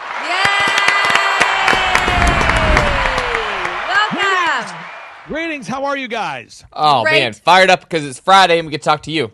I love it. I love it. Those Antifa members were probably glad they did not come to your hotel. They would have gotten a little piece of that action that the Louisiana pastor gave the guy that gave him death threats this past week. Stand up, they would have gotten a little taste of Clay's 1-2. What for? I'll tell you this, Dave. I don't know that I'm that bold, and I appreciate the kind words. I can just say that I knew that I know that the consequences of losing our freedom in America, what that means. There's nowhere else to go to, really. And so we have in America is a unique experiment in freedom that the world has never seen. And the levels of freedom that we enjoy here, we often take for granted. And what I saw with the lockdowns was a group of well-intentioned men and women oftentimes capitulating for fear of standing out or being called out or being rejected by their community. And for whatever reason, I think it's because I stuttered a lot as a kid. I've never really cared what people thought about me. And so if you're watching this show right now, I care about you, right? But if people leave me hateful comments or say terrible things, I've never really cared. And so to me, it made sense, Dave, that if the models that said 2.2 million people would die from COVID happen to be false, those models are false. And if the PCR tests are false, and if the treatments are real, budesonide, ivermectin, hydroxychloroquine, it would make sense to stay open. However, even if that wasn't true, I knew that we had a First Amendment right to peaceably gather. That was a right we had. And our rights are given to us by God, and they're supposed to be upheld by government. So I never wavered in my belief that we can peaceably assemble when we want to. And I also know the Bible mandates us in Hebrews 10:25 to not forsake the gathering, even as we draw closer to the end. And so I had a lot of reasons for why, a lot of clarity as to why I was willing to speak out. And then my wife, that was the one event that she couldn't go with us to. And so I was staying with my security guard, Jay. And so I figured, who we fondly referred to over 25 Reawaken events. Even on our internal sheets, we referred to him as Scary Jay. Scary Jay. Yep. Yeah, I'm like, I mean, if the Antifa wants to go mess with Jay, I mean, I'm not tough like that pastor. I'd like to be, but Jay is a tough individual. So I figured, come on up to our room. We'll let Jay show you how it's done there. So big shout out to Jay and the security team. They did a great job. AKA Scary Jay. Yep. Scary Jay. Now I've got a clip I want to share real quick here. This is a clip of a guy who had a sign company in a small community, and he just couldn't get the phone to ring. And then it changed to where his phone's ringing so much that, according to my client here, Kenny with Highwayman Signs, it was almost like, how do we even keep up with the work? And then now he's into a phase now where he's able to build the systems and processes to where he has a very manageable schedule. He's got a great work-life balance that he's excited about. And I think if we watch the first 90 seconds of this video, I think it might be inspiring for anybody out there watching that if you have a business that's a little bit stuck. Sure. My name's Kenneth Sutherland. I own Highwayman Signs, and our website is highwaymansigns.com. So if you're within driving distance, we're a full service sign company. So everything from business cards all the way up to full lighted signs, channel letters, monument signs, full big time construction as far as the signage industry is concerned. Now, if you're not within driving distance, you need something shipped. We still do, smaller print items. We do banners, yard signs, magnets, decals, that kind of stuff. And we've got an online store now, so you can just check that out at highwaymansigns.com. Actually, I think we've almost tripled. So we were under 1 million. I think we were like 700,000, like that. And we're on track to hit 2 million this year.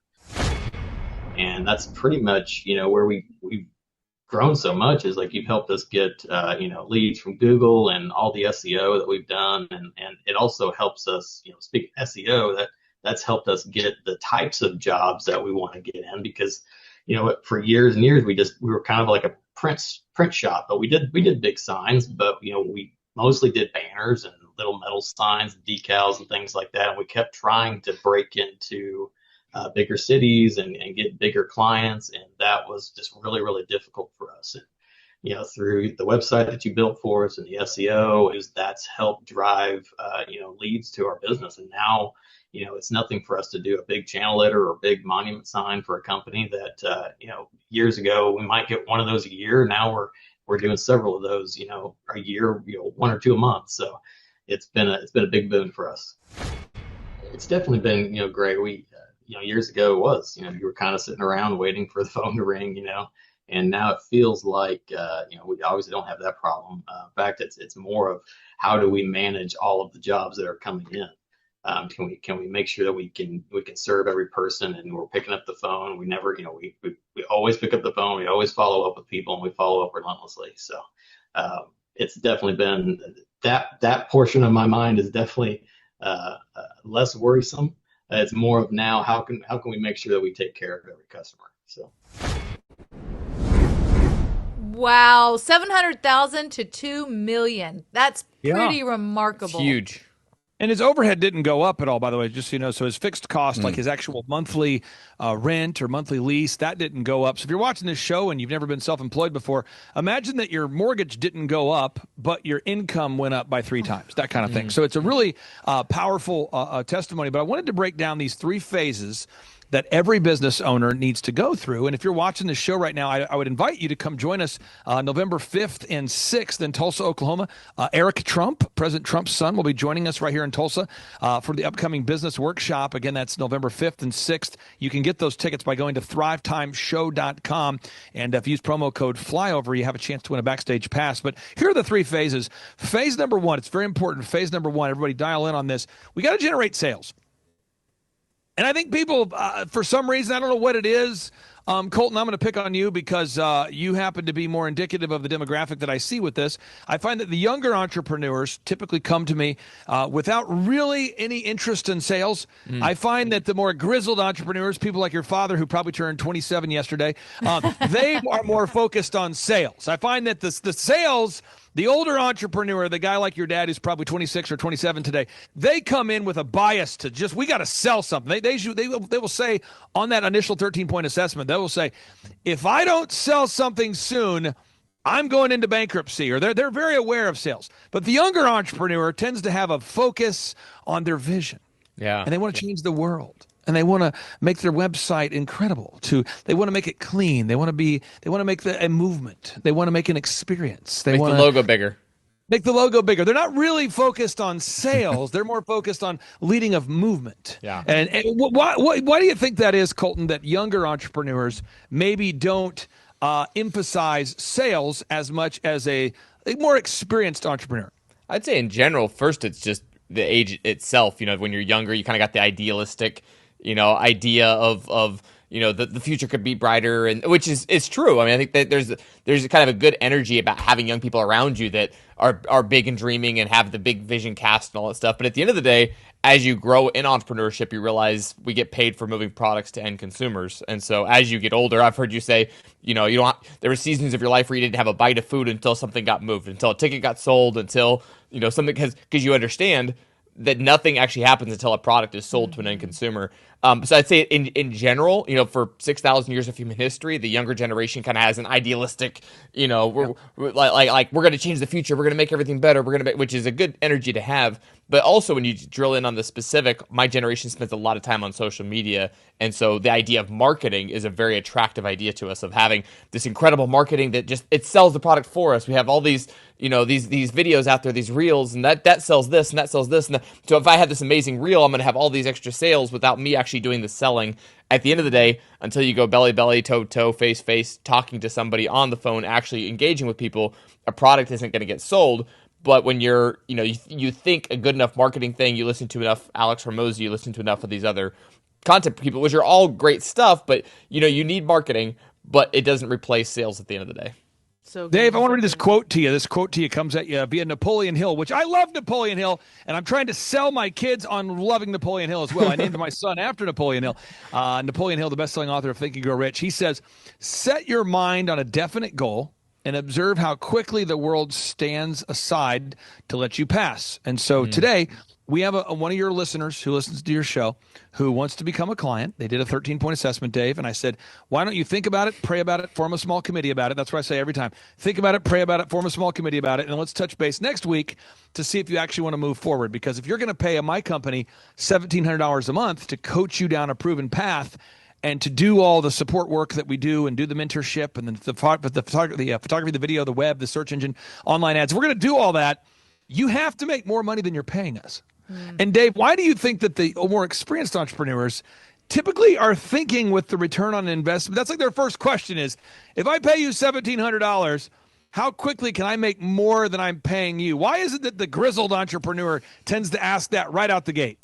Well, because they've probably been around long enough to sit in front of a spreadsheet and have to make payroll, and they know they probably have tried some things in the past that didn't.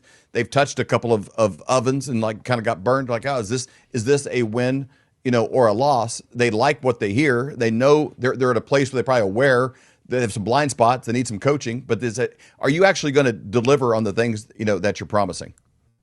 Now, this next phase, this gentleman here, Highwayman Signs, we helped him generate a lot of sales. I mean, you heard him say he used to wait for the phone to ring, and now he's got the biggest companies in America calling him. You say, how did we do that? Yeah. We helped him dominate search engine results. We helped him dominate with social media advertisements. We helped him dominate through a process called the Dream 100. But we make a marketing plan for every entrepreneur watching this. So if you're watching this, that's what we do.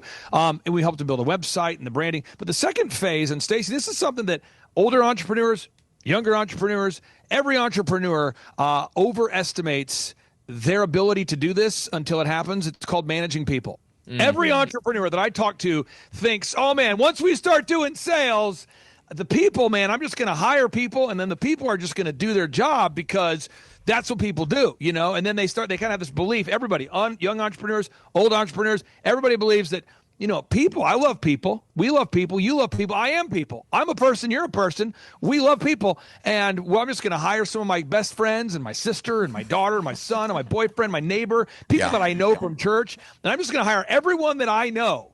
And there's no way that the people that I know and I'm friends with, they're going to come to work late, do a shoddy job, turn in fake hours. I know that the U.S. Chamber shows that 75% of employees steal from the workplace. And I know that the U.S. Chamber shows that this is real, 75% of employees steal from the workplace. And Inc. magazine shows 85% of employees lie on their resumes. But that's those people. That's not my people. My people, my friends, my family, the people that I'm going to hire, they're going to follow the systems. Why is it that every entrepreneur seems to gloss over managing people until they have a large team? Why is that? I think it is. You do have kind of like what Colton was saying there. It is this, looking at life thinking, hey, everything is great. Everything that is going to go my way. That's why I think it's so important that we've learned from you, especially when you're dealing with larger businesses, are these weekly interviews. Because, again, you just don't know how long somebody's going to last, if they're going to be able to do the job, if they're up to the tasks. And so these weekly interviews, in talking to people that do this on a regular basis, it is critical. It is an important part of establishing a business where constantly interviewing new people and having people ready to go. And I love what you do with the weekly interviews because, this isn't something we've personally experienced because we haven't done this in our past, but when I've talked to other business owners where they're interviewing individuals one-on-one, the amount of time that it takes, as well as, you book the interview and the person doesn't show up or they're definitely not qualified, where we've been there when you've done, these weekly interviews and you may have a room of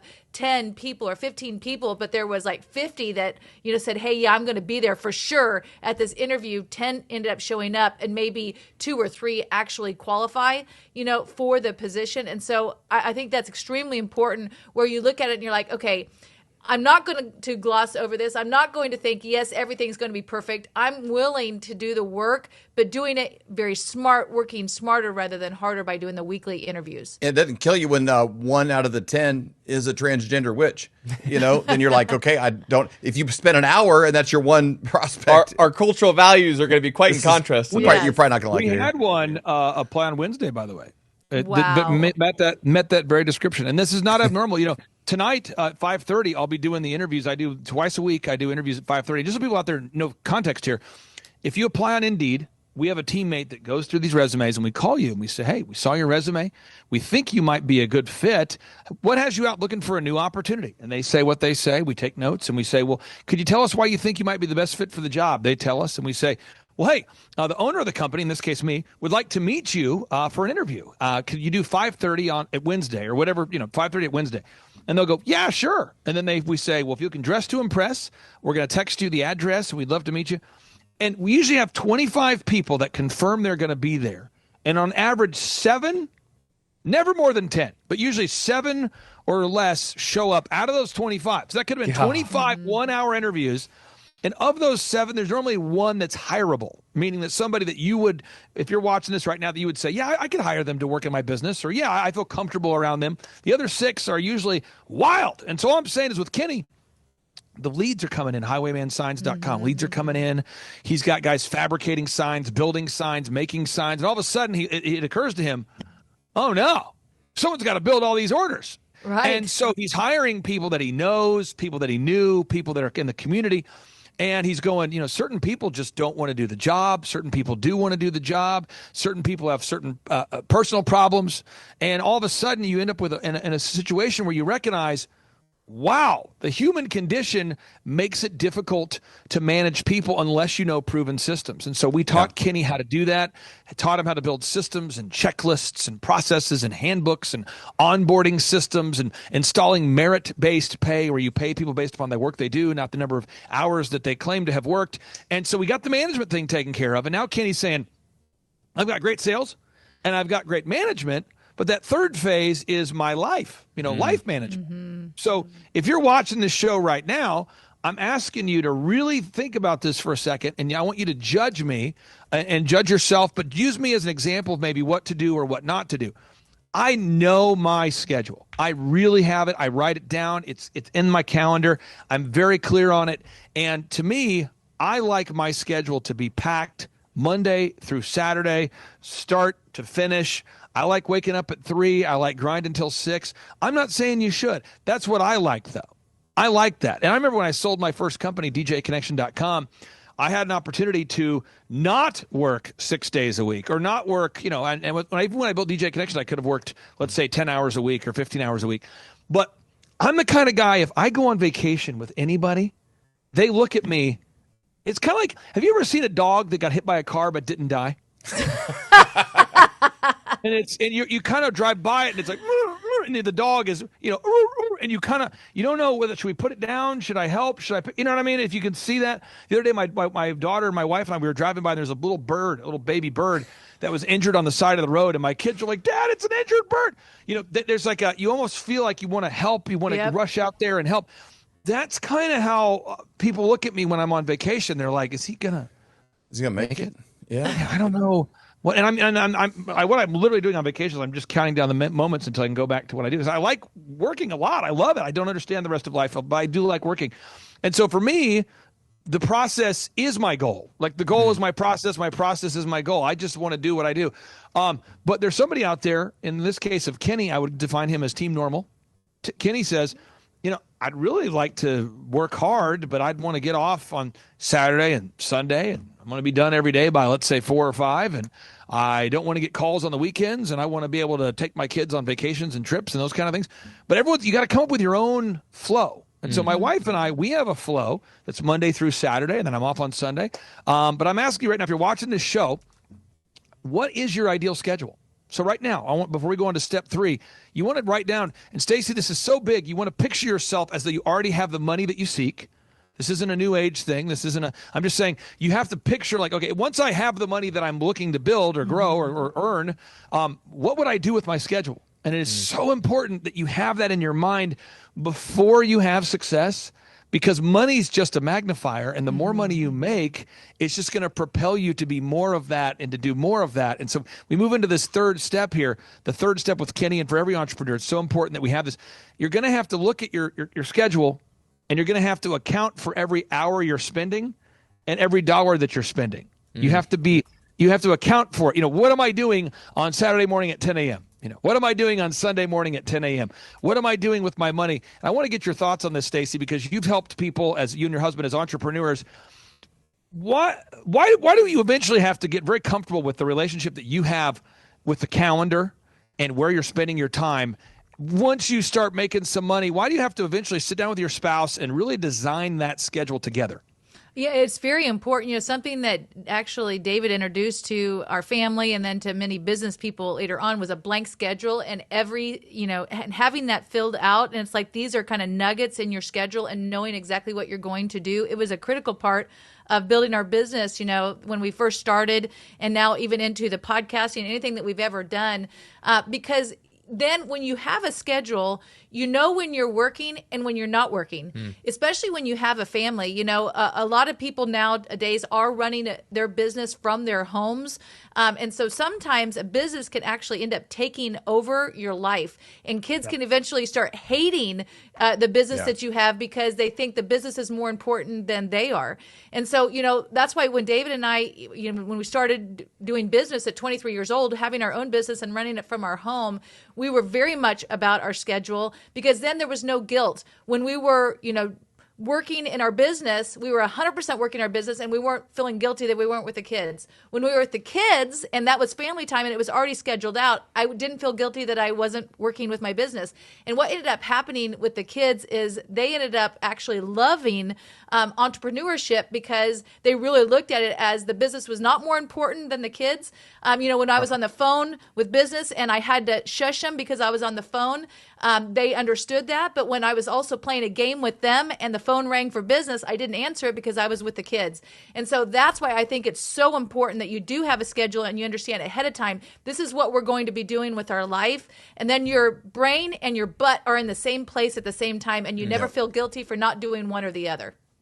Now, I want to mention this real quick, Dave. In my family, I won't mention the people I'm talking about. In my extended family, maybe my own family, extended family, just family, I always find that people gain an interest for entrepreneurship once their dreams exceed their budget. This is what I find.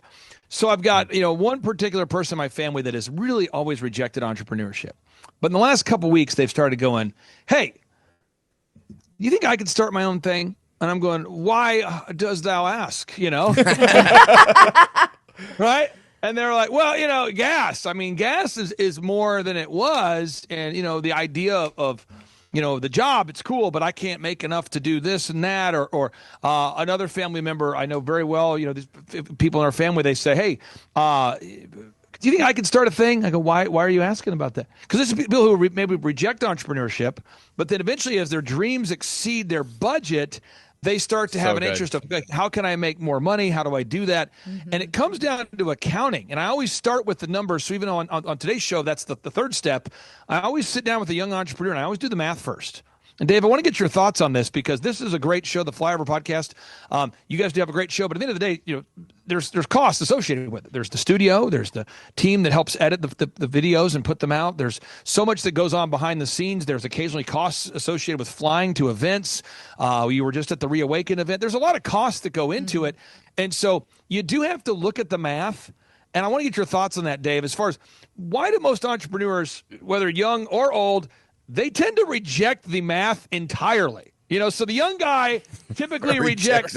No, I'm serious. The young guy doesn't want to talk about sales. The older guy loves to talk about sales. Everybody kind of overestimates how good they are at managing people. But both camps, young, old, whatever, nobody wants to look in that junk drawer and talk about the math. Why is that, Dave? So good. People do tend to ignore that a little bit. Like I have a Doberman, and we specifically bought leather couches because he'll get on them, but he's not allowed on the couches. So in a decade, I've never seen him on the couch with my own eyes.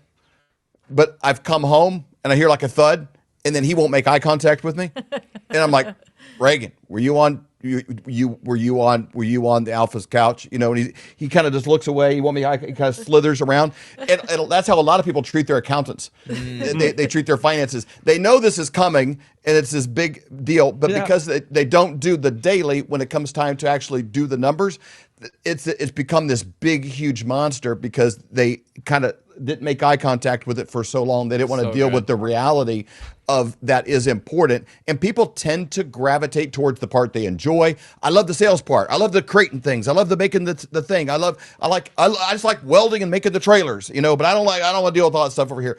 There was a ministry guy that started a group called Jesus Culture, and as a band, and they traveled and did all kinds of stuff. But he goes, people come to us all the time. They had, you know, Kim Walker, they had all these people, you know, they blew up and filled stadiums. He goes, we were originally putting up 2x4s with heat lamps and doing stuff to do things. And then we come back and we have to do all the spreadsheets for how much we made and everything. He goes, the reason most young worship leaders don't ever get to the next level, they like writing songs, but they're not willing to come back on Monday and look at the spreadsheet, look at the numbers, and hey, how did we do? They'll even go and raise money, but they won't look at the spreadsheet and do the Monday part. And I think that avoidance of that one thing keeps a lot of people from their destiny, their calling, from really being able to thrive at the making the trailers, the build the thing. The part that they're strong at ends up becoming irrelevant because of an avoidance of that uncomfortable reality of look at the numbers.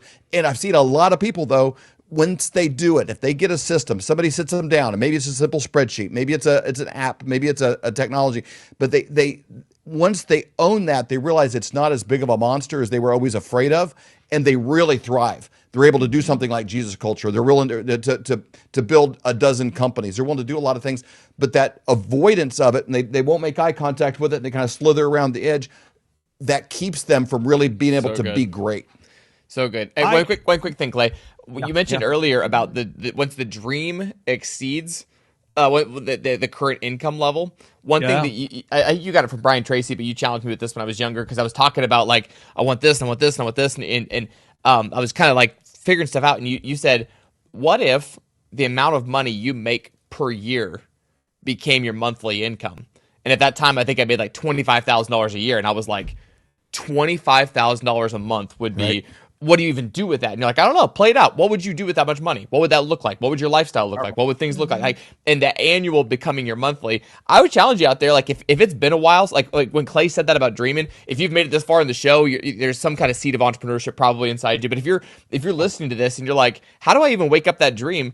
Picture for a second if your annual income became your monthly income. What would that actually look like for you? What would your life look like? What problems would be eliminated? What's something you're obsessing on right now that wouldn't even be a thought for you anymore because of that income change? And all you're missing then is just some knowledge in order to get there. The only gap between you then making that annual income, making your monthly income, is a little bit of knowledge. And that's what I love about working with Clay. Clay has all that knowledge inside his head, and the systems, and he has systems in place. So when you're like, how do I do this? What do I do here? You're like, well, you need to create leads. Oh, well, the leads are exceeding. Okay, well, now we need people to build the products. Oh, the people are exceeding that. Okay, now we need to create these.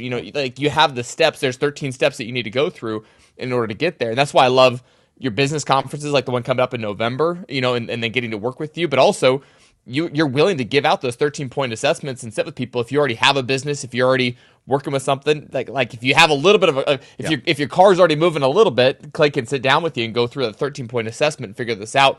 But if your annual income became your monthly income, what would that look like for you? I think that's a fun question to ask. And a lot of times we don't allow ourselves to dream like that, but actually sitting down, what would that look like? That might give you the spark that you like. If you're like, I mean, I'd love to, I just don't have the energy to go do those things. You probably have plenty of energy. You probably lack the vision.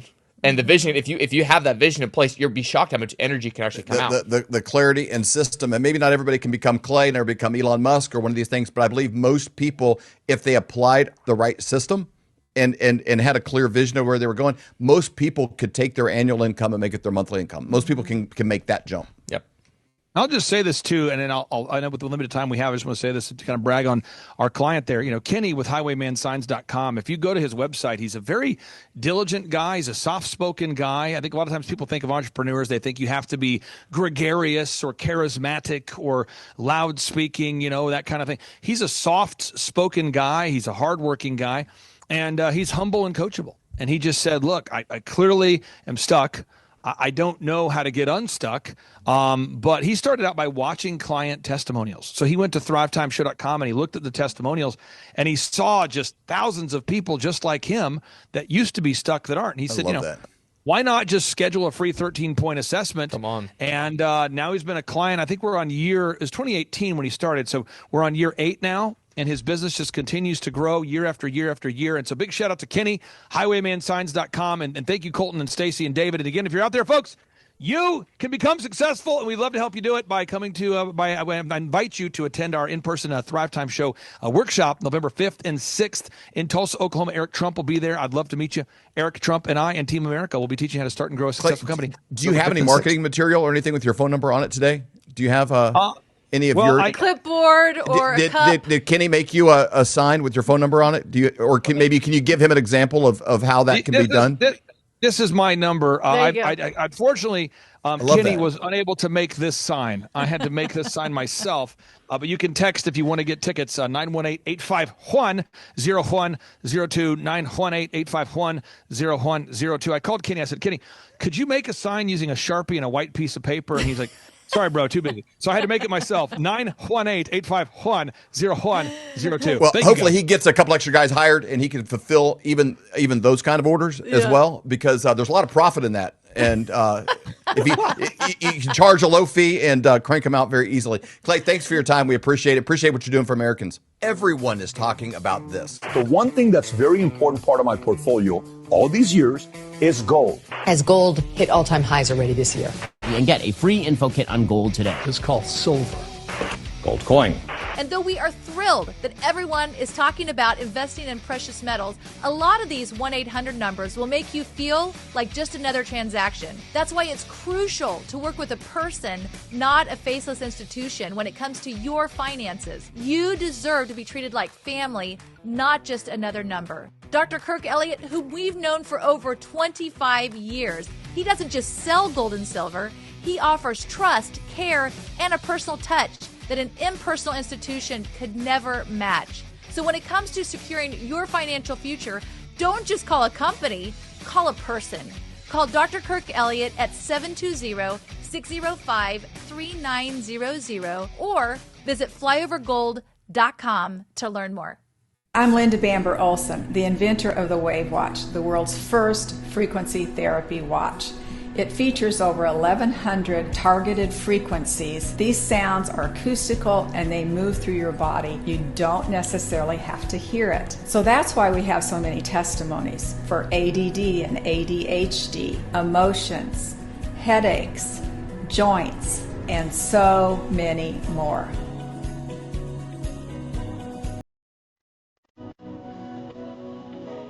At Sentry H2O, our under-sink water filter with remineralization, the Sentry Wellness System is engineered to exceed wellness expectations in 2025. It removes a broad spectrum of harmful toxins, including ammonia, lead, fluoride, PFAs, PFOs, and more. It enriches water with essential nutrients like calcium, magnesium, and raises pH for natural alkalinity. With zero waste operation, no water is lost during filtration, unlike traditional reverse osmosis. It is a simple 15-minute DIY installation, no plumber required. The Sentry Wellness System stands out by blending German water technology with American engineering, designed to deliver great-tasting, health-boosting water efficiently and affordably. Learn more at sentryh2o.com.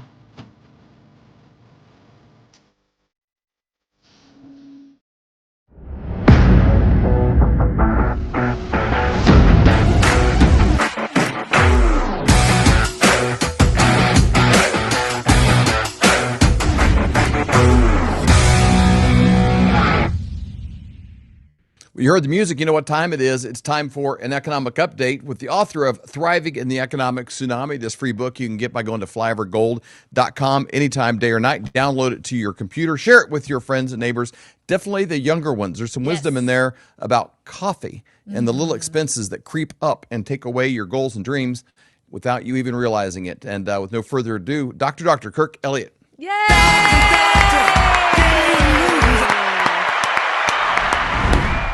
Welcome.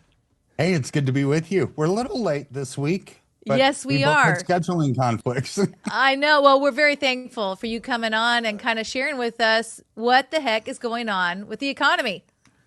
Well, let's talk about what's going on with silver first, because That's a good people idea. are calling a lot, right? And so, but you know what? I've got almost 40,000 clients all over the world. Wow. And maybe a dozen of them were concerned. That's I mean, interesting. that's amazing. It's amazing to me. It's that people are calling to want to buy on this price dip, right? Because we've done so well with the Flyover family of educating as to reason why we do things, right? This is an investment.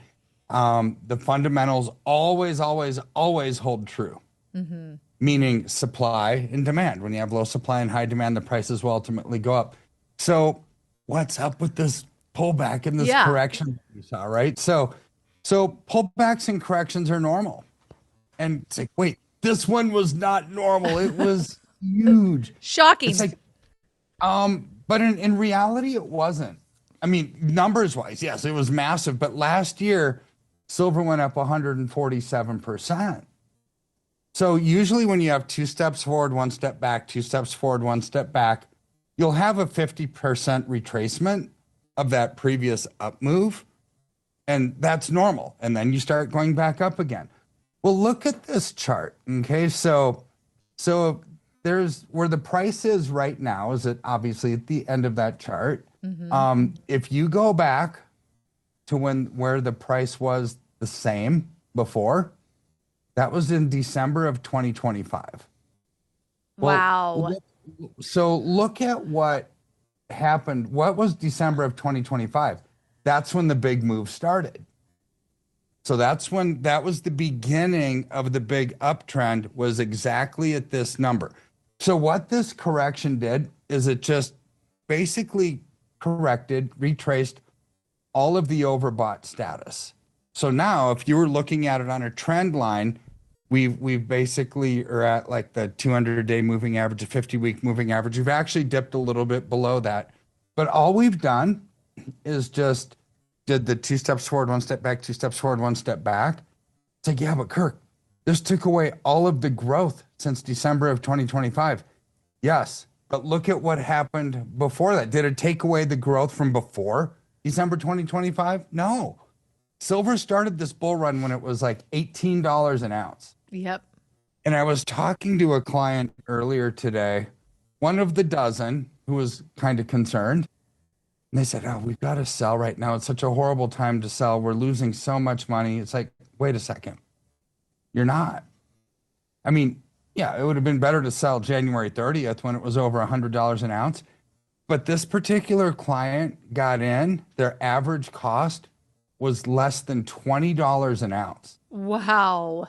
So even at where it's at today, I mean, pushing close to 60, they've up more than doubled, even after the correction. I mean, this is so exciting to me, right? So look at this as just it's a pullback, getting rid of all of the excess overbought conditions just since December of 2025 That wasn't that long ago. No, when you look at that Right? chart, it seems like forever because you look at, oh my goodness, look, all the emotion that's gone along with silver, in 2026 has been woo, oh.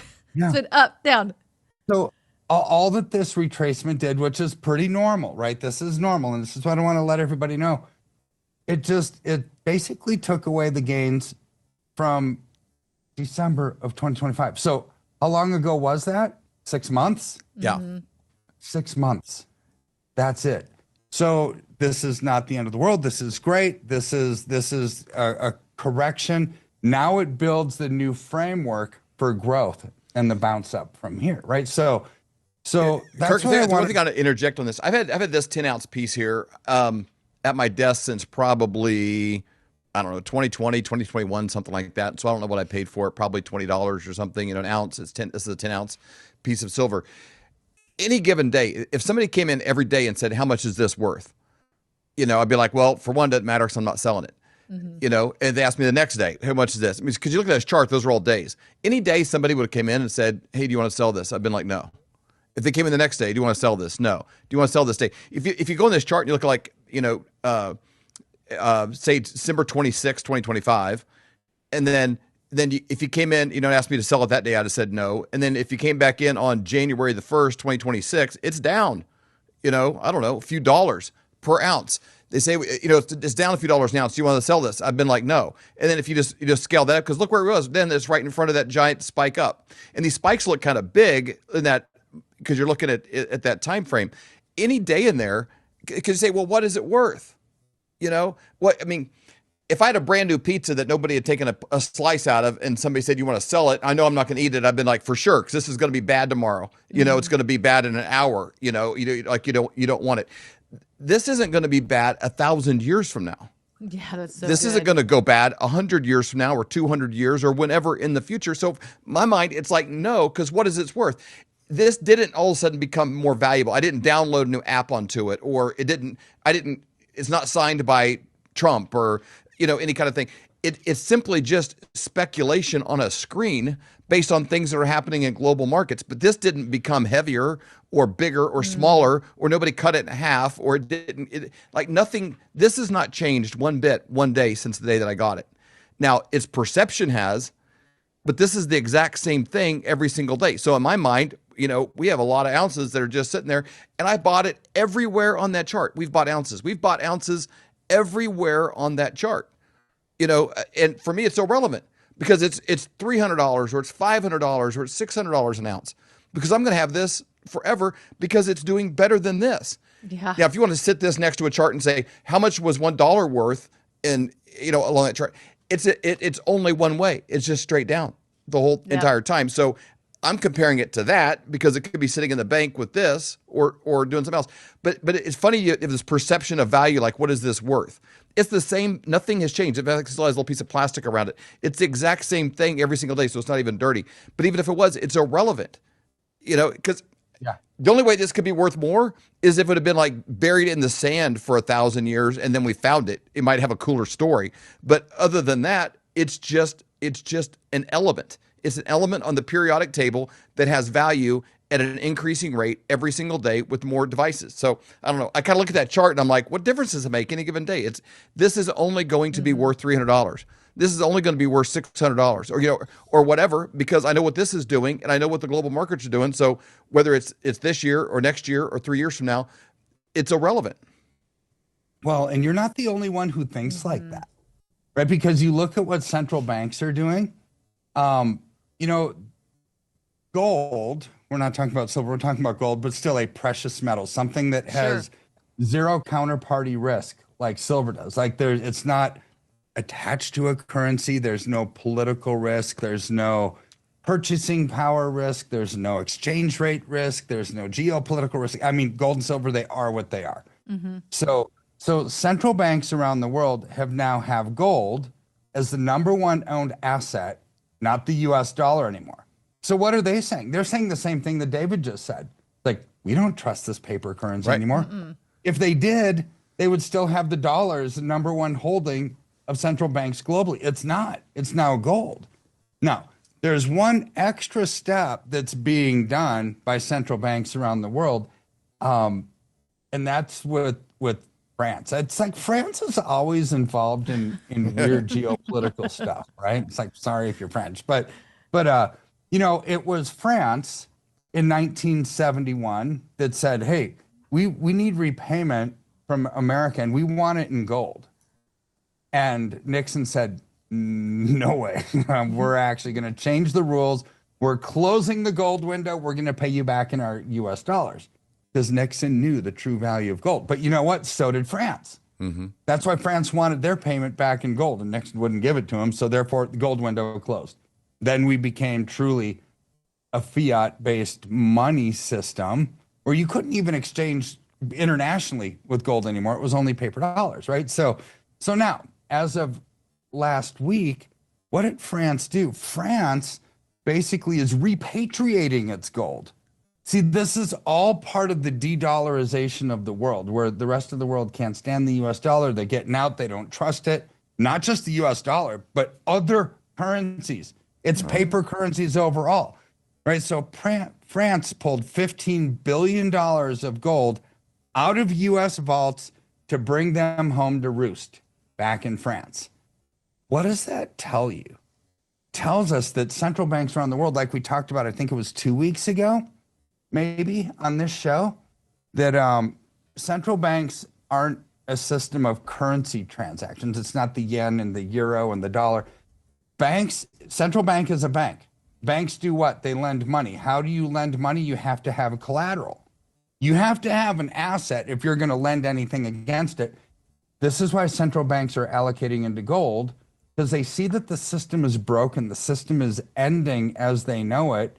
And not only do they actually want gold as collateral, They wanted it home because they no longer trust the West to store their stuff. So here's where, and this all started with Biden when he confiscated Russia's gold, when the Russia-Ukraine conflict started, and the rest of the world said, wait a second, the United States is using their political might, and they're using these assets as a weapon, not a gun, as a weapon. They're using assets in the confiscation of them. And so the rest of the world is scared, right? Just like we'd be scared that China is going to confiscate our assets, right? I mean, this just is the nature of humans. If you don't have it in your own country, you assume that some other rogue nation, if you get a good president, good king, bad king, good queen, bad queen, that it could all go away, right? So they're taking it back. Now, that to me signals that central banks are starting to look at gold as true legitimate currency. It's the collateral that they lend against, right? And that's exciting to me because we're in the right place at the right time. Now, what could be the spark that causes the mass exodus out of paper assets back into tangible gold and silver? Well, number one, we never did lose any demand. We only have less supply, even though that we've had this price pullback. So that's still there. It's completely intact, never changed. Number two, you've got this correction that we've seen. This is the best buying opportunity for silver, literally, like of the last decade, because you've got massive demand, you've got low supply. The correction is, if it's not over, it's within a few dollars of probably being over, right? We've retraced all of the overgrowth since this trend, this accelerated trend, started 6 months ago. I mean, that's it, right? So now you've got those two things going. What could be another spark?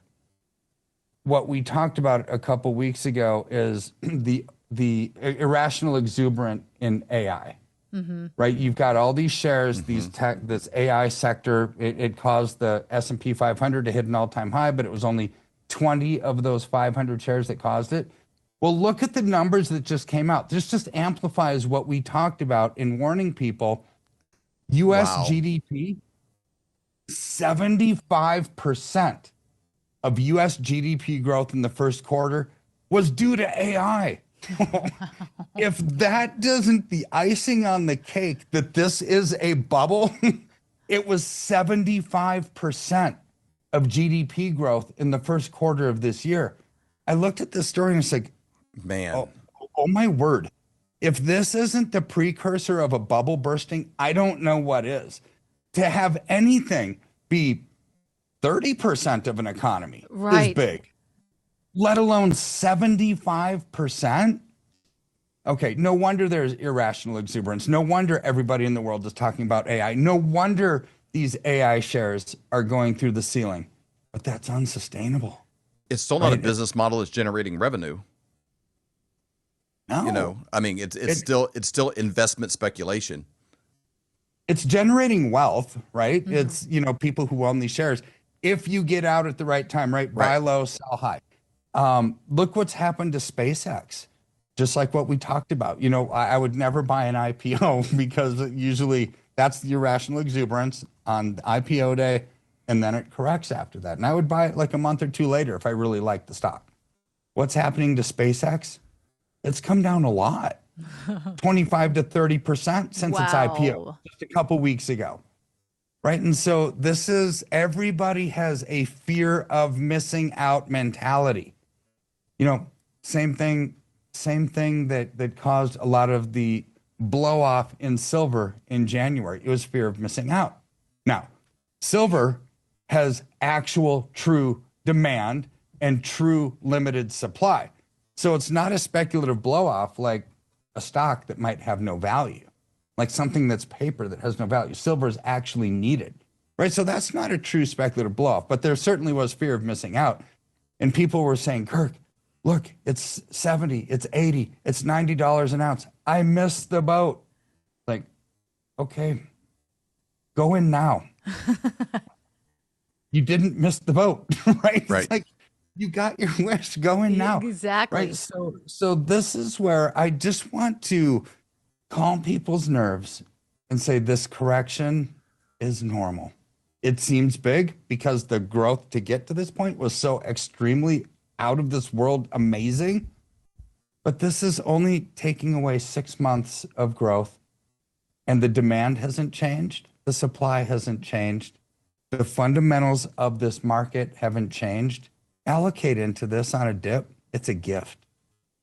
Well, it's putting your money into something that's real, that's never going to be blockbuster stock, that never goes away. You know, if I have my money in this, I'm saying, hey, I trust all the writing on here. Like I want to be a part of that and aligned with that. But number two, it means I'm trusting in the government. I'm like betting on them 100%, you know, to back all this up. I don't. Maybe the U.S. has the biggest military, so we can kind of back our money up better than anyone else. But it's the same people that you know. Colton, we can pull up Wikipedia. Pull up LifeLog. Have you guys ever heard of LifeLog? LifeLog was a data gathering organization that wanted to know every single thing about your entire life, everything about it. It was a way to gather data and information and mine it out of your life. Well, LifeLog stopped. Colton, you can probably pull it up. It's on Wikipedia, but like January, February, or something like that of 2004. It was a DARPA program. The exact day before, Facebook launched. Wow. And it's the same software. It's a DARPA program. Because all they want to do is like data mine, get this kind of stuff. It's like, so people think like Facebook, that's real. You know, Mark Zuckerberg's story is real. You know, that whole movie, you know, the twins that they set up with Bitcoin to make them shut up. Like that's real. It's just a big scam. The whole thing is a scam. It was a government DARPA operation that I'm kind of getting into conspiracy stuff, but this is like, most of our listeners probably dig this. You know, it was a big data mining scam that they said, hey, let's just turn it around and make it this, and we'll make this nerd the head of it, and everybody will buy into it, and they'll just freely give us all the information and tell us every single thing and the name of their dogs and where they buy and what they do, and they'll give us all this information. Like, none of those people lose sleep over trying to make sure that we're okay. None of them. All of it is a big government scam. All of that stuff. This is all of that, everything else. I know this. This is not going to melt. It's not going to go away. They can't have a 3D printer and make more of it. And when governments of the world don't trust each other, don't trust themselves, and they're going all in on physical metals, they're backing up their central banks with physical metals, and they have more of this than they do U.S. treasuries.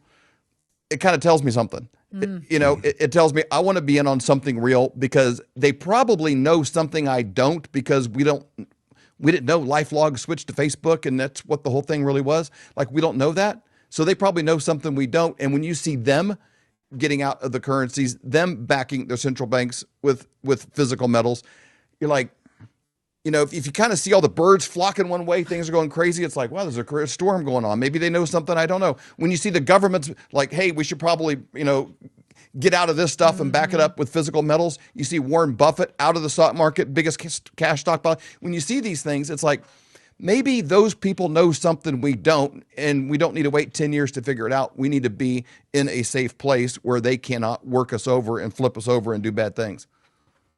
That's my 2 cents. Pretty good 2 cents. I totally agree. And Flavor Family is very simple. You know, you may think, how do I get out of the dollar? It's very simple. You just go to flyovergold.com. There's a place you can fill out your information to get a free consultation. That means get all of your questions answered, find out what's right for you and your family. Then you can hang up, pray, and make wise decisions.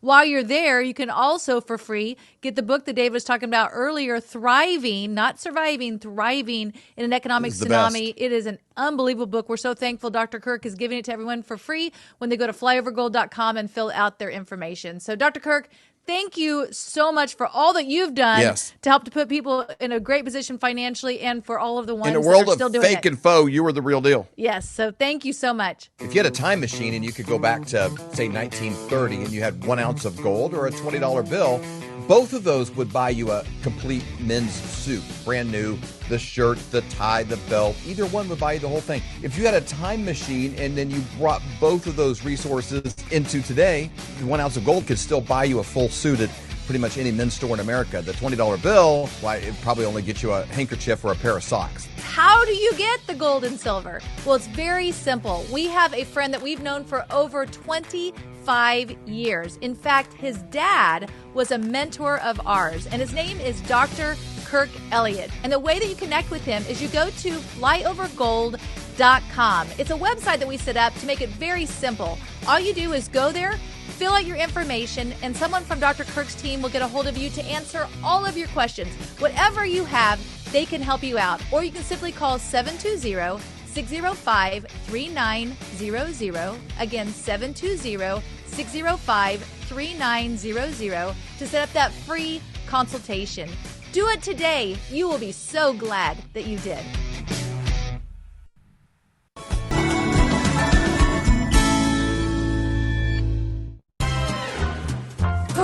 All right, Flyover family. My name is Avery Whited. I'm the daughter of David and Stacy. I'm just moving in, so I had to get an order for my pillow and get the things that I needed. So let's look inside. I got some My Pillow towels, kitchen towels. I got some of their Giza sheets. Now, I've never actually been able to use them, but I've heard amazing things from my parents about them. And last but not least, some they got them.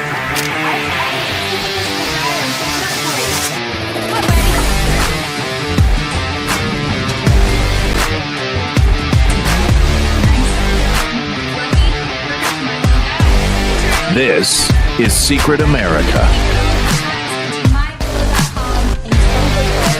Up to 66% off. Welcome, everybody. I'm Jack Danger along with Jay Gatling. And as you can see, we hope you've enjoyed this episode of the Flyover Conservatives podcast with David and Stacy Whited. Please subscribe, hit the notification bell, and leave us a comment below. Lastly, if you enjoyed today's podcast, share with those who came to mind. Be blessed and make it a great day. There you go. Look at that. Look at those two handsome devils right there. That is the Secret America shirt and hat that we're wearing, thanks to Kara. Okay? Kara actually made these shirts. She embroidered the hat. Like, they got the flag, you got the hat, and then you got USA on the side. You can't really see it because of you can see it on Jay's right there. You got the flag on the side, USA on the other side. And then, you got the cool stuff on the back of the shirt. Secret America has the website and the time. It's just really cool.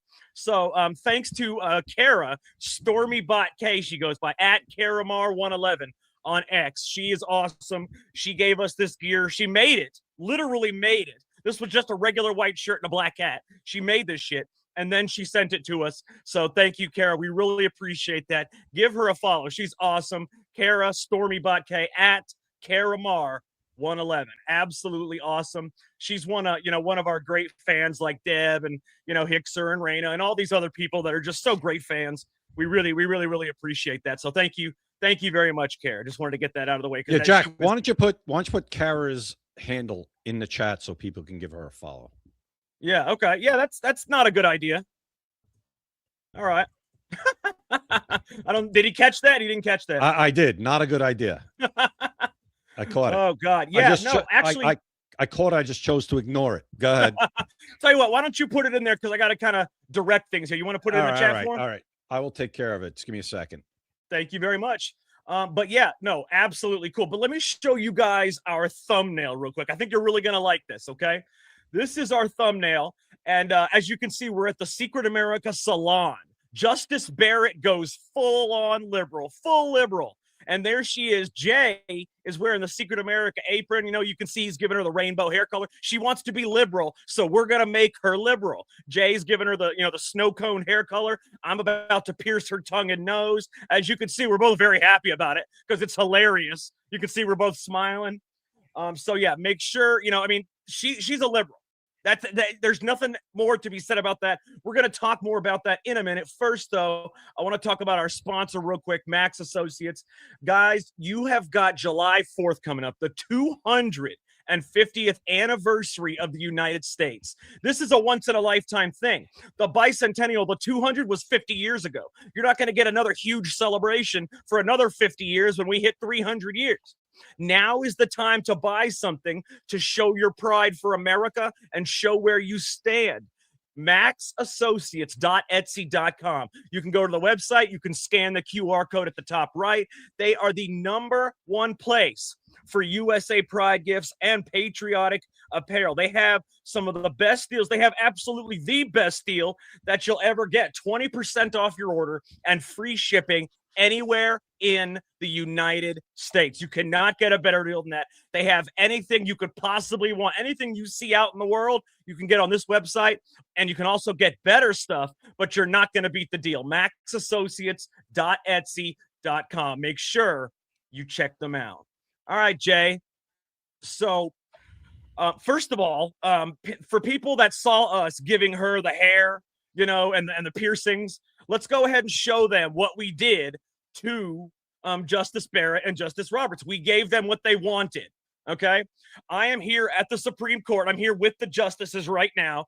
We've been meeting, talking about their decisions. And I told them, that it didn't go very well. They're not doing their best job. So they let us do that makeover to them, Jay. And here they are right there. See, there is Barrett and there is Roberts. We fixed them up the way they wanted to be fixed up. So as you can see now, they are very happy. They're much happier than they were. That's the full finished Amy Coney Barrett there, and the full finished Justice John Roberts that you and I did at the Secret America Salon. So there you go, world. That is the new Supreme Court. Yeah, and we did it for free. We did do it for free. Actually, You know what? They owe us a good decision. How about that? Yeah, well, maybe that comes tomorrow with birthright citizenship. We'll see. Don't hold your breath. Yeah, listen, I was 50-50. Under that now.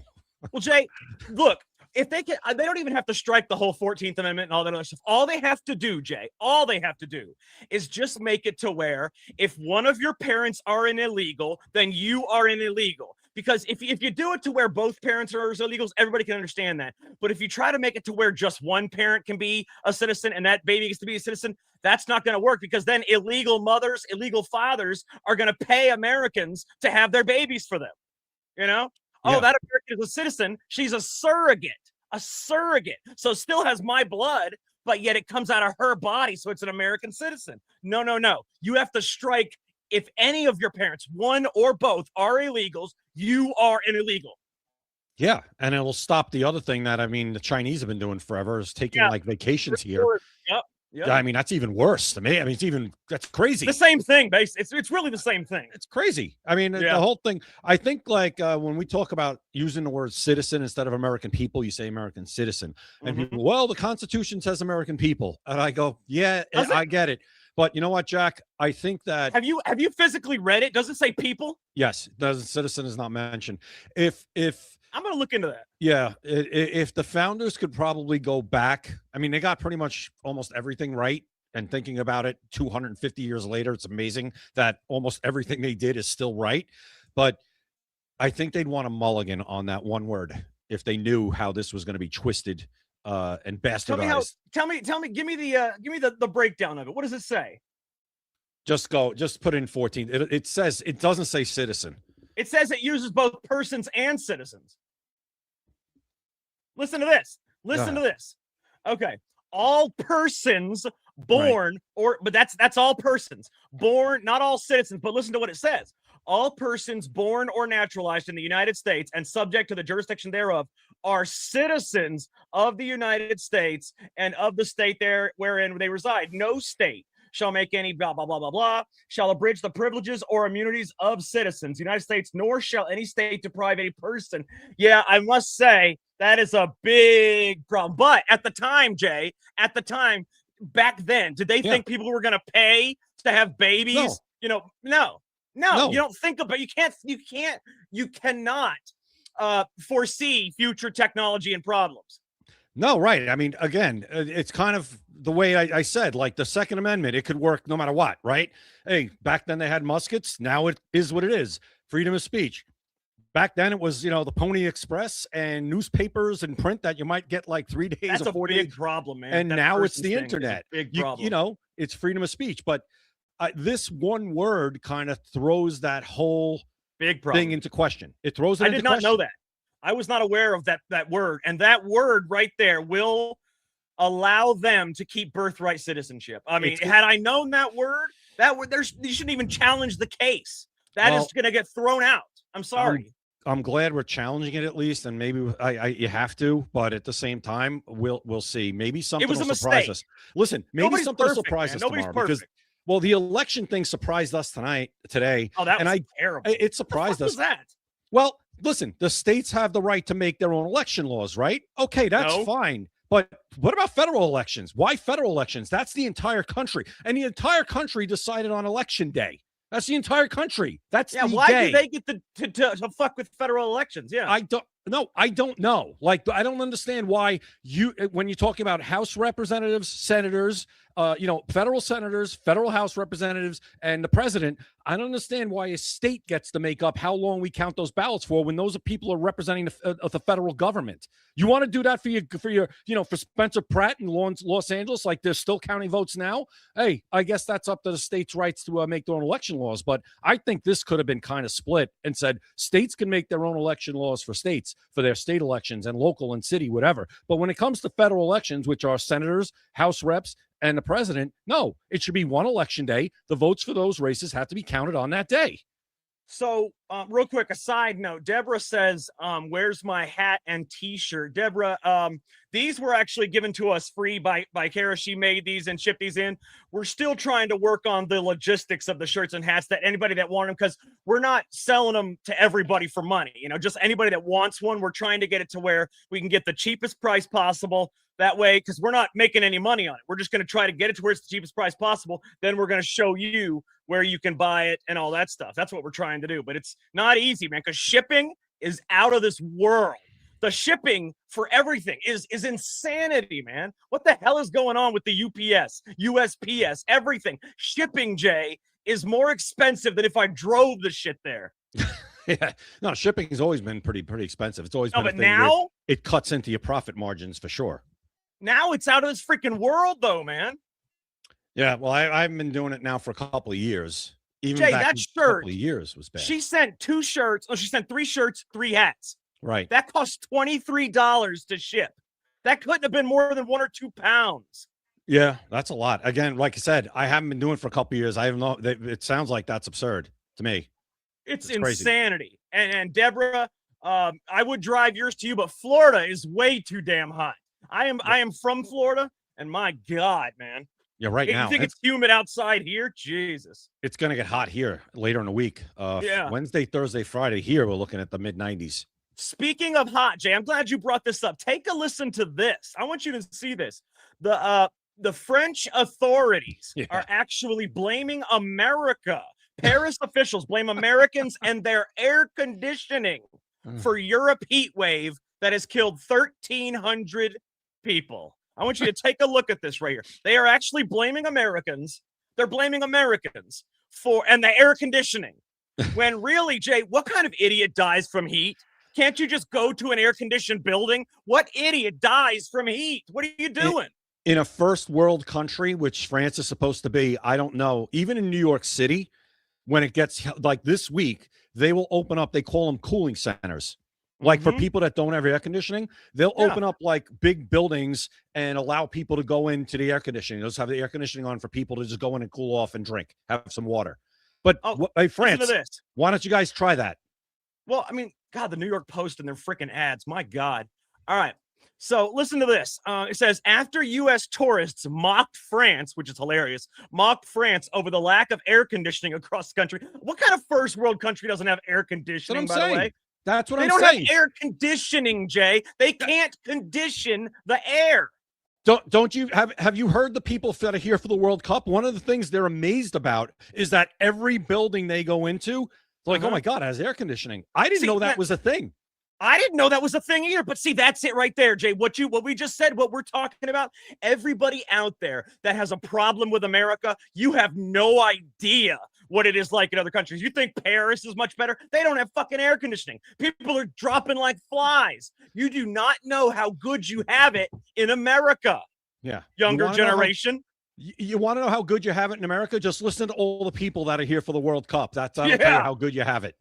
That's perfect. They are from all over the world, and they are gobsmacked by America. They are stunned. They do not want to leave. We're probably going to have a lot of illegals overstaying their visa. They're like, we came for the World Cup. We stayed for the rest of our lives. But Jack, if you really want to piss people off, the people from Scotland and England and France and the Scandinavian countries, you guys can stay. The other countries, you guys all got to leave. I'm kidding. I'm just being a wise ass. No, you all got to leave. I'm consistent, but I get it. And we appreciate the kind words and people speaking up and saying, wow, I can't believe the food here. I can't believe the amenities here. I can't believe these stadiums. These stadiums are incredible. I want to say something, Jay. I want to show you this. I want to show you this, and I want to say something. Take a look at this right here. This right here, as the second, and this is a quote from the France France poll or whatever it is. As the second largest emitter of greenhouse gas emissions in the world, you bear a significant amount of responsibility for global warming and the consequences we in France are experiencing. Your cities, which are 90% air conditioned, are not unrelated to this. Listen, Jay. Okay, I want you to hear this. I want everybody to hear this. People say that putting out CO2 emissions, carbon emissions is the problem. What they don't seem to realize is the world survives and lives on CO2 and carbon emissions. So us putting that out, we're actually saving the world with these greenhouse gas emissions. What the hell are you talking about? Well, Jack, every time you breathe, aren't you emitting carbon? CO2? Yeah, but that's like the life oxygen of the world. Right. All the what about plants? All the trees, everything. Right. I'm just going to say that. Plants and trees. They all survive on those gases that we emit. Isn't that photosynthesis? That is it. No, photosynthesis. Yeah, photosynthesis is taking in the sunlight and converting it to energy. Right. Yeah. Listen, France, you guys are full of crap. You're probably just They're idiots. President Trump backed out of the Paris Accords, not in his first term and the second term. You're pissed off about that, and you're figuring you got to blame somebody. So why not blame America? Because we're actually a real first world country. We're hanging on. We're still a real first world country. I mean, they'd like to change it, but I'm so tired of this crap. And listen Jack, to this man. They're going to turn us into climate change and all the other nonsense. I'm over it. Well, first of all, it's absolutely ridiculous. There is no such thing as global warming. That's why they changed it to climate change. Right. Because first it was global cooling, and then that didn't happen. So they said global warming. And then what they don't realize is the Earth has always cooled and heated a couple degrees other way. It's how it regenerates stuff, okay? But listen to this, Jay. France has long been resistant to air conditioning. Listen to this. Only 25% of households have air conditioning in France, and you wonder why they're dropping like flies. What the hell? As I said, even in cities like New York, where there are some people, a lot of people don't have air conditioning because they can't afford it. They open up cooling centers for people. Yeah, but in France, only 25% of the homes have it. What is that? How is that possible? I don't know, but you guys couldn't plan for something like this. Oh, it was never going to happen. There was never going to be a heat wave where you might have had to make some plans for people to go cool off somewhere or have some. No sense. I guess not. I guess not. I mean, these people are idiots. You're idiots. So this is this is Stormy Bot K right here. She's the one that got us the shirts and the hats. She said, "Thank you guys. You are amazing. I'm glad you liked your stuff. You should. It's your faces promoting your incredible show. LOL." Thank you so much, Kara. Be sure to follow her again at Kara Mar 111. I'm gonna put it up one more time real quick for everybody to see. All right, it's at Kara Mar. Follow Kara, Stormy Bot K at Kara Mar 111. She is absolutely awesome. And thank you so much, Kara, for the stuff. Again, like we said, we really, really appreciate it. But Jay, these people are morons. I don't even want to keep talking about it because they're idiots. I mean, literally, by emitting the stuff that you emit through air conditioning and all these CO2, you are literally, those are the building blocks of life, along with oxygen and water, the building blocks of life. Right. Well, do they have water? Maybe they don't have any water. That's our fault. The water. Yeah, they probably don't because water causes climate change. Yeah, that's our fault too. Yeah, it's our fault. Absolutely. Yeah. I want to show you something. Have you seen this? And everybody should be scared about this. I'm serious when I say that. This is not some kind of joke I'm going to show you guys, okay? Everybody should seriously be scared. Have you seen the Muslim patrols in New York? I've heard about these and I've seen them. Have you seen their police cars and their police uniforms? They probably look a lot like the NYPD. Why is that legal? That is impersonating an officer. But they're allowed. Well, you know what they do, Jay? You know what they're actually doing? Go ahead. Listen to this. The Muslim Community Patrol and Services is what they're called, and they operate in Brooklyn, New York since 2019 using white vehicles with police lights and markings closely resembling NYPD cars labeled MCP for Muslim Community Patrol for volunteer neighborhood watch duties near mosques and schools. But listen to this. Videos and resident complaints describe isolated confrontations over alcohol or harem behavior, with claims of Muslim areas that you are not allowed to do things in. Mm-hmm. Okay? I want you to see this. That isn't, Jay, this is illegal. Why are they not being arrested? They're impersonating officers. It's turning into a no-go zone is what it's going to turn into. Well, let's forget all That's of that. how for it a second. starts. I get it. But yeah, guess what? You can't have a police car. Jewish neighborhoods have it too. You can't use police lights. I agree with you. I think it's absurd. Why aren't they Nuts. being arrested? Because the city's allowing it. That's why. Watch this, guys. I want you to see this is what it looks like right here, and it's sickening. These guys drive around in police car. You would not know the difference if this guy got behind you, blue lighted you, and then all of a sudden, because he sees alcohol in your car, blows your head off because you're pulled over to the side of the road. Well, they don't Hang have on one guns. second, Jay. They don't have guns yet. They're not allowed to be armed yet. I'm going to see if I can fix this. All right. There we go. Yeah. All right, much better. All right. So check this out, Jay. Yeah, I want you guys to see this. All right, where is it? Because this is unbelievable, man. When I saw this, I was shocked. I was like, they actually have this shit? All right, here we go. This is going to blow everybody's minds. Let me pull this off of here. All right, everybody. Take a listen. Let me make sure the volume. Take a listen. They're alarmed after seeing Muslim community patrols driving through their neighborhoods in what looked like police squad cars. One America's Pearson Sharp has the details. New Yorkers say they're shocked after seeing Muslim patrol cars roaming their neighborhoods like police squads. Look at that. Look at that car. Yeah. It says absolutely. patrol on it. It's crazy. It's crazy. He's wearing a police. That is a NYPD police jacket, but it's got the Muslim badge on it. Well, those aren't actually the jackets. They don't have the gray stripes like that. They don't. Well, you know what I'm talking about. But look at the car and the jacket. Look at that. The car shit. is enough. The car is enough. It's ridiculous. And I don't see a turret rack on top of the car. No. But still, what it looks like is a slick top NYPD, marked vehicle. That's what. This is not legal. This is impersonating an officer. First of all, you can't just patrol whatever the fuck you want in America. But apparently in New York, you can. Muslim community patrols just began operating in Brooklyn this year, with members dressed like police officers and driving cars identical. Look at the red and blue lights in the car right there. Look at that. Those are police lights. You can't use that. No, you to can't police use red. squad cars. Even other Muslims have raised questions about the need for the patrols, with residents expressing fears this is just another form of Sharia law enforcement in the area. Others denounce residents for drinking, claiming this is a Muslim area and alcohol is not permitted.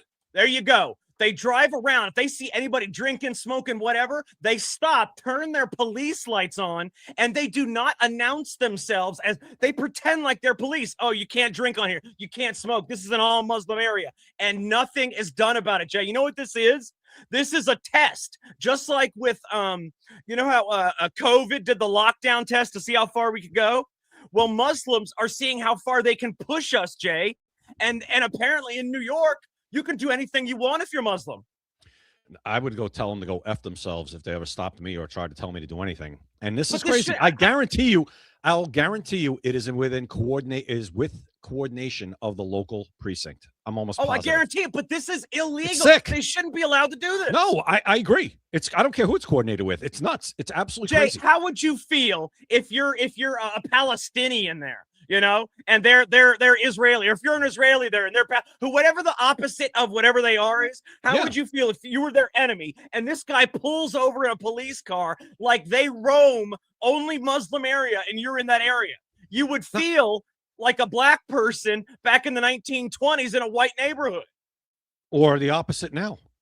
A white person in a black neighborhood. There you go. So Jay, I mean, look, you and I might tell him to go fuck himself, but the average person would feel fear that this man has some sort of power that he doesn't have, but he's pretending and forcing it like he does. No, it's crazy. It's dress up. They're playing dress up. It's scary, Jay, is what it is. They're pushing to see how far they can go. I couldn't stand it when they gave traffic cops, they're not cops, traffic like officers, whatever, agents, traffic agents, the ones that just write tickets. They're not cops, they're civilians, but they gave them the same kind of looking cars as the NYPD. And it said NYPD traffic on it. I'm like, what the hell is this? They're not cops. They shouldn't be driving around the same. And that's going to get them killed, by the way. I totally agree. I always said, why would they even want to look like a cop? You don't even have a gun. Get them killed one day. They don't have guns. Auxiliary police. I always thought that about auxiliary police in New York City or wherever they work. The only difference you could tell is there's the NYPD patch, and then there's a thing up here that says auxiliary, and they have a different looking shield. But most people aren't going to know that at a glance. No, they're going to think you're a real cop. This shit is scary because they're pushing you as far as they can, and nobody's pushing back. Pushing back, suicidal empathy, Jack. Yeah, that's what it is. Hope says I'm concerned for people with dogs. Hey Jay, can I show you what happens when you allow any race, not just Muslims, but any race, to do this kind of stuff and then push, and you don't push back? Can I show you what happens? Go ahead. All right. I'm going to show you what happens when you allow any race, not just Muslims, but any race, to push you as far as they can, and you don't push back. All right? Take a listen.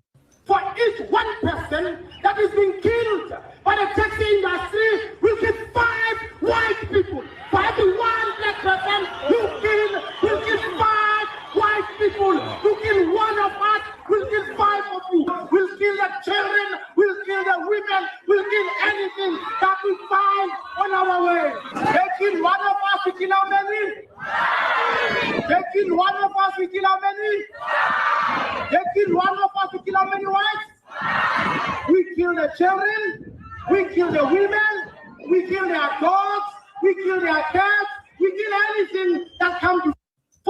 That is what happens when you allow a community to go as far as they want without pushing back.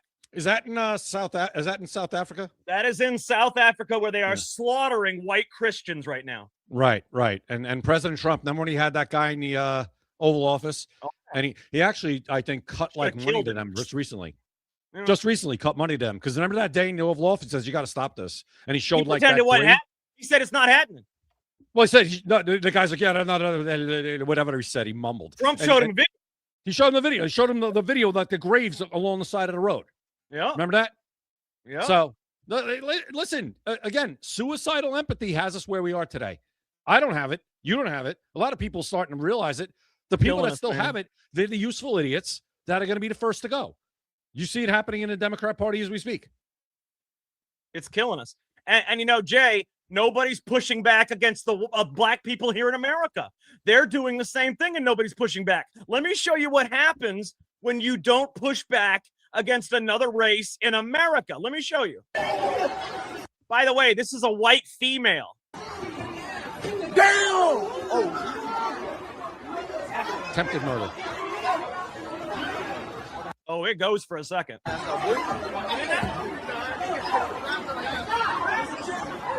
Everybody. Watch. Just when you think it's over, watch. Yeah. Hey, get the fuck out of here. Get the fuck out of here. Get the fuck out of here. No, I think I'm going to go this way.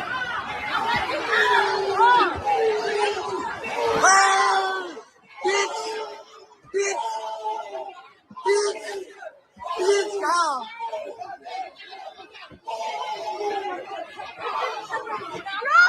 All right. Cut it before we No, I want everybody to see that. Now, that was the end of the video. I was going to play the whole thing because if we have to see that, if that shit's happening in America, you are going to see it. Yeah, you are going to see it until it stops. Everybody should see it. Problem is, certain things don't want you to see it. Yeah, YouTube, I know. Yeah, we know. Everybody that kicked her, that's a girl on the ground, right? You said? White female. Everybody that kicked or stomped on her head should be charged with attempted murder. Yes. Everybody. Everybody, the person that filmed it, everybody that was around there and didn't do anything, they should all be charged. But guess what, Jay? How many people you think were charged? No one. No one. Not a single person. This woman's in the hospital with a cracked skull and a swollen brain. Not a single person in trouble. That's what I'm saying. Everybody that filmed it, it should be, I guess, aiding and abetting, or there's some charge from the movie Accused. When the people didn't stop a rape from happening, they like got charged and convicted of something. I forget what the charge was.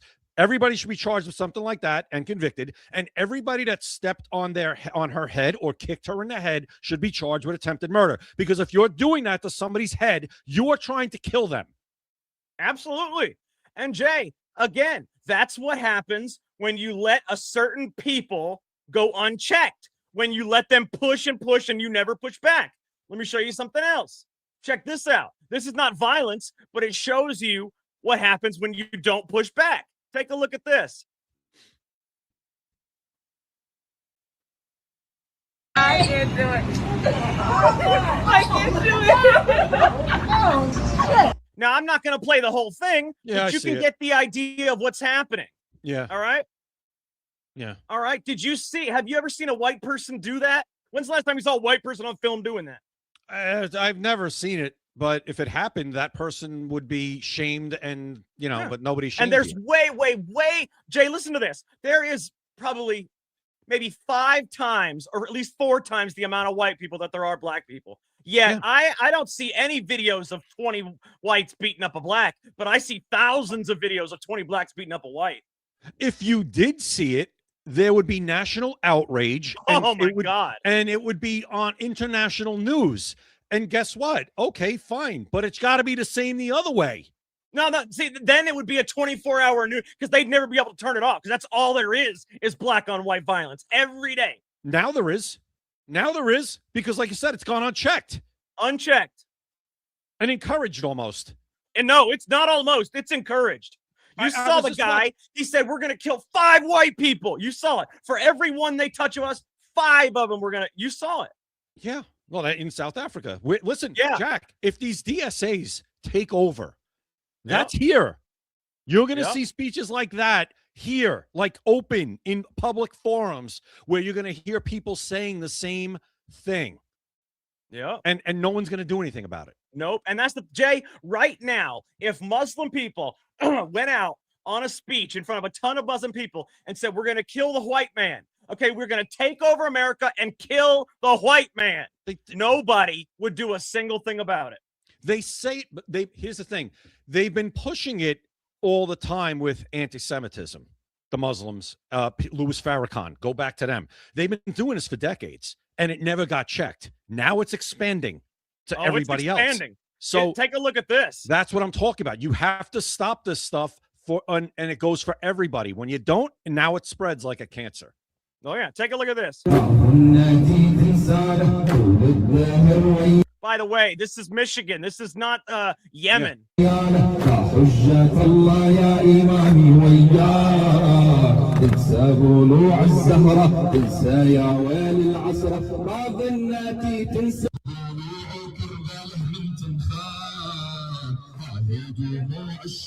Yes, these are the kind of Look videos. at all the youth. Look at all the youth, Jay. These are the kind of videos you used to see on the news, but when you would used to see them on the news, like you said, it would be in Yemen or Iran or one of those countries. Now it's Lebanon, here. Syria. Oh yeah.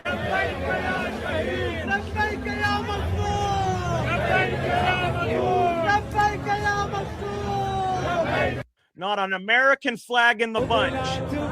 Why would there be? Look at this. This is America. Yeah, Dearborn.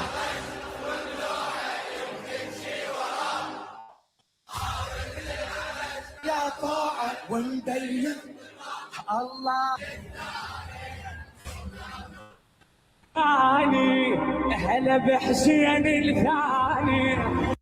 the hell is this, Jack? What is Ashura? What the hell are they marching for?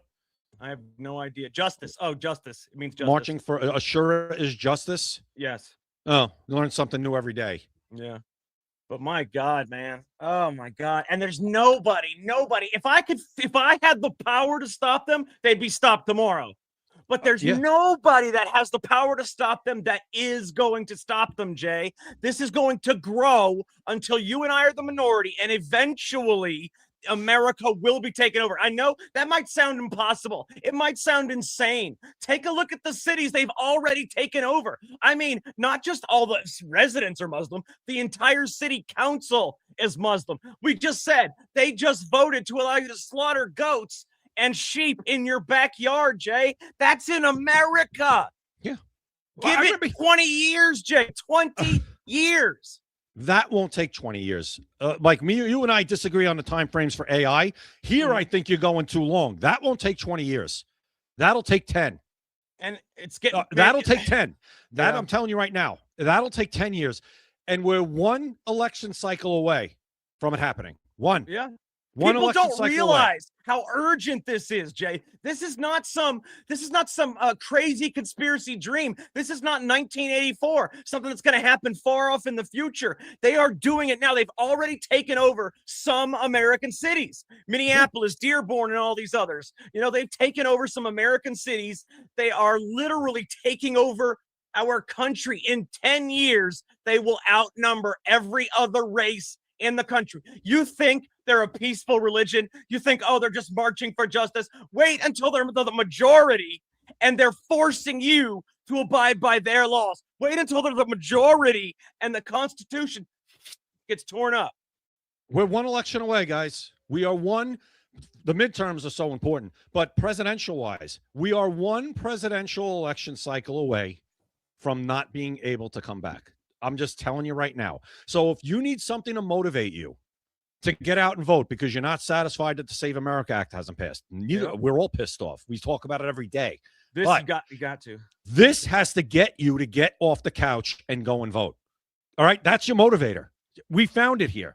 These rise of these DSAs, these communists in the Democrat Party. Islam it's combined. Is the main motivator. It's combined. It's combined. This is Islam communist combination. That's what this is, okay? If that doesn't get you off the couch to just go out and hold your nose and vote, just to keep things status quo for the time being until we make more inroads, which we have. We've made progress. You see who's been primaried out of office, okay? If you want that to keep happening, you can't sit one out. It's not an option anymore. Well, because Jay, the other side is not optional. Let's show them. It's the Democrat Party that runs everything. And it's the Democrat Socialists. Take a look at this, guys. This is your enemy. Who is the main part of this? Who is doing all of this? Now, don't get me wrong. Islam is going to take over America, but it's the Democrat Party that's forcing everybody else to let it happen. Okay? It's the Democrat Party.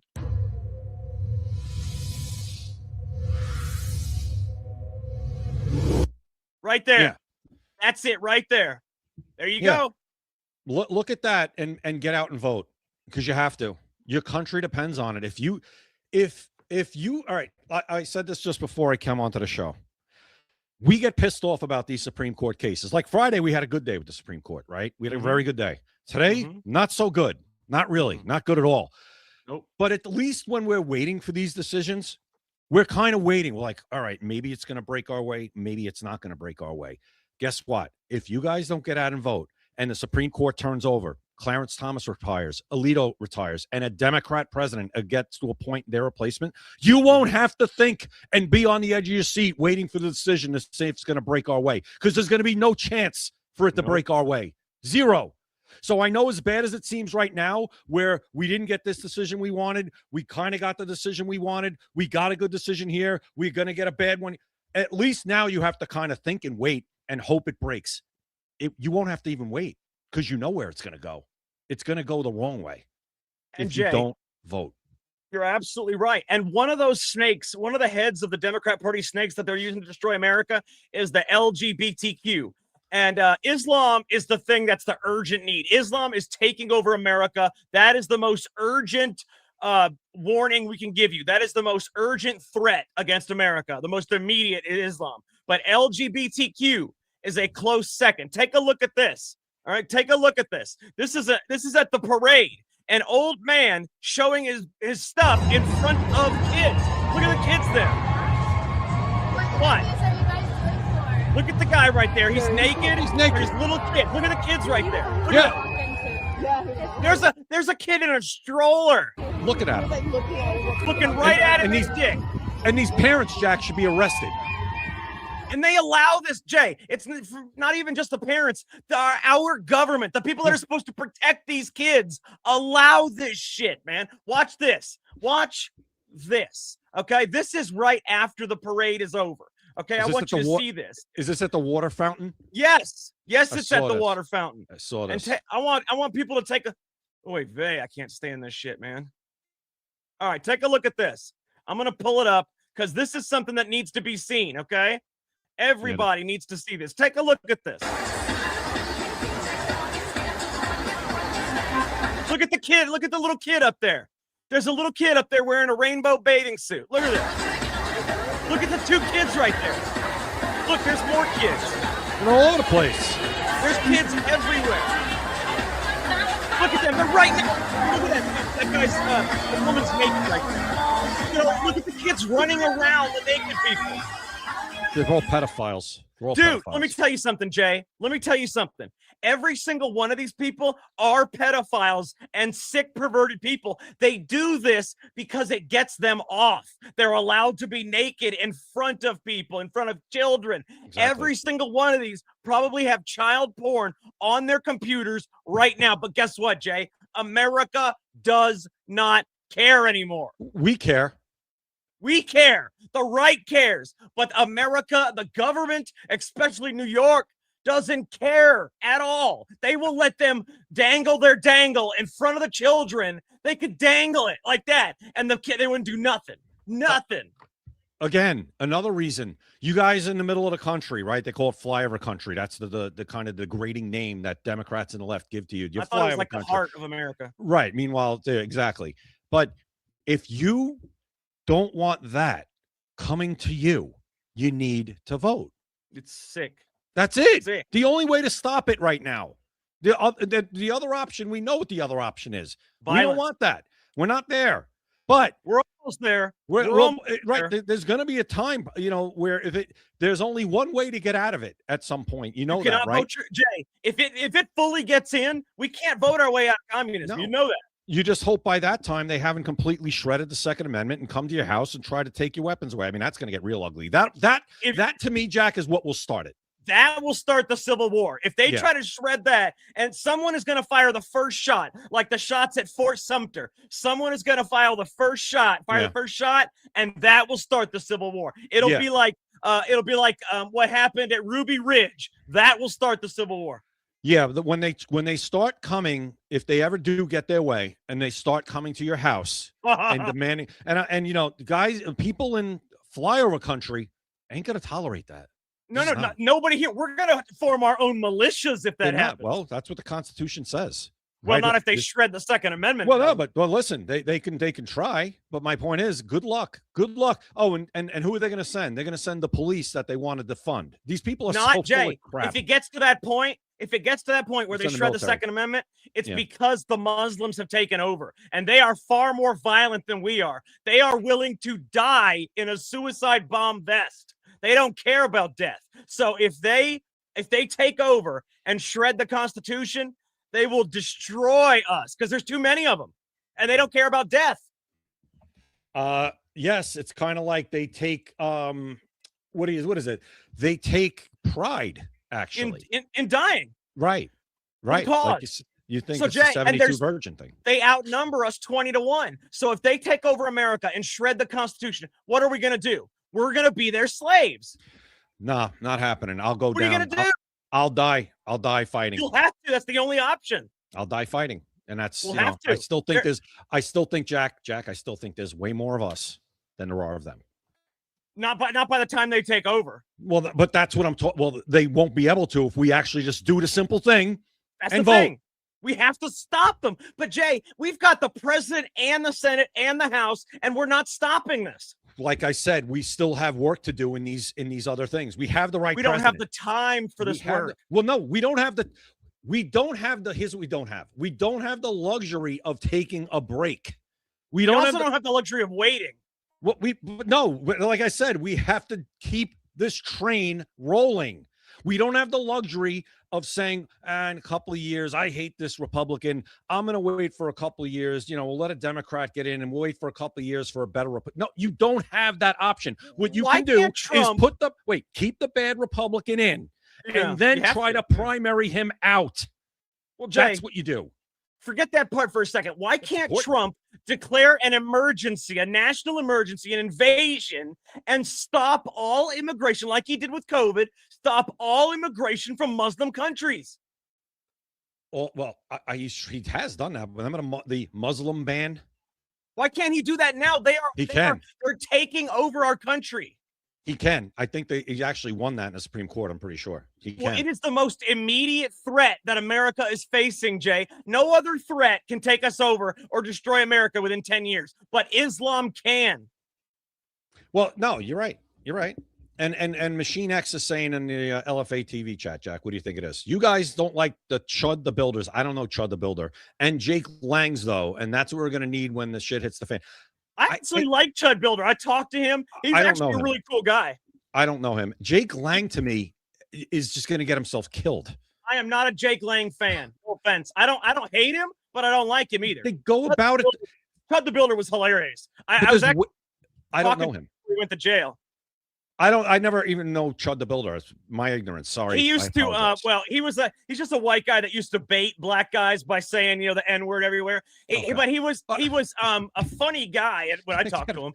But he's going to get him, another guy, though, it's going to get himself killed. But no, he's actually in jail right now for he's got $1 million bond because he had assault with a deadly weapon. He was the guy that he did that because ain't nobody going to mess with him. Not only is he big, but he also had, protection.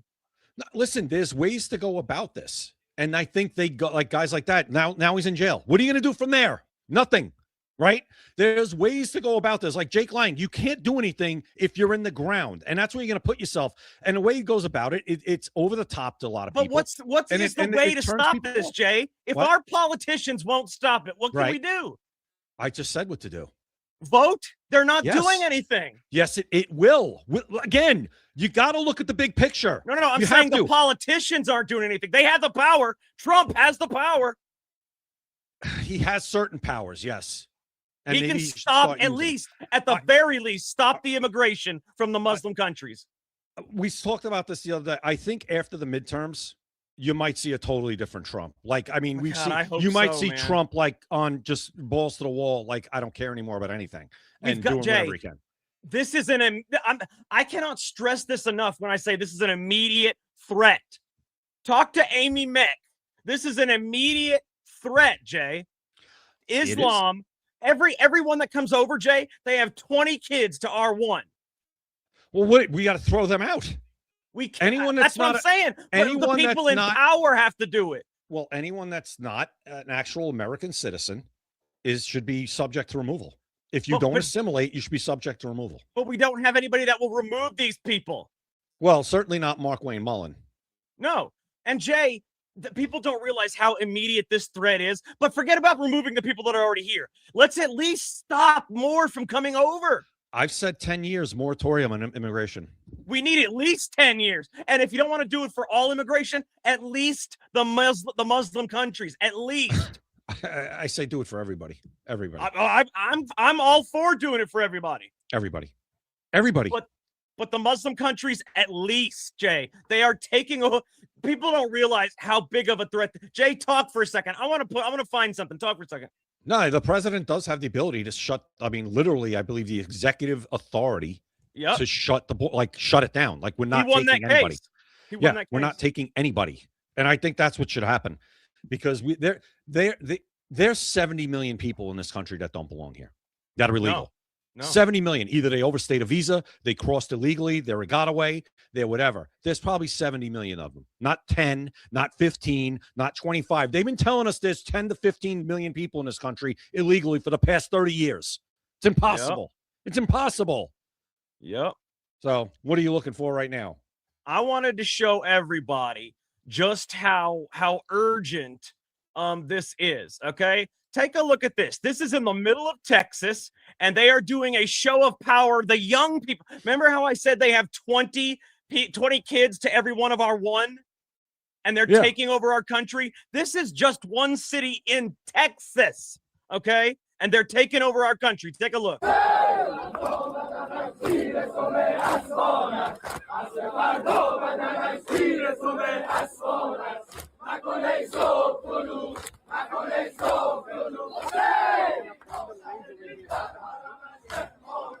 And they're fanatical, Jay. Fanatical. These people are not like Americans. Will we fight for America? Yeah, but they will die. They will die for Islam. Well, I don't know, Jack. It's scary, man. People don't realize the urgency here, brother. I do. Certainly do. I just think we can. It's again, I think it's not rocket science. There's a way to stop this. Even if the politicians we have now don't want to do it, there's ways. None of them will. What do we do? I think eventually we'll have some that will. If we keep doing what we got to do, we will. They're not that far away. I think they're chomping at the Jack. They're chomping at the bit to try and get in. There's people like you. There's people like me who are chomping at the bit to have a shot. We don't have the money. We don't have the name recognition. Imagine if you and I got in there, man. Oh God. Listen, we need more like us in there, more like people that watch our show in there. But you know when you can get involved locally. Anybody can. You can get involved locally, and a lot of that stuff. See that crap you're looking at in Michigan, in that town, Texas. Guess what happened? Where did it fail first? Locally. Yep. So anybody watching this show can go to their local Republican Party and get involved. Yeah. And there's ways to do it. There are people on X that could tell you how to do it. You can go to AI and say, how do I get involved in my Republican Party in such and such town? Register as a candidate for something. Run for something. Precinct chair. Just get on the board. Anything. Run for mayor, city council, run for town alderman, run for something in the GOP party. Even if you're an independent, run for something. Yeah, get involved. Show up. Bring some people, like-minded people, to these meetings with you. School boards, thank you, Deborah. Right, commissioners, school boards, all that stuff. If you bring people with you, new faces show up. That'll wake these people up. Mm-hmm. When they're like, wait, what are these people doing here? Why are they here? Why is there a bunch more people here now? Now they got, and you have every right to listen to everything they say. There's rules, and you need to know the rules. You need to learn the rules, the procedures. But once you learn those procedures, you could use them to your advantage, just like they all do. And it's funny, Jay, I planned on talking about a lot more things, but this is more urgent right now. Okay, we can talk about more things tomorrow. We've only got a few minutes left, so let's just finish talking about this, because we need people. Please, guys, we need you guys to get involved. We've shown you the videos. These are not fake. These are not other countries. This was America.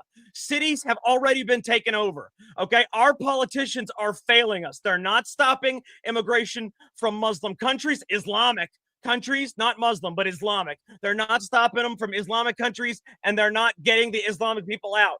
Every Islamic man usually has like 5 to 10 wives, usually like 10 children per wife. They are outnumbering us massively. In 10 years, they will literally run America. Once they run the country and are the majority, they will rip up the Constitution. They don't give a shit about America, America's history, or the Constitution. They care about the Quran, and they care about Sharia law. They will implement their own constitution in America. I guarantee you, there will be no more states. It will all be one big country. America will not be America anymore. You guys are making a huge mistake if you do not get involved now. The politicians are not doing anything. Even President Trump is not stopping these people from coming over. We have to do it. As I said, it starts local. That, like we said, those places, Dearborn, that place you just showed, was that Dearborn again? No, that was Texas. Okay. Austin, Texas. So that's in Texas. I guarantee you locally, people just, it happened under their nose, probably. Oh, no, it did. They all got on. It starts with them moving in, a bunch of them moving in. Yeah. Then it starts with them getting elected to city council. Here's one, here's another. But the biggest thing, the main reason all of this is happening, suicidal empathy. That is the reason that all of this is happening. Yeah. I mean, don't be afraid to speak the truth. That's the thing. Don't Jay, be afraid to speak the truth. There's a way to do it. You know how we eradicate this, Jay? Eradicate these people, eradicate this culture that's taking us over? You tell the truth. You speak your mind. That's how you do it. Speak your mind. Because I can tell you that the reason they're taking over, the reason nobody's stopping them, they do not want to seem racist. They don't want to seem Islamophobic. Who gives a fuck? Speak your mind. That is the only way to eradicate these people, because I promise you might think this is some kind of crazy conspiracy theory. I would love for you to visit Dearborn, Michigan. Go visit Austin, Texas. Go visit some of these cities. I would love for you to do it. Come back and tell me if you still think it's a crazy conspiracy theory. The Great Replacement is real.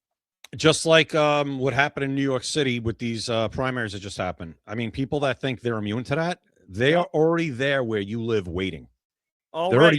They might even be in a couple of seats in your town, and you don't even know it right now. New York is allowing Muslim community patrols in NYPD type cars with police lights. If a white man tried to do that, what do you think they'd do? They'd arrest you for falsely impersonating a police officer, but they're allowing Muslims to do it because of suicidal empathy. Please, guys, speak your mind. Yeah, and there's a way to do it. You could be respectful about it, but be firm. You don't have to. You don't have to, but it goes further. Let me put it that way. Especially, let me put it this way. Start respectfully. If you're going to if you're going to your local party, like Republican Party, they'll throw you the hell out. You understand? So you're not getting anything done. Be firm. I'm not saying talk to the Republican Party like that, but I'm talking about the people that don't listen.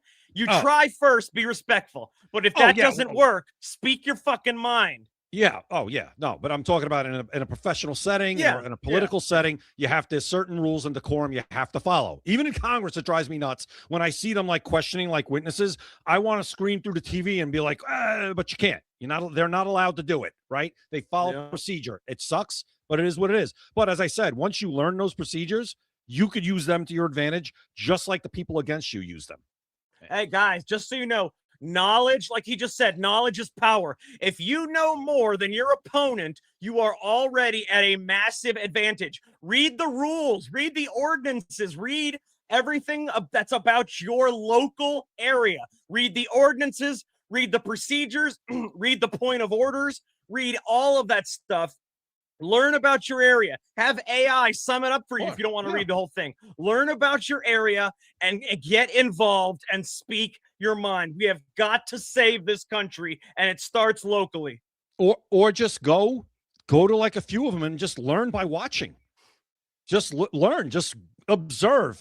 And then once you get more comfortable, start speaking up. Learn who the people are. Learn who the big hitters are. Learn who the leaders are. Learn who's like-minded.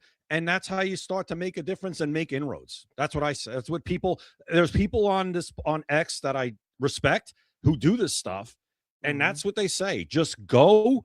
And if nothing else, go and learn and just watch and observe. And then from there, it'll work itself out for you.